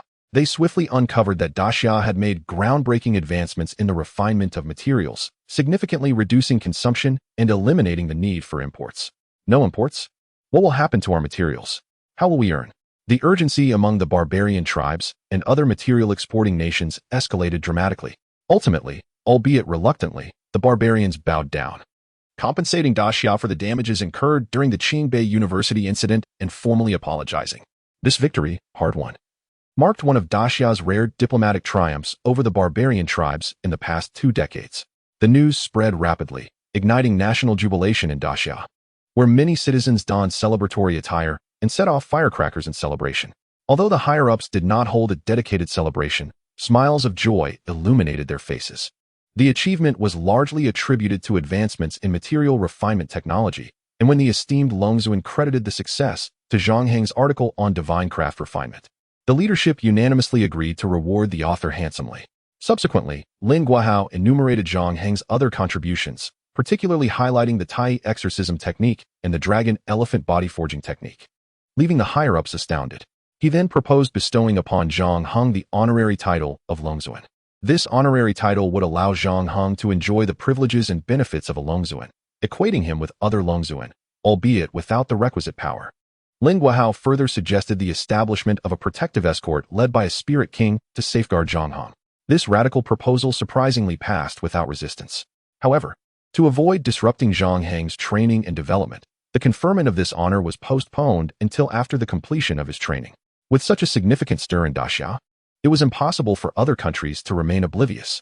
As they acquired more information about Dacia, the existence of Zhang Heng became increasingly known. For Dacia, Zhang Heng was an invaluable asset, but for these other nations, particularly the barbarian tribes, he was perceived as a formidable threat that must be eliminated. Consequently, these countries convened numerous meetings, Although they could not directly confront Zhang Hong, they covertly engaged various underground organizations and agencies, issuing contracts for his assassination. They were determined not to allow such a figure to flourish. Despite Zhang Hong currently being a relatively powerless individual, his writings had already elevated Daxia to its current standing. If he were to mature further, Daxia might completely surpass its neighboring countries, potentially obliterating them, leaving no room for survival. The resolve among the barbarian nations was unwavering, with bounties on Zhang Heng's head reaching astronomical sums, placing him among the top 5 targets in their underground networks. Unbeknownst to Zhang Hong, he was in grave danger. Should he attempt to travel abroad without precautions, he might never return after just a day. These organizations were unscrupulous, not only targeting Zhang Hong, but also devising plans against his family. Recently, numerous unfamiliar figures had been spotted near Zhang Heng's hometown, lurking like hungry wolves, poised to reveal their fangs at any moment. A conspiracy aimed at eliminating this rising star of Daxiao was gradually unfolding, casting a dark shadow over Zhang Hong. In the capital, the Dragon Nest acted swiftly. A specialized escort team of 8 members dedicated to Zhang Hong was assembled within 3 days. The leader of this team, Niu Ming, was a man of average stature who had achieved the Spirit King realm for a decade. Despite his unassuming appearance, he bore a gentle demeanor that belied his name. Generally, Spirit Kings held a sense of pride and were unlikely to serve as bodyguards. They preferred to engage in battle on the front lines or confront formidable beasts in perilous territories. However, Niu Ming was willing, for though he had never met Zhang Hong, their fates were intertwined. He had been saved by Zhang Hong. Originally at the peak of the Spirit King realm with aspirations to ascend to Spirit Lord, Niu Ming had been ensnared in a battle against the barbarians and fell victim to the Black Heaven Curse. After a harrowing escape from the enemy's encirclement, only 20 out of 200 comrades remained, and he himself lost consciousness shortly after rescuing them. He was carried back to Daxia, remaining unconscious for 3 years. Miraculously, he awoke after 3 years, but his cultivation had regressed to the initial stage of the Spirit King realm, and upon awakening, it continued to decline at an alarming rate. This left Niu Ming despondent, teetering on the brink of despair. Had it not been for his indomitable will, he might have succumbed to the depths of hopelessness. As he approached the precipice of descending from the Spirit King realm to that of a spirit master, the Tai exorcism technique emerged. He was among the earliest practitioners of the Tai exorcism technique. At that time, although the technique had been validated by Longzuan Lin Guahao, its safety and feasibility remained uncertain, necessitating participants for testing. Niu Ming was one of those skilled individuals involved in the trials.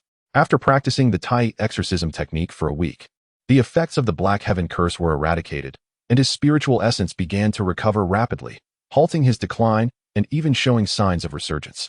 Niu Ming was filled with elation, as if he had been granted a second chance at life. A renewed vigor coursed through him, and he resolutely vowed to repay the benefactor who had bestowed upon him this remarkable technique. Upon learning that this benefactor was but a mere youth, and that he had already drawn the attention of hostile forces such as the barbarian tribes, Niu Ming promptly enlisted in Zhang Heng's escort team. The other 7 members of the escort team shared similar experiences. Their decision to join Zhang Heng's protective detail stemmed not only from their own enthusiasm, but also from another crucial reason. Since being cursed by the Black Sky Curse, they had swiftly faded from the public eye, effectively presumed dead by many. Thus, their assignment to protect Zhang Hong would neither disturb other prominent figures nor attract undue attention due to their concealed identities. The Dragon's Nest acted swiftly. Not only was the formation of the escort team expedited, but their prompt accommodation of Zhang Heng's request to bring his parents to the capital was even more evident. Within less than 2 days, the Dragon's Nest had secured a residence for Zhang Heng's family in the city and facilitated new employment opportunities for Zhang's father and mother, positions that bore little difference from their previous occupations in Pengcheng. Once these arrangements were finalized, Zheng Qifeng immediately summoned Zhang Hong to convey the good news and presented him with a dynamic video of their new home. Zhang Hong was overjoyed and promptly phoned his parents to share the delightful tidings. Although his parents were somewhat familiar with the current circumstances, their advancing age made them reluctant to relocate to the capital. However, motivated by the desire to see their son more frequently, they ultimately acquiesced. As Zhang Heng's prospects flourished, his parents felt inclined to boast to their relatives before bidding them farewell. Unbeknownst to them, their somewhat ostentatious farewell inadvertently leaked their impending departure from Pengcheng. Should the adversaries fail to capture Zhang's parents in Pengcheng, retrieving them from the capital would prove exceedingly challenging. On the 3rd day following Zhang Heng's phone call, as his parents prepared to bid farewell to their aunt's family, they unexpectedly fell victim to a group of masked abductors. This incident was soon discovered by the aunt's family, who promptly alerted the authorities. The dragon's nest was quickly apprised of the situation. A person of merit, whom the nation intended to nurture and protect, could not have their family subjected to such peril. In response, the dragon's nest dispatched the newly formed escort team to Pingcheng to address the crisis, simultaneously informing Zhang Heng of the developments. Upon receiving the news, Zhang Heng was determined to return and rescue his parents, prompting Zheng Qifeng to grant him leave despite his initial reservations. Thus, Zhang Heng and a cadre of elite individuals converged upon Pingcheng. Chapter 67, A Divergence. The opponent is a grand organization. Despite possessing an escort team, Zhang Heng found himself compelled to return to Pingcheng alone, despite being part of a protective detail. They seemed to drift further away from their primary objective, as other pressing matters took precedence. This divergence, while perplexing, might ultimately serve a beneficial purpose. The abduction of Zhang Heng's parents, which would have been a matter of little concern in the past, now assumed grave significance due to Zhang Heng's current status. The local branch of the Dragon's Nest, along with the Pingcheng Guard and the city's foremost figure, all regarded this incident with utmost seriousness, mobilizing substantial manpower to investigate. However, after an entire day of inquiry, they uncovered nothing. They were unaware of the identity of the kidnappers or their motives, nor could they ascertain their whereabouts. In such a small locale, deploying a force of 200 yet yielding no useful leads within a day was a disheartening disappointment. Failing to meet the expectations of their superiors, Lu Pengdao, the leading figure of the Dragon's Nest in Pingcheng, was furious and issued a decree that if no substantial clues were uncovered by the following day, there would be a collective salary deduction for 6 months. With the promise of a generous reward, valorous individuals would surely emerge. Under the threat of severe punishment, angered warriors would inevitably arise. The experts in Pingcheng set forth with relentless determination, conducting a thorough investigation. Nevertheless, as time elapsed, they remained at a standstill. At this critical juncture, Niu Ming, accompanied by members of the escort team, arrived. Lu Pengdao welcomed them with enthusiasm, frequently casting glances at Niu Ming, recognizing the attention of a spirit king upon this matter, underscoring its significance. Yet, as the gravity of the situation intensified, Lu Pengdao felt increasingly constrained. "I apologize, Commander. It is my inadequacy that we have failed to uncover any leads," he lamented upon seeing Niu Ming, embarrassment washing over him. Niu Ming placed a reassuring hand on Lu Pengdao's shoulder, stating, "Your inability is not the issue. Rather, it is the cunning and sophistication of our adversaries." Oddly enough, despite Niu Ming's intent to console him, Lu Pengdao felt even more ashamed. Observing Lu Pengdao's demeanor, Niu Ming shook his head and declared, "Leave this matter to us." With no alternative, Lu Pengdao acquiesced. He then smiled and handed over some potentially useful information, which Niu Ming declined with a shake of his head, explaining, "Given the absence of useful leads, these materials may only serve to misdirect our focus." The potential harm was minimal, yet the insult was exceedingly profound. Lu Pengdao longed to voice his thoughts, but refrained, acutely aware of his lack of accomplishments. Niu Ming, now clad in the distinctive attire of the Dragon's Nest, dark garments and concealed features, vanished into the night. Within 2 hours, they located the group of abductors. "These are not mere kidnappers. They are clearly members of the Rose Thorn," Niu Ming muttered, glancing towards an underground garage not far off. Originally named the Rose of Thorns, the group had altered its title following protests from some male members. Though the garage appeared unremarkable and everything seemed normal, Niu Ming was certain that the kidnappers resided within. It was not that Niu Ming possessed superior investigative skills compared to Lu Pengdao. Rather, they operated on different levels, with distinct experiences and methodologies. Lu Pengdao approached the case strictly as a kidnapping incident, employing conventional investigative techniques. Faced with an internationally recognized organization such as the Rose Thorn, how could he possibly uncover anything of substance? In contrast, Niu Ming and his team, possessing higher cultivation levels and now serving as Zhang Heng's escort, immediately discerned that the kidnapping was not aimed at Zhang Heng's parents for monetary gain. Their true target was Zhang Heng himself. By capturing his parents, they intended to lure him into the open. Once Zhang Heng arrived, they would be poised to act, whether to capture or assassinate him. Accomplishing this appeared deceptively simple. Yet Zhang Heng's current status was far removed from his past. Both his cultivation and methods far surpassed those of ordinary individuals. The adversaries were likely aware of Zhang Heng's previous use of formations, and since they aimed to confront him, they would certainly be prepared for such tactics. Consequently, the individuals dispatched by the Rose Thorn would not be ordinary. They would possess formidable skills and strategies. From these deductions, Niu Ming needed only to identify extraordinary talents within the relatively modest city of Pingcheng. Drawing upon the Spirit King's essence and years of experience, He ventured to the Zhang family residence to extend his senses. It soon became evident that the assailants included formidable opponents, some even at the Spirit King level. As Niu Ming sensed their presence, the adversary simultaneously detected him. After observing the surrounding situation once more, with nothing amiss, Niu Ming waved his hand towards the 7 novices and led the way towards the garage. Just as they approached the garage entrance, the sharp crack of gunfire shattered the tranquility of the city. The already tense Lu Pingdao quickly directed his team towards the source of the commotion, while Niu Ming and his companions rushed into the garage. At their level of cultivation, bullets were hardly a concern. Clad in bulletproof vests, they felt invulnerable. For ordinary individuals, bullets could be lethal, but for them, it was merely a matter of perception and evasion, without excessive worry. Upon entering the garage, a group of shadowy figures appeared before them.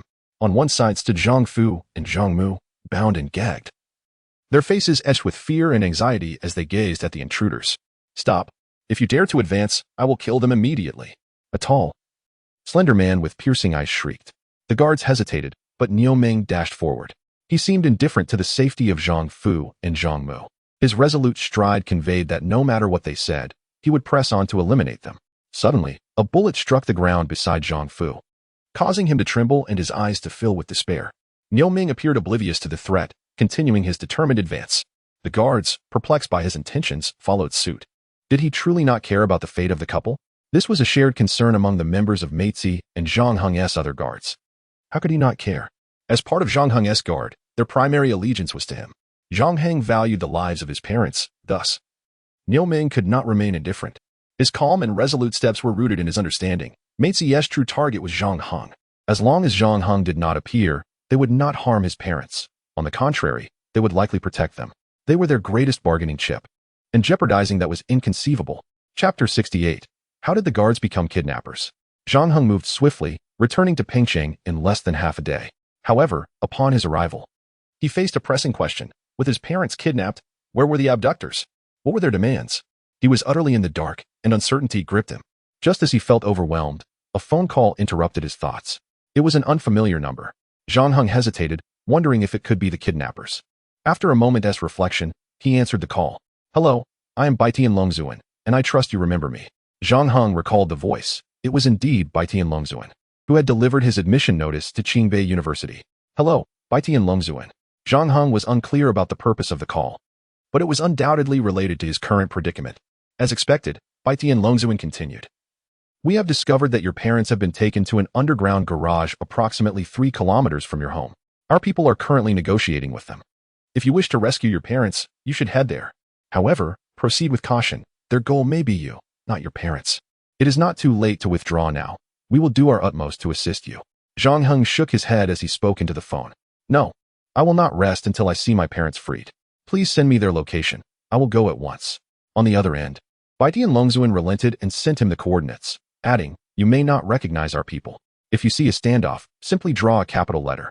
If it is our people, they will respond accordingly. If not, they are the enemy." Zhang Heng nodded in understanding. "Received. Thank you, Longzuan." Yet, he couldn't help but think. Was this truly a matter of such frivolity? What if the other side deciphered their simple signals? Nevertheless, if the situation demanded, he would use them. In the underground garage, Niu Ming and his team entered, eager to advance, but found themselves obstructed. It was not the bullets that hindered them. At their level, bullets posed little threat. However, employing missiles in such a confined space would be reckless, unless one was intent on self-destruction.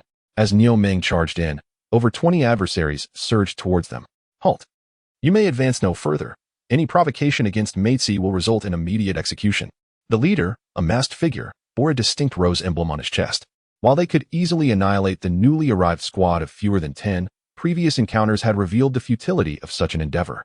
Feigning an aged and somber tone, Niu Ming remarked, "Meitzi boasts great bravado. In recent years, no one has dared speak so arrogantly before Xiangshan." Xiangshan? The members of Meitzi fell silent. Within the underbelly of the barbarian organization, certain factions were particularly formidable. Meitzi barely ranked in the top 10, while Xiangshan undoubtedly secured a spot in the top 5. Although all were within the top 10, in terms of actual strength, Meitzi could hardly compare to Xiangshan. The mention of Xiangshan left them astonished. Moreover, the leader felt a strange familiarity with Niu Ming's voice, reminiscent of a prominent figure from Xiangshan. Not just the Meitzi members, but also Zhang Heng's guards were equally taken aback. When had their captain become affiliated with Xiangshan? Was he the spirit king of Longzuan? However, despite their confusion, they quickly grasped that this might be a clever ruse from their leader. Even if it were not, they would remain silent, following orders without question. Through their recent experiences with Niu Ming, they had come to understand his character. Though he appeared gentle, when provoked, even a fierce beast would cower before him.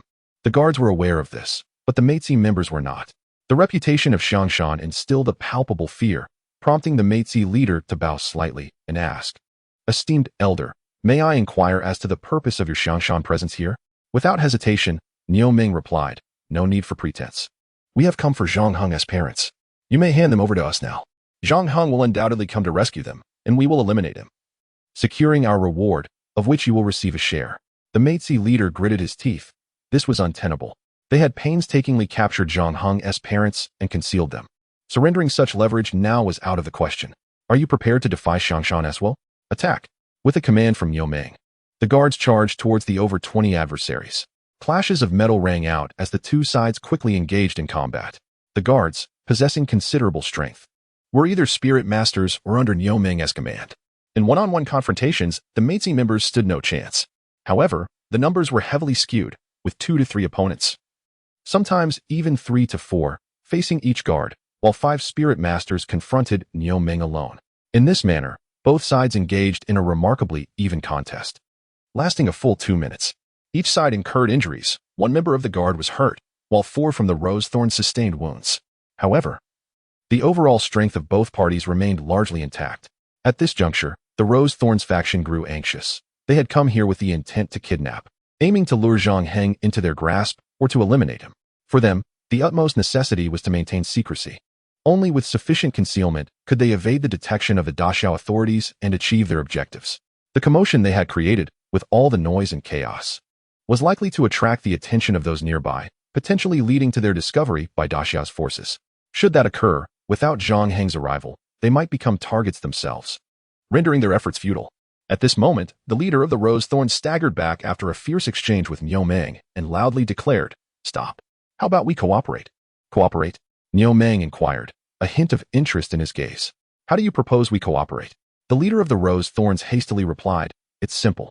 We jointly hold Zhang Heng's parents captive and wait for his arrival. Together, we can capture him and claim the reward."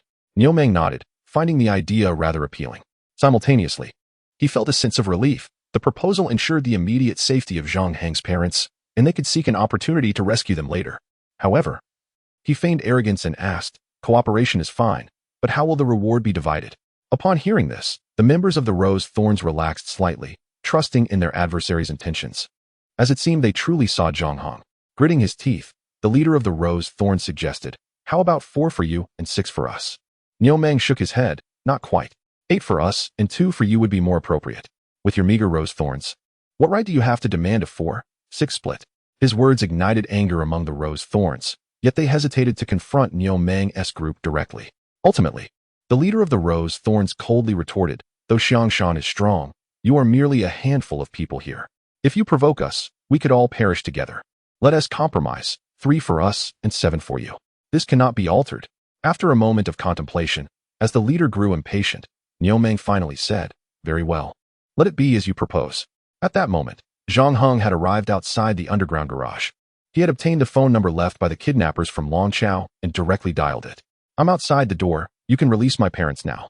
Inside, the Rose Thorns leader, having just finalized the terms, answered the call with a cold chuckle. "So you've arrived? You are quicker than expected. However, releasing your parents is out of the question unless—" "What unless?"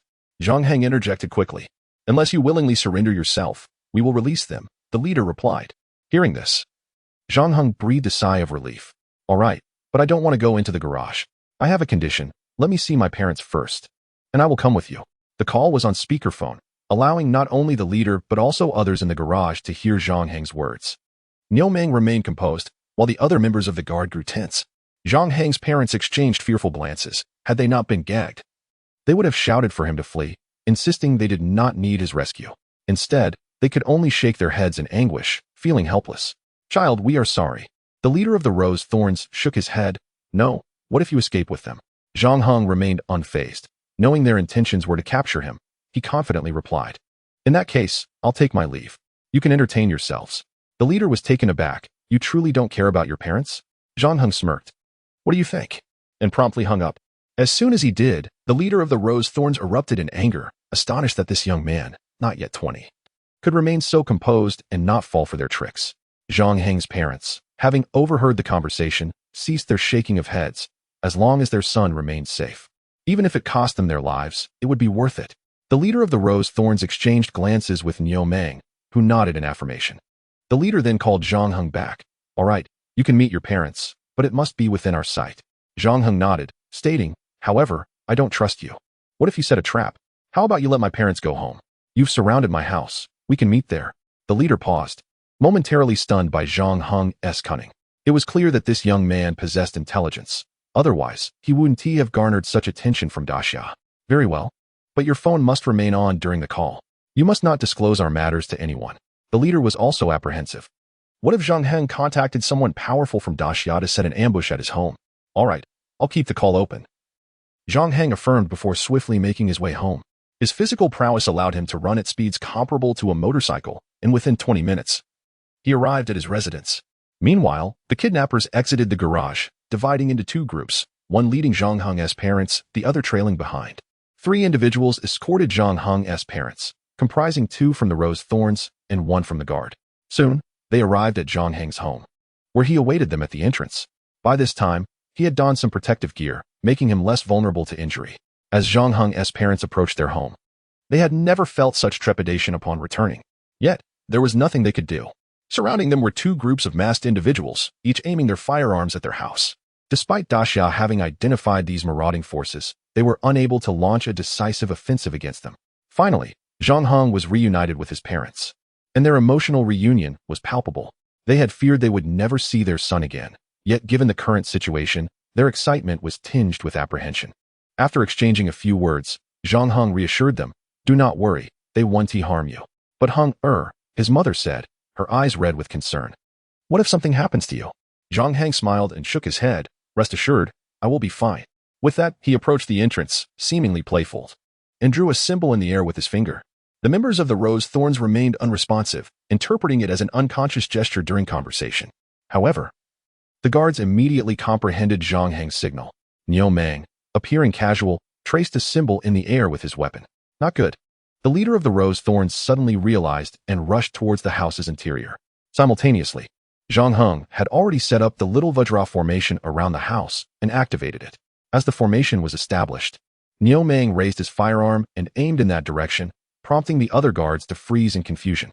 Were they not supposed to protect Zhang Heng? Why were they now aiming at him? Yet, with their leader taking action, they had no choice but to follow suit. As the members of the Rose Thorns were taken aback by the unfolding events, they observed what seemed to be a covert exchange between the two parties, initially believing them to be allies. However, upon witnessing gunfire directed at Zhang Heng, their doubts dissipated. Not only did their uncertainty fade, but the leader of the Rose Thorns hastily urged Niu Meng to refrain from shooting, exclaiming that the young man must not be killed. When Niu Meng, perplexed, inquired about the contradiction to the earlier claim of a 3-7 split, the leader explained that while the bounty for killing him was substantial, capturing him alive would yield an even greater reward, potentially doubling the amount. With this revelation, Niu Meng ceased firing, seemingly deep in thought, while his comrades halted their shots. Responding to a signal, he discreetly conveyed, observe my actions, follow my lead. Niu Meng, still uncertain, questioned the legitimacy of the bounty's doubling. The leader, affirming its truthfulness, was abruptly silenced by a powerful kick from Niu Meng, resulting in several broken ribs and sending him flying. In that instant, other team members surged into action, catching the Rose Thorns off guard, leading to the swift downfall of 6 or 7 of their ranks. At this juncture, Zhang Heng felt a sense of relief.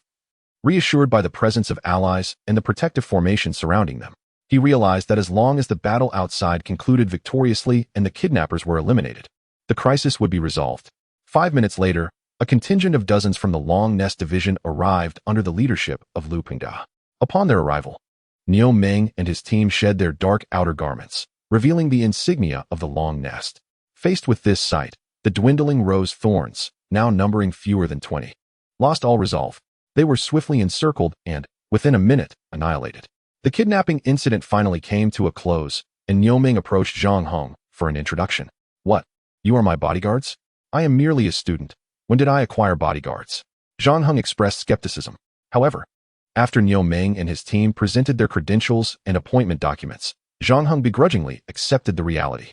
While Zhang Heng was somewhat open to this new development, his parents, Zhang father and Zhang mother, struggled to comprehend the existence of such a protective detail for their son. Bodyguards? Where would a student acquire bodyguards? Zhang mother shook her head in disbelief.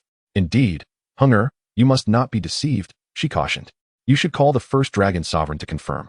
Zhang father echoed her sentiments, suggesting, you must call. Even if they are indeed bodyguards, have them replaced with others. As Zhang mother cast a disapproving glance at Niu Ming and his companions, the imposing figures felt a flush of embarrassment under her scrutiny. While they were formidable in battle, the prospect of engaging in dialogue to assuage concerns was daunting for them, especially given their previous actions, which might seem unfounded to the average person. Observing his mother's anxiety, Zhang Heng questioned, why is that? What bodyguard would attack their employer? Zhang mother retorted, it is only logical. Zhang Heng, despite being aware of Niu Ming and his team's intentions, found himself unable to counter his mother's rationale. He shrugged at his bodyguards, indicating his helplessness in the situation. Subsequently, Zhang Heng arranged for some belongings that his parents had prepared and took them to a hotel. As their residence, though still standing, was rendered uninhabitable due to the recent turmoil. Not only their family, but many neighbors were forced to seek refuge in hotels, a precautionary measure that had been wisely implemented by the Long Nest to avert further casualties. Apologizing to his neighbors for the inconvenience, Zhang Heng knew that the Long Nest would handle any necessary reassurances. The following morning, the family departed for the capital, their hearts lightened by the previous day's harrowing experience. Zhang father and Zhang mother no longer felt any attachment to their former home, fearing a return of the villains. Their sole focus was to accompany their son in the capital. Naturally, the bodyguards accompanied them, wary of potential threats from others seeking the considerable bounty on Zhang Heng's head. Fortunately, the journey proceeded without incident, and within half a day, they arrived in the capital. Soon, they reached their new residence, a charming two-story villa on the outskirts of the city, complete with a spacious half-acre yard. The quality of both the building and its surroundings delighted Zhang father and Zhang mother, who exchanged smiles as they surveyed their new abode. This was more than they had ever dreamed of. It exceeded their expectations.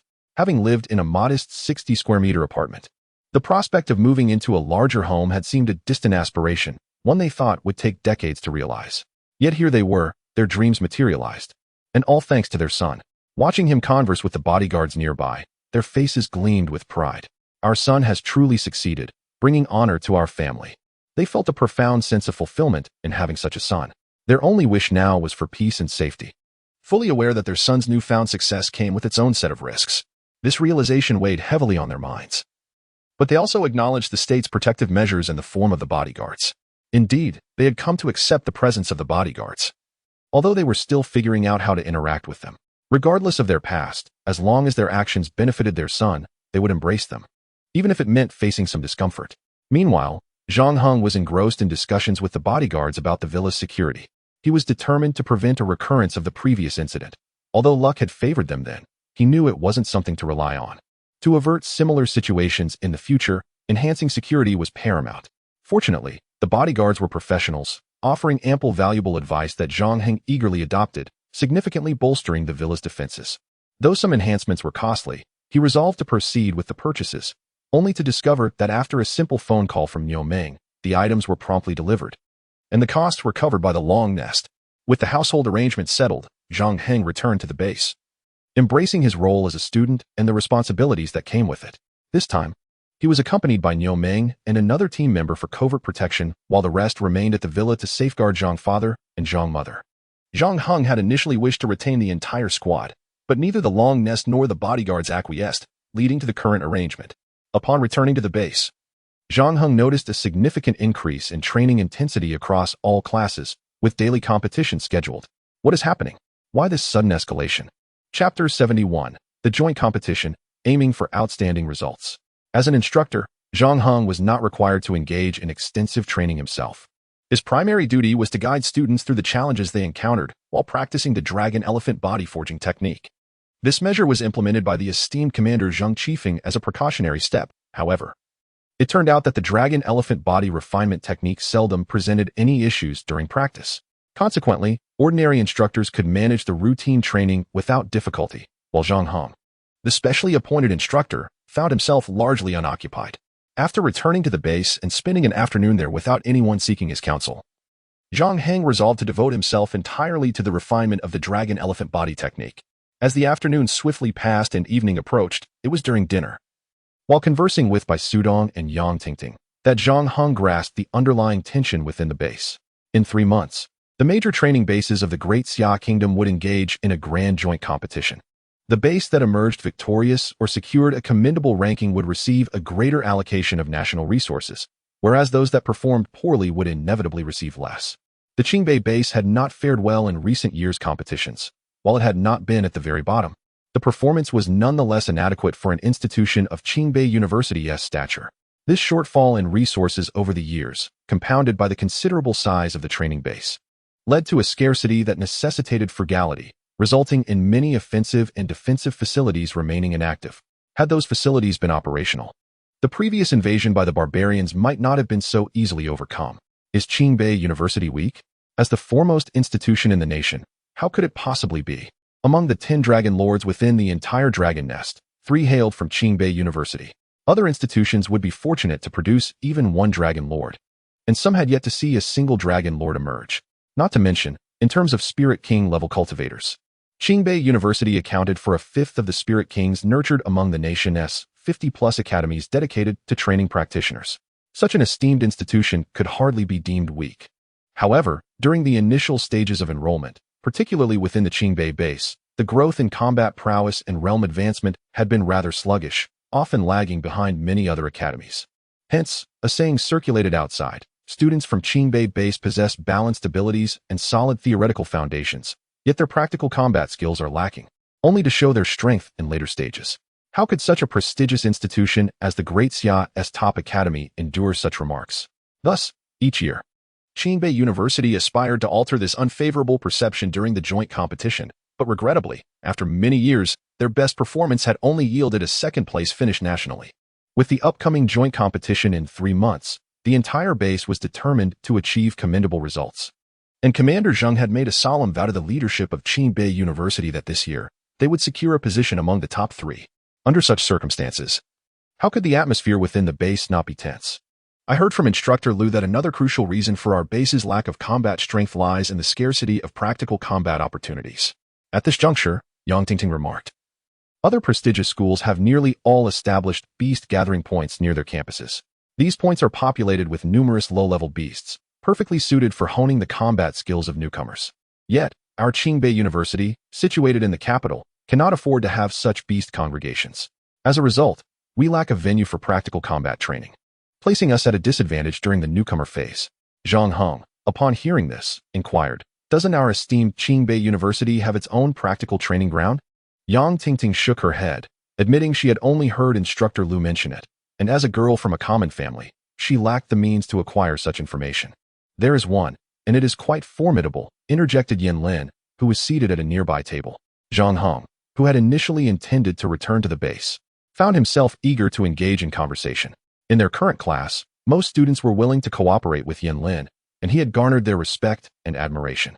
Yin Lin was an ambitious individual, undeterred by Zhang Heng's prominence. Rather, he sought to draw closer to him, believing that with a harmonious relationship, their class would undoubtedly evolve into a formidable entity, shining brilliantly in the future. Having overheard Zhang Heng and his companions discuss the joint competition, Yin Lin seized the opportunity to contribute. Upon hearing his words, Zhang Heng asked, is there truly such a place? Where is it? Why is it not accessible to us? His question piqued the interest of Bai Sudong, Yang Tingting, and several other classmates, who turned their attention to Yin Lin. With a smile, Yin Lin explained, this practical training base is not situated within the capital, but it is not too far either. A 2-hour drive will suffice. However, I cannot disclose the exact location, as I would prefer not to attract unwanted attention. As for why it is not open to us, the reason is straightforward. The beasts within are far too powerful, with none below the Spirit Master level. Some even reach the Spirit King tier. Just imagine, such beasts would be excellent adversaries for our accomplished seniors, but for us novices, they would be insurmountable. What purpose would it serve to send us in? To serve as mere fodder? Understanding dawned upon the group, and they nodded in agreement. Zhang Heng, contemplating Yin Lin's words, regarded him with newfound respect. Initially perceiving him merely as an official sycophant, he was now impressed by Yin Lin's remarkable insights. The family supporting Yin Lin must possess significant strength. Otherwise, he would not have access to such information. Having such a source of intelligence was advantageous for their collective growth, and Zhang Heng resolved to foster a closer relationship with Yin Lin.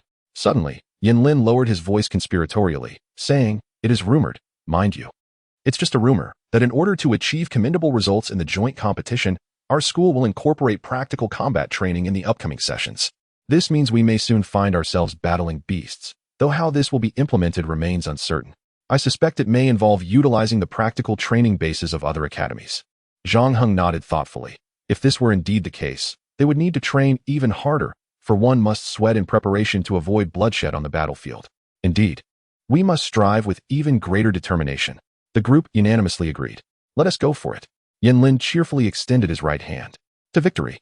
Zhang Heng responded with a smile, placing his hand atop Yin Lin's, while their classmates joined in, all chanting in unison. Chapter 72. The instructor praises me. Does he seek a favor? After finishing dinner, as Zhang Heng was about to return to his quarters, he was unexpectedly called by Instructor Liu. With nightfall approaching, he wondered what business the beautiful instructor had with him. Was she interested in discussing life as philosophies or sharing her aspirations?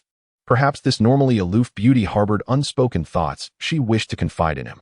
However, Zhang Heng soon realized that he had been overthinking the situation. The enchanting instructor simply stated, "Zhang Heng, the commander wishes to see you. He has something to discuss. He is in dormitory number 8. Zhang Heng promptly found the location and knocked on the door. "Come in," came the clear voice of Zheng Qifeng. Zhang Heng entered the room, which appeared to be a one-bedroom suite. Zheng Qifeng was seated at a coffee table, a book resting before him, suggesting that he had been engaged in study prior to Zhang Heng's arrival. Upon seeing Zhang Heng, he closed the book, smiled, and inquired, "Have you arrived? Do you know why I called you here?" Zhang Heng felt an urge to exclaim, "How would I know? I'm not a worm in your belly, nor do I possess any basis for such knowledge." He shook his head, perplexed. Zheng Qifeng chuckled and remarked, "Zhang Heng, I have heard of your recent endeavor to rescue your parents. You performed admirably, exhibiting both composure and appropriate responses. Not only did you successfully extricate your parents, but our losses were minimal as well. This incident demonstrates that you are not only skilled in your techniques but also possess commendable adaptability in critical situations." Zhang Heng regarded Zheng Qifeng with curiosity, pondering the true purpose of his summons. The adage of favor implies a request echoed in his mind. This esteemed commander, a master at the pinnacle of spiritual cultivation, surely had no need to seek anything from a mere apprentice like him. Could it be about the techniques? Yet, he had already imparted the Tai exorcism technique and the prior dragon elephant body refinement technique to him. If Zheng wished to practice, he could easily explore them without consulting someone so inexperienced. What could the commander possibly want to discuss? Zhang Heng boldly inquired. Zheng Qifeng was taken aback by Zhang Heng's directness. Typically, youths brimming with vitality and pride would easily forget themselves after a few compliments, becoming eager to charge forward upon receiving a target. As someone seasoned in leadership, Zheng was quite adept at this approach. He hadn't anticipated that Zhang Heng would remain unfazed, despite his praises, and instead inquire about his intentions. Indeed, Zhang Heng, hailing from a prominent family, was remarkable. Those in the mid to upper echelons of Longqiao believed Zhang Heng must originate from some mysterious, illustrious lineage. Zheng Qifeng, not one for unnecessary pleasantries, pointed to the chair opposite him and commanded, "Sit." Once Zhang Heng was seated, Zhang continued, "Zhang Heng, I trust you are somewhat aware of the upcoming joint competition." Upon hearing this, Zhang Heng understood that his presence was related to the joint competition. He nodded and replied, "I have heard some details, and I understand we will also have practical training." He brought this up in hopes of gleaning more information from the commander. Zheng, perceiving Zhang Heng's intentions, smiled and confirmed, "Indeed, we are to engage in practical training. Our institution has reached an agreement with the Northern Spiritual Academy to utilize their training facilities for this purpose." What? The Northern Spiritual Academy? Zhang Heng felt a sense of familiarity and quickly recalled that his cousin, Feng Qingyang, had enrolled there. It was rumored that he had gained the favor of a powerful figure at the level of a king of the underworld. He wondered about the truth of such claims. The thought of Feng Qingyang led him to ponder Zhang Xiaoman. What was she up to now? Which school had she attended? Alas, she had never provided him with contact information. Never mind her. Women only serve to impede my speed in combat. At that moment, Zheng Qifeng's expression grew serious as he stated, "Zhang Heng, the reason I called you here is to discuss another matter." "Discuss with me?" Zhang Heng queried, puzzled. Why would such a distinguished commander need to discuss anything with him, a mere student? Little did he know that his current status as an honorary dragon sovereign of the Great Xia Kingdom surpassed that of the commander. Hence, any matters concerning him warranted discussion. Zheng Qifeng explained, "Indeed, Zhang Heng, While you know that the Great Xia will conduct a joint competition, you may not be aware that every 20 years, numerous nations hold an international cultivation competition. This year's international competition will also occur, divided into 3 phases: the Spirit King competition, the graduate competition, and the freshman competition. Is there not a competition for spirit sovereigns? Zhang Heng inquired, believing that the strongest individuals should engage in such contests. There isn't, Zheng replied. If we were to hold such a competition, nations would suffer significant losses in talent, which is untenable. The ultimate showdown in the international competition is the Spirit King battle. However, even at the Spirit King level, very few will truly unleash their full capabilities. Therefore, the strength of a nation is best represented by its youth, making the freshman and graduate battles the most critical. Zheng Qifeng paused to sip water, then eagerly continued. The top 10 from this joint competition will form a team to represent the Great Xia Kingdom against the freshmen from 10 other nations. If we can secure a place among the top 3 at the International Cultivator Competition at the year's end, the rewards will be substantial, enhancing not only our nation's international prestige, but also benefiting the participants significantly. Upon hearing this, Zhang Heng's mind began to race with speculation. Are you implying that? I hope you can place in the top 10 of the joint competition and subsequently represent the Great Xia at the year-end Global Cultivator Competition. Zhang Heng, perplexed, responded, Commander, wouldn't this decision be somewhat hasty? Being well aware of his limitations, he recognized that while he had gained some abilities, they were not due to any extraordinary talent. His strength stemmed primarily from the powerful techniques bestowed upon him by the system and his early training. In terms of genuine combat prowess and progress speed, his aptitude was inferior even to Bai Sudong, let alone compared to the numerous overachievers at Qingbei University. Zheng Qifeng smiled at him, saying, Zhang Heng, you must have confidence in yourself. Zhang Heng shook his head vehemently. No, I cannot participate. To be candid, although Zhang Heng had gained national and even international recognition, he was not inherently ambitious. Otherwise, he would not have languished at the bottom of his previous school, nor would he have managed to score 0 in 4 subjects during exams. Previously, he had merely wished to live quietly as an underachiever. Now, even with newfound abilities, he sought only a peaceful existence, wishing to avoid drawing too much attention. Zheng Qifeng furrowed his brow and remarked, Zhang Heng, I understand your desire for modesty, but your abilities do not permit such a stance. Zhang Heng was momentarily taken aback. This phrase sounded familiar, reminiscent of dialogue from protagonists in novels. If such words were uttered from his own lips, it would be quite normal. Why then did the commander choose to say them? Commander Zhang, are you attempting to bolster my confidence? He finally queried, perplexed. It is indeed serious. Zheng Qifeng stood, his expression grave as he addressed Zhang Heng. Zhang Heng, do you know why those kidnappers targeted your parents? Do you understand who these individuals are? While Zhang Heng had rescued his parents, he was still in the dark about the nature of the enemy. Everything had transpired too rapidly. He had returned to the base without inquiring with the guards or others at Longqiao. Zheng Qifeng continued earnestly. The true masterminds behind the kidnapping of your parents are not mere petty criminals. They are experts from the underground organization known as the Rose Thorn, affiliated with the barbarian tribes. Consider this, a nation with billions, where the Rose Thorn ranks 9th among underground organizations. What immense resources do they possess behind them? Upon hearing this, Zhang Heng was taken aback. Such a formidable organization, why would they seek me out? Am I truly deserving of their attention? Of course you are. Zheng Qifeng exclaimed with palpable excitement. Whether it is your creation, the Tai Dangun skill, or the advanced technique, the Qinglian Sword Song, these are powerful entities capable of altering the dynamics between the Great Xia and the barbarian tribes. You must understand, these 2 techniques originated from you. How could the barbarian tribes, our long-standing adversaries, not take you seriously? If they become aware of your other works, their regard for you will undoubtedly escalate even further. You may not realize this, but within the underground organizations of the barbarian tribes, your personal bounty has already reached 1 billion Great Xia coins, ranking 5th on the underground bounty leaderboard. This figure reflects past data. After the recent kidnapping incident, their attention towards you will intensify, and this ranking may rise even higher. Just imagine, what caliber of individuals would be sent to deal with you at that point? With your current strength and influence, can you withstand such an assault? Zhang Heng shook his head repeatedly. I am merely an ordinary student. How could I possibly fend off attacks from such international organizations? Zheng Qifeng nodded and replied, given your current status, you cannot. In such circumstances, there are generally 2 paths to consider. The first is to completely conceal yourself and your family, leaving no trace for them to discover. Upon hearing this, Zhang Heng shook his head in disbelief. In this information-rich society, Amidst the resurgence of spiritual energy and the presence of numerous skilled individuals, how could he possibly remain entirely hidden? What about the other method? Zhang Heng inquired. The second method, while challenging, is straightforward. You must become sufficiently powerful, at least to the point where others perceive you as formidable. If you attain a level of strength that renders you invincible, no one would dare to harm you lightly. Zhang Heng fell silent upon hearing this. He understood the necessity of becoming stronger. In this era of spiritual resurgence, who does not aspire to enhance their power? Yet, how many true masters exist? Even reaching the level of a spirit master, one is perpetually confronted with danger. He recalled Zheng Qifeng's earlier words and asked with curiosity, "Do you mean to say that participating in the upcoming joint competition, or even the international contest, could significantly enhance my strength?" Zheng Qifeng nodded affirmatively.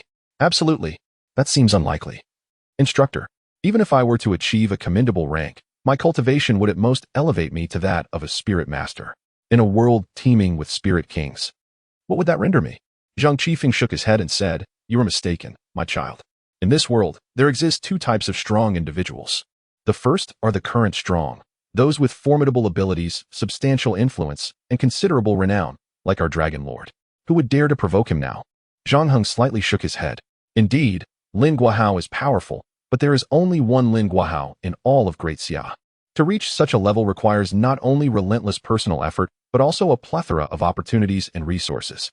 Although Zhang Heng felt that with a touch of luck and the assistance of the system, he could become strong, he did not believe he could attain that level in the near future.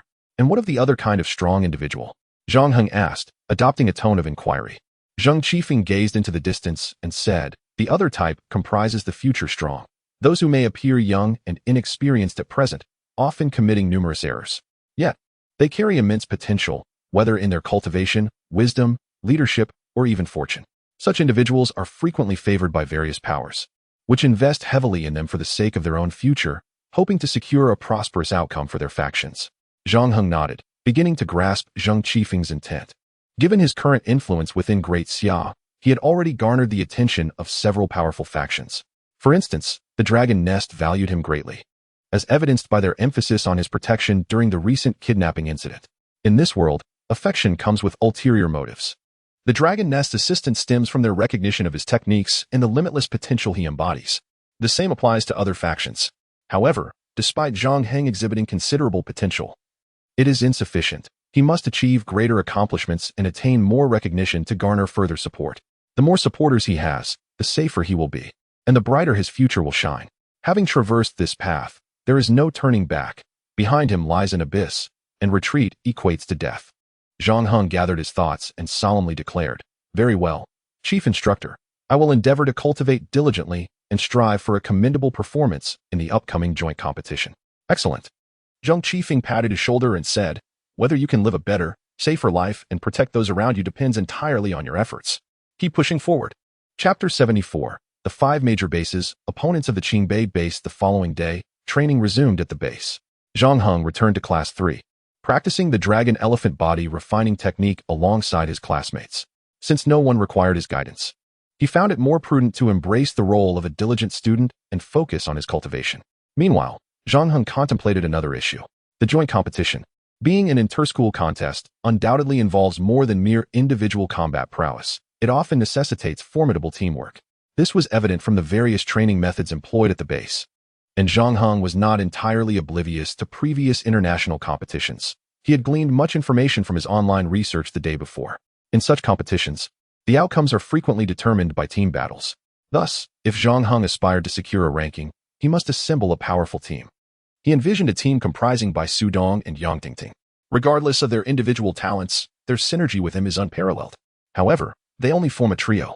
In international competitions, teams typically comprise either 5 or 10 members. At present, Zhang Heng sought to establish a stable group of at least 5, necessitating the recruitment of 2 additional members. One candidate had already caught his attention, Yin Lin. Having just returned, he perceived this individual as well-connected, possessing a robust background, admirable vision, and commendable strength, not to mention considerable talent. The inclusion of such a diligent and formidable person in the group would yield unforeseen benefits. But who might the other member be? If Instructor Lu could join the team, that would be ideal. Alas, she is an instructor and older than them, likely making collaboration improbable. No matter. This is not a matter to be rushed. Continued observation and understanding are essential to identify suitable candidates. The morning passed amidst rigorous training, with everyone feeling the weight of their efforts. Thanks to the formidable dragon-elephant body refining technique, each participant sensed their continuous improvement, a sensation that was utterly intoxicating. The students found no hardship in their training. Rather, they relished the experience. After lunch, training resumed in the afternoon. However, after an hour, classes took a break, and the instructors began to impart knowledge regarding the upcoming joint competition. Instructor Lu Feng was also addressing the students of Class 3. This competition will see the participation of 50 bases, each representing 10 slots, totaling 500 new students from various institutions. However, the disparity in strength among the 50 bases is significant, categorizing them into 3 tiers: upper, middle, and lower. Based on the recent performances of the Qingbei base, it can be regarded as above average. While this may appear commendable, it is quite subpar for a prestigious institution like Qingbei University. This time, Qingbei University is determined to alter this situation, striving to ascend to a truly elite base, ideally securing a place among the top 3 nationally. Achieving this objective necessitates overcoming numerous adversaries, among which 5 stand out as the most formidable. These 5 bases are Zhuke base, Xuanwu base, Sanjiang base, Baihu base, and Beichen base. Each of these bases possesses unique strengths, yet they share a common trait: formidable combat capabilities. In order to secure an impressive outcome in this competition, Qingbei University will commence practical training in 1 month. Prior to this, mastering the foundational techniques and combat skills is imperative. Starting tomorrow, Qingbei Base will begin imparting basic combat skills. Upon hearing instructor Lu Feng's words, the students of Class 3 were filled with excitement. On one hand, they would be learning new combat techniques, which would significantly enhance their combat prowess, marking their transformation into genuine cultivators. On the other hand, the prospect of competing against numerous esteemed institutions stirred their competitive spirits. As young individuals brimming with vigor and pride, hailing from various provinces as top talents, they were resolute in not being outdone by students from lesser institutions. After conveying this information, instructor Lu Feng elaborated on the 5 major institutions that the students regarded as their hypothetical rivals. The top-ranked base from the previous competition was Zhuke Base, located in the southern region of the Great Xia, established in the province of Zhenjiang. This base is characterized by its superior infrastructure and comprehensive training facilities. Students emerging from there are typically agile and exceptionally fast, excelling in both movement and attack speed, adhering to the philosophy that all things can be overcome, with speed being paramount. To confront such opponents, one must possess strong adaptability, robust defensive capabilities, and a decisive strike. Adaptability is crucial, no matter how swift the adversary. Proper countermeasures can neutralize their advantage. The importance of defense is also clear. As long as one possesses strong defenses, even the fastest opponents cannot easily achieve victory, thus providing opportunities for triumph. The final point, indeed the most critical, is that against fast adversaries, chances for counterattacks are often scarce. When an opportunity arises, one must ensure a lethal strike, leaving no room for the opponent to recover. Instructor Lu Feng provided detailed insights, drawing from her extensive combat experience, offering corresponding strategies after each point. Zhang Heng listened intently, possessing formidable skills and practical experience, albeit mostly from minor skirmishes. While his experiences held some reference value, the complexities of true cultivator battles were far greater. With instructor Lu Feng's explanations, he occasionally displayed a look of realization. Not only Zhang Heng, but Bai Sudong and Yang Tingting also nodded in agreement, their faces occasionally lighting up with surprise. Noticing their enthusiasm, instructor Lu Feng recognized that these 3 were indeed spirited warriors, worthy of special cultivation in the future. She nodded slightly at them before proceeding to introduce the other bases. Xuanwu Base, situated in the northern desert plateau of Great Xia, is characterized by its harsh environment and frigid temperatures, with numerous saline lakes. Individuals emerging from such a place generally possess unwavering will and resilience. Consequently, practitioners from Xuanwu Base typically exhibit strong endurance in prolonged battles, with formidable defensive capabilities that can pose significant challenges even to the top experts of Zhuke Base. To combat such strong opponents, one must either target their vital points or inflict as many wounds as possible, particularly in situations where victory is indeterminate. The organizers of the competition will determine outcomes based on the extent of inflicted injuries. The students listened attentively, with Zhang Heng appearing particularly engaged, smiling and nodding occasionally. Subsequently, the instructor detailed the circumstances of the remaining 3 bases, Practitioners from Baihu base wield powerful weapons, both diverse in type and formidable in strength. Practitioners from Baichen base are accompanied by powerful beasts, resulting in remarkable synergy between human and beast in combat. Sanjiang base practitioners are notably robust and strong, sharing some similarities with those from Xuanwu base. However, they lack the latter's exceptional defensive capabilities, though their strength remains unmatched.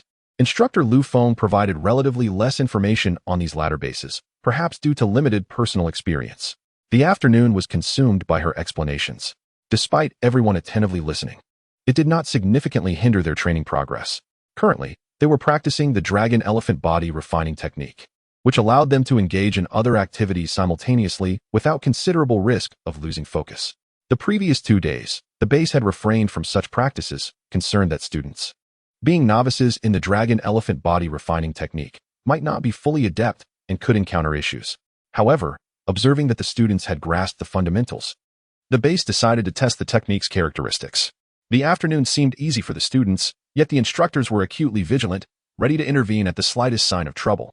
Throughout the afternoon, only one student encountered a minor issue, merely a flare-up of an old injury, rather than any serious lapse. By the end of the day, students had gained substantial practical knowledge, while the instructors confirmed the safety of the dragon elephant body refining technique, resulting in mutual satisfaction. The base indeed began imparting combat skills.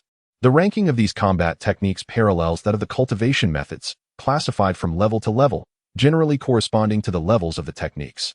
However, this correspondence is not as strictly defined as that between cultivation methods and physical attributes. Typically, it is feasible to cultivate combat skills 1 or 2 levels above one's current level.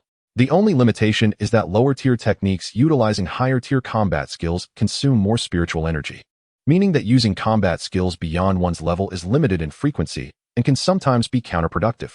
However, individuals with exceptional cultivation techniques may possess sufficient spiritual energy, thereby differing from the norm.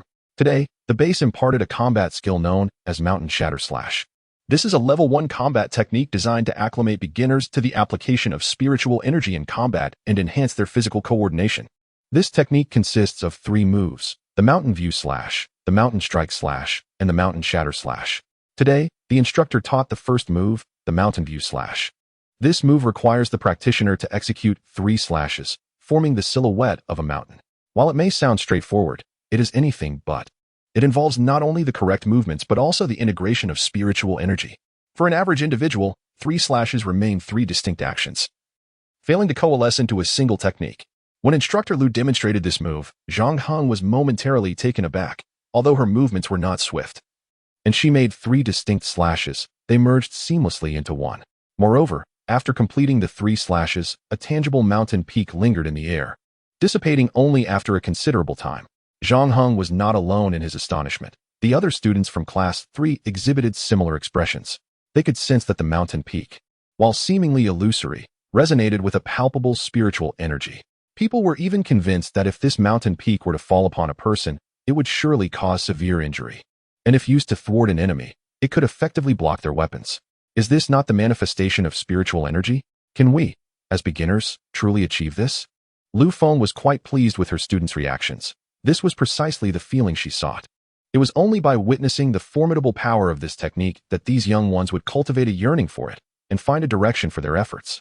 The ultimate effect of this technique, as you have seen, is the ability to form a mountain peak made of spiritual energy. This peak is not merely an illusion. It pulsates with spiritual energy, serving as both a weapon to strike at foes and a shield to defend against their assaults, a technique that encompasses both offense and defense. Once mastered, subsequent practices would become significantly easier. This technique comprises 8 fundamental movements, and now, I shall teach you the first basic movement. As Lu Feng spoke, she began to demonstrate.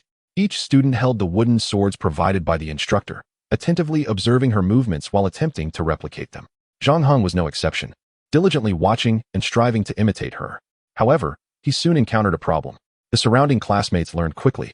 They could mimic the first movement almost flawlessly after only a dozen attempts, including by Su Dong and Yang Tingting. Yet, Zhang Heng struggled to replicate it. Even after practicing more than 10 additional times without success, sweat began to bead on Zhang Heng's forehead. How could this be?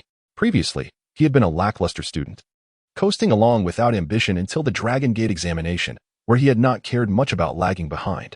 He had always laughed through life, unconcerned. It was not that he did not desire to improve. Rather, after numerous attempts, he found effort to be futile, unable to keep pace with his peers. Over time, he gradually gave up, becoming the recognized underachiever. However, everything changed after the Dragon Gate examination. After composing 3 techniques and 1 secret method, Zhang Heng suddenly felt capable and imbued with an unprecedented confidence. With confidence came courage, allowing him to face even the esteemed Long Zun Lin Guahao with composure. Previously, with the advantage of techniques, Zhang Heng encountered few issues in practicing the Dragon Elephant Body Refinement technique, even able to guide others. This led him to believe that his aptitude was not as poor as he had once thought. He was deserving of a place at Qingbei University. Yet today, as he began to practice the mountain-shattering slash technique, a movement that others could easily learn, he found himself at a loss. Practicing twice as much as his peers without any progress. That feeling of inadequacy returned, the sense of being unable to achieve, of being inferior, of being clumsy. Now that he was enrolled at Qingbei University, Zhang Heng did not wish to be outdone by others, not in the slightest. He aspired to be stronger. However, no matter how noble his aspirations, they must withstand the test of reality. At present, it appeared that his innate talent was remarkably lacking when it came to mastering battle techniques. Zhang Heng's performance surprised many, and instructor Lu Feng certainly took note. She was perplexed, wondering how this consistently high-performing student could falter. Though puzzled, she could not allow one student's struggles to hinder the progress of the group. Alright, now let us move on to the second movement. Chapter 76. The Strong Are Respected. The beautiful instructor arrives. Instructor Lu taught 3 of the 8 movements of the mountain-shattering slash technique over the course of the afternoon, leaving ample time for practice. Most of the others were able to execute these 3 movements quite well by the end of the period, becoming increasingly proficient through continuous practice, and could now attempt to perform them in sequence. However, what seemed simple for others was exceedingly challenging for Zhang Heng. By the end of the afternoon, while his classmates had mastered all 3 movements, Zhang Heng had only managed to grasp the first one, consistently struggling with the other 2. This did not go unnoticed by instructor Lu Feng, nor by the entire class, and perhaps even by students from other classes. In the past, the top students in Class 3 would have mocked him, thinking Zhang Heng was slowing them down. However, such a scenario was now unlikely. Following previous incidents with the instructor Xiao Yin and subsequent sparring with multiple classes, Class 3 had solidified into a true collective, capable of unity in both advancement and retreat. Moreover, Zhang Heng's strength had already taken root in their hearts. A temporary setback elicited no scorn, only concern. They would frequently offer corrections and encouragement during his practice. After a full afternoon of training, the students had a meal and made their way back to their accommodations, Zhang Heng included. However, unlike the others, Zhang Heng's mood was somewhat bleak. Regardless of how his peers regarded him, the fact remained that he was lagging behind, a reality that weighed heavily on him. The recent successes had indeed bolstered his confidence, but they also led him to become somewhat complacent. It wasn't until today that he regained clarity. He was merely an ordinary individual, not a prodigy. Attending Qingbei University, a place teeming with geniuses, was a rare opportunity for study and growth. Since the resurgence of spiritual energy, this world had undergone many transformations, touching upon every aspect of life, leaving many bewildered, struggling to adapt. Yet amidst the chaos, certain commonalities emerged. For instance, the competition in this world had intensified, now exceeding the intensity of the past by more than double. Furthermore, this world had evolved into one that revered strength above all. Without becoming powerful, all aspirations and beauties would become exceedingly difficult to attain, perhaps even mere illusions. In such a context, no one desired to be weak. Everyone was seeking ways to grow stronger. In the past, Zhang Heng may have been different, somewhat indifferent, merely coasting through life. But that was before. Since the Dragon Gate examination, he had transformed into a driven individual, brimming with newfound confidence. Given that his fate had shifted, he could not revert to his former self. He must seize every opportunity to grow stronger, ensuring he would not fall behind. With this mindset, despite today's shortcomings in the study of battle techniques and a less-than-ideal mood, Zhang Heng silently resolved to master the other 2 movements upon returning. Was it merely a matter of slower learning? He would practice diligently, believing that effort could compensate for his shortcomings. Upon returning to his dormitory, Zhang Heng rested only briefly before beginning his practice. After nearly half an hour, he finally executed the first movement fluidly, though he felt somewhat fatigued. Nevertheless, he did not rest immediately. Instead, he practiced the Dragon Elephant Body Refinement technique to recover before continuing. The dragon-elephant body refinement technique allows for practice during other activities. But for the sake of mastering the movements, Zhang Heng opted to concentrate solely on this one, dedicating himself entirely to overcoming its challenges. After regaining some energy, Zhang Heng resumed his practice. Once, it didn't work. Twice, it didn't work. 3 times, still no success. During the afternoon training, he had fully grasped the instructor's demonstration, and now, trying to practice, he found it elusive. Was he destined to fail today? Zhang Heng felt a twinge of anxiety. Knock, knock, knock. A knock sounded at the door. Who is it? Zhang Heng asked impatiently.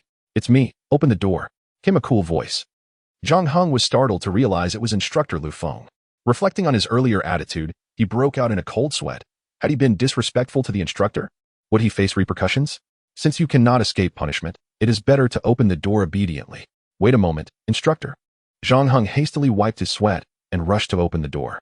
As the door swung open, Lu Feng gave him a cursory glance and inquired, Have you been practicing? Yes, Zhang Heng replied, gesturing towards a chair for her to sit. However, Lu Feng did not take a seat and asked, Haven't you mastered it yet?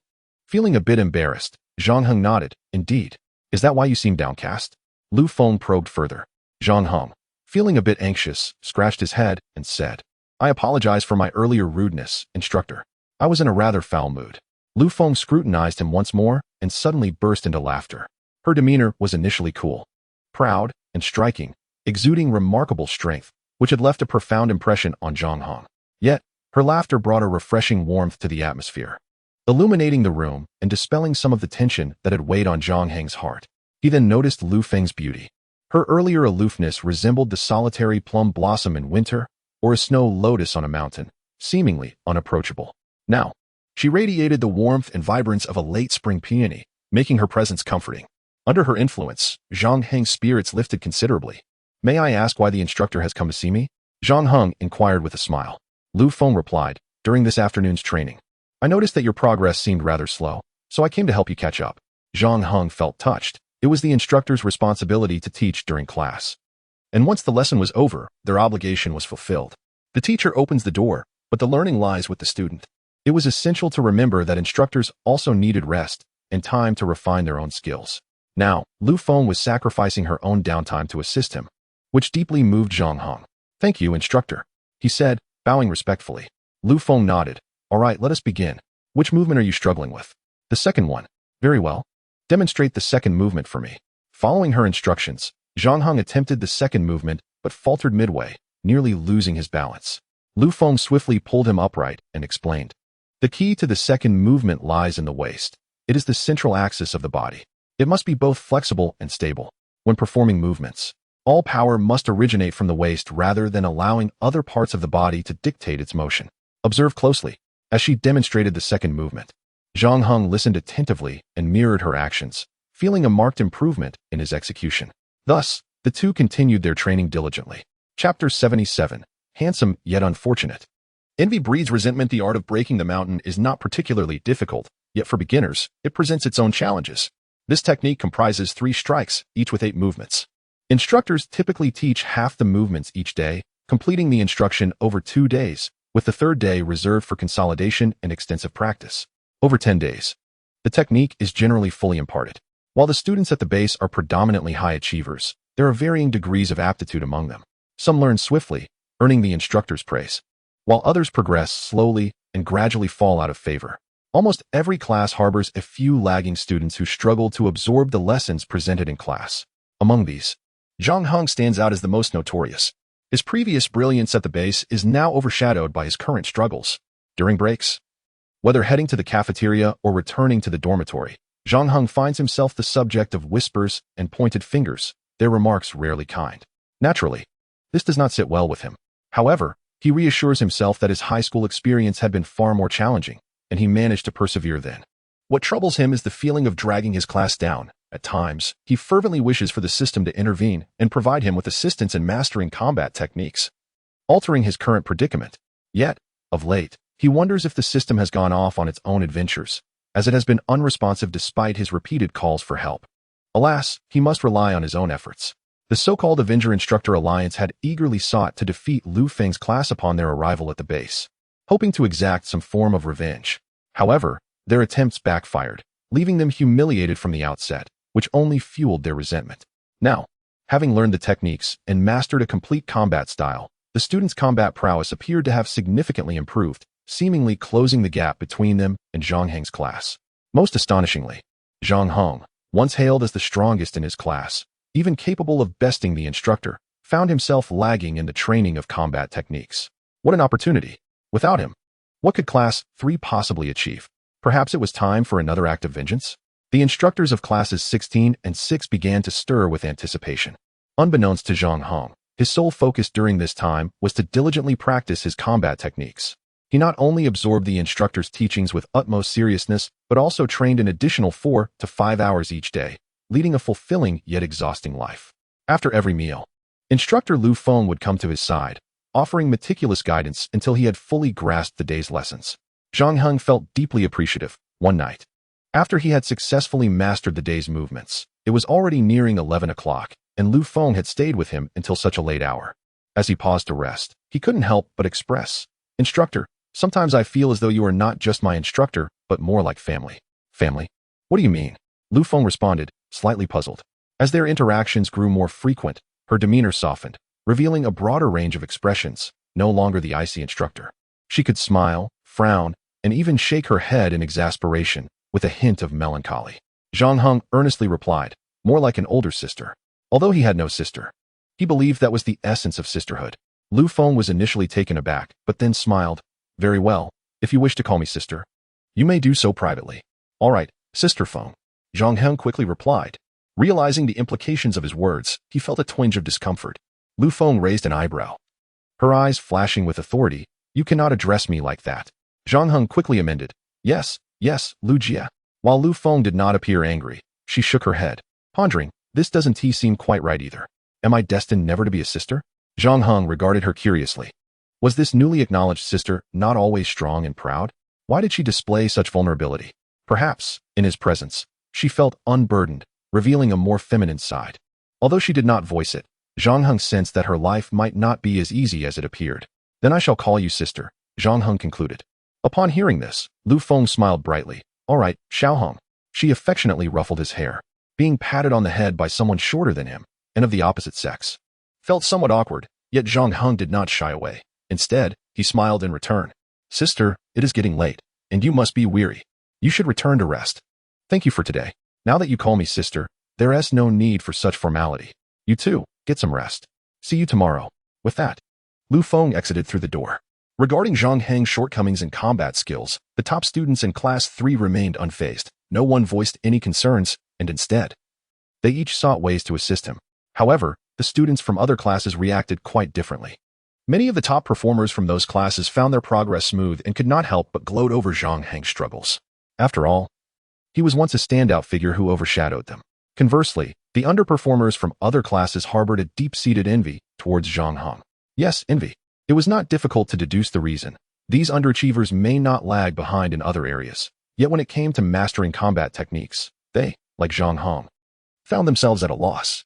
Their treatment, however, was far from comparable to his. Most of their classmates regarded them with disdain, and the instructors would occasionally reprimand them. During regular training sessions, the instructors already viewed them unfavorably, let alone dedicating time to guide them. Although a couple of instructors may have attempted to offer assistance, they quickly abandoned the effort after a few attempts. In contrast, Zhang Heng, despite his own struggles, received daily guidance from the instructors. How could they not feel envious? Furthermore, with instructor Lu Feng being an attractive figure, their jealousy only intensified. Some students from other classes, who were progressing more swiftly, even mused that they would willingly accept a slower pace if it meant having such a beautiful instructor. As days passed, and the mountain breaking slash was gradually mastered, many students from other classes grew increasingly frustrated with Zhang Heng, which in turn led them to view Class 3 with disdain. Several among them resolved to show Class 3 their true colors, especially those who had previously lost to them, harboring an even stronger desire for revenge. Soon, their opportunity presented itself. Chapter 78, Practical Combat Drill, Old Rivals, New Pressures on the 10th day since the commencement of combat skill training. As the day's training tasks were drawing to a close, the chief instructor spoke up. In recent days, everyone had trained diligently and made commendable progress. After 10 days of effort, most had effectively grasped the mountain breaking slash, and many students had achieved peak low-level spiritual bodies. poised to break through to intermediate spiritual bodies soon. The results were promising, and while everyone was pleased, the chief instructor emphasized that whether in techniques or combat skills, the essence of training lay in preparing to confront beasts and enemies. Techniques untested in real combat are never true combat skills. Thus, he declared that the following day's training would focus on practical combat drills. As the chief instructor Zheng Qifeng paused, the majority of top students in the training field became animated. After practicing for so long, they were eager to test their skills against opponents, each determined to present their best performance in the upcoming battles. However, a few struggling students frowned in concern. What to do? What to do? I still can't execute my third move. I can't even master my second move. Standing among Class 3, Zhang Heng felt a touch of nervousness. Yet it was manageable. He had not yet completed his training tasks for the day and needed to continue practicing. Nevertheless, despite not fully mastering the mountain-breaking slash, he was not overly anxious about the practical drills. Real combat does not merely hinge on how many powerful techniques you can wield. The crux lies in your ability to apply them. If one knows how to utilize even the simplest of movements, they can defeat an opponent. Conversely, lacking the ability to apply learned techniques, even a mastered combat skill, may lead to defeat. Although he was not exceptionally gifted, he possessed a certain confidence when it came to practical combat. On the high platform, Chief Instructor Zheng continued, announcing that the practical drills would be conducted by class, with opponents determined by a drawing. He then invited the instructors from each class to the stage to draw lots and decide their opponents for the following day's battles. As he finished speaking, several instructors cast glances at Class 3 and approached the stage, clearly eager for a confrontation. Instructor Lu Feng noticed these looks, yet remained unfazed. Confident in Class 3's capabilities, even with Zhang Heng's relative shortcomings, she held no concerns. With a confident stride, she made her way to the platform. Soon, the drawing concluded, and each class learned their opponents. Class 3 was matched against Class 6. Upon seeing the slip of paper in his hand, the instructor of Class 6 glanced sharply at Lu Feng and laughed heartily, exclaiming his good fortune. Instructor Lu, it seems your class is destined for defeat this time. Lu Feng cast him a nonchalant glance, replying, Oh, it appears that your class was the one defeated last time. With that, she calmly stepped down from the platform. The Class 6 instructor gritted his teeth at her retreating figure, muttering, You'll see, this time, you'll be humiliated. That night, Zhang Heng continued his training as usual, while Lu Feng came to instruct him as she did every day. For Zhang Heng, mastering the fundamental movements was already a challenge. Now he had to integrate them and execute all three moves of the mountain-breaking slash, which was even more daunting. As they practiced, time swiftly passed until it was 11:30. Zhang Heng had only managed to master the first two moves, with the third still eluding him. After Lu Feng demonstrated the move several more times and provided extensive explanations, he barely managed to execute it. By then, the clock struck 10 past midnight. After confirming Zhang Heng had indeed grasped the move, Lu Feng took her leave. The next day, the practical combat drills commenced. To save time and allow students to observe each other, the drills were divided into 2 sessions. 20 classes would compete in the morning, followed by 20 more in the afternoon. Each session would consist of 2 waves, with 10 classes paired off according to their drawn numbers. There would be an hour between the 2 rounds for reflection and learning.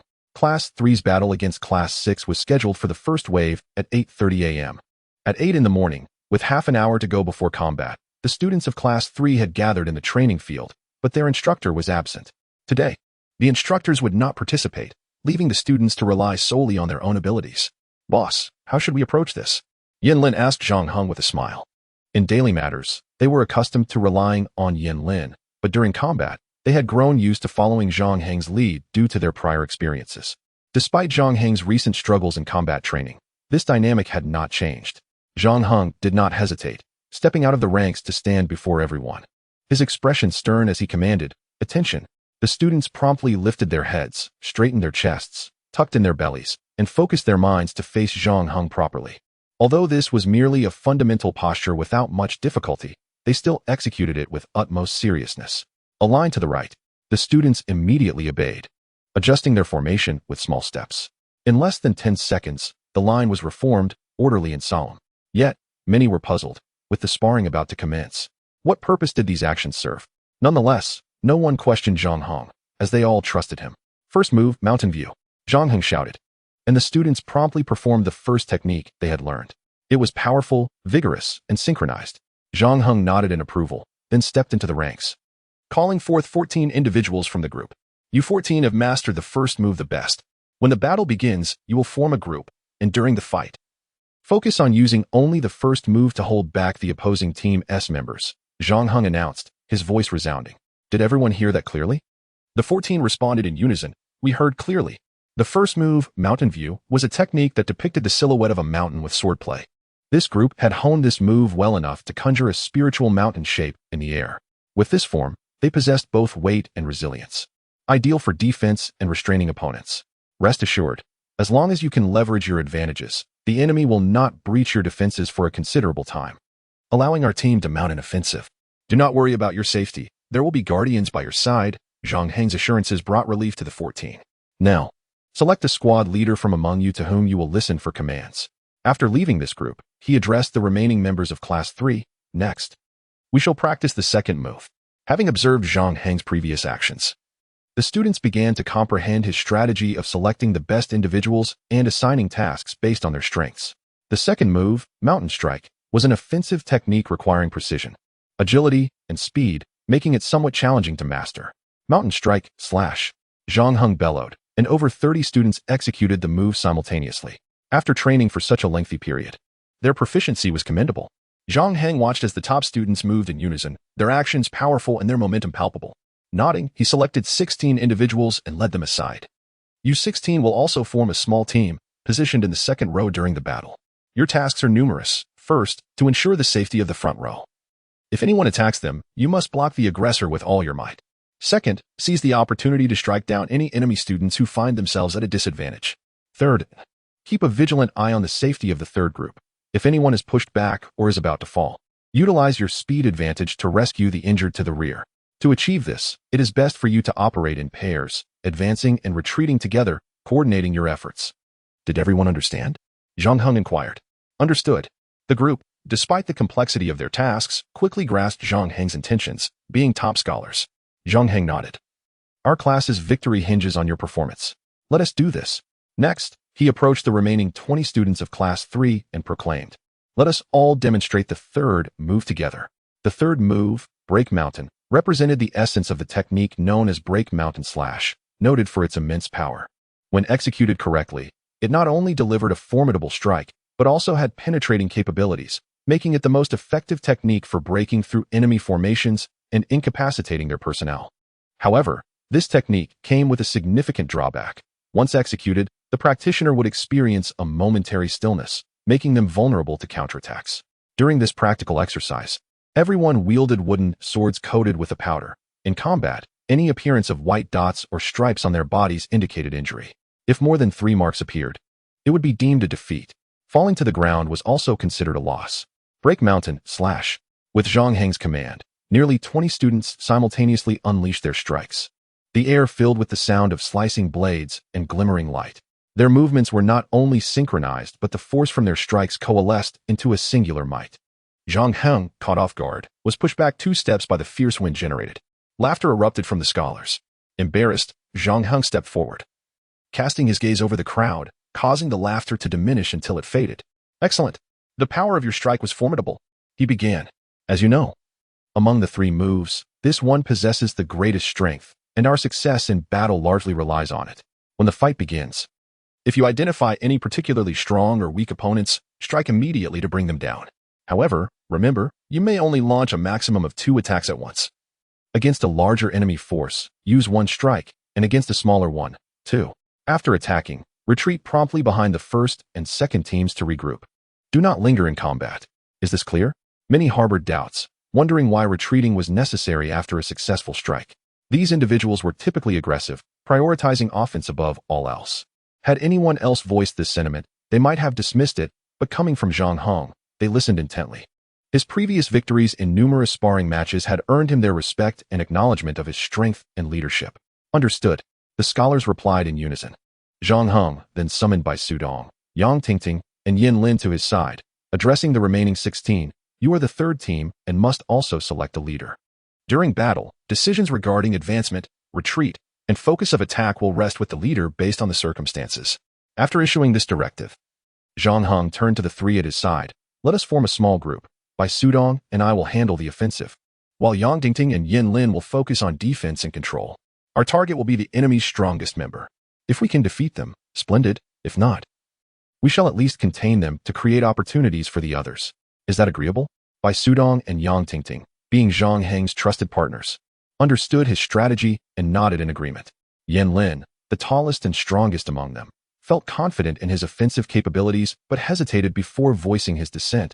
Boss, I prefer to focus on offense. Zhang Heng considered his words and replied, very well, you and Bai Sudong will lead the attack, while Yang Dingting and I will manage defense. With their plan set, the first and third teams selected their leaders, all eyes turning to Zhang Heng.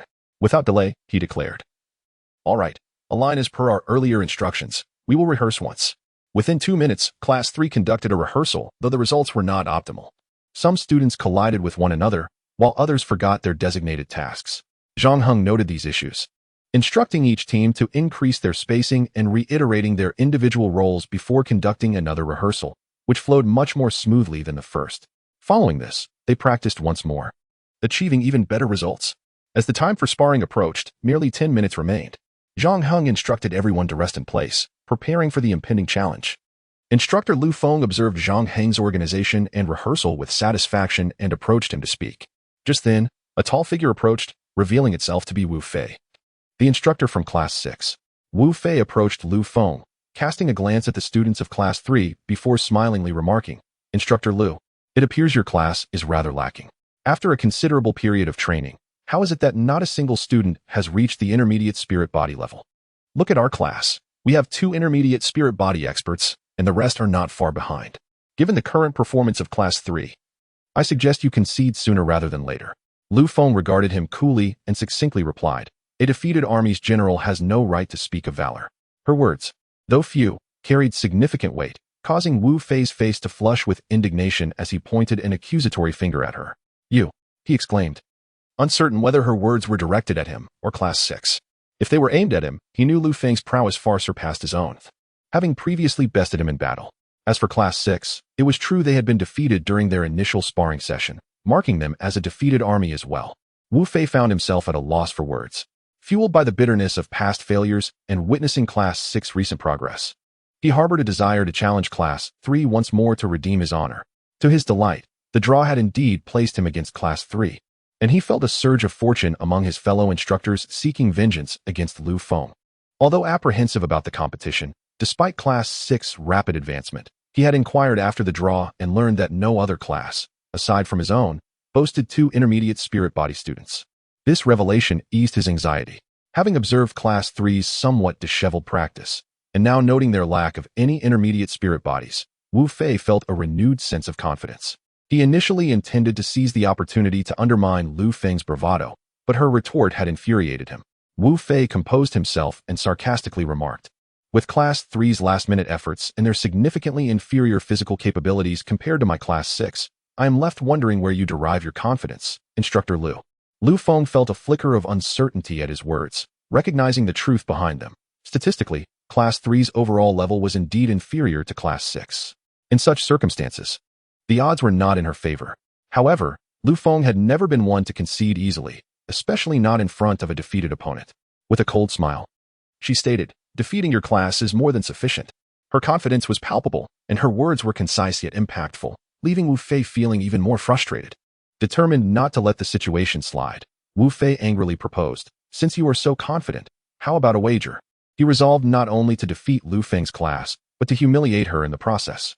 Lu Feng, though lacking faith in Class 3's current prospects, was not one to shy away from a challenge, particularly from a group of previously defeated foes. After observing Zhang Heng's recent actions, she perceived a glimmer of hope. What are we betting on? Lu Feng inquired coldly. Wu Fei, sensing an opportunity, replied with a grin, if your Class 3 loses, you must publicly acknowledge that your training of students is inferior to mine, as well as that of Instructor Me and the other 10 or so instructors you have previously bested. Furthermore, each student in Class 3 must surrender a pill. Lu Feng cast a cool glance at the assembly of vengeful instructors, recognizing their intent to humiliate her further. The prospect of such public acknowledgement was intolerable. Yet she was not one to shy away from any challenge, especially from those who had once fallen before her. And if you lose? She asked calmly. Wu Fei had not considered the possibility of defeat, so Lu Feng's question momentarily stumped him. Finally, he conceded, the terms of our wager shall be determined by you. Lu Feng, initially inclined to propose pills, recalled the ongoing crisis regarding their availability at the base. An idea sparked within her, and a slight smirk appeared on her lips. If you lose, you will wash my student socks for a month. Wu Fei was taken aback, momentarily speechless. Compared to his proposed stakes, Lu Feng's bet seemed trivial in value, yet immensely humiliating. Consider the training load they bore at the base. Compounded by the sweat-soaked socks from their military boots, who would willingly wash another's socks under such circumstances? If Class 6 were to lose, the month-long ordeal would undoubtedly leave them psychologically scarred. What's the matter? Regret your decision? Lu Feng inquired, ignoring his reaction. Wu Fei grit his teeth. What is there to regret? I accept this wager. See you soon. With that, he turned and departed, convinced that victory was assured. With 50 pills at stake, he envisioned how Class 6 training would accelerate significantly. Upon returning to his class, he eagerly shared the news, eliciting a jubilant response from the top students of Class 6, who were eager to vanquish Class 3. Observing their robust enthusiasm, Wu Fei smiled, knowing that he was on the verge of avenging past humiliations. Meanwhile, Lu Feng stood close to her students, having overheard the previous exchange. The pressure was palpable. They had no intermediate spirit-body experts, while Class 6 boasted two. Zhang Heng noticed the decline in morale among his peers and glanced at Wu Fei, questioning whether his provocations were intentional. If so, such underhanded tactics were despicable. Resolute not to let Wu Fei's machinations succeed, Zhang Heng suddenly asked Yin Lin, "Whose feet stink the most in our class?" Yin Lin instinctively replied, "Chui Liang. That guy could clear a 10-meter radius once he takes off his shoes." Realizing Zhang Heng's intent, he turned to the group, declaring, "If we win, we won't have to wash socks for a month. But if we lose, each of us will take turns washing Chui Liang's socks." At this, while others remained silent, Chui Liang was the first to enthusiastically shout, "Deal." Spurred by his enthusiasm, others joined in, chanting, "Defeat Class 6, protect the environment. Defeat Class 6, protect the environment." Chapter 81. An unfavorable start, yet the chief instructor remains optimistic. As the time approached, with the chief instructor Zheng's command, the first match among the 10 classes officially commenced. Spectators from other classes gathered around, some more invested than others, but the most attention was drawn to the clash between Class 3 and Class 6. Having previously faced off, Class 3 had emerged victorious, though Class 6 now radiated a formidable aura, suggesting an unstoppable force, capturing the gaze of many. Additionally, numerous instructors from the Vengeful Alliance, who had previously suffered defeats at the hands of Class 3, were present, eager to witness whether Class 3 could maintain its dominant position. These classes are not merely driven by the instructor's desire for redemption. The students share a similar sentiment. However, this particular bout seems to have little to do with them. Consequently, these individuals hope that Class 6 can triumph over Class 3, providing them with a sense of vindication. The audience gathered for this match is evidently larger than for previous encounters, even drawing the curiosity of the chief instructor, Zheng Qifeng. This is the class where Zhang Heng is situated, and their previous performances have been commendable. It remains to be seen whether they can maintain their advantage this time. Nevertheless, Zheng Qifeng harbors doubts, as while there is talent like Zhang Heng in this class, the overall spiritual energy emanating from Class 6 appears significantly stronger, exuding a more formidable aura. Zheng Qifeng merely cast a glance and did not linger. His focus is on the broader picture and the overall progress. The outcome of a single class's victory or defeat holds little weight for him. He is more interested in identifying problems and discovering talent through these contests. The matches commenced, with each pair of classes being overseen by a referee from a different class. As Class 3 lined up, Class 6 surged forth, led by two imposing figures resembling bears. These individuals charged with an unstoppable momentum. Upon witnessing this, Zhang Heng swiftly maneuvered through the ranks alongside by Su Dong, Yang Tingting, and Yin Lin, advancing towards the two. These two were likely the opposing class's intermediate spiritual body experts. Unfortunately, Zhang Heng and his companions were a fraction too late. As they reached the second row, 5 members of the front line were sent flying by the two brutes. Although the first team executed the Watching the Mountains maneuver as ordered, the power of intermediate spiritual bodies far exceeds that of lower-tier spiritual bodies, making it nearly impossible for ordinary individuals to withstand the ferocity of these two. The 5 students from Class 3 did not merely stagger back, they were propelled out of the fray, for fell to the ground, declared defeated, while another nearly succumbed, but was saved by a quick-witted classmate from the second row. The force of the charge created an opening in Class 3's formation. Encouraged by their leaders, the other members of Class 6 surged toward this gap. "Form up, block the enemy," Zhang Heng commanded urgently, rallying his 3 teammates to confront the fastest incoming assailant. one of the opposing intermediate spiritual body experts. Yin Lin, robust and powerful, charged without hesitation towards this adversary. Although he was slightly shorter and of a lower spiritual tier, he showed no fear.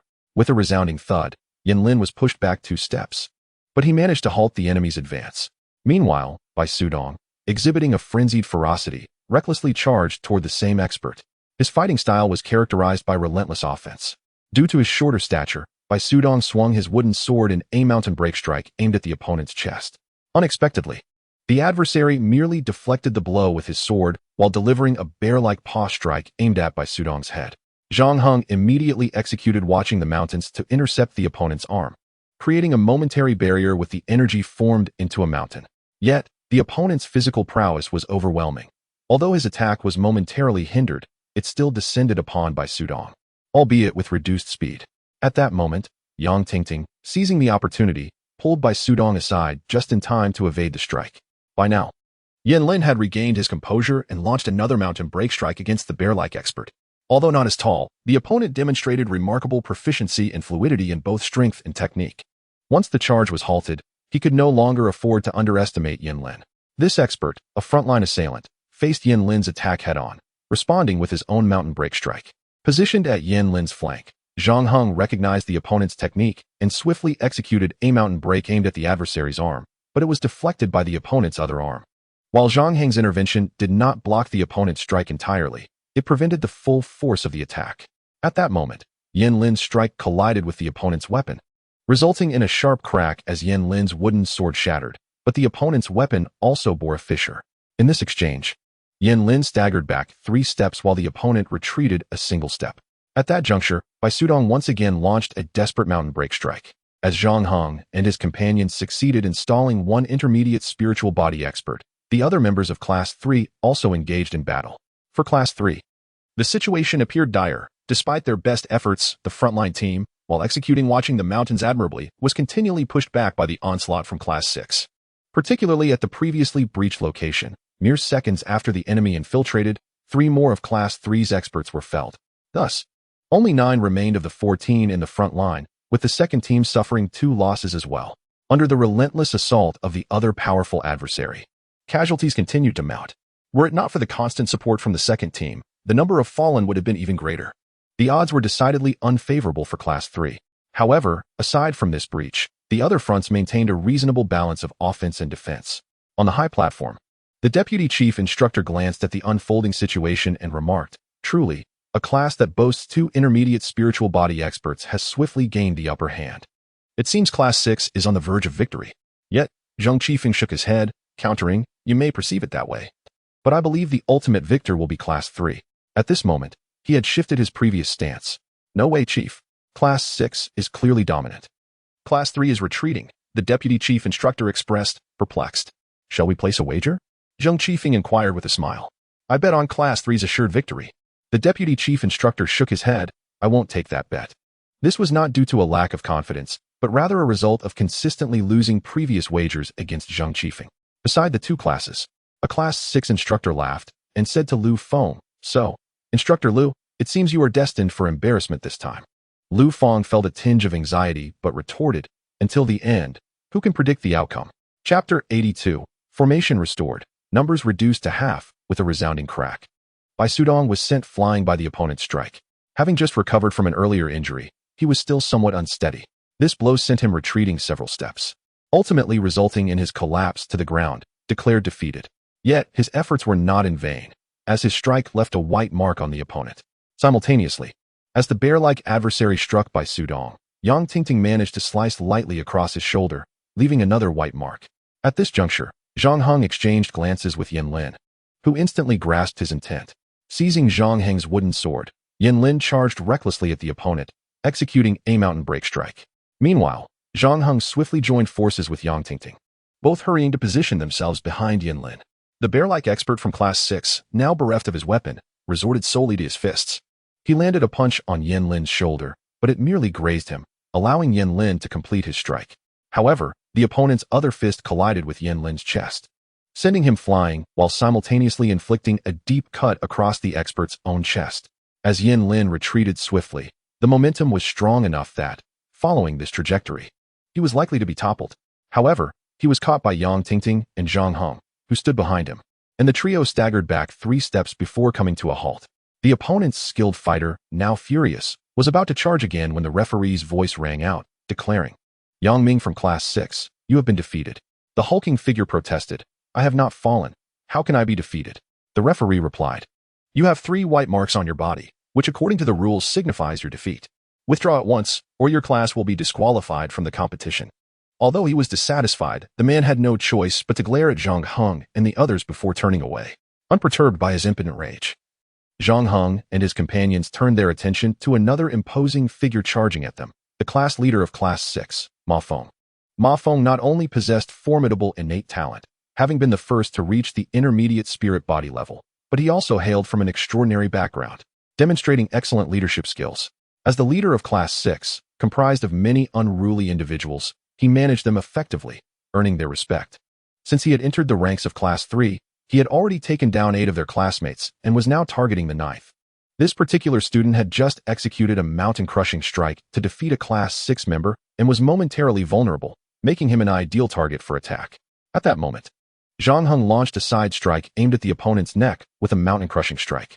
Ma Feng sidestepped the blow, and at that instant, Yang Tingting and Yen Lin arrived. Ma Feng immediately countered with an attack, targeting the seemingly weakest Yang Tingting without hesitation, swinging his blade towards her waist. Just then, Yang Tingting, who was charging forward, suddenly slowed down, causing Zhang Heng to collide with her, inadvertently pushing her back 2 steps. This seemingly unintentional collision caused Ma Feng's strike to miss. Yen Lin then initiated his assault with a reckless mountain-crushing strike. Faced with this, Ma Feng had no choice but to turn and deal with Yen Lin. Thus, the 2 strongest fighters from Class 6 were now occupied. One had already been defeated, and the other, their class leader, was ensnared by Zhang Heng and his companions. Consequently, the formation of Class 3, which had been on the verge of collapse, finally stabilized, and the members began to resume their positions, ready to continue the battle. At this point, Class 6 still had 38 members, while Class 3 was reduced to merely 20, putting them at a significant disadvantage. Meanwhile, on one side of the battlefield, Lu Feng furrowed his brow, while the instructor of Class 6, Wu Fei, wore a smug expression, convinced that victory was theirs. On the high platform, the vice commandant felt a pang of regret, wishing he had accepted the wager proposed by Zheng Qifeng earlier. The situation was now evident. The number of Class 6 students was nearly double that of Class 3, and their physical prowess was generally superior, significantly enhancing their chances of victory. Suddenly, Zheng Qifeng let out a light exclamation. The vice commandant, confused, redirected his gaze towards the fray between the 2 classes. He noticed that Class 3 had regained their formation, with 4 members from the first team standing at the forefront, capable of using a single observing mountain technique to block 7 or 8 of Class 6 elite students charging at them. Behind them were 8 agile members from the second team, darting forward and back while providing support to their comrades who were being pushed back. In the rear, 2 members from the third team, having suffered heavy losses in previous skirmishes, stood vigilant, ready to unleash their mountain-crushing strikes to topple any advancing opponents. Meanwhile, Zhang Heng, Yang Tingting, and Yen Lin continued their relentless assault against Ma Feng. The latter proved to be exceptionally strong, not only in stature but also in martial skill, leaving the trio struggling to contain him. Zhang Heng felt a surge of urgency. If they did not neutralize this threat swiftly, Ma Feng's potential breakout would spell disaster for Class 3. As he was once again pushed back by Ma Feng, Zhang Heng scanned the battlefield and soon spotted a familiar figure, Cui Liang, another robust fighter who should have been in the third team. However, due to his proficiency in his second technique, Zhang Heng had assigned him to the second team. Without a moment to lose, Zhang Heng shouted, "Cui Liang, come here." Upon hearing Zhang Heng's call, Cui Liang dashed over without hesitation. Zhang Heng wasted no time, pointing directly at Ma Feng and commanding, "Mountain-crushing strike, attack." Just as Ma Feng was about to pursue Yang Tingting, he felt a gust of wind and swiftly sidestepped while raising his wooden sword to defend himself. However, Zhang Heng unexpectedly collided with his arm, forcing it aside and rendering Ma Feng's defense ineffective. With a resounding thud, a white mark appeared on his body. Enraged, Ma Feng disregarded everything and charged at Cui Liang. Seizing the opportunity, Yang Tingting unleashed another mountain-crushing strike from his side. Logically, Ma Feng should have evaded this attack, but he carelessly opted to dodge only slightly before launching his own mountain-crushing strike towards Cui Liang. With a loud crack, Yang Tingting's blade struck Ma Feng, leaving him with another white mark. Simultaneously, Ma Feng managed to close the distance and reach the retreating Cui Liang. Zhang Heng sensed something amiss and shot Yang Tingting a glance, prompting her to strike at Ma Feng once more with a mountain-crushing strike. To their astonishment, Ma Feng merely leaned to one side, momentarily halting before regaining his stance, effectively countering Yang Tingting's blow and continuing his pursuit of Cui Liang. Just as Cui Liang emerged from the brief pause following his mountain-crushing strike, he saw Ma Feng relentlessly pursuing him. Although he lacked the strength, he retaliated with a mountain-crushing strike of his own. "Retreat, do not attack," Zhang Heng bellowed. He was confident that he could pull Cui Liang away just as Ma Feng initiated his assault, causing the latter's attack to miss. To his dismay, Cui Liang remained stubbornly defiant. The clash of wooden swords resounded as Cui Liang's weapon met Ma Feng's with a resounding impact. Lacking sufficient power and preparation, he was sent staggering back 8 steps, ultimately collapsing to the ground. According to the rules, this signified his defeat. Normally, in a friendly match, the defeated would lie still and wait for an opportunity to exit the arena. However, Ma Feng refused to let him off the hook. As Cui Liang lay on the ground, he mercilessly kicked him twice. Cui Liang had performed remarkably well, bolstering Zhang Heng and his team's strength, resulting in 2 additional white marks on Ma Feng. One more hit would lead to Ma Feng's defeat. To everyone's astonishment, even after being counted as defeated, Cui Liang was still subjected to those brutal kicks. The blows were certainly not gentle. "He's already defeated. What are you doing?" the instructor admonished urgently. Only then did Ma Feng cease, his smug expression momentarily flickering as he glanced at the instructor. At that moment, Yin Lin arrived, unleashing a furious mountain-crushing strike. Although Ma Feng managed to evade at the last moment, he was still caught by Yin Lin's blade. Instantly, another white mark appeared on his body, causing him to stumble forward. Yang Tingting, now behind him, took advantage of the situation, delivering a swift kick. Ma Feng, already staggering, found himself nearly toppling over, but somehow managed to remain upright. Just then, Zhang Heng arrived, and without hesitation, executed a sliding tackle. With a resounding crack, Ma Feng, already weighted on one leg, felt the full force of Zhang Heng's kick to his other leg. The outcome was inevitable. Amidst the cries of anguish, Ma Feng collapsed. "You little fool. What are you doing? Why did you break the class leader's leg? I'll kill you." The members of Class 6 erupted in fury, abandoning their own battles to swarm towards Zhang Heng. Yin Lin and the others from Class 3 were taken aback. They had never anticipated that a mere sparring match would lead to such brutality, with Zhang Heng actually breaking his opponent's leg. However, some witnesses quickly spoke up. It's their class leader's fault. Cui Liang was already defeated, yet the leader kicked him twice. Indeed, how could he strike when the opponent was already down? Realizing the escalating situation, Zhang Heng placed a foot on Ma Feng's chest. "I dare anyone to come forward." At this moment, Yin Lin and Yang Tingting positioned themselves protectively around Zhang Heng, facing the advancing members of Class 6. They were tense but resolute, determined to shield their comrade. As fellow warriors, they understood the gravity of the situation. The class leader from Class 6 had acted disgracefully, delivering unnecessary blows to Cui Liang after his defeat. Had the instructor not intervened, the onslaught might have continued. Zhang Heng's anger, leading to the injury of his opponent, was somewhat excessive, yet it was also a consequence of the latter's actions. Nevertheless, the robust members of Class 6, filled with rage, charged at Zhang Heng without regard for their own safety. Just then, a figure leaped beside Zhang Heng, commanding, "Everyone, stand down." As his foot touched the ground, a significant wave of energy radiated outward, halting the advancing students in their tracks. It was the referee instructor intervening. Though the students from Class 6 possessed commendable physical prowess, they were no match for the instructor. With a single move, he caused the ground beneath them to tremble, effectively halting their advance. "Do you wish to be declared defeated?" Some of the more studious students hesitated, while others still yearned to charge forward, unable to swallow their pride. To them, their class leader was a man of honor and loyalty. Now that he had suffered such an injury, how could they not feel anger? How could they refrain from coming to his aid? At that moment, students from Class 3 rushed over, their faces reflecting a shared fury. "Stand down," shouted Ma Feng, who lay on the ground, gritting his teeth in pain. The members of Class 6 finally halted, and their instructor, Wu Fei, dashed over, pointing a finger at Zhang Heng. "You little brat. I never expected you to be so ruthless. What kind of sparring involves intentionally breaking someone's leg?" Zhang Heng felt the pressure from Wu Fei's imposing aura, momentarily gasping for breath. Yet he straightened his back and met the instructor's gaze unflinchingly. Just then, Instructor Lu Feng arrived, positioning herself beside Zhang Heng, her presence pushing back Wu Fei's intimidating energy. "What? Are you trying to bully a junior?" Witnessing the tense standoff between the two instructors, The referee found himself at a loss. While he could manage students, how could he handle the instructors? At that moment, the chief instructor, Zheng Qifeng, also arrived. The sight of him silenced both classes, students and teachers alike, all gazing at him with anticipation, hoping he would deliver justice. Old Zheng, they from class 3. Wu Fei began to speak, but Zheng Qifeng raised a hand. Enough, I have seen everything. Without further ado, he commanded, medical team, come and attend to this student's injuries. Soon, a doctor arrived, quickly applying a splint to stabilize Ma Feng's leg before preparing to carry him away. Just as they were about to lift him, Zheng Qifeng halted them. Wait a moment. The involved party should remain present.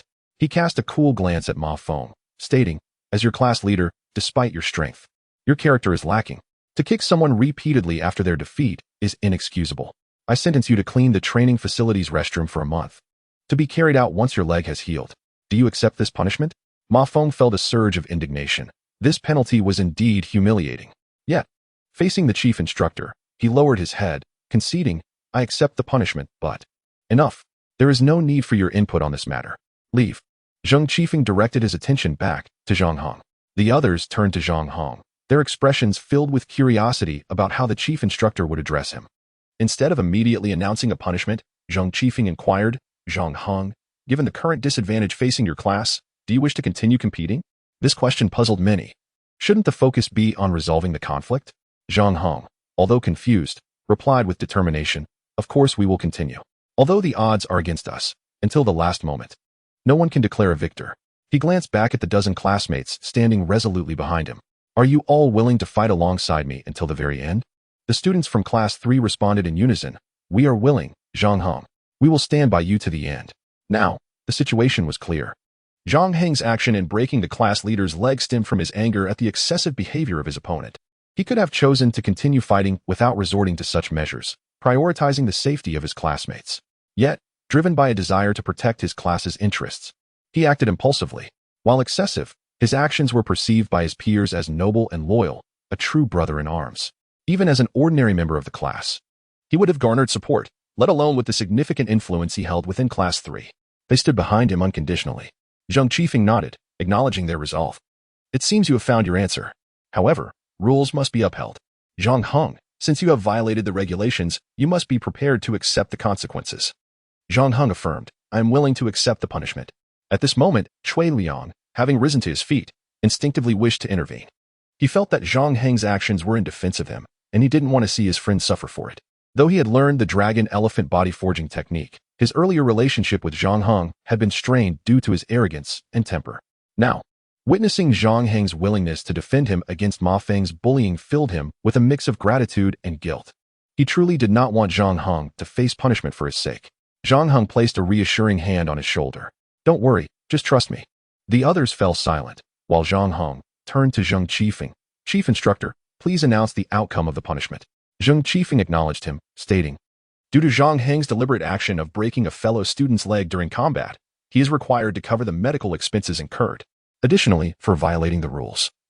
Although the competition will continue, Zhang Hong will be disqualified and must leave the arena, allowing the remaining members of Class 3 to continue the fight. What? Disqualified? The students from Class 3 were taken aback. The members of Class 6 were surprised as well, but they felt elated. They recognized Zhang Heng's pivotal role in the match. His removal would significantly weaken Class 3's position. They were eager to seize the opportunity to triumph over Class 3. Why? Chief Instructor, can't the punishment be something else? The students of Class 3 could not help but voice their concerns, and even a hint of reluctance flickered in Lu Feng's eyes. Zhang Hong had not anticipated this punishment. Yet after a moment's contemplation, he turned to address everyone. Do you believe in me? We do. Whether it was Yin Lin or others, they nodded affirmatively. And do you believe in yourselves? We do. Excellent. Zhang Heng nodded and proclaimed loudly, in that case, what difference does it make whether I am present or not? As long as everyone fights in the formation we arranged earlier, we shall prevail. This battle is for the honor of Class 3. I urge you to give your utmost effort to showcase the style, morale, and unity of our class. Let all the students and instructors see that Class 3 is undoubtedly the most exceptional class. After speaking, Zhang Heng turned back to the chief instructor. I accept your punishment. Let the battle continue with them. You rascal. Zheng Qifeng chuckled and shook his head before addressing the group. Now, you two classes continue to fight until a victor is determined. Soon, all unrelated personnel withdrew, and with a whistle from the referee, Class 3 and Class 6 prepared to engage once more. Despite Class 6 losing 2 of their most valiant warriors, their overall strength remained formidable, with 36 members still standing. In contrast, Class 3, already fewer in number, was down to 15 after Zhang Heng's dismissal, resulting in a ratio exceeding 2-to-1 against them. In terms of overall strength, Class 3 lagged significantly, and many believed they had little chance of success. Yet, Zhang Heng stood beside Instructor Liu, his demeanor calm and confident. While several of his classmates appeared increasingly anxious, Zhang Qifeng did not leave, but turned to the Deputy Chief Instructor. What do you think? Are we still betting on this? The Deputy Chief Instructor looked at Zhang Qifeng quizzically, opened his mouth to agree, then hesitated, recognizing the critical moment. He did not doubt himself. Yet he often placed greater faith in Zhang Qifeng's judgment. Nonetheless, he was curious to see whether Class 3 could achieve victory under such circumstances. The battle resumed, with Class 3 forming a discipline line. At the forefront stood a team of merely 4. Yin Lin and Yang Tingting had joined Team 1 and Team 3, respectively, increasing Team 1 to 5 members, while Team 3, previously diminished to 2, now had 3 with Yin Lin's addition. The middle team, 2, had grown to 7 members. The students of Class 6, filled with fury and seeking revenge for their leader, charged at Class 3 with great ferocity. Yin Lin shouted, "Team 1, Mountain Slash." At her command, Team 1 unleashed the Mountain Slash technique, forming 5 ethereal peaks that momentarily halted the advancing members of Class 6. Though lacking the hornet-like strength of their most robust member, Class 6 momentum was strong, yet they struggled to breach the first team's defenses. 2 members were pushed back by the impact, nearly falling, but were swiftly rescued by their teammates from Team 2. The two sides clashed closely. The momentum of Class 6 Elite was stymied, soon meeting resistance from the blades of Team 2's Mountain Slash. At that moment, 3 members, led by Yen Liang, surged through the formation, launching a piercing mountain break against 3 members of Class 6. 5 minutes later, while battles in other classes had concluded, Class 3 and Class 6 remained locked in combat. The situation had shifted. Class 6 still had 15 members, while Class 3 was down to 13, significantly narrowing the numerical gap. However, the students of Class 3 were nearly exhausted, relying on one another for support to remain standing. In contrast, Class 6 appeared vigorous and aggressive. Although lacking a cohesive formation to bolster their efforts, they were forced to rely solely on individual strength. Another clash commenced, resulting in 2 members from Class 6 being knocked down. Class 3 also lost a member, a scholar from Team 3 who had repeatedly employed the mountain break and was utterly fatigued. After his last strike, he was unable to muster even a moment's resistance before succumbing to an opponent's attack. The ratio of participants shifted to 13 to 12. Although Class 3 seemed weaker, perceptions began to shift as many speculated that if they persisted, victory could indeed be theirs. The Deputy Chief Instructor glanced at Zhang Qifeng, feeling relieved not to have made a wager, recognizing the sharpness of Zhang's insights. Half a minute later, the 2 teams clashed again. Although 2 members from Class 3 executed the mountain break, their counterparts from Class 6 responded similarly. This resulted in one Class 3 member pushing back an opponent, while another found himself equally matched, leading to a stalemate. If Class 3 could be granted even a minute to rest, they would likely regain some strength and emerge victorious. However, no such respite was afforded, and the opposing team was unwilling to grant them that time. At this moment, Zhang Heng, standing at the sidelines, felt a surge of inspiration and called out to his classmates, "Cultivate." Instinctively, Class 3 echoed, "Cultivate." This was not merely a slogan, but a genuine call to engage in their cultivation. The training of the dragon elephant body refining technique was not significantly affected by the environment. Whether in a quiet chamber or during battle, they could cultivate effectively. During a previous spar, they had cultivated together amidst combat, accumulating considerable experience. Thus, they began to practice the technique while continuing the fight.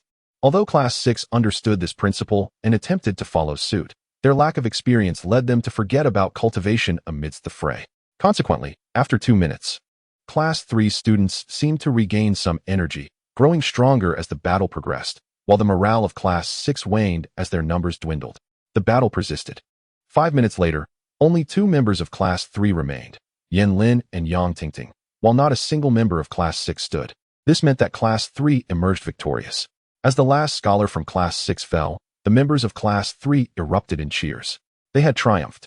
Despite the fierce and exhausting battle, with no intermediate spiritual masters and fewer members than their opponents, and with Zhang Heng penalized, they had still claimed victory. Observers were astonished by such an outcome. Had Class 3 created yet another miracle? Though many students of Class 3 sat exhausted on the ground, their cheers rang out vibrantly, their faces alight with joy. Even Lu Feng wore a broad smile. She was inherently stunning, unmatched in beauty throughout the entire base. Yet her usual demeanor was one of aloofness and coldness, deterring others from approaching her. However, when she smiled joyfully, it seemed as if the entire world thawed, becoming significantly brighter and warmer. She was genuinely happy. Recently, she had been under considerable pressure.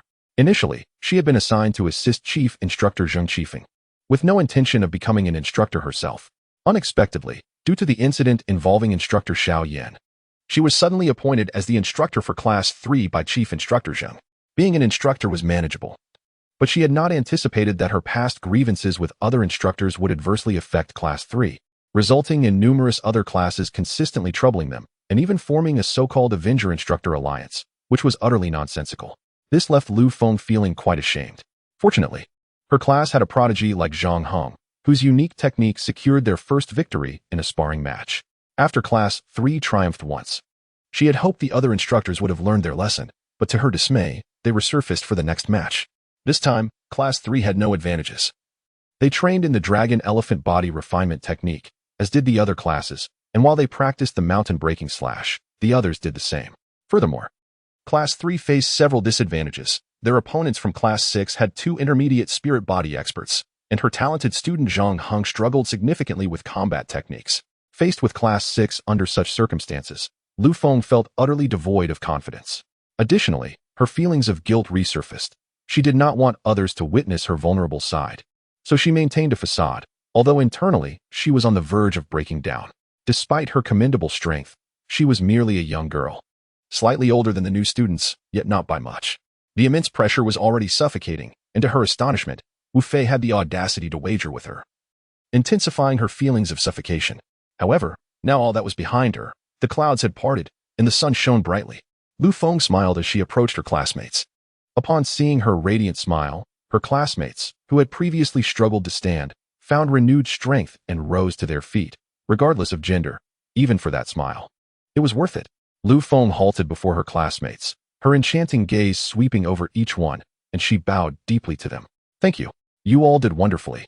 Chapter 86. Fearless in the Storm, Welcoming the Sunshine. Thus, the first round of sparring came to a close. Classes participated in both victory and defeat. Yet everyone gained something from the experience. Following the battles, there was over an hour of post-match reflection, where every class, regardless of participation, discussed the previous sparring. The most talked about match was the one between Class 3 and Class 6, not solely due to its duration or intensity, but for other reasons as well. For instance, Class 3's formation inspired many. Zhang Heng's formation, while simple, was accessible for everyone to learn.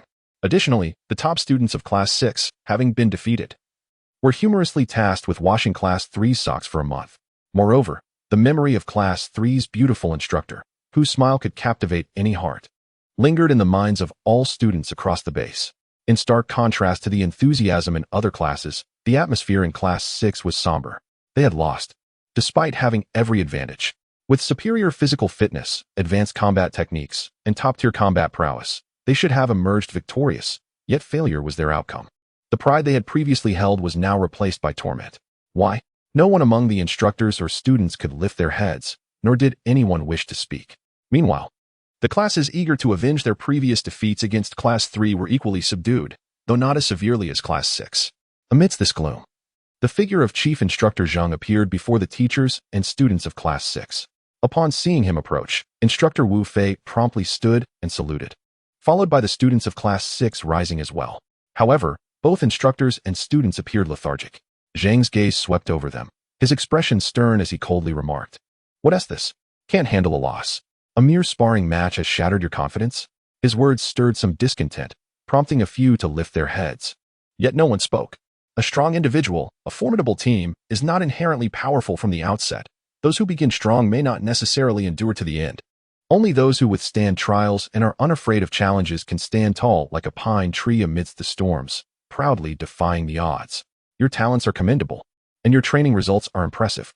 It is even more remarkable that 2 intermediate spirit body students emerged from your ranks.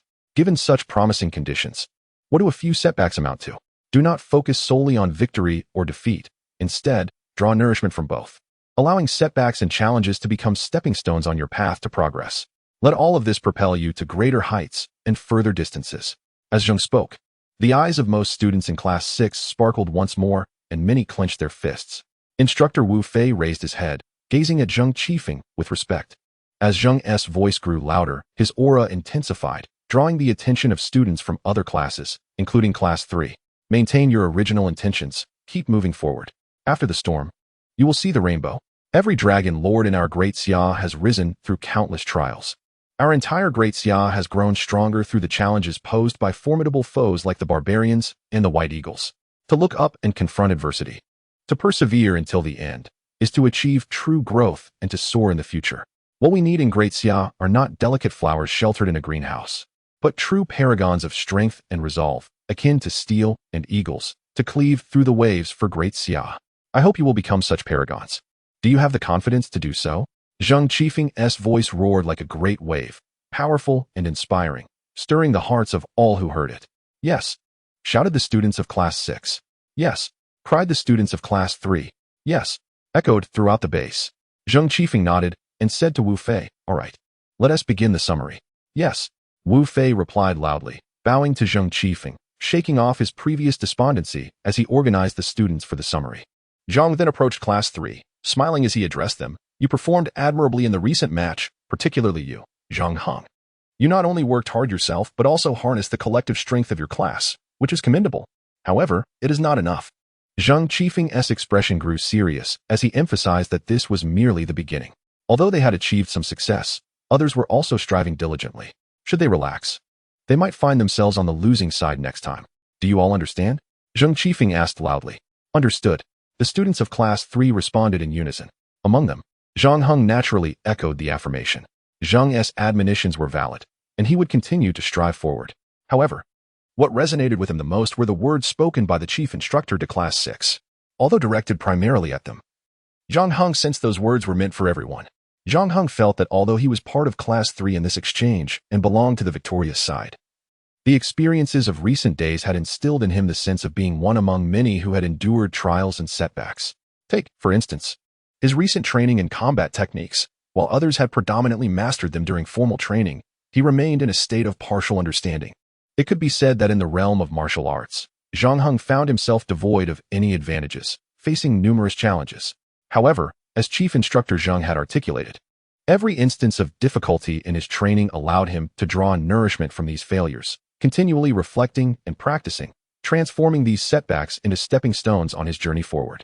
Before the sparring began, he had not lagged behind. Just as his peers had honed their skills, so too had he. Reflecting on the past decade of his life, from academics to personal endeavors, he realized that he had never encountered a smooth path. As a student who consistently ranked at the bottom and had once scored 0 in the Shanglongmen examination, he had faced ample adversity. There were moments when he contemplated surrender, even resorting to reckless abandon. Yet since acquiring the system, Zhang Heng had never bowed to adversity. While the system's assistance was undeniably significant, his resolute spirit and unwavering determination were equally crucial to his progress. Just like mud that cannot support a wall, he understood that persistence and effort would eventually lead him through storms to bask in sunlight and embrace rainbows. The once ordinary Zhang Hong had become a student at Qingbei, learning, growing, competing, and advancing alongside the prodigies of the entire daxia. Clenching his fist, he resolved to face the various challenges and formidable foes that lay ahead with even greater determination and fearlessness. Chapter 87. Observing Boredom. Let us form an elite group at the Qingbei base. After an hour of summarization, the scholarly elite, whether participants in the previous battles or mere observers, felt they had gained much insight and a new understanding of combat. As the clock struck 11, the second round of sparring commenced, with Class 3 taking on the role of spectators. Zhang Heng, along with his classmates, casually chose a match to watch. However, after a short while, he found it rather dull. He acknowledged that in terms of combat technique proficiency, the students from both classes were not inferior to him. Yet their battles left much to be desired. These individuals employed their techniques too rigidly, adhering strictly to original forms without adapting to the circumstances. Furthermore, the fights among these scholars were largely solitary endeavors, lacking any semblance of teamwork. While the previous battles from Class 3 had inspired many, transforming inspiration into action proved challenging, especially for a group. As scholars, they understood the concept of collaboration. It was not that they did not wish to work together, but they had not trained together previously and lacked a deep understanding of each other's strengths and weaknesses. How could they possibly coordinate effectively? After merely a minute of watching, Zhang Heng diverted his gaze to observe matches from the other two classes. Unfortunately, those battles were not much better. Eventually, he closed his eyes and devoted himself entirely to his training. Before long, the matches among the 5 classes concluded, and each class began to summarize and exchange ideas. Unsure of what to contribute, Zhang Heng chose to ponder another matter: collaboration. The various academies participated in battles as teams, and if they could form a stable group now and train together regularly, their coordination and understanding would surely develop before the competition began. Although discussions were informal, Zhang Heng found himself naturally seated beside Bai Sudong and Yang Tingting. Bai Sudong had been significantly injured previously, but after treatment from medical personnel, he had recovered sufficiently, though not fully. Remarkably, his recovery ability was something Zhang Heng deeply admired. Regardless of the intensity of the fight or the severity of his injuries, once treated, he was invariably the quickest to recover among the 3. Perhaps this was the very reason he dared to fight with such fervor. To form a group, the 3 of them naturally needed to be together, and Yin Lin, whom Zhang Heng had previously chosen as a team member, needed to be invited as well. Yin Lin was well-liked and possessed considerable eloquence. At that moment, he was engaged in conversation, surrounded by several classmates who listened intently. Both male and female students were captivated by him. That, too, was a form of ability. It was something Zhang Heng could neither emulate nor wish to. Observing that Yin Lin seemed to have concluded a topic, he quickly called out, "Yin Lin, come here for a moment." Upon hearing Zhang Heng's call, Yin Lin smiled brightly, greeted his fellow scholars, and approached Zhang Heng. "What is up, boss?" Zhang Heng shook his head, saying, "Don't call me that. I think you often exhibit qualities of a leader." Yin Lin waved his hands dismissively, stating, "In front of the boss, I'm just a subordinate." With a chuckle, he added, "By the way, what do you need, boss?" Since Zhang Heng was too lazy to correct him, he simply patted Yin Lin on the shoulder and said, "I want to form a 5-person team to train and fight together from now on, aiming to defeat all opponents and represent Qingbei in the alliance. We already have 3 members, and I'd like to invite you to join us. Is that acceptable?" Yin Lin glanced back at the group of elite scholars with a hint of regret in his eyes. However, when he turned back, he was fully composed and responded, "Of course, it would be my honor. The thought of fighting alongside you is exhilarating." His words were sincere. He genuinely meant them. Although he had found it quite strenuous to collaborate with Zhang Heng in their previous elite squad against the 2 intermediate spirit body experts from Class 6, the exhilaration of triumphing over their opponents together was immensely rewarding. Moreover, there was a profound sense of accomplishment. Coming from a well-off family, Yin Lin had rarely encountered significant obstacles in life, which fostered his strong self-confidence, but sometimes left him feeling bored and unfulfilled. He yearned for challenges, for opportunities to surpass himself, to shine with his own brilliance rather than merely resting on the laurels of his predecessors. Arriving at Qingbei and encountering numerous prodigies filled him with excitement, for this place brimmed with challenges. From the outset of training at the base, Yin Lin had sought partners to form a stable team to confront challenges from all directions. However, after a lengthy search, he had found few suitable candidates. Only Zhang Heng and his 2 companions fit his criteria. Unfortunately, they were already a cohesive unit, stable and harmonious, and it was unlikely they would split up for him. Unlike Zhang Heng and his friends, Yin Lin was aware of the alliance competition and understood that it required teamwork, having known this even before arriving at Qingbei. He aspired to lead his own team into the alliance competition, relishing the prospect of engaging in vigorous battles while proving himself to his family and the outside world. What a splendid opportunity. Yet, forming a group proved difficult. He had initially gathered 2 promising candidates, with whom he had discussed his intention to form a team, receiving their support. However, Yin Lin realized that even if they succeeded in forming a group, their small team would likely struggle to achieve significant results. Now, everything had changed. Zhang Heng had invited him to join, and although it wasn't he led by him, Yin Lin felt elated and accepted without a second thought. He knew that his opportunity had arrived. Having observed the synergy among Zhang Heng and his companions during their time at the base, Yin Lin recognized that they shared not only harmony but also an indomitable spirit that soared against the wind, never yielding. This is the temperament forged only by those who have endured considerable trials. Yin Lin, born into ease, lacks this quality, yet he is enamored with it. When the opportunity arises to join Zhang Heng and his companions, Yin Lin cannot refuse. Having agreed to Zhang Heng's invitation, he feels compelled to apologize to his other 2 classmates, promising to explain later. He then contemplates another possibility and smiles, asking, "We are only 4. Who will be our fifth member, boss? Perhaps Chui Liang. Zhang Heng replies with a grin. I collaborated with him today and found him quite impressive. Great. I'll go invite him, Yin Lin says cheerfully as he strides toward Chui Liang. Chui Liang, already a member of Yin Lin's intended group, is elated to hear that Zhang Heng is interested in him joining. However, when Yin Lin invites Chui Liang into their quintet, Chui Liang hesitates. Posing a question, will Zhang Heng agree? Previously, his arrogance had offended Zhang Heng, leading to an inappropriate exchange that resulted in him being dismissed. At that time, he harbored grievances against Zhang Heng. Yet, Zhang Heng later chose not to hold a grudge and taught the entire class the dragon elephant body refining technique. Since that moment, Chui Liang has felt remorseful, realizing the breadth of Zhang Heng's generosity contrasted sharply with his own pettiness. Nonetheless, Chui Liang is stubborn, although he recognizes his faults. He refuses to apologize. Instead, he has exerted himself in every battle, not only for his class, but to demonstrate his worth to Zhang Heng. When Zhang Heng summoned him for today's match, Chui Liang was overwhelmed with excitement, pushing his abilities to the limit. Although he ultimately fell to an opponent with intermediate spirit abilities, he felt he had done his best and fulfilled his role. Despite his defeat, he was invigorated. Who would have thought that Ma Feng from Class 6 would come to strike while he was down? And who could predict that Zhang Heng would go so far as to break that fellow's leg to protect him? Chui Liang was deeply touched. Realizing that Zhang Heng truly regarded him as an ally, willing to fight and protect each other at all costs. He had assumed that this collaboration with Zhang Heng would be a one-time opportunity, but to his surprise, he is now invited to join an elite team. Unbeknownst to Yin Lin, Chui Liang harbors many thoughts, yet he smiles and states, I am here to invite you at Zhang Heng's behest. Really? You aren't deceiving me, are you? Chui Liang replies, excitement bubbling within him. Why would I deceive you? Your talent is evident to me. You merely lack an opportunity, and it lies before you now. Cherish it. Yin Lin says, patting Chui Liang on the shoulder. Thank you, Yin Lin. Please extend my gratitude to Zhang Heng. Chui Liang responds joyfully. You should thank him yourself, Yin Lin concludes before departing. Chui Liang hesitates briefly before following him. In the afternoon, the sparring continues. Class 3 remains spectators as the 5 members of the elite group convene. Chui Liang, initially shy, approaches Zhang Heng, addressing him as boss, and expresses his gratitude. Rest assured. After joining the team, I will heed your commands, fight with all my might, and contribute to our squad, Chui Liang asserts, displaying newfound humility. Zhang Heng nods in acknowledgement, saying, no need to be overly courteous.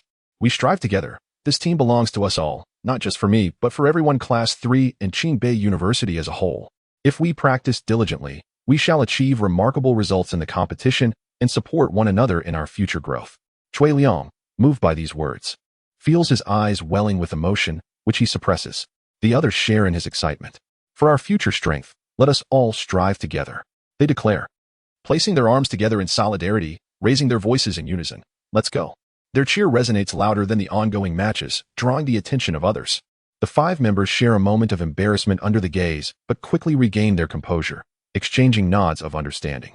Now, let us continue observing the matches. To be honest, I am not particularly skilled in combat techniques. I encourage everyone to share their insights and experiences so we may discuss and identify areas for improvement, Zhang Heng suggests cheerfully. All right, the others respond, focusing on the duel between Class 12 and another formidable team. Both classes exchange blows, yet a victor remains undetermined. At this juncture, Bai Sudong remarks, I believe that curly-haired student is lacking in tenacity. If he were to fight more fiercely, he could have preserved the earlier advantages, thus shattering the current stalemate. Yin Lin shakes his head, countering, he is merely showcasing his abilities. If he overexerts himself, he risks undermining his own position. Bai Sudong, indifferent, replies, what does it matter if he falls, as long as he takes down 2 opponents? Our class would gain the upper hand. Zhang Heng laughs at this. Recognizing Bai Sudong's reckless fighting style, despite often facing stronger adversaries, his ferocity can overwhelm them.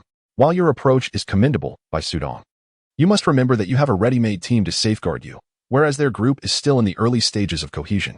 Thus, he cannot afford to fight recklessly. Furthermore, while your spirit is admirable, your current strength may not be sufficient to deliver a decisive blow.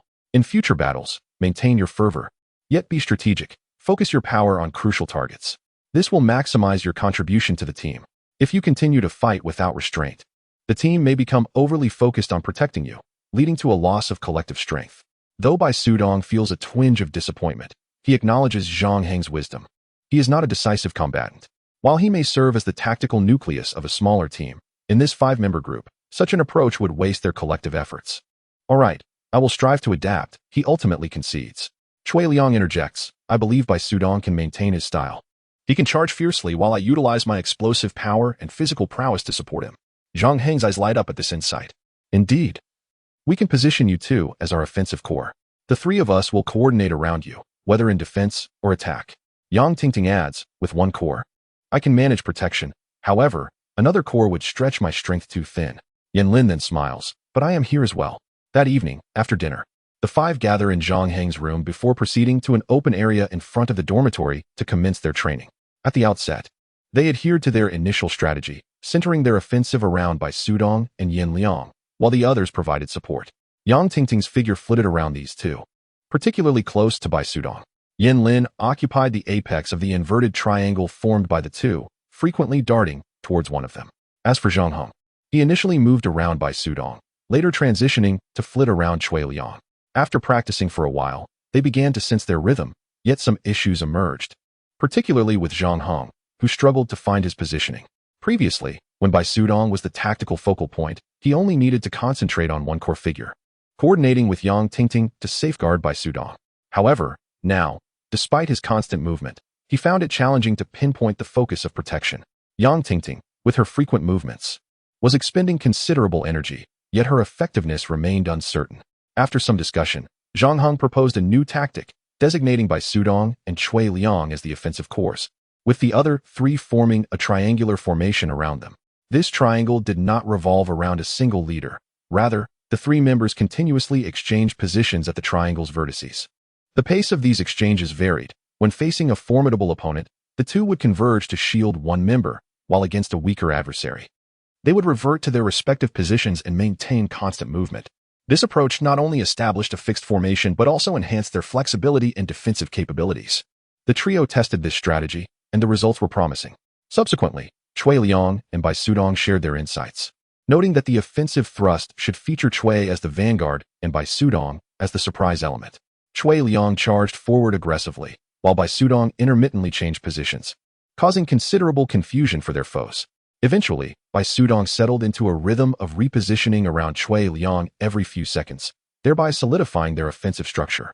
The 5 of them continued to refine their technique, growing increasingly attuned to one another when Instructor Lu arrived.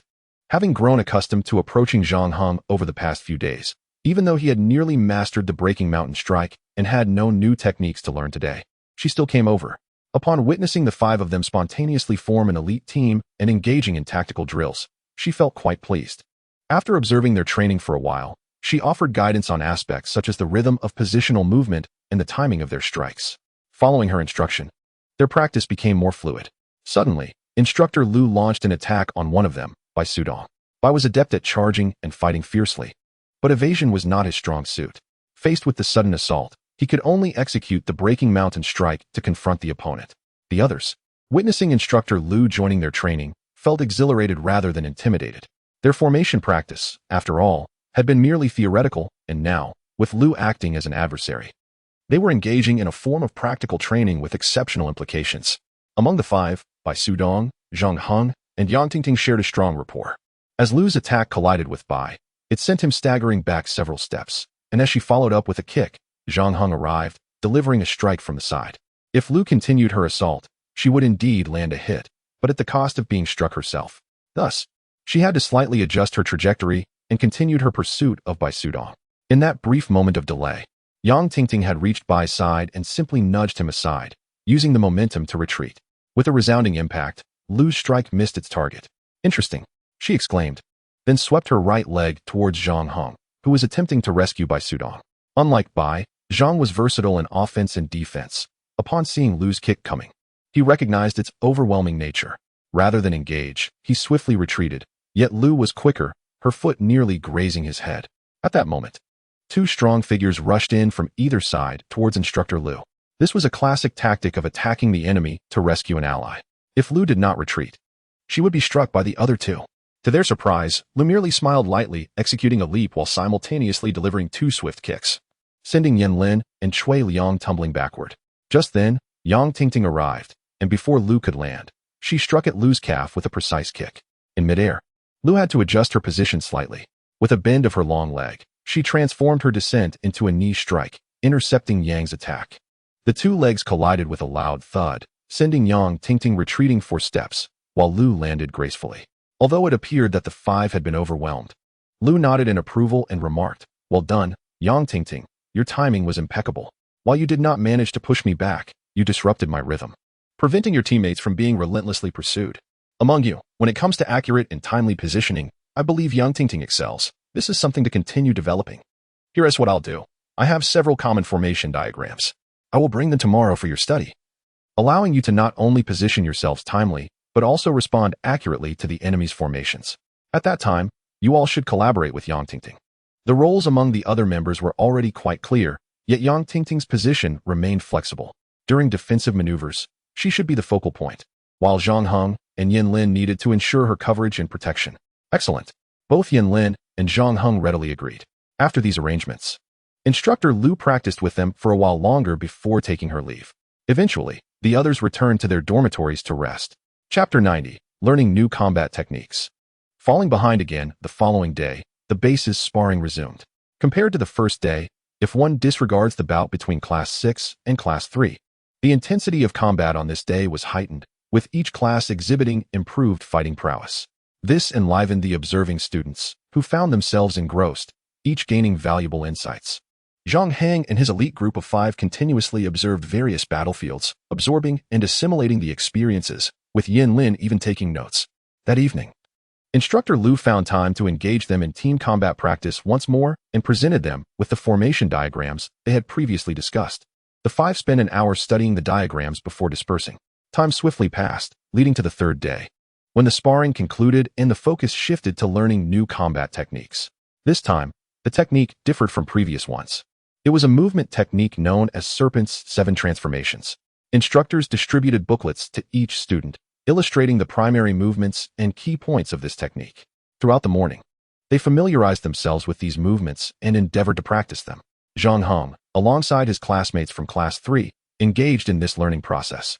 Memorizing the 21 movements comprising 3 movements per transformation proved relatively manageable, as there was a clear pattern to follow. However, the ability to remember does not necessarily translate into execution, and manifesting these movements is far from easy. Zhang Heng spent an entire morning attempting to perform just 2 actions, which were not even variations of the same technique. The 5-member group gathered to study together, and while everyone demonstrated similar memory capabilities, Zhang Heng lagged behind in execution. Even Bai Sudong, the slowest learner among them, managed to master 4 movements, while Zhang Heng was still grappling with the 3rd. He sorrowfully realized that he seemed to lack any innate talent for martial arts, perpetually falling behind not just his peers, but even within the entire 3rd class. His struggles with both forms of combat skills left him with a clearer understanding that his physique was not conducive to martial training. Through repeated attempts, he recognized numerous issues with his strength, as well as the tension and coordination of his movements. Without addressing these physical shortcomings, mastering martial arts would remain an elusive goal. In the afternoon, the group commenced learning the first transformation of the Serpent's Flow. The teaching process remained consistent, with the instructor breaking down each action into comprehensible components, ultimately demonstrating them personally while the students endeavored to imitate. The first transformation, named Serpent Strike, appeared to be a straightforward forward lunge. Although each individual movement seemed simple, executing the entire sequence proved quite challenging. The instructor, Lu, suddenly lowered her body and, with a slight twist, propelled herself forward with remarkable speed. Observers noted her feet did not seem to exert force, nor did her body appear strained. With merely a twist, she shot forth like an arrow. After demonstrating the complete motion, Lu showcased the 3 component actions, elucidating their critical aspects, the importance of engaging the waist, ensuring fluidity and coordination without interruption. As she explained, the students practiced diligently, 1 movement at a time. Zhang Heng, who had struggled with the first action in the morning, successfully executed it after Lu's demonstration in the afternoon. However, when it came time to learn the second movement, Zhang Heng encountered difficulties. No matter how hard he tried, he could not perform it. Among the 50 students in the class, 49 managed to accomplish the action, while Zhang Heng repeatedly fell, unable to maintain his balance. Though he felt a surge of anxiety, he quickly composed himself. His lagging was not a new experience, and he would adapt in time. The instructor could not afford to halt the class for his sole benefit. Lu had intended for the group to master the first transformation by the end of the day, but progress was commendable. with everyone but Zhang Heng managing to perform 2 foundational movements. Rather than pausing, Lu proceeded to teach the third action, which proved less challenging and was one that Zhang Heng had mastered earlier in the morning. With all 3 actions learned, under Lu's repeated demonstrations and guidance, the classmates began to connect the movements, gradually executing the first transformation of Serpent's Flow. Regrettably, regardless of how swiftly others advanced, Zhang Heng remained stuck on the second action, rendering him incapable of completing the first transformation. As practice continued, the time swiftly approached 6:30 in the evening, signaling the end of training. Zhang Heng quickly consumed his meal and returned to his dormitory, scrutinizing the manual. The second action appeared deceptively simple, yet he struggled with the twisting motion, feeling pain in his waist or losing his balance with each attempt. He practiced repeatedly, drenched in sweat, when, predictably, Instructor Lu arrived again. She deconstructed the action into 7 or 8 smaller components, guiding Zhang Heng through relentless practice. After more than half an hour, he barely managed to execute the movement. At that moment, the other members of the elite group arrived. Witnessing Zhang Heng finally perform the second action, they expressed their delight. With everyone present, it was time for their daily formation drills. As per tradition, Lu took on the role of their imaginary adversary, engaging in combat with the 5-member team. The group's formations, both offensive and defensive, had significantly improved, particularly in defense, as the tactical core shifted to Yang Tingting, resulting in much smoother maneuvers. Remarkably, Yang executed the Serpent Strike during training with exceptional finesse, often catching her companions by surprise with her swift movements, providing timely assistance to Bai Sudong or Chui Liang. The others, lacking such advantages, felt a twinge of envy. Lu, while contending with them, remarked, "Do not envy her. The characteristics of the Serpent's Flow martial art are inherently more suited to females. Moreover, Yang's profound comprehension of martial techniques naturally yields such results." Though the group begrudgingly accepted her words, they felt a sense of discomfort as one individual surged ahead of the rest. They finally comprehended Zhang Heng's feelings of isolation. Nonetheless, regardless of their varying levels of progress, after extensive practice, they all managed to execute the Serpent Strike. Even Zhang Heng succeeded once, but it was a solitary occurrence, leaving him feeling quite helpless. Alas, how can I enhance my physical capabilities? Chapter 91. Falling behind to the extreme, the system's assistance arrives the following day. The entire base attempted to learn the second transformation of the Serpent's Flow, which proved significantly more challenging than the first. By the end of the day, no one in the base had successfully mastered it. The top-performing students only grasped the 3 component actions of the second transformation, mostly among the female students, such as Yang Tingting from the 3rd class and another female peer. After lunch, Zhang Heng continued his arduous study and practice. He found himself the most behind, having only learned 1 action. Despite relentless efforts, he could not grasp the other 2 movements. Unlike previous days, Lu was unavailable due to unforeseen circumstances, leaving Zhang Heng to practice solo with little progress. When the others arrived, they found him still struggling. Understanding his situation, his companions endeavored to assist him.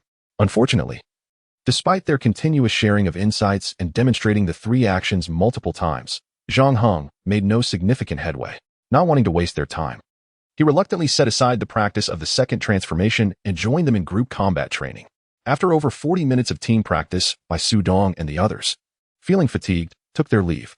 Zhang Heng, unwilling to concede, rested briefly before resuming his practice. However, despite persevering until midnight, he achieved no success. Frustrated, he pondered, "Is my talent truly so lacking?" Amid his worries, an unfamiliar yet familiar voice echoed in his ears. "Beep. System has detected that the host is learning movement-based martial skills. The system offers the host a body-refining pill to improve physical condition. The pill has been placed in the personal space. Please check." Just as Zhang Heng was about to investigate this so-called body-refining pill, desperate to remedy his physical shortcomings, the system's voice chimed in again. "Beep. Detected that the host's martial skills are too rudimentary. The host does not meet the required level, and thus the system specially provides a set of martial techniques, the 7 transformations of the Soaring Dragon. The host is urged to promptly transcribe this technique." As time waits for no one, Zhang Heng, feeling somewhat vexed, abandoned his intention to examine the body-refining pill and quickly sought out paper and ink to begin writing.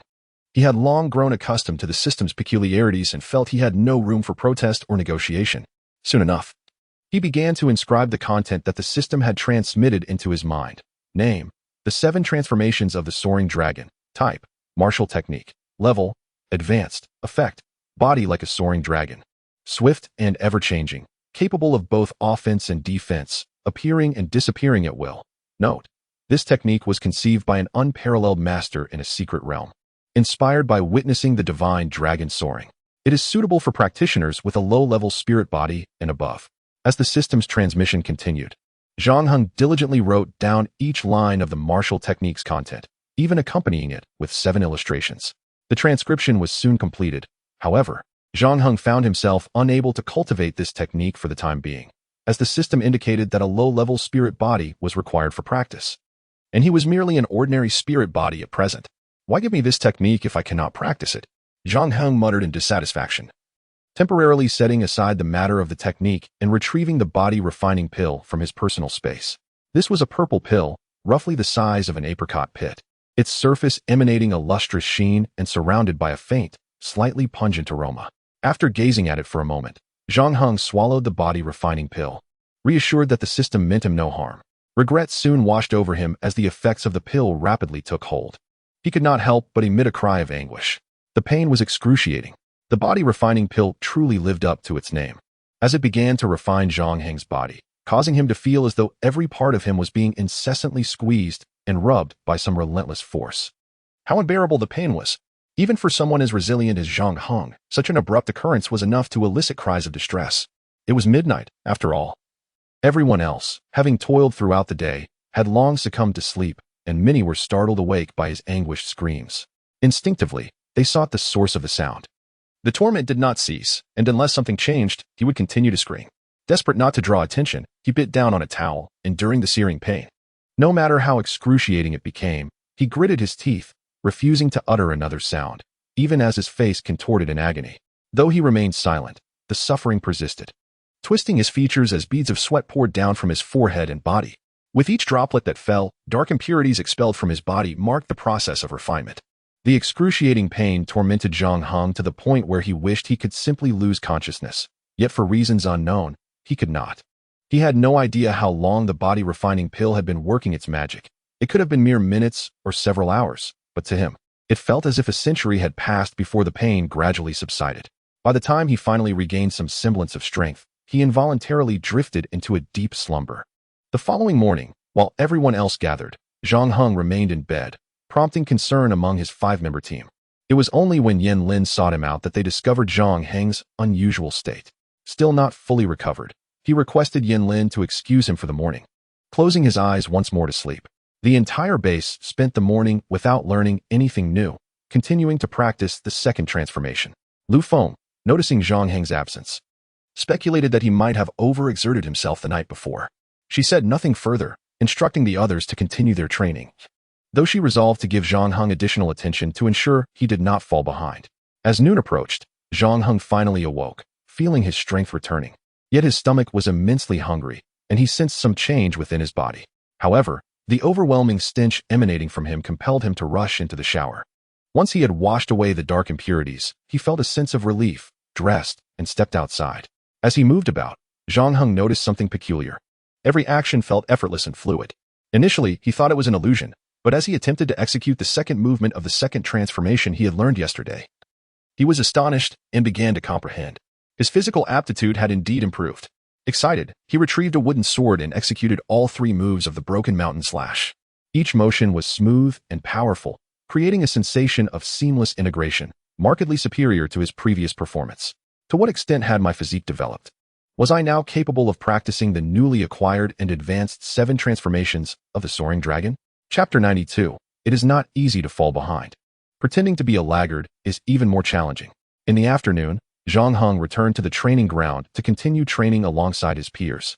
It was the 3rd day of martial technique instruction, and the focus of the afternoon would be the 3rd transformation of the snake's 7 transformations, the snake retreat. Due to their physical structure and limitations, snakes can move forward or sideways with ease, but retreating poses a challenge due to the absence of limbs, which provides sturdy leverage. Nevertheless, larger snakes that have lived for a significant time are capable of retreating. Strictly speaking, the snake retreat is not a simple backward movement. Rather, it involves a combination of the body's power and coordination to amalgamate lateral, forward, and backward motions into a singular force, achieving the effect of retreating. As the instructor elaborated on the technique, the students referenced the 3 movements outlined in their manuals, and many who had previously struggled to understand suddenly grasped the concept. The instructor continued, although the technique of retreat sounds straightforward, its implications are profound. It can be employed to evade powerful enemy attacks, facilitate withdrawal from battle, or prepare for counterattacks. Mastering it can significantly enhance one's survival rate in combat, as well as overall fighting prowess. However, our conventional retreat is merely a backward motion, a simplistic and direct approach that can easily be detected by opponents, allowing them to seize the opportunity to strike or anticipate your movements for a fatal blow, which is unfavorable in battle. In contrast, the snake retreat, though a form of retreat, possesses a degree of deception. As it is composed of 3 decomposed lateral and forward movements, it becomes challenging for adversaries to swiftly discern your intentions, thus rendering it difficult for them to overpower you, presenting you with an opportunity. Compared to a standard retreat, the benefits of the snake retreat are numerous. I shall refrain from enumerating them all here. You simply need to understand its importance. Now, let us delve deeper into the 3 component movements. They may be challenging, so I urge you all to study diligently.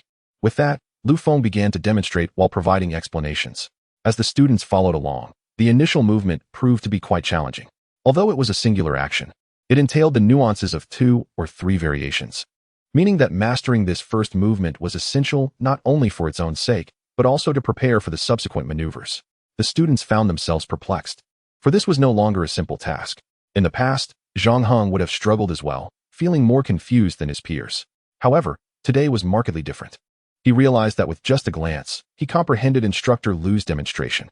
Instinctively, as he attempted to replicate the movement, he found himself successfully completing a significant portion of it. At that moment, Zhang Heng abruptly halted the action and fell to the ground. For reasons unknown to him, he did not wish for Lu Feng to witness his newfound proficiency. Once on the ground, he began to understand. He did not want to lose the opportunity for the instructor to provide him with personal guidance. In essence, he longed to spend more time in her presence, to observe her, to listen to her, and to practice with her. It dawned on Zhang Heng that, unbeknownst to him, he had developed feelings beyond mere reliance on Instructor Lu Feng, perhaps even a sense of attachment. Startled by this realization, he thought it should not be so. She was merely there to teach him, yet he found himself cherishing the moments spent with her. Zhang Heng, get up and focus on your training, Lu Feng admonished, casting a disapproving glance in his direction. Oh, he replied hurriedly, rising to his feet and feigning an attempt to follow the other students in practicing the first movement. Yet, he had already mastered it and did not want anyone, especially Instructor Lu, to notice. Therefore, he repeatedly performed only half of the movement before abruptly switching to another. As Lu Feng continued to demonstrate and explain, she keenly observed the students' responses. Most were progressing normally, and by the afternoon, they should be able to master the first movement. However, Zhang Heng's behavior struck her as peculiar. Today, he presented a contradictory impression. In the past, although he learned slowly and struggled to execute her teachings, there was a gradual sense of adaptation and progress. Today, however, Lu Feng noticed that he consistently managed to complete more than half of the lesson before faltering at the last moment. This was perplexing, logically. If one could execute even half of the movement, the chances of success should be at least 50%. She observed Zhang Heng with growing curiosity. Zhang Heng was acutely aware of the instructor's gaze and felt he was on the verge of being discovered. Yet, he did not wish to be found out. He wanted her to pay more attention to him, hoping she would assist him after dinner. Although he recognized the selfishness of these thoughts, he could not shake them. Alas, it is not easy to be a laggard. Now that my physique has improved, pretending to be one is even more challenging. What to do? As Lu Feng's scrutiny returned, he hastily collapsed onto the ground, his mind racing for a solution. Suddenly, a bright idea struck him. Why not seize this opportunity to practice the 7 transformations of the dragon? The 7 transformations of the dragon bore many similarities to the 7 transformations of the serpent, albeit at a higher level of complexity. With his physical condition significantly enhanced, Zhang Heng himself was uncertain of his current capabilities. Perhaps he had reached an intermediate spiritual body level, which would meet the foundational requirements for the 7 transformations of the dragon. Moreover, even if he could not practice, he could conceal his mastery of the day's content amidst repeated failures. Rising once more, Zhang Heng commenced practicing the 2nd transformation of the 7 transformations of the dragon. As this technique closely resembled the serpent's retreat, precisely what he aimed for. Indeed, the familiar sensation returned, and although he stumbled during the initial practice, he did not fall. Instead, he merely staggered, akin to the performance of his peers. At that moment, Lu Feng happened to glance in his direction, observing his actions with a flicker of confusion. Did I misjudge him earlier? It's strange. Zhang Heng's struggle seems normal, yet something feels amiss. While Lu Feng pondered, Zhang Heng felt a surge of joy. Not solely because his performance obscured his true progress, but also because, after 5 attempts, he had successfully learned the first breakdown of the second transformation of the 7 transformations of the dragon. Is my body truly this capable now? Having mastered the first movement, the next logical step was to learn the second. Zhang Heng instinctively began practicing the second movement from memory. However, just as he faltered on the ground, not due to his technique, but because Instructor Lu had cast her gaze upon him, he realized that his movements diverged from those of his classmates. Should he be discovered, he might face reprimand for his previous shortcomings. Fortunately, Lu Feng did not seem to notice anything amiss and turned her attention elsewhere. Zhang Heng resumed his attempts at the second movement, achieving a measure of success as he completed half of it. Yet, once again, the instructor's gaze shifted back towards him. Abrupt and potentially intentional. Zhang Heng found himself unable to react in time, and he resorted to mimicking the instructor's movements, albeit only partially, feigning a moment of paralysis. This scenario was common among the majority of students.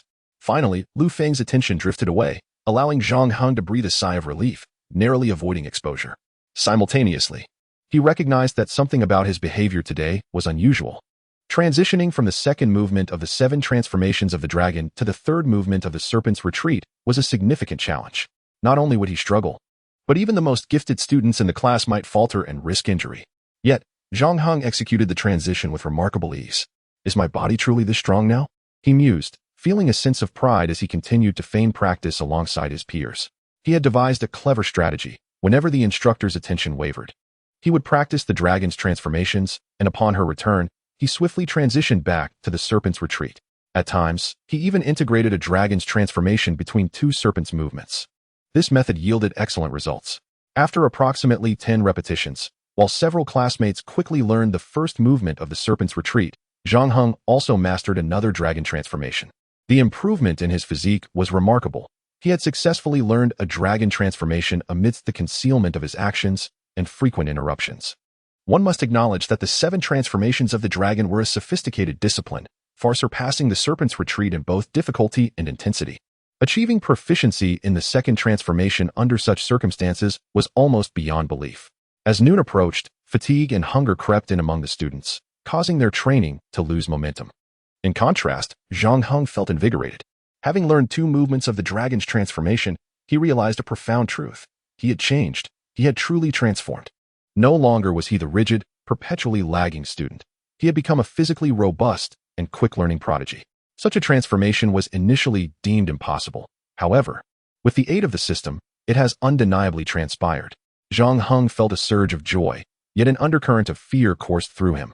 He feared that this newfound sensation within his body was merely ephemeral, a fleeting effect confined to the duration of the elixir's efficacy. What if, once this period elapsed, everything reverted to its former state? This anxious thought propelled him to hastily consume a few bites of food before he returned to his dormitory, shutting the door behind him to commence his training, specifically, the Dragon Rising 7 transformations. The dormitory was small, limiting the execution of many movements. Nevertheless, Zhang Heng was undeterred.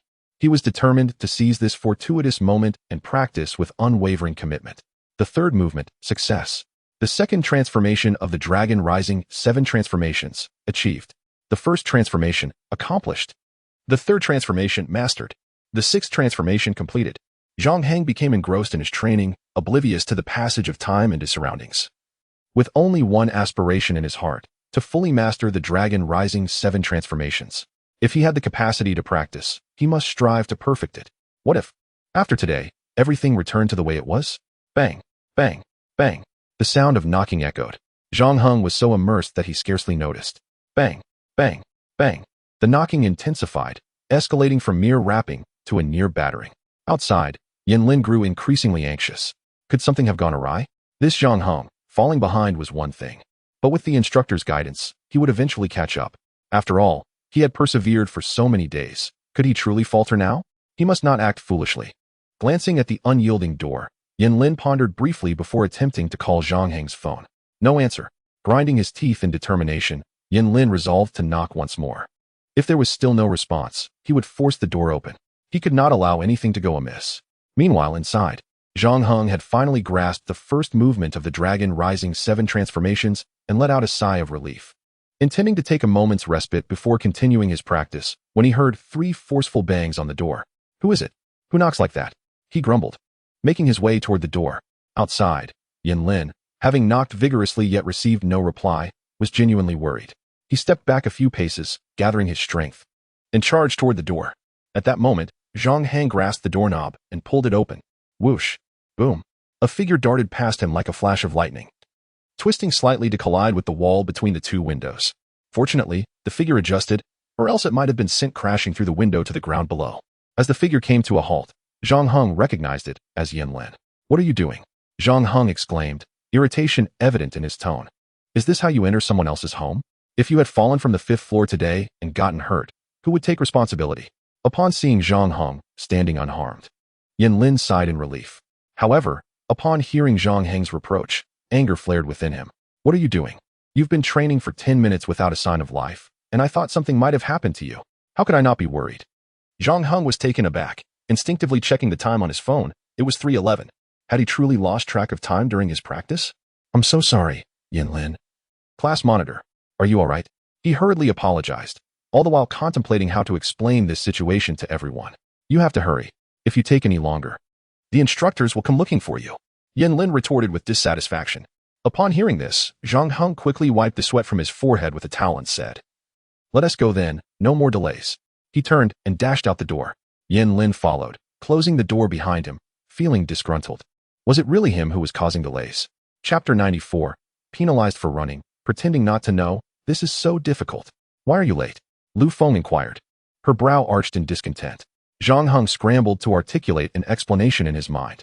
Enough. I don't have time to listen. Go run 10 laps around the playground. The rest of you, continue your practice. Lu Feng remarked, turning her gaze away. Gradually, she grew somewhat disheartened by Zhang Heng. If he were merely falling behind, it wouldn't matter. She could help him catch up, as she had done before. However, in recent days, he had continually encountered issues, requesting leave, arriving late. Did he lack any ambition? Then she could not be lenient. Lu Feng was a determined individual, and she held a strong disdain for those devoid of drive. Unaware that his image was crumbling in the eyes of the instructor, Zhang Heng resigned himself to running along the track, while the others in his class continued practicing the first movement of the Serpent's 7 transformations. After completing half a lap, Zhang Heng attracted the attention of the entire base. With everyone else training, it was impossible for him not to be noticed as he ran. Hey, that kid isn't practicing properly. Why is he running? Isn't it obvious? He must have been penalized. Penalized? How intriguing. Wait, isn't that Zhang Heng from Class 3? Before long, many recognized Zhang Heng, their expressions a mix of surprise and even disbelief. No way. Wasn't he just praised for his exceptional performance and awarded high-level combat skills? How could such a remarkable individual be penalized? Zhang San, if you're not going to focus on your practice, do you intend to join him for a run? The instructor's stern voice snapped, startling the distracted students back into focus. Several students shared this sentiment. However, this situation also drew the attention of numerous instructors who were witnessing Zhang Heng run. What a troublemaker. Despite Lu's kindness, he shows no effort. He deserves this punishment. In the eyes of many instructors, Zhang Heng's reputation had soured. After all, what kind of exemplary student would drive their instructor away? What kind of diligent student would rest while the entire class trained? What kind of good student would consistently require extra instruction? Therefore, while Zhang Heng's punishment puzzled the students, it surprised the instructors not at all. Some instructors from the Revenge Alliance even relished the opportunity. Let us see you be arrogant now. You're finally facing the consequences. Lu Feng had once thought having such a student was a positive thing, but now she too was exasperated. Zhang Heng, oblivious to the thoughts swirling in the minds of those around him, felt the weight of numerous gazes upon him. Astonishment, surprise, derision, mockery. Alas, this is embarrassing. Yet, he quickly dismissed these concerns. Within half a day, he had nearly mastered the Dragon Rising 7 transformations. Such joy, such exhilaration. How could anyone else comprehend it? Even if he faced punishment and disdain, what did it truly matter? Resolutely, he ignored the stares around him, focusing instead on running while contemplating the 7th transformation of the Dragon Rising 7 transformations. Although he had not fully mastered this move before, he had attempted it twice. Gathering some insights, as he ran and pondered, he occasionally attempted the movements. By the end of the first lap, Zhang Heng had successfully executed the first decomposed motion. Upon completing the 4th lap, he accomplished the 2nd decomposed motion. After finishing the 8th lap, he managed to complete the final decomposed motion. By the middle of the 9th lap, as he continued running, he successfully executed the 7th transformation of the Dragon Rising 7 transformations, his body soaring several meters into the air. However, at this moment, the instructor and the students were no longer focused on this side, and almost no one noticed. No. Someone did notice. Zheng Qifeng observed Zhang Heng's anomaly, but he merely caught a glimpse of the moment Zhang Heng descended from the air, feeling that the boy's movements were remarkably fluid and graceful. What is this lad up to now? Has he discovered something new? Zheng Qifeng couldn't help but mutter to himself. Others might underestimate Zhang Heng, but he would not. Anyone capable of pinning advanced martial techniques is certainly no ordinary individual.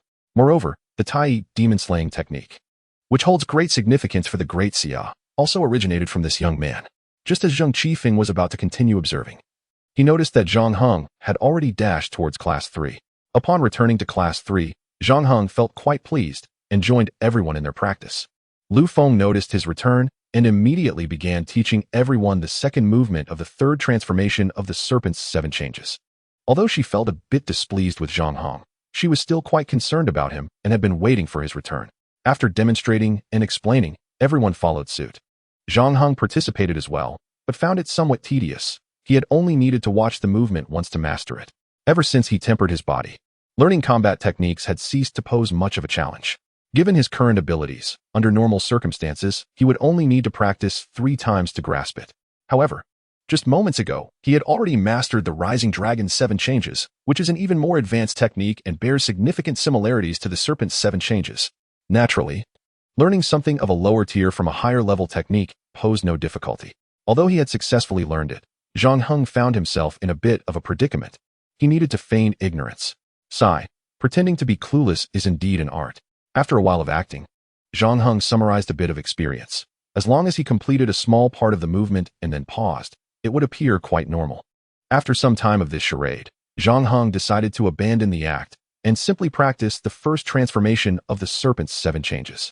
His movements were smooth and natural, and within seconds, he completed the 1st transformation, his figure appearing a foot ahead, nearly colliding with Bai Sudong. Lu Feng noticed Zhang Heng's actions immediately, her eyes flashing with surprise. Perfect. Even if she were to perform it, her level would be comparable. Wait, no, that is not right. The praise on the tip of Lu Feng's tongue swiftly transformed into a reprimand. Zhang Heng, we are supposed to be learning the 2nd transformation. Why are you practicing the 1st? Zhang Heng would not admit that he was simply bored. With a smile, he replied, Report, instructor. During my learning process, I have consistently struggled to execute the 2nd movement of the 3rd transformation smoothly. I tend to pause mid-movement. Therefore, I thought I might gain some insights from the techniques I have already mastered. Lu Feng furrowed her brows slightly, her lips parting as if to scold him, but ultimately decided against it, saying, using related techniques to enhance understanding, is it? Very well, then continue. Though she spoke thus, she thought to herself that he would not master it immediately, and it would be beneficial for him to solidify what he had learned previously. Thus, Zhang Heng alternated between practicing the 1st and 2nd transformations, occasionally joining his classmates to practice the breakdown of the 3rd transformation, but could only manage to complete it halfway at best. The afternoon passed in such a manner, and after dinner, Zhang Heng was practicing the Rising Dragon's 7 changes. Performing martial techniques in the limited space of the room inherently raised the difficulty, yet after just 5 repetitions, he seldom collided with anything in the room. Excellent. Zhang Heng felt quite content. At that moment, a knock echoed at the door. Chapter 95. The disappearance of new students, and she is among them. Visitors included Bai Sudong, Yen Lin, and 2 others, naturally arriving as usual for their training. The 5-person formation was quite impressive, yet it seemed to have solidified through their continuous research and practice, leaving little room for significant changes. Only an increase in proficiency remained. Indeed, after half an hour of training, there was no marked improvement, and everyone felt slightly fatigued. At this juncture, Yen Lin suggested a break, and they all halted. Typically, when they took breaks, they would discuss matters concerning combat and formations, exploring and refining together, which enhanced their overall combat awareness and fostered camaraderie, creating a pleasant atmosphere. However, today, the topic of discussion shifted due to a single remark from Yang Tingting. Have you heard the news? Several students from the Northern Spiritual Cultivation University went missing during their practical training at their training base. It has been 2 days, and they have yet to be found. Zhang Heng shook his head in response. Since arriving at the base, he had paid little attention to the news. Recently, due to his lagging combat skills, he had devoted nearly all his time to training, leaving no time to follow the news. Bai Sudong was similarly unaware, and Chui Liang also had no knowledge of the matter. It was Yin Lin who remarked, "I know about this. It's quite shocking. These students are freshmen just like us, and if they have been missing for so long, they may not have survived."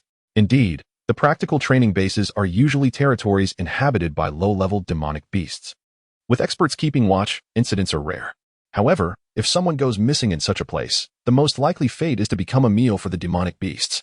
As Yang Tingting spoke, she retrieved her phone, turning the screen towards everyone.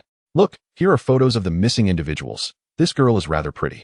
Within the base, students are permitted to carry phones, but for safety reasons, they can only passively receive information from the outside while being restricted from sending messages. Even with such stringent management, there had previously been an incident where the base was attacked by barbarians. If individuals within the base were allowed to communicate freely with the outside world, any spies among them could quickly leak sensitive information. They themselves might be unaware, but many outside knew that each of them was a precious asset to the Great Xia. Not to be lost, the boys gathered around to take a look, and Zhang Heng joined them. The two individuals featured in the news footage were two ordinary-looking boys, though their eyes shone brightly, suggesting they were likely top students. However, when he saw the third individual, he was taken aback, frozen in place.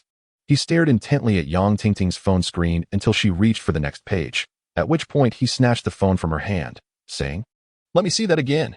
They were all good friends, so this action was not particularly odd, but soon everyone noticed that after Zhang Heng took the phone, he flipped back to the previous page, his gaze fixated on the girl in the picture.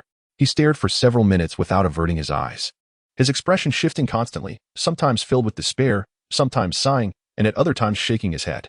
The other four soon realized that something was amiss with Zhang Heng. "What's wrong? Do you know this girl?" Bai Sudong, usually quiet, asked with concern. Zhang Heng nodded. How could he not recognize her? This girl was, in fact, the first woman of his life. His first experience had been with her. Indeed, this girl was Zhang Xiaoman. Since entering the Qingbei base, they had not seen one another nor been in contact. Zhang Heng had been unable to obtain her contact information. He had asked for it before, but she had not provided it. He had left his number for her, yet she had never reached out to him.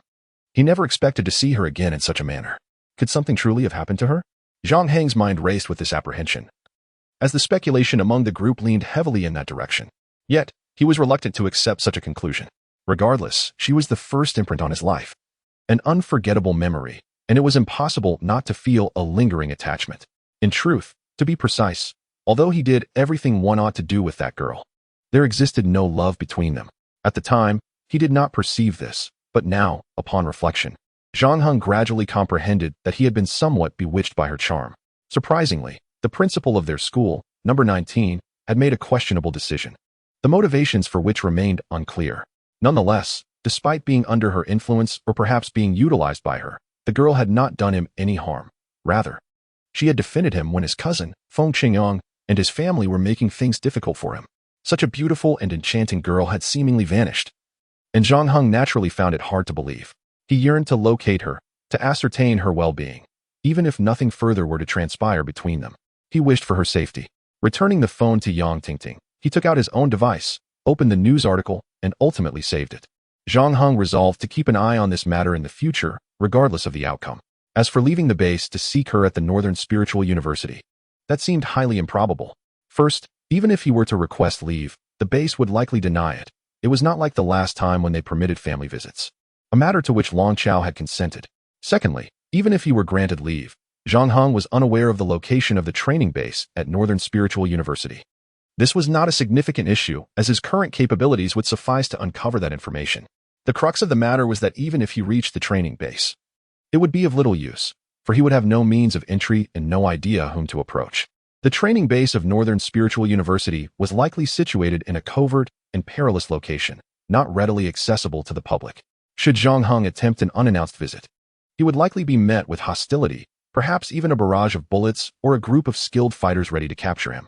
Such occurrences could be dismissed even if Long Zuin made a request, for the university had the right to refuse, especially considering that Zhang Heng was merely a student at this juncture. With a sigh, Zhang Heng had no choice but to stow his phone, practicing listlessly with the others until the day's formation training concluded. Later, Instructor Liu arrived, albeit later than usual, possibly due to some pressing matter. She only took note of Zhang Heng for a brief moment before departing, offering little conversation. It seemed she too bore some hidden thoughts, the reasons for which eluded him. On the following day, training resumed as usual, and the third class practiced 2 more movements, finally mastering all the actions of the third transformation of the Serpent's 7 changes. Although Zhang Heng did not appear to have learned them. Throughout the morning, Instructor Lu trained diligently, but occasionally seemed distracted. By the afternoon, her condition had worsened, particularly as some classes had already commenced the first action of the 4th transformation, exacerbating her frustration and falling behind. How could she accept lagging behind others? Her competitive spirit drove her to rigorously drill the students of Class 3. Typically, she refrained from reprimanding them. Yet today, she scolded several times. Though the instructor was usually composed and demanding, she was amicable in other respects. No one could have anticipated such a transformation. Something must have transpired. The students of Class 3 trembled in fear, careful not to display any signs of slackness. However, there was an exception. Zhang Heng, the slowest learner in the class, continued to lag behind, steadfastly dragging the class down. Could he not discern the day's atmosphere? Of course, he could, yet he found himself in a predicament. As a struggling student, he felt compelled to remain behind. If he were to suddenly excel and surpass his classmates, it would lead to complications, perhaps even subjecting him to scrutiny. As the day of training concluded, everyone was thoroughly exhausted. Yan Lin proposed they rest that evening and forego further formation practice, which received unanimous agreement. Zhang Heng, of course, did not oppose this. Upon returning to his dormitory, he immediately checked the news article he had saved the previous day. There was no follow-up. It appeared that the missing individuals had not been found. A sense of foreboding washed over Zhang Heng. It seemed the chances of those children encountering misfortune were high. A flicker of disappointment crossed his mind as he exhaled deeply. The era of spiritual energy resurgence had ushered in numerous opportunities, yet it also harbored great peril. Only formidable strength could ensure survival. He resolved to practice. First, he executed the dragon's 7 transformations, a technique he had already mastered, allowing for swift and fluid execution. Despite the cramped quarters, he managed to avoid colliding with any objects, and a subtle sense of accomplishment blossomed within him. Reflecting on his previous struggles compared to his current prowess, the contrast was staggering, instilling him with excitement and burgeoning confidence, significantly uplifting his spirits. Subsequently, an idea struck him. He retrieved the booklet from Instructor Lu and practiced all the movements of the Serpent's 7 changes. Essentially, no action posed a challenge, and within 20 minutes, he had learned the movements and integrated them. After just 3 attempts, he had perfected the serpent-like technique the class was currently studying. However, Zhang Heng felt no sense of accomplishment. He resolved not to focus on this technique any further, perceiving it as inferior to the dragon's 7 transformations. Yet, given that his classmates were all training in this technique, it would be implausible for him to abstain, unless he were to expose his true capabilities. But was that truly advisable? Just then, he heard a knock at the door. Rising to open it, he found Instructor Lu standing outside, once again here to offer him supplementary lessons. Lu Feng was quite attentive to him, yet Zhang Heng found himself at a loss. Reluctant to continue the facade but aware that revealing the truth would have its consequences. Instructor Lu wore a stern expression, clearly in a foul mood. And upon noticing the phone in Zhang Heng's hand, she caught sight of the image displayed and inquired, "Are you also following this news?" Zhang Heng's heart raced. Her day had evidently been less than pleasant. Why was that? Furthermore, her use of also suggested a connection to the matter at hand.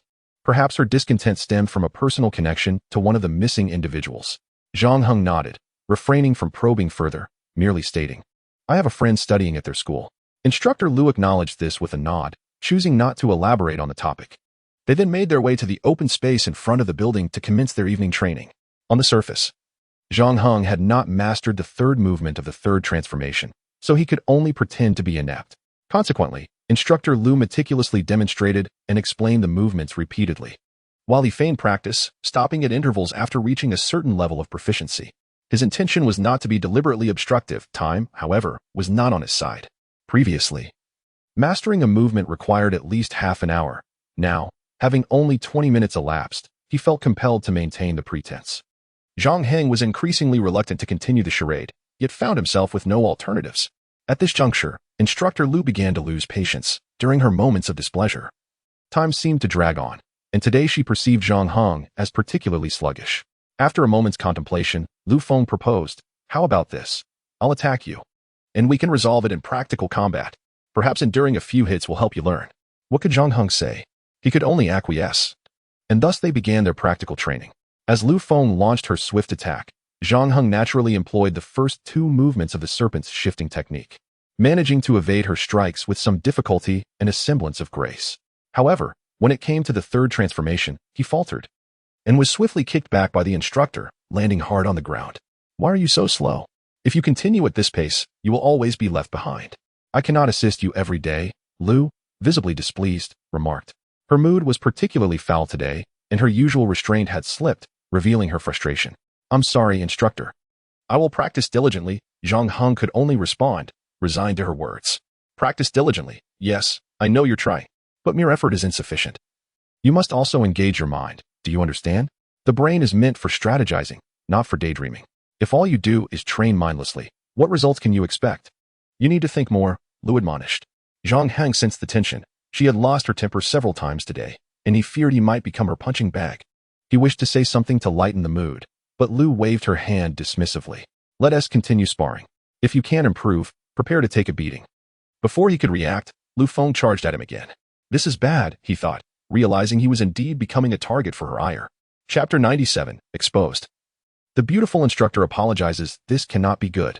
The instructor was nearing the level of a spiritual master, and with her strength, if she truly decided to unleash her fury, Zhang Heng would soon find himself in a dire predicament. In truth, while Lu's attacks were swift, they were not particularly complex. He could counter them with the Serpent S retreat technique. This technique required the seamless integration of lateral and forward movements into a singular retreat. Zhang Heng initially intended to execute this maneuver, but Lu's assault was so rapid it was akin to lightning. Startled, he instinctively retreated. But this hasty withdrawal was no substitute for the Serpent S retreat, and Lu quickly adapted to his movement. With a swift kick, she aimed at his lower body. Zhang Heng had no choice but to leap out of the way. Unexpectedly, before Lu's kick could land, her other fist surged toward him in a fierce uppercut. Swift and powerful, Zhang Heng had never encountered such aggression from an opponent before, and panic seized him. He could only focus on evading the blow. In a flash of inspiration, he utilized the fifth transformation of the Dragon S Ascendance technique, riding the clouds. Though airborne, he moved fluidly, evading not just that punch, but also the subsequent 3 strikes from Lu. Finally landing safely, he realized with alarm that he had inadvertently executed the entire Dragon S7 transformations. Oh no, the instructor must have noticed. Before he could ponder further, Lu Feng charged again. Clearly, she was in a frenzied state today. Zhang Heng quickly shifted his body to the side, successfully dodging her strike. Moreover, as their bodies crossed paths, he unleashed a mountain strike, using his palm like a blade against her. Ah! Lu exclaimed in surprise, quickly countering with an elbow strike. Recognizing the power behind her attack, Zhang Heng opted not to confront her directly. Instead, he swiftly moved to the left and spiraled upward, avoiding her blow, employing the 4th transformation of the Dragon's 7 transformations. The Celestial Dragon Soaring. Having already revealed the Dragon S7 transformations, Zhang Heng decided to continue using them. Given the ferocity of Lu's attacks today, he certainly did not wish to be subjected to a brutal beating. Thus, Zhang Heng and Lu engaged in a back and forth for several minutes, with Zhang managing to evade every single one of her strikes. Who was Lu Feng? She was among the elite talents of the Dragon S Nest, nearing the level of a spiritual master. With her prowess, she could potentially defeat even seasoned spiritual masters. The fact that she had yet to land a blow on a mere novice like Zhang Heng after such an extended bout left her perplexed. Though intrigued, Lu eventually ceased her assault, standing before him with eyes sparkling like she had discovered a hidden treasure. Kid, your agility is remarkable. It likely surpasses the Serpent S shifting technique by several tiers. Zhang Heng could only respond, perhaps so. You don't need to speculate, Zhang Heng. Can you tell me where you acquired this technique? Lu inquired with genuine curiosity. Zhang Heng shook his head. What could he say? That it was a gift from the system? Or fabricate a lie? He found both options distasteful, so he merely shook his head.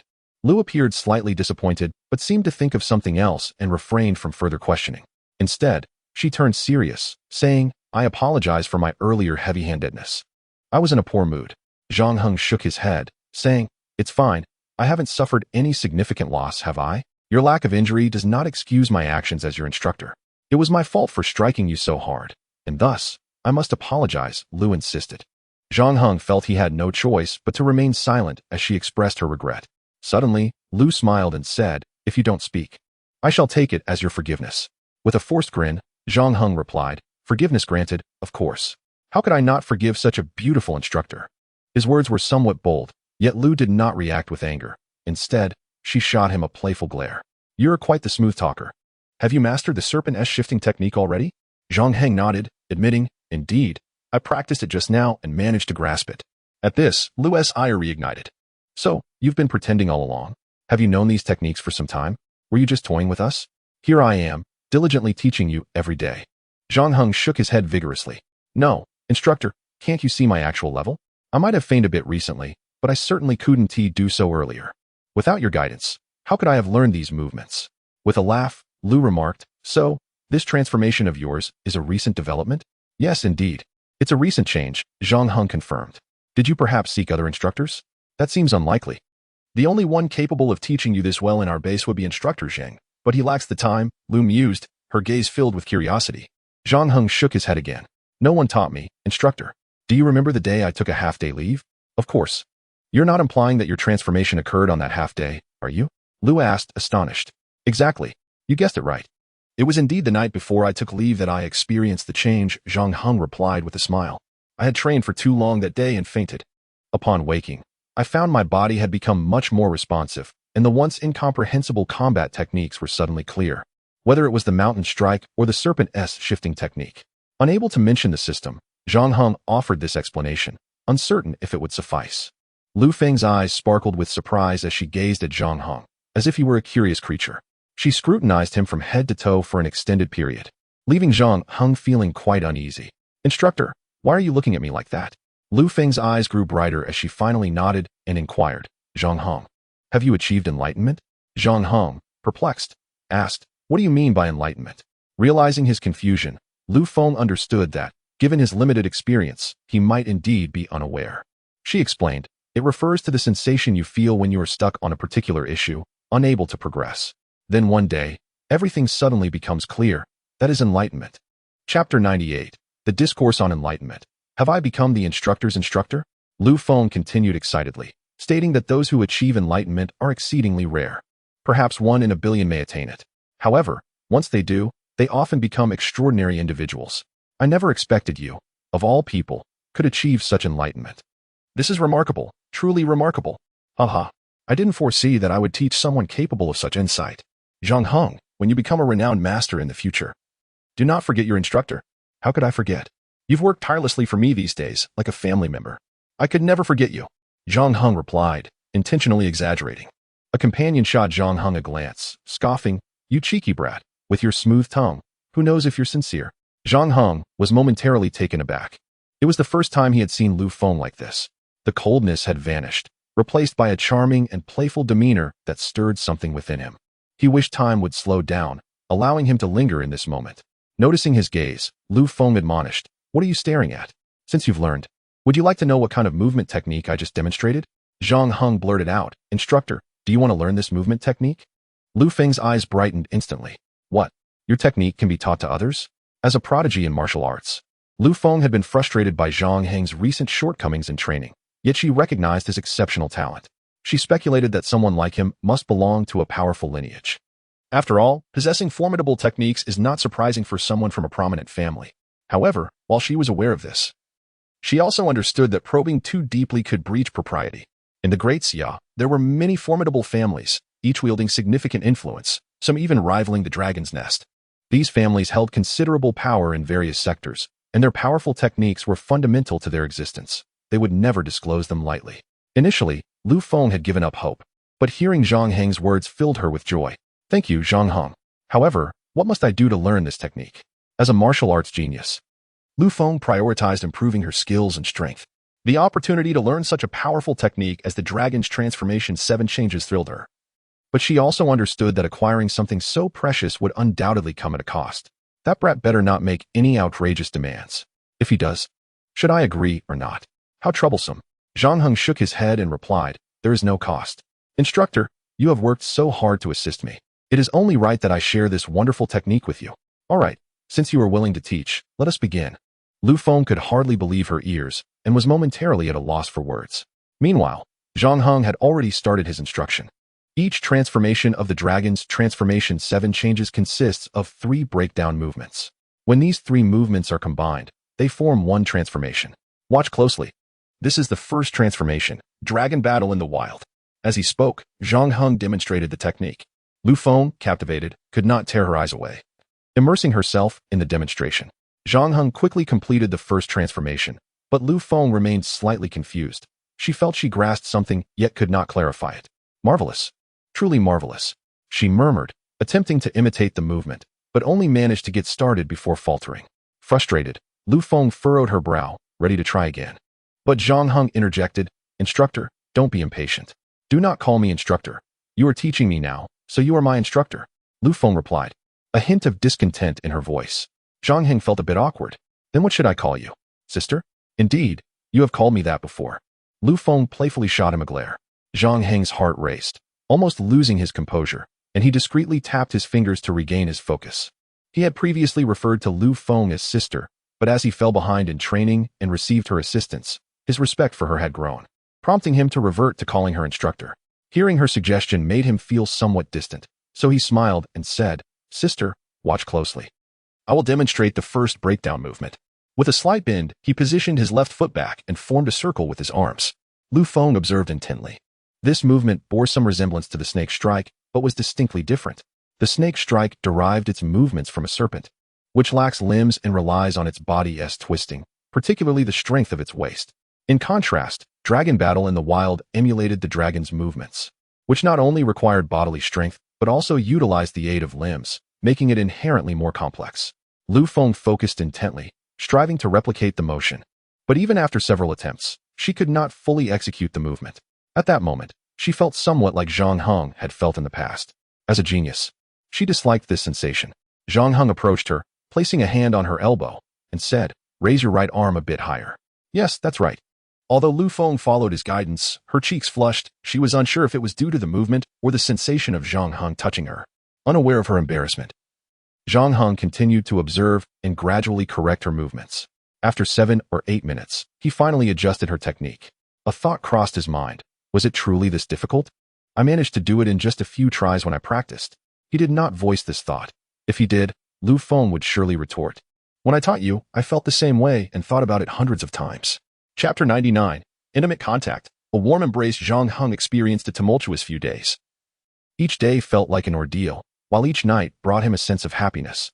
In order to protect Zhang Heng's physical condition and the secret of the dragon transformation, he had to feign ignorance during the day, learning the serpent transformation at a pace lagging behind everyone else. No one found this suspicious, as it had always been his demeanor. Even Bai Sudong and the others shared similar sentiments, unaware of the recent changes in Zhang Heng, which he had chosen not to disclose. Initially, Zhang Heng believed there was no harm in sharing, but Lu Feng felt that any leak could pose a danger. Thus, Lu Feng remained the sole person aware of Zhang Heng's enhanced physical abilities, knowing that he had mastered a formidable combat technique, one even the spiritual masters would find useful. However, Lu Feng was the only one privileged to this knowledge. Each day spent teaching Lu Feng was the happiest for Zhang Heng. To expedite Lu Feng's learning of the dragon transformation, they had to visit her home every night, as the crowded dormitory was fraught with prying eyes, and the threat of spies lingered after the recent attack. If such individuals were indeed present, Zhang Heng's transformation and mastery of the dragon transformation would soon attract unwanted attention, placing him in peril. Within the confines of Lu Feng's home, they could practice without such concerns. Though Zhang Heng's dorm room was a single occupancy, it was too cramped for effective training. In contrast, Lu Feng, as an instructor, had not only a standard bedroom and living area, but also a training room specifically designed for combat practice. On the second day of learning the dragon transformation, Lu Feng proposed that their training sessions be moved to her residence. Zhang Heng felt a bit embarrassed, but ultimately agreed after considering Lu Feng's points regarding safety and confidentiality. It took Lu Feng 3 whole days to grasp the first form of the dragon transformation, marking her initial foray into this martial art. Zhang Heng felt a sense of accomplishment, though Lu Feng was slightly disheartened by her slow progress, which was actually slower than Zhang Heng's earlier learning of the serpent transformation. Previously, when Lu Feng had offered Zhang Heng extra guidance, she, as an instructor, had reprimanded him for his sluggish pace. Now, however, it was she who lagged behind, which embarrassed her yet also touched her heart, as Zhang Heng patiently corrected her without a hint of reproach, regardless of her slow learning. Determined to master the first form, Lu Feng practiced diligently during Zhang Heng's visits and even dedicated an additional hour privately. This commitment left her exhausted yet fulfilled. Recently, Lu Feng discovered her growing dependence on Zhang Heng and cherished the moments spent training together. Each time a new movement was introduced, Zhang Heng would step forward to gently correct her form, adjusting her arms, legs, waist, back, shoulders, and even her neck. Consequently, many parts of her body had been touched by him, albeit without any ulterior motive. Had it been anyone else, Lu Feng would have firmly rejected or rebuked them. Yet with Zhang Heng, she never voiced any objections, constantly reminding herself that it was for the sake of mastering combat techniques. At times, she would reassure herself, reminding herself that she was his elder sister. What harm could a mere touch bring? Even when an accidental brush against a sensitive area occurred, she felt a rush of warmth but quickly turned away, slightly embarrassed. Initially, Zhang Heng was oblivious to these nuances, focused solely on instructing his mentor. Each time he corrected Lu Feng's stance stirred a flutter in his heart, yet he endeavored to maintain his composure. Thus, the first form of the dragon transformation was finally mastered. When they progressed to the second form, Lu Feng learned more swiftly, completing it in 2 days. However, while learning the third form, an unexpected incident occurred. On the 6th night of teaching, Zhang Heng was demonstrating the second movement of the third form, which required a twist and leap, slightly more challenging. Despite Zhang Heng's 3 demonstrations, Lu Feng struggled to execute it. Reluctantly, Zhang Heng approached her, as was customary, to correct her movements. By now, both had grown accustomed to this physical proximity. Although Lu Feng would blush and Zhang Heng's heart would race, their minds remained clear. Each focused on perfecting the motion. Gradually, as Zhang Heng provided subtle corrections, Lu Feng's movements became increasingly precise. Just as she was poised to complete a series of leaps, she lost her balance and began to topple backward. With her agility, she could have adjusted herself to avoid injury upon falling, but Zhang Heng, unaware of her capabilities, rushed to catch her. Consequently, Lu Feng fell into his embrace, her body nestled against his. In that moment, Zhang Heng's thoughts blanked, his heart racing and warmth surging through him, captivated by her presence. His arms instinctively tightened around her, holding her securely. Lu Feng, taken aback by the suddenness of the situation, initially froze before a wave of warmth and security washed over her, making her instinctively reluctant to move. Zhang Heng's masculine aura, accompanied by his strong arms, enveloped her in comfort, prompting her to forget everything else. All she desired was to remain in this moment, and in a quiet release. She found solace from the tension that had gripped her since her parents' demise in battle when she was 11. Years of repressed fatigue erupted, leading her to drift into slumber. Chapter 100. I give you my embrace. News from the front lines. A flutter of emotions surged within Zhang Heng as he gazed upon Lu Feng's serene, flawless face, her delicate lips beckoning him closer. The thought of kissing her crystallized in his mind, and he noticed her eyes were gently closed, peacefully asleep in his arms, reminiscent of a child. At that moment, his heart stilled, the restlessness subsiding as he quietly observed her, a smile gracing his lips. A pang of tenderness swelled within him, urging him not to disturb her, reluctant to disrupt her dreams. He subtly adjusted his posture, anchoring himself in place, allowing her to continue her repose. Minutes turned into an eternity, and after what felt like 38 minutes, Lu Feng's long lashes fluttered, and her eyes opened to find the familiar visage before her. Realization dawned upon her as she became aware of her position, leading to a flush of color on her cheeks as she instinctively twisted and stood up. Zhang Heng remained in a single posture for an extended period, somewhat constrained, leading to a sense of stiffness and numbness that prevented him from rising immediately. Lu Feng, initially anxious, spoke up, I apologize. Since her childhood, she had often found herself in such a flustered state. Observing Zhang Heng's efforts to retract his legs and bend his arms, his movements appeared both awkward and clumsy, which elicited a soft giggle from her. Zhang Heng, somewhat displeased, remarked, Sister, is it appropriate for you to laugh after putting me in this state? His words only made Lu Feng laugh even harder, and she ceased her mirth only once Zhang Heng managed to stand upright. With a gentle tone, she expressed her gratitude. Thank you. It was the first time Zhang Heng witnessed her smile so sweetly and relaxedly, which brought him joy in return. How long did I sleep? Over half an hour, perhaps? Has it been that long? Thankfully. Lu Feng sighed lightly. Sister must return now. Thank you for today. Zhang Heng felt a pang of reluctance. He cherished the faint, refreshing scent that lingered on her. Nevertheless, he smiled and waved farewell, goodbye, and good night. Good night. The night passed without further incident, and the following day unfolded as usual. Lu Feng continued to instruct her classmates in the art of the Serpent's 7 transformations. With Class 3 having progressed to the 4th transformation, she maintained her customary demeanor of cold pride and seriousness, enforcing strict standards. Yet the students sensed a subtle change in their instructor. They could not articulate what it was, but she seemed to exude more vitality and authenticity. The day's learning efficiency soared, and they remarkably mastered the third movement within a single day, resulting in a shared sense of happiness among both instructor and students. Zhang Heng, however, felt discontented and bored. While others practiced, he merely performed, devoid of any meaningful engagement, which made it difficult for him to find joy. Thus, the morning dragged on in monotony. By afternoon, he decided to cultivate his dragon elephant body forging technique while performing, which added more focus to his efforts and indeed made him feel more fulfilled.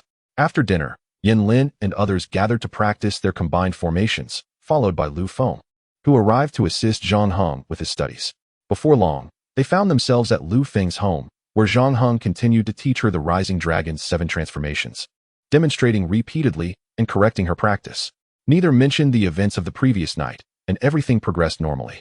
Yet, an unspoken ease had settled between them, reducing awkwardness and fostering a sense of intimacy and naturalness. As days melted into one another, a week swiftly passed. Most of the base had reached the 6th transformation of the dragon's 7 transformations, while Lu Feng had successfully learned up to the 5th transformation from Zhang Heng. On this particular day, a significant event unfolded, not within the base, but concerning the entire Great Xia. Breaking news: recently, nearly 1,000 warriors from our Great Xia's dragon nest engaged in a fierce battle against the barbarian forces at the southeastern frontier. Our dragon nest warriors fought valiantly, collaborating seamlessly, and emerged victorious. In this confrontation, Great Xia repelled 1,000-strong foes from the barbarian Lulan Palace over 300 miles, completely driving them out of the Dragon Tooth Point, and reclaimed 3 cities and 2 spiritual stone mines.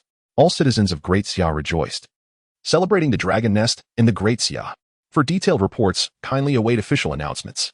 Though the news comprised fewer than 200 words, it ignited a wave of jubilation throughout the base. It was just past 4 in the afternoon when Commander Jing announced the news, prompting uproarious cheers from everyone. Following the cheers, individuals hastily retrieved their phones to view the news, while those without devices crowded around others to catch a glimpse. Although the base could not send messages outward, it could receive external updates, and soon everyone had read the brief yet momentous announcement. A collective sentiment of triumph surged through them. For years, despite rapid development, Great Xia had remained on the defensive against the barbarians, often suffering defeats. Even rare victories had been meager. However, this time, they had reclaimed 3 cities and 2 mines, driving the enemy from a strategic stronghold. Such a resounding victory was cause for unrestrained celebration. The entire base transformed into a sea of joy, as training was temporarily suspended in favor of festivities. Under Commander Zhang's guidance, over 2,000 individuals united in singing the national anthem of Great Xia, followed by several stirring battle songs. Typically, singing these anthems felt routine, but today they resonated with newfound vigor. Amidst the melodies, their love for Great Xia surged stronger than ever. After the group activities, Commander Zhang encouraged celebrations by class, resulting in a lively atmosphere. At this moment, not only was the Qingbei base rejoicing, but all of Great Xia, be it grand cities or remote borders, was celebrating this monumental victory. The entire nation was alive with jubilation. Naturally, Zhang Heng joined in the festivities.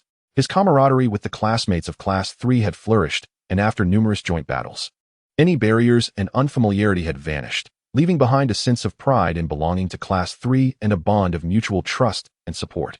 During the class celebration, Zhang Heng even performed a song, albeit slightly off-key, yet he received applause from his peers. Even Lu Feng showcased a performance, in some ways. She was an ardent martial artist, and her display was a form of combat technique, albeit more aesthetically pleasing. Unbeknownst to Zhang Heng, as he celebrated joyfully with everyone, this significant victory at the front lines was closely tied to him. Within the dragon nest and the upper echelons of Great Xia, discussions regarding his rewards had already commenced. Concurrently, the bounty for Zhang Heng's head within the barbarian realm surged once more, climbing 2 positions to become the 3rd on their underground wanted list. Danger and opportunity loomed before Zhang Heng, both converging upon him.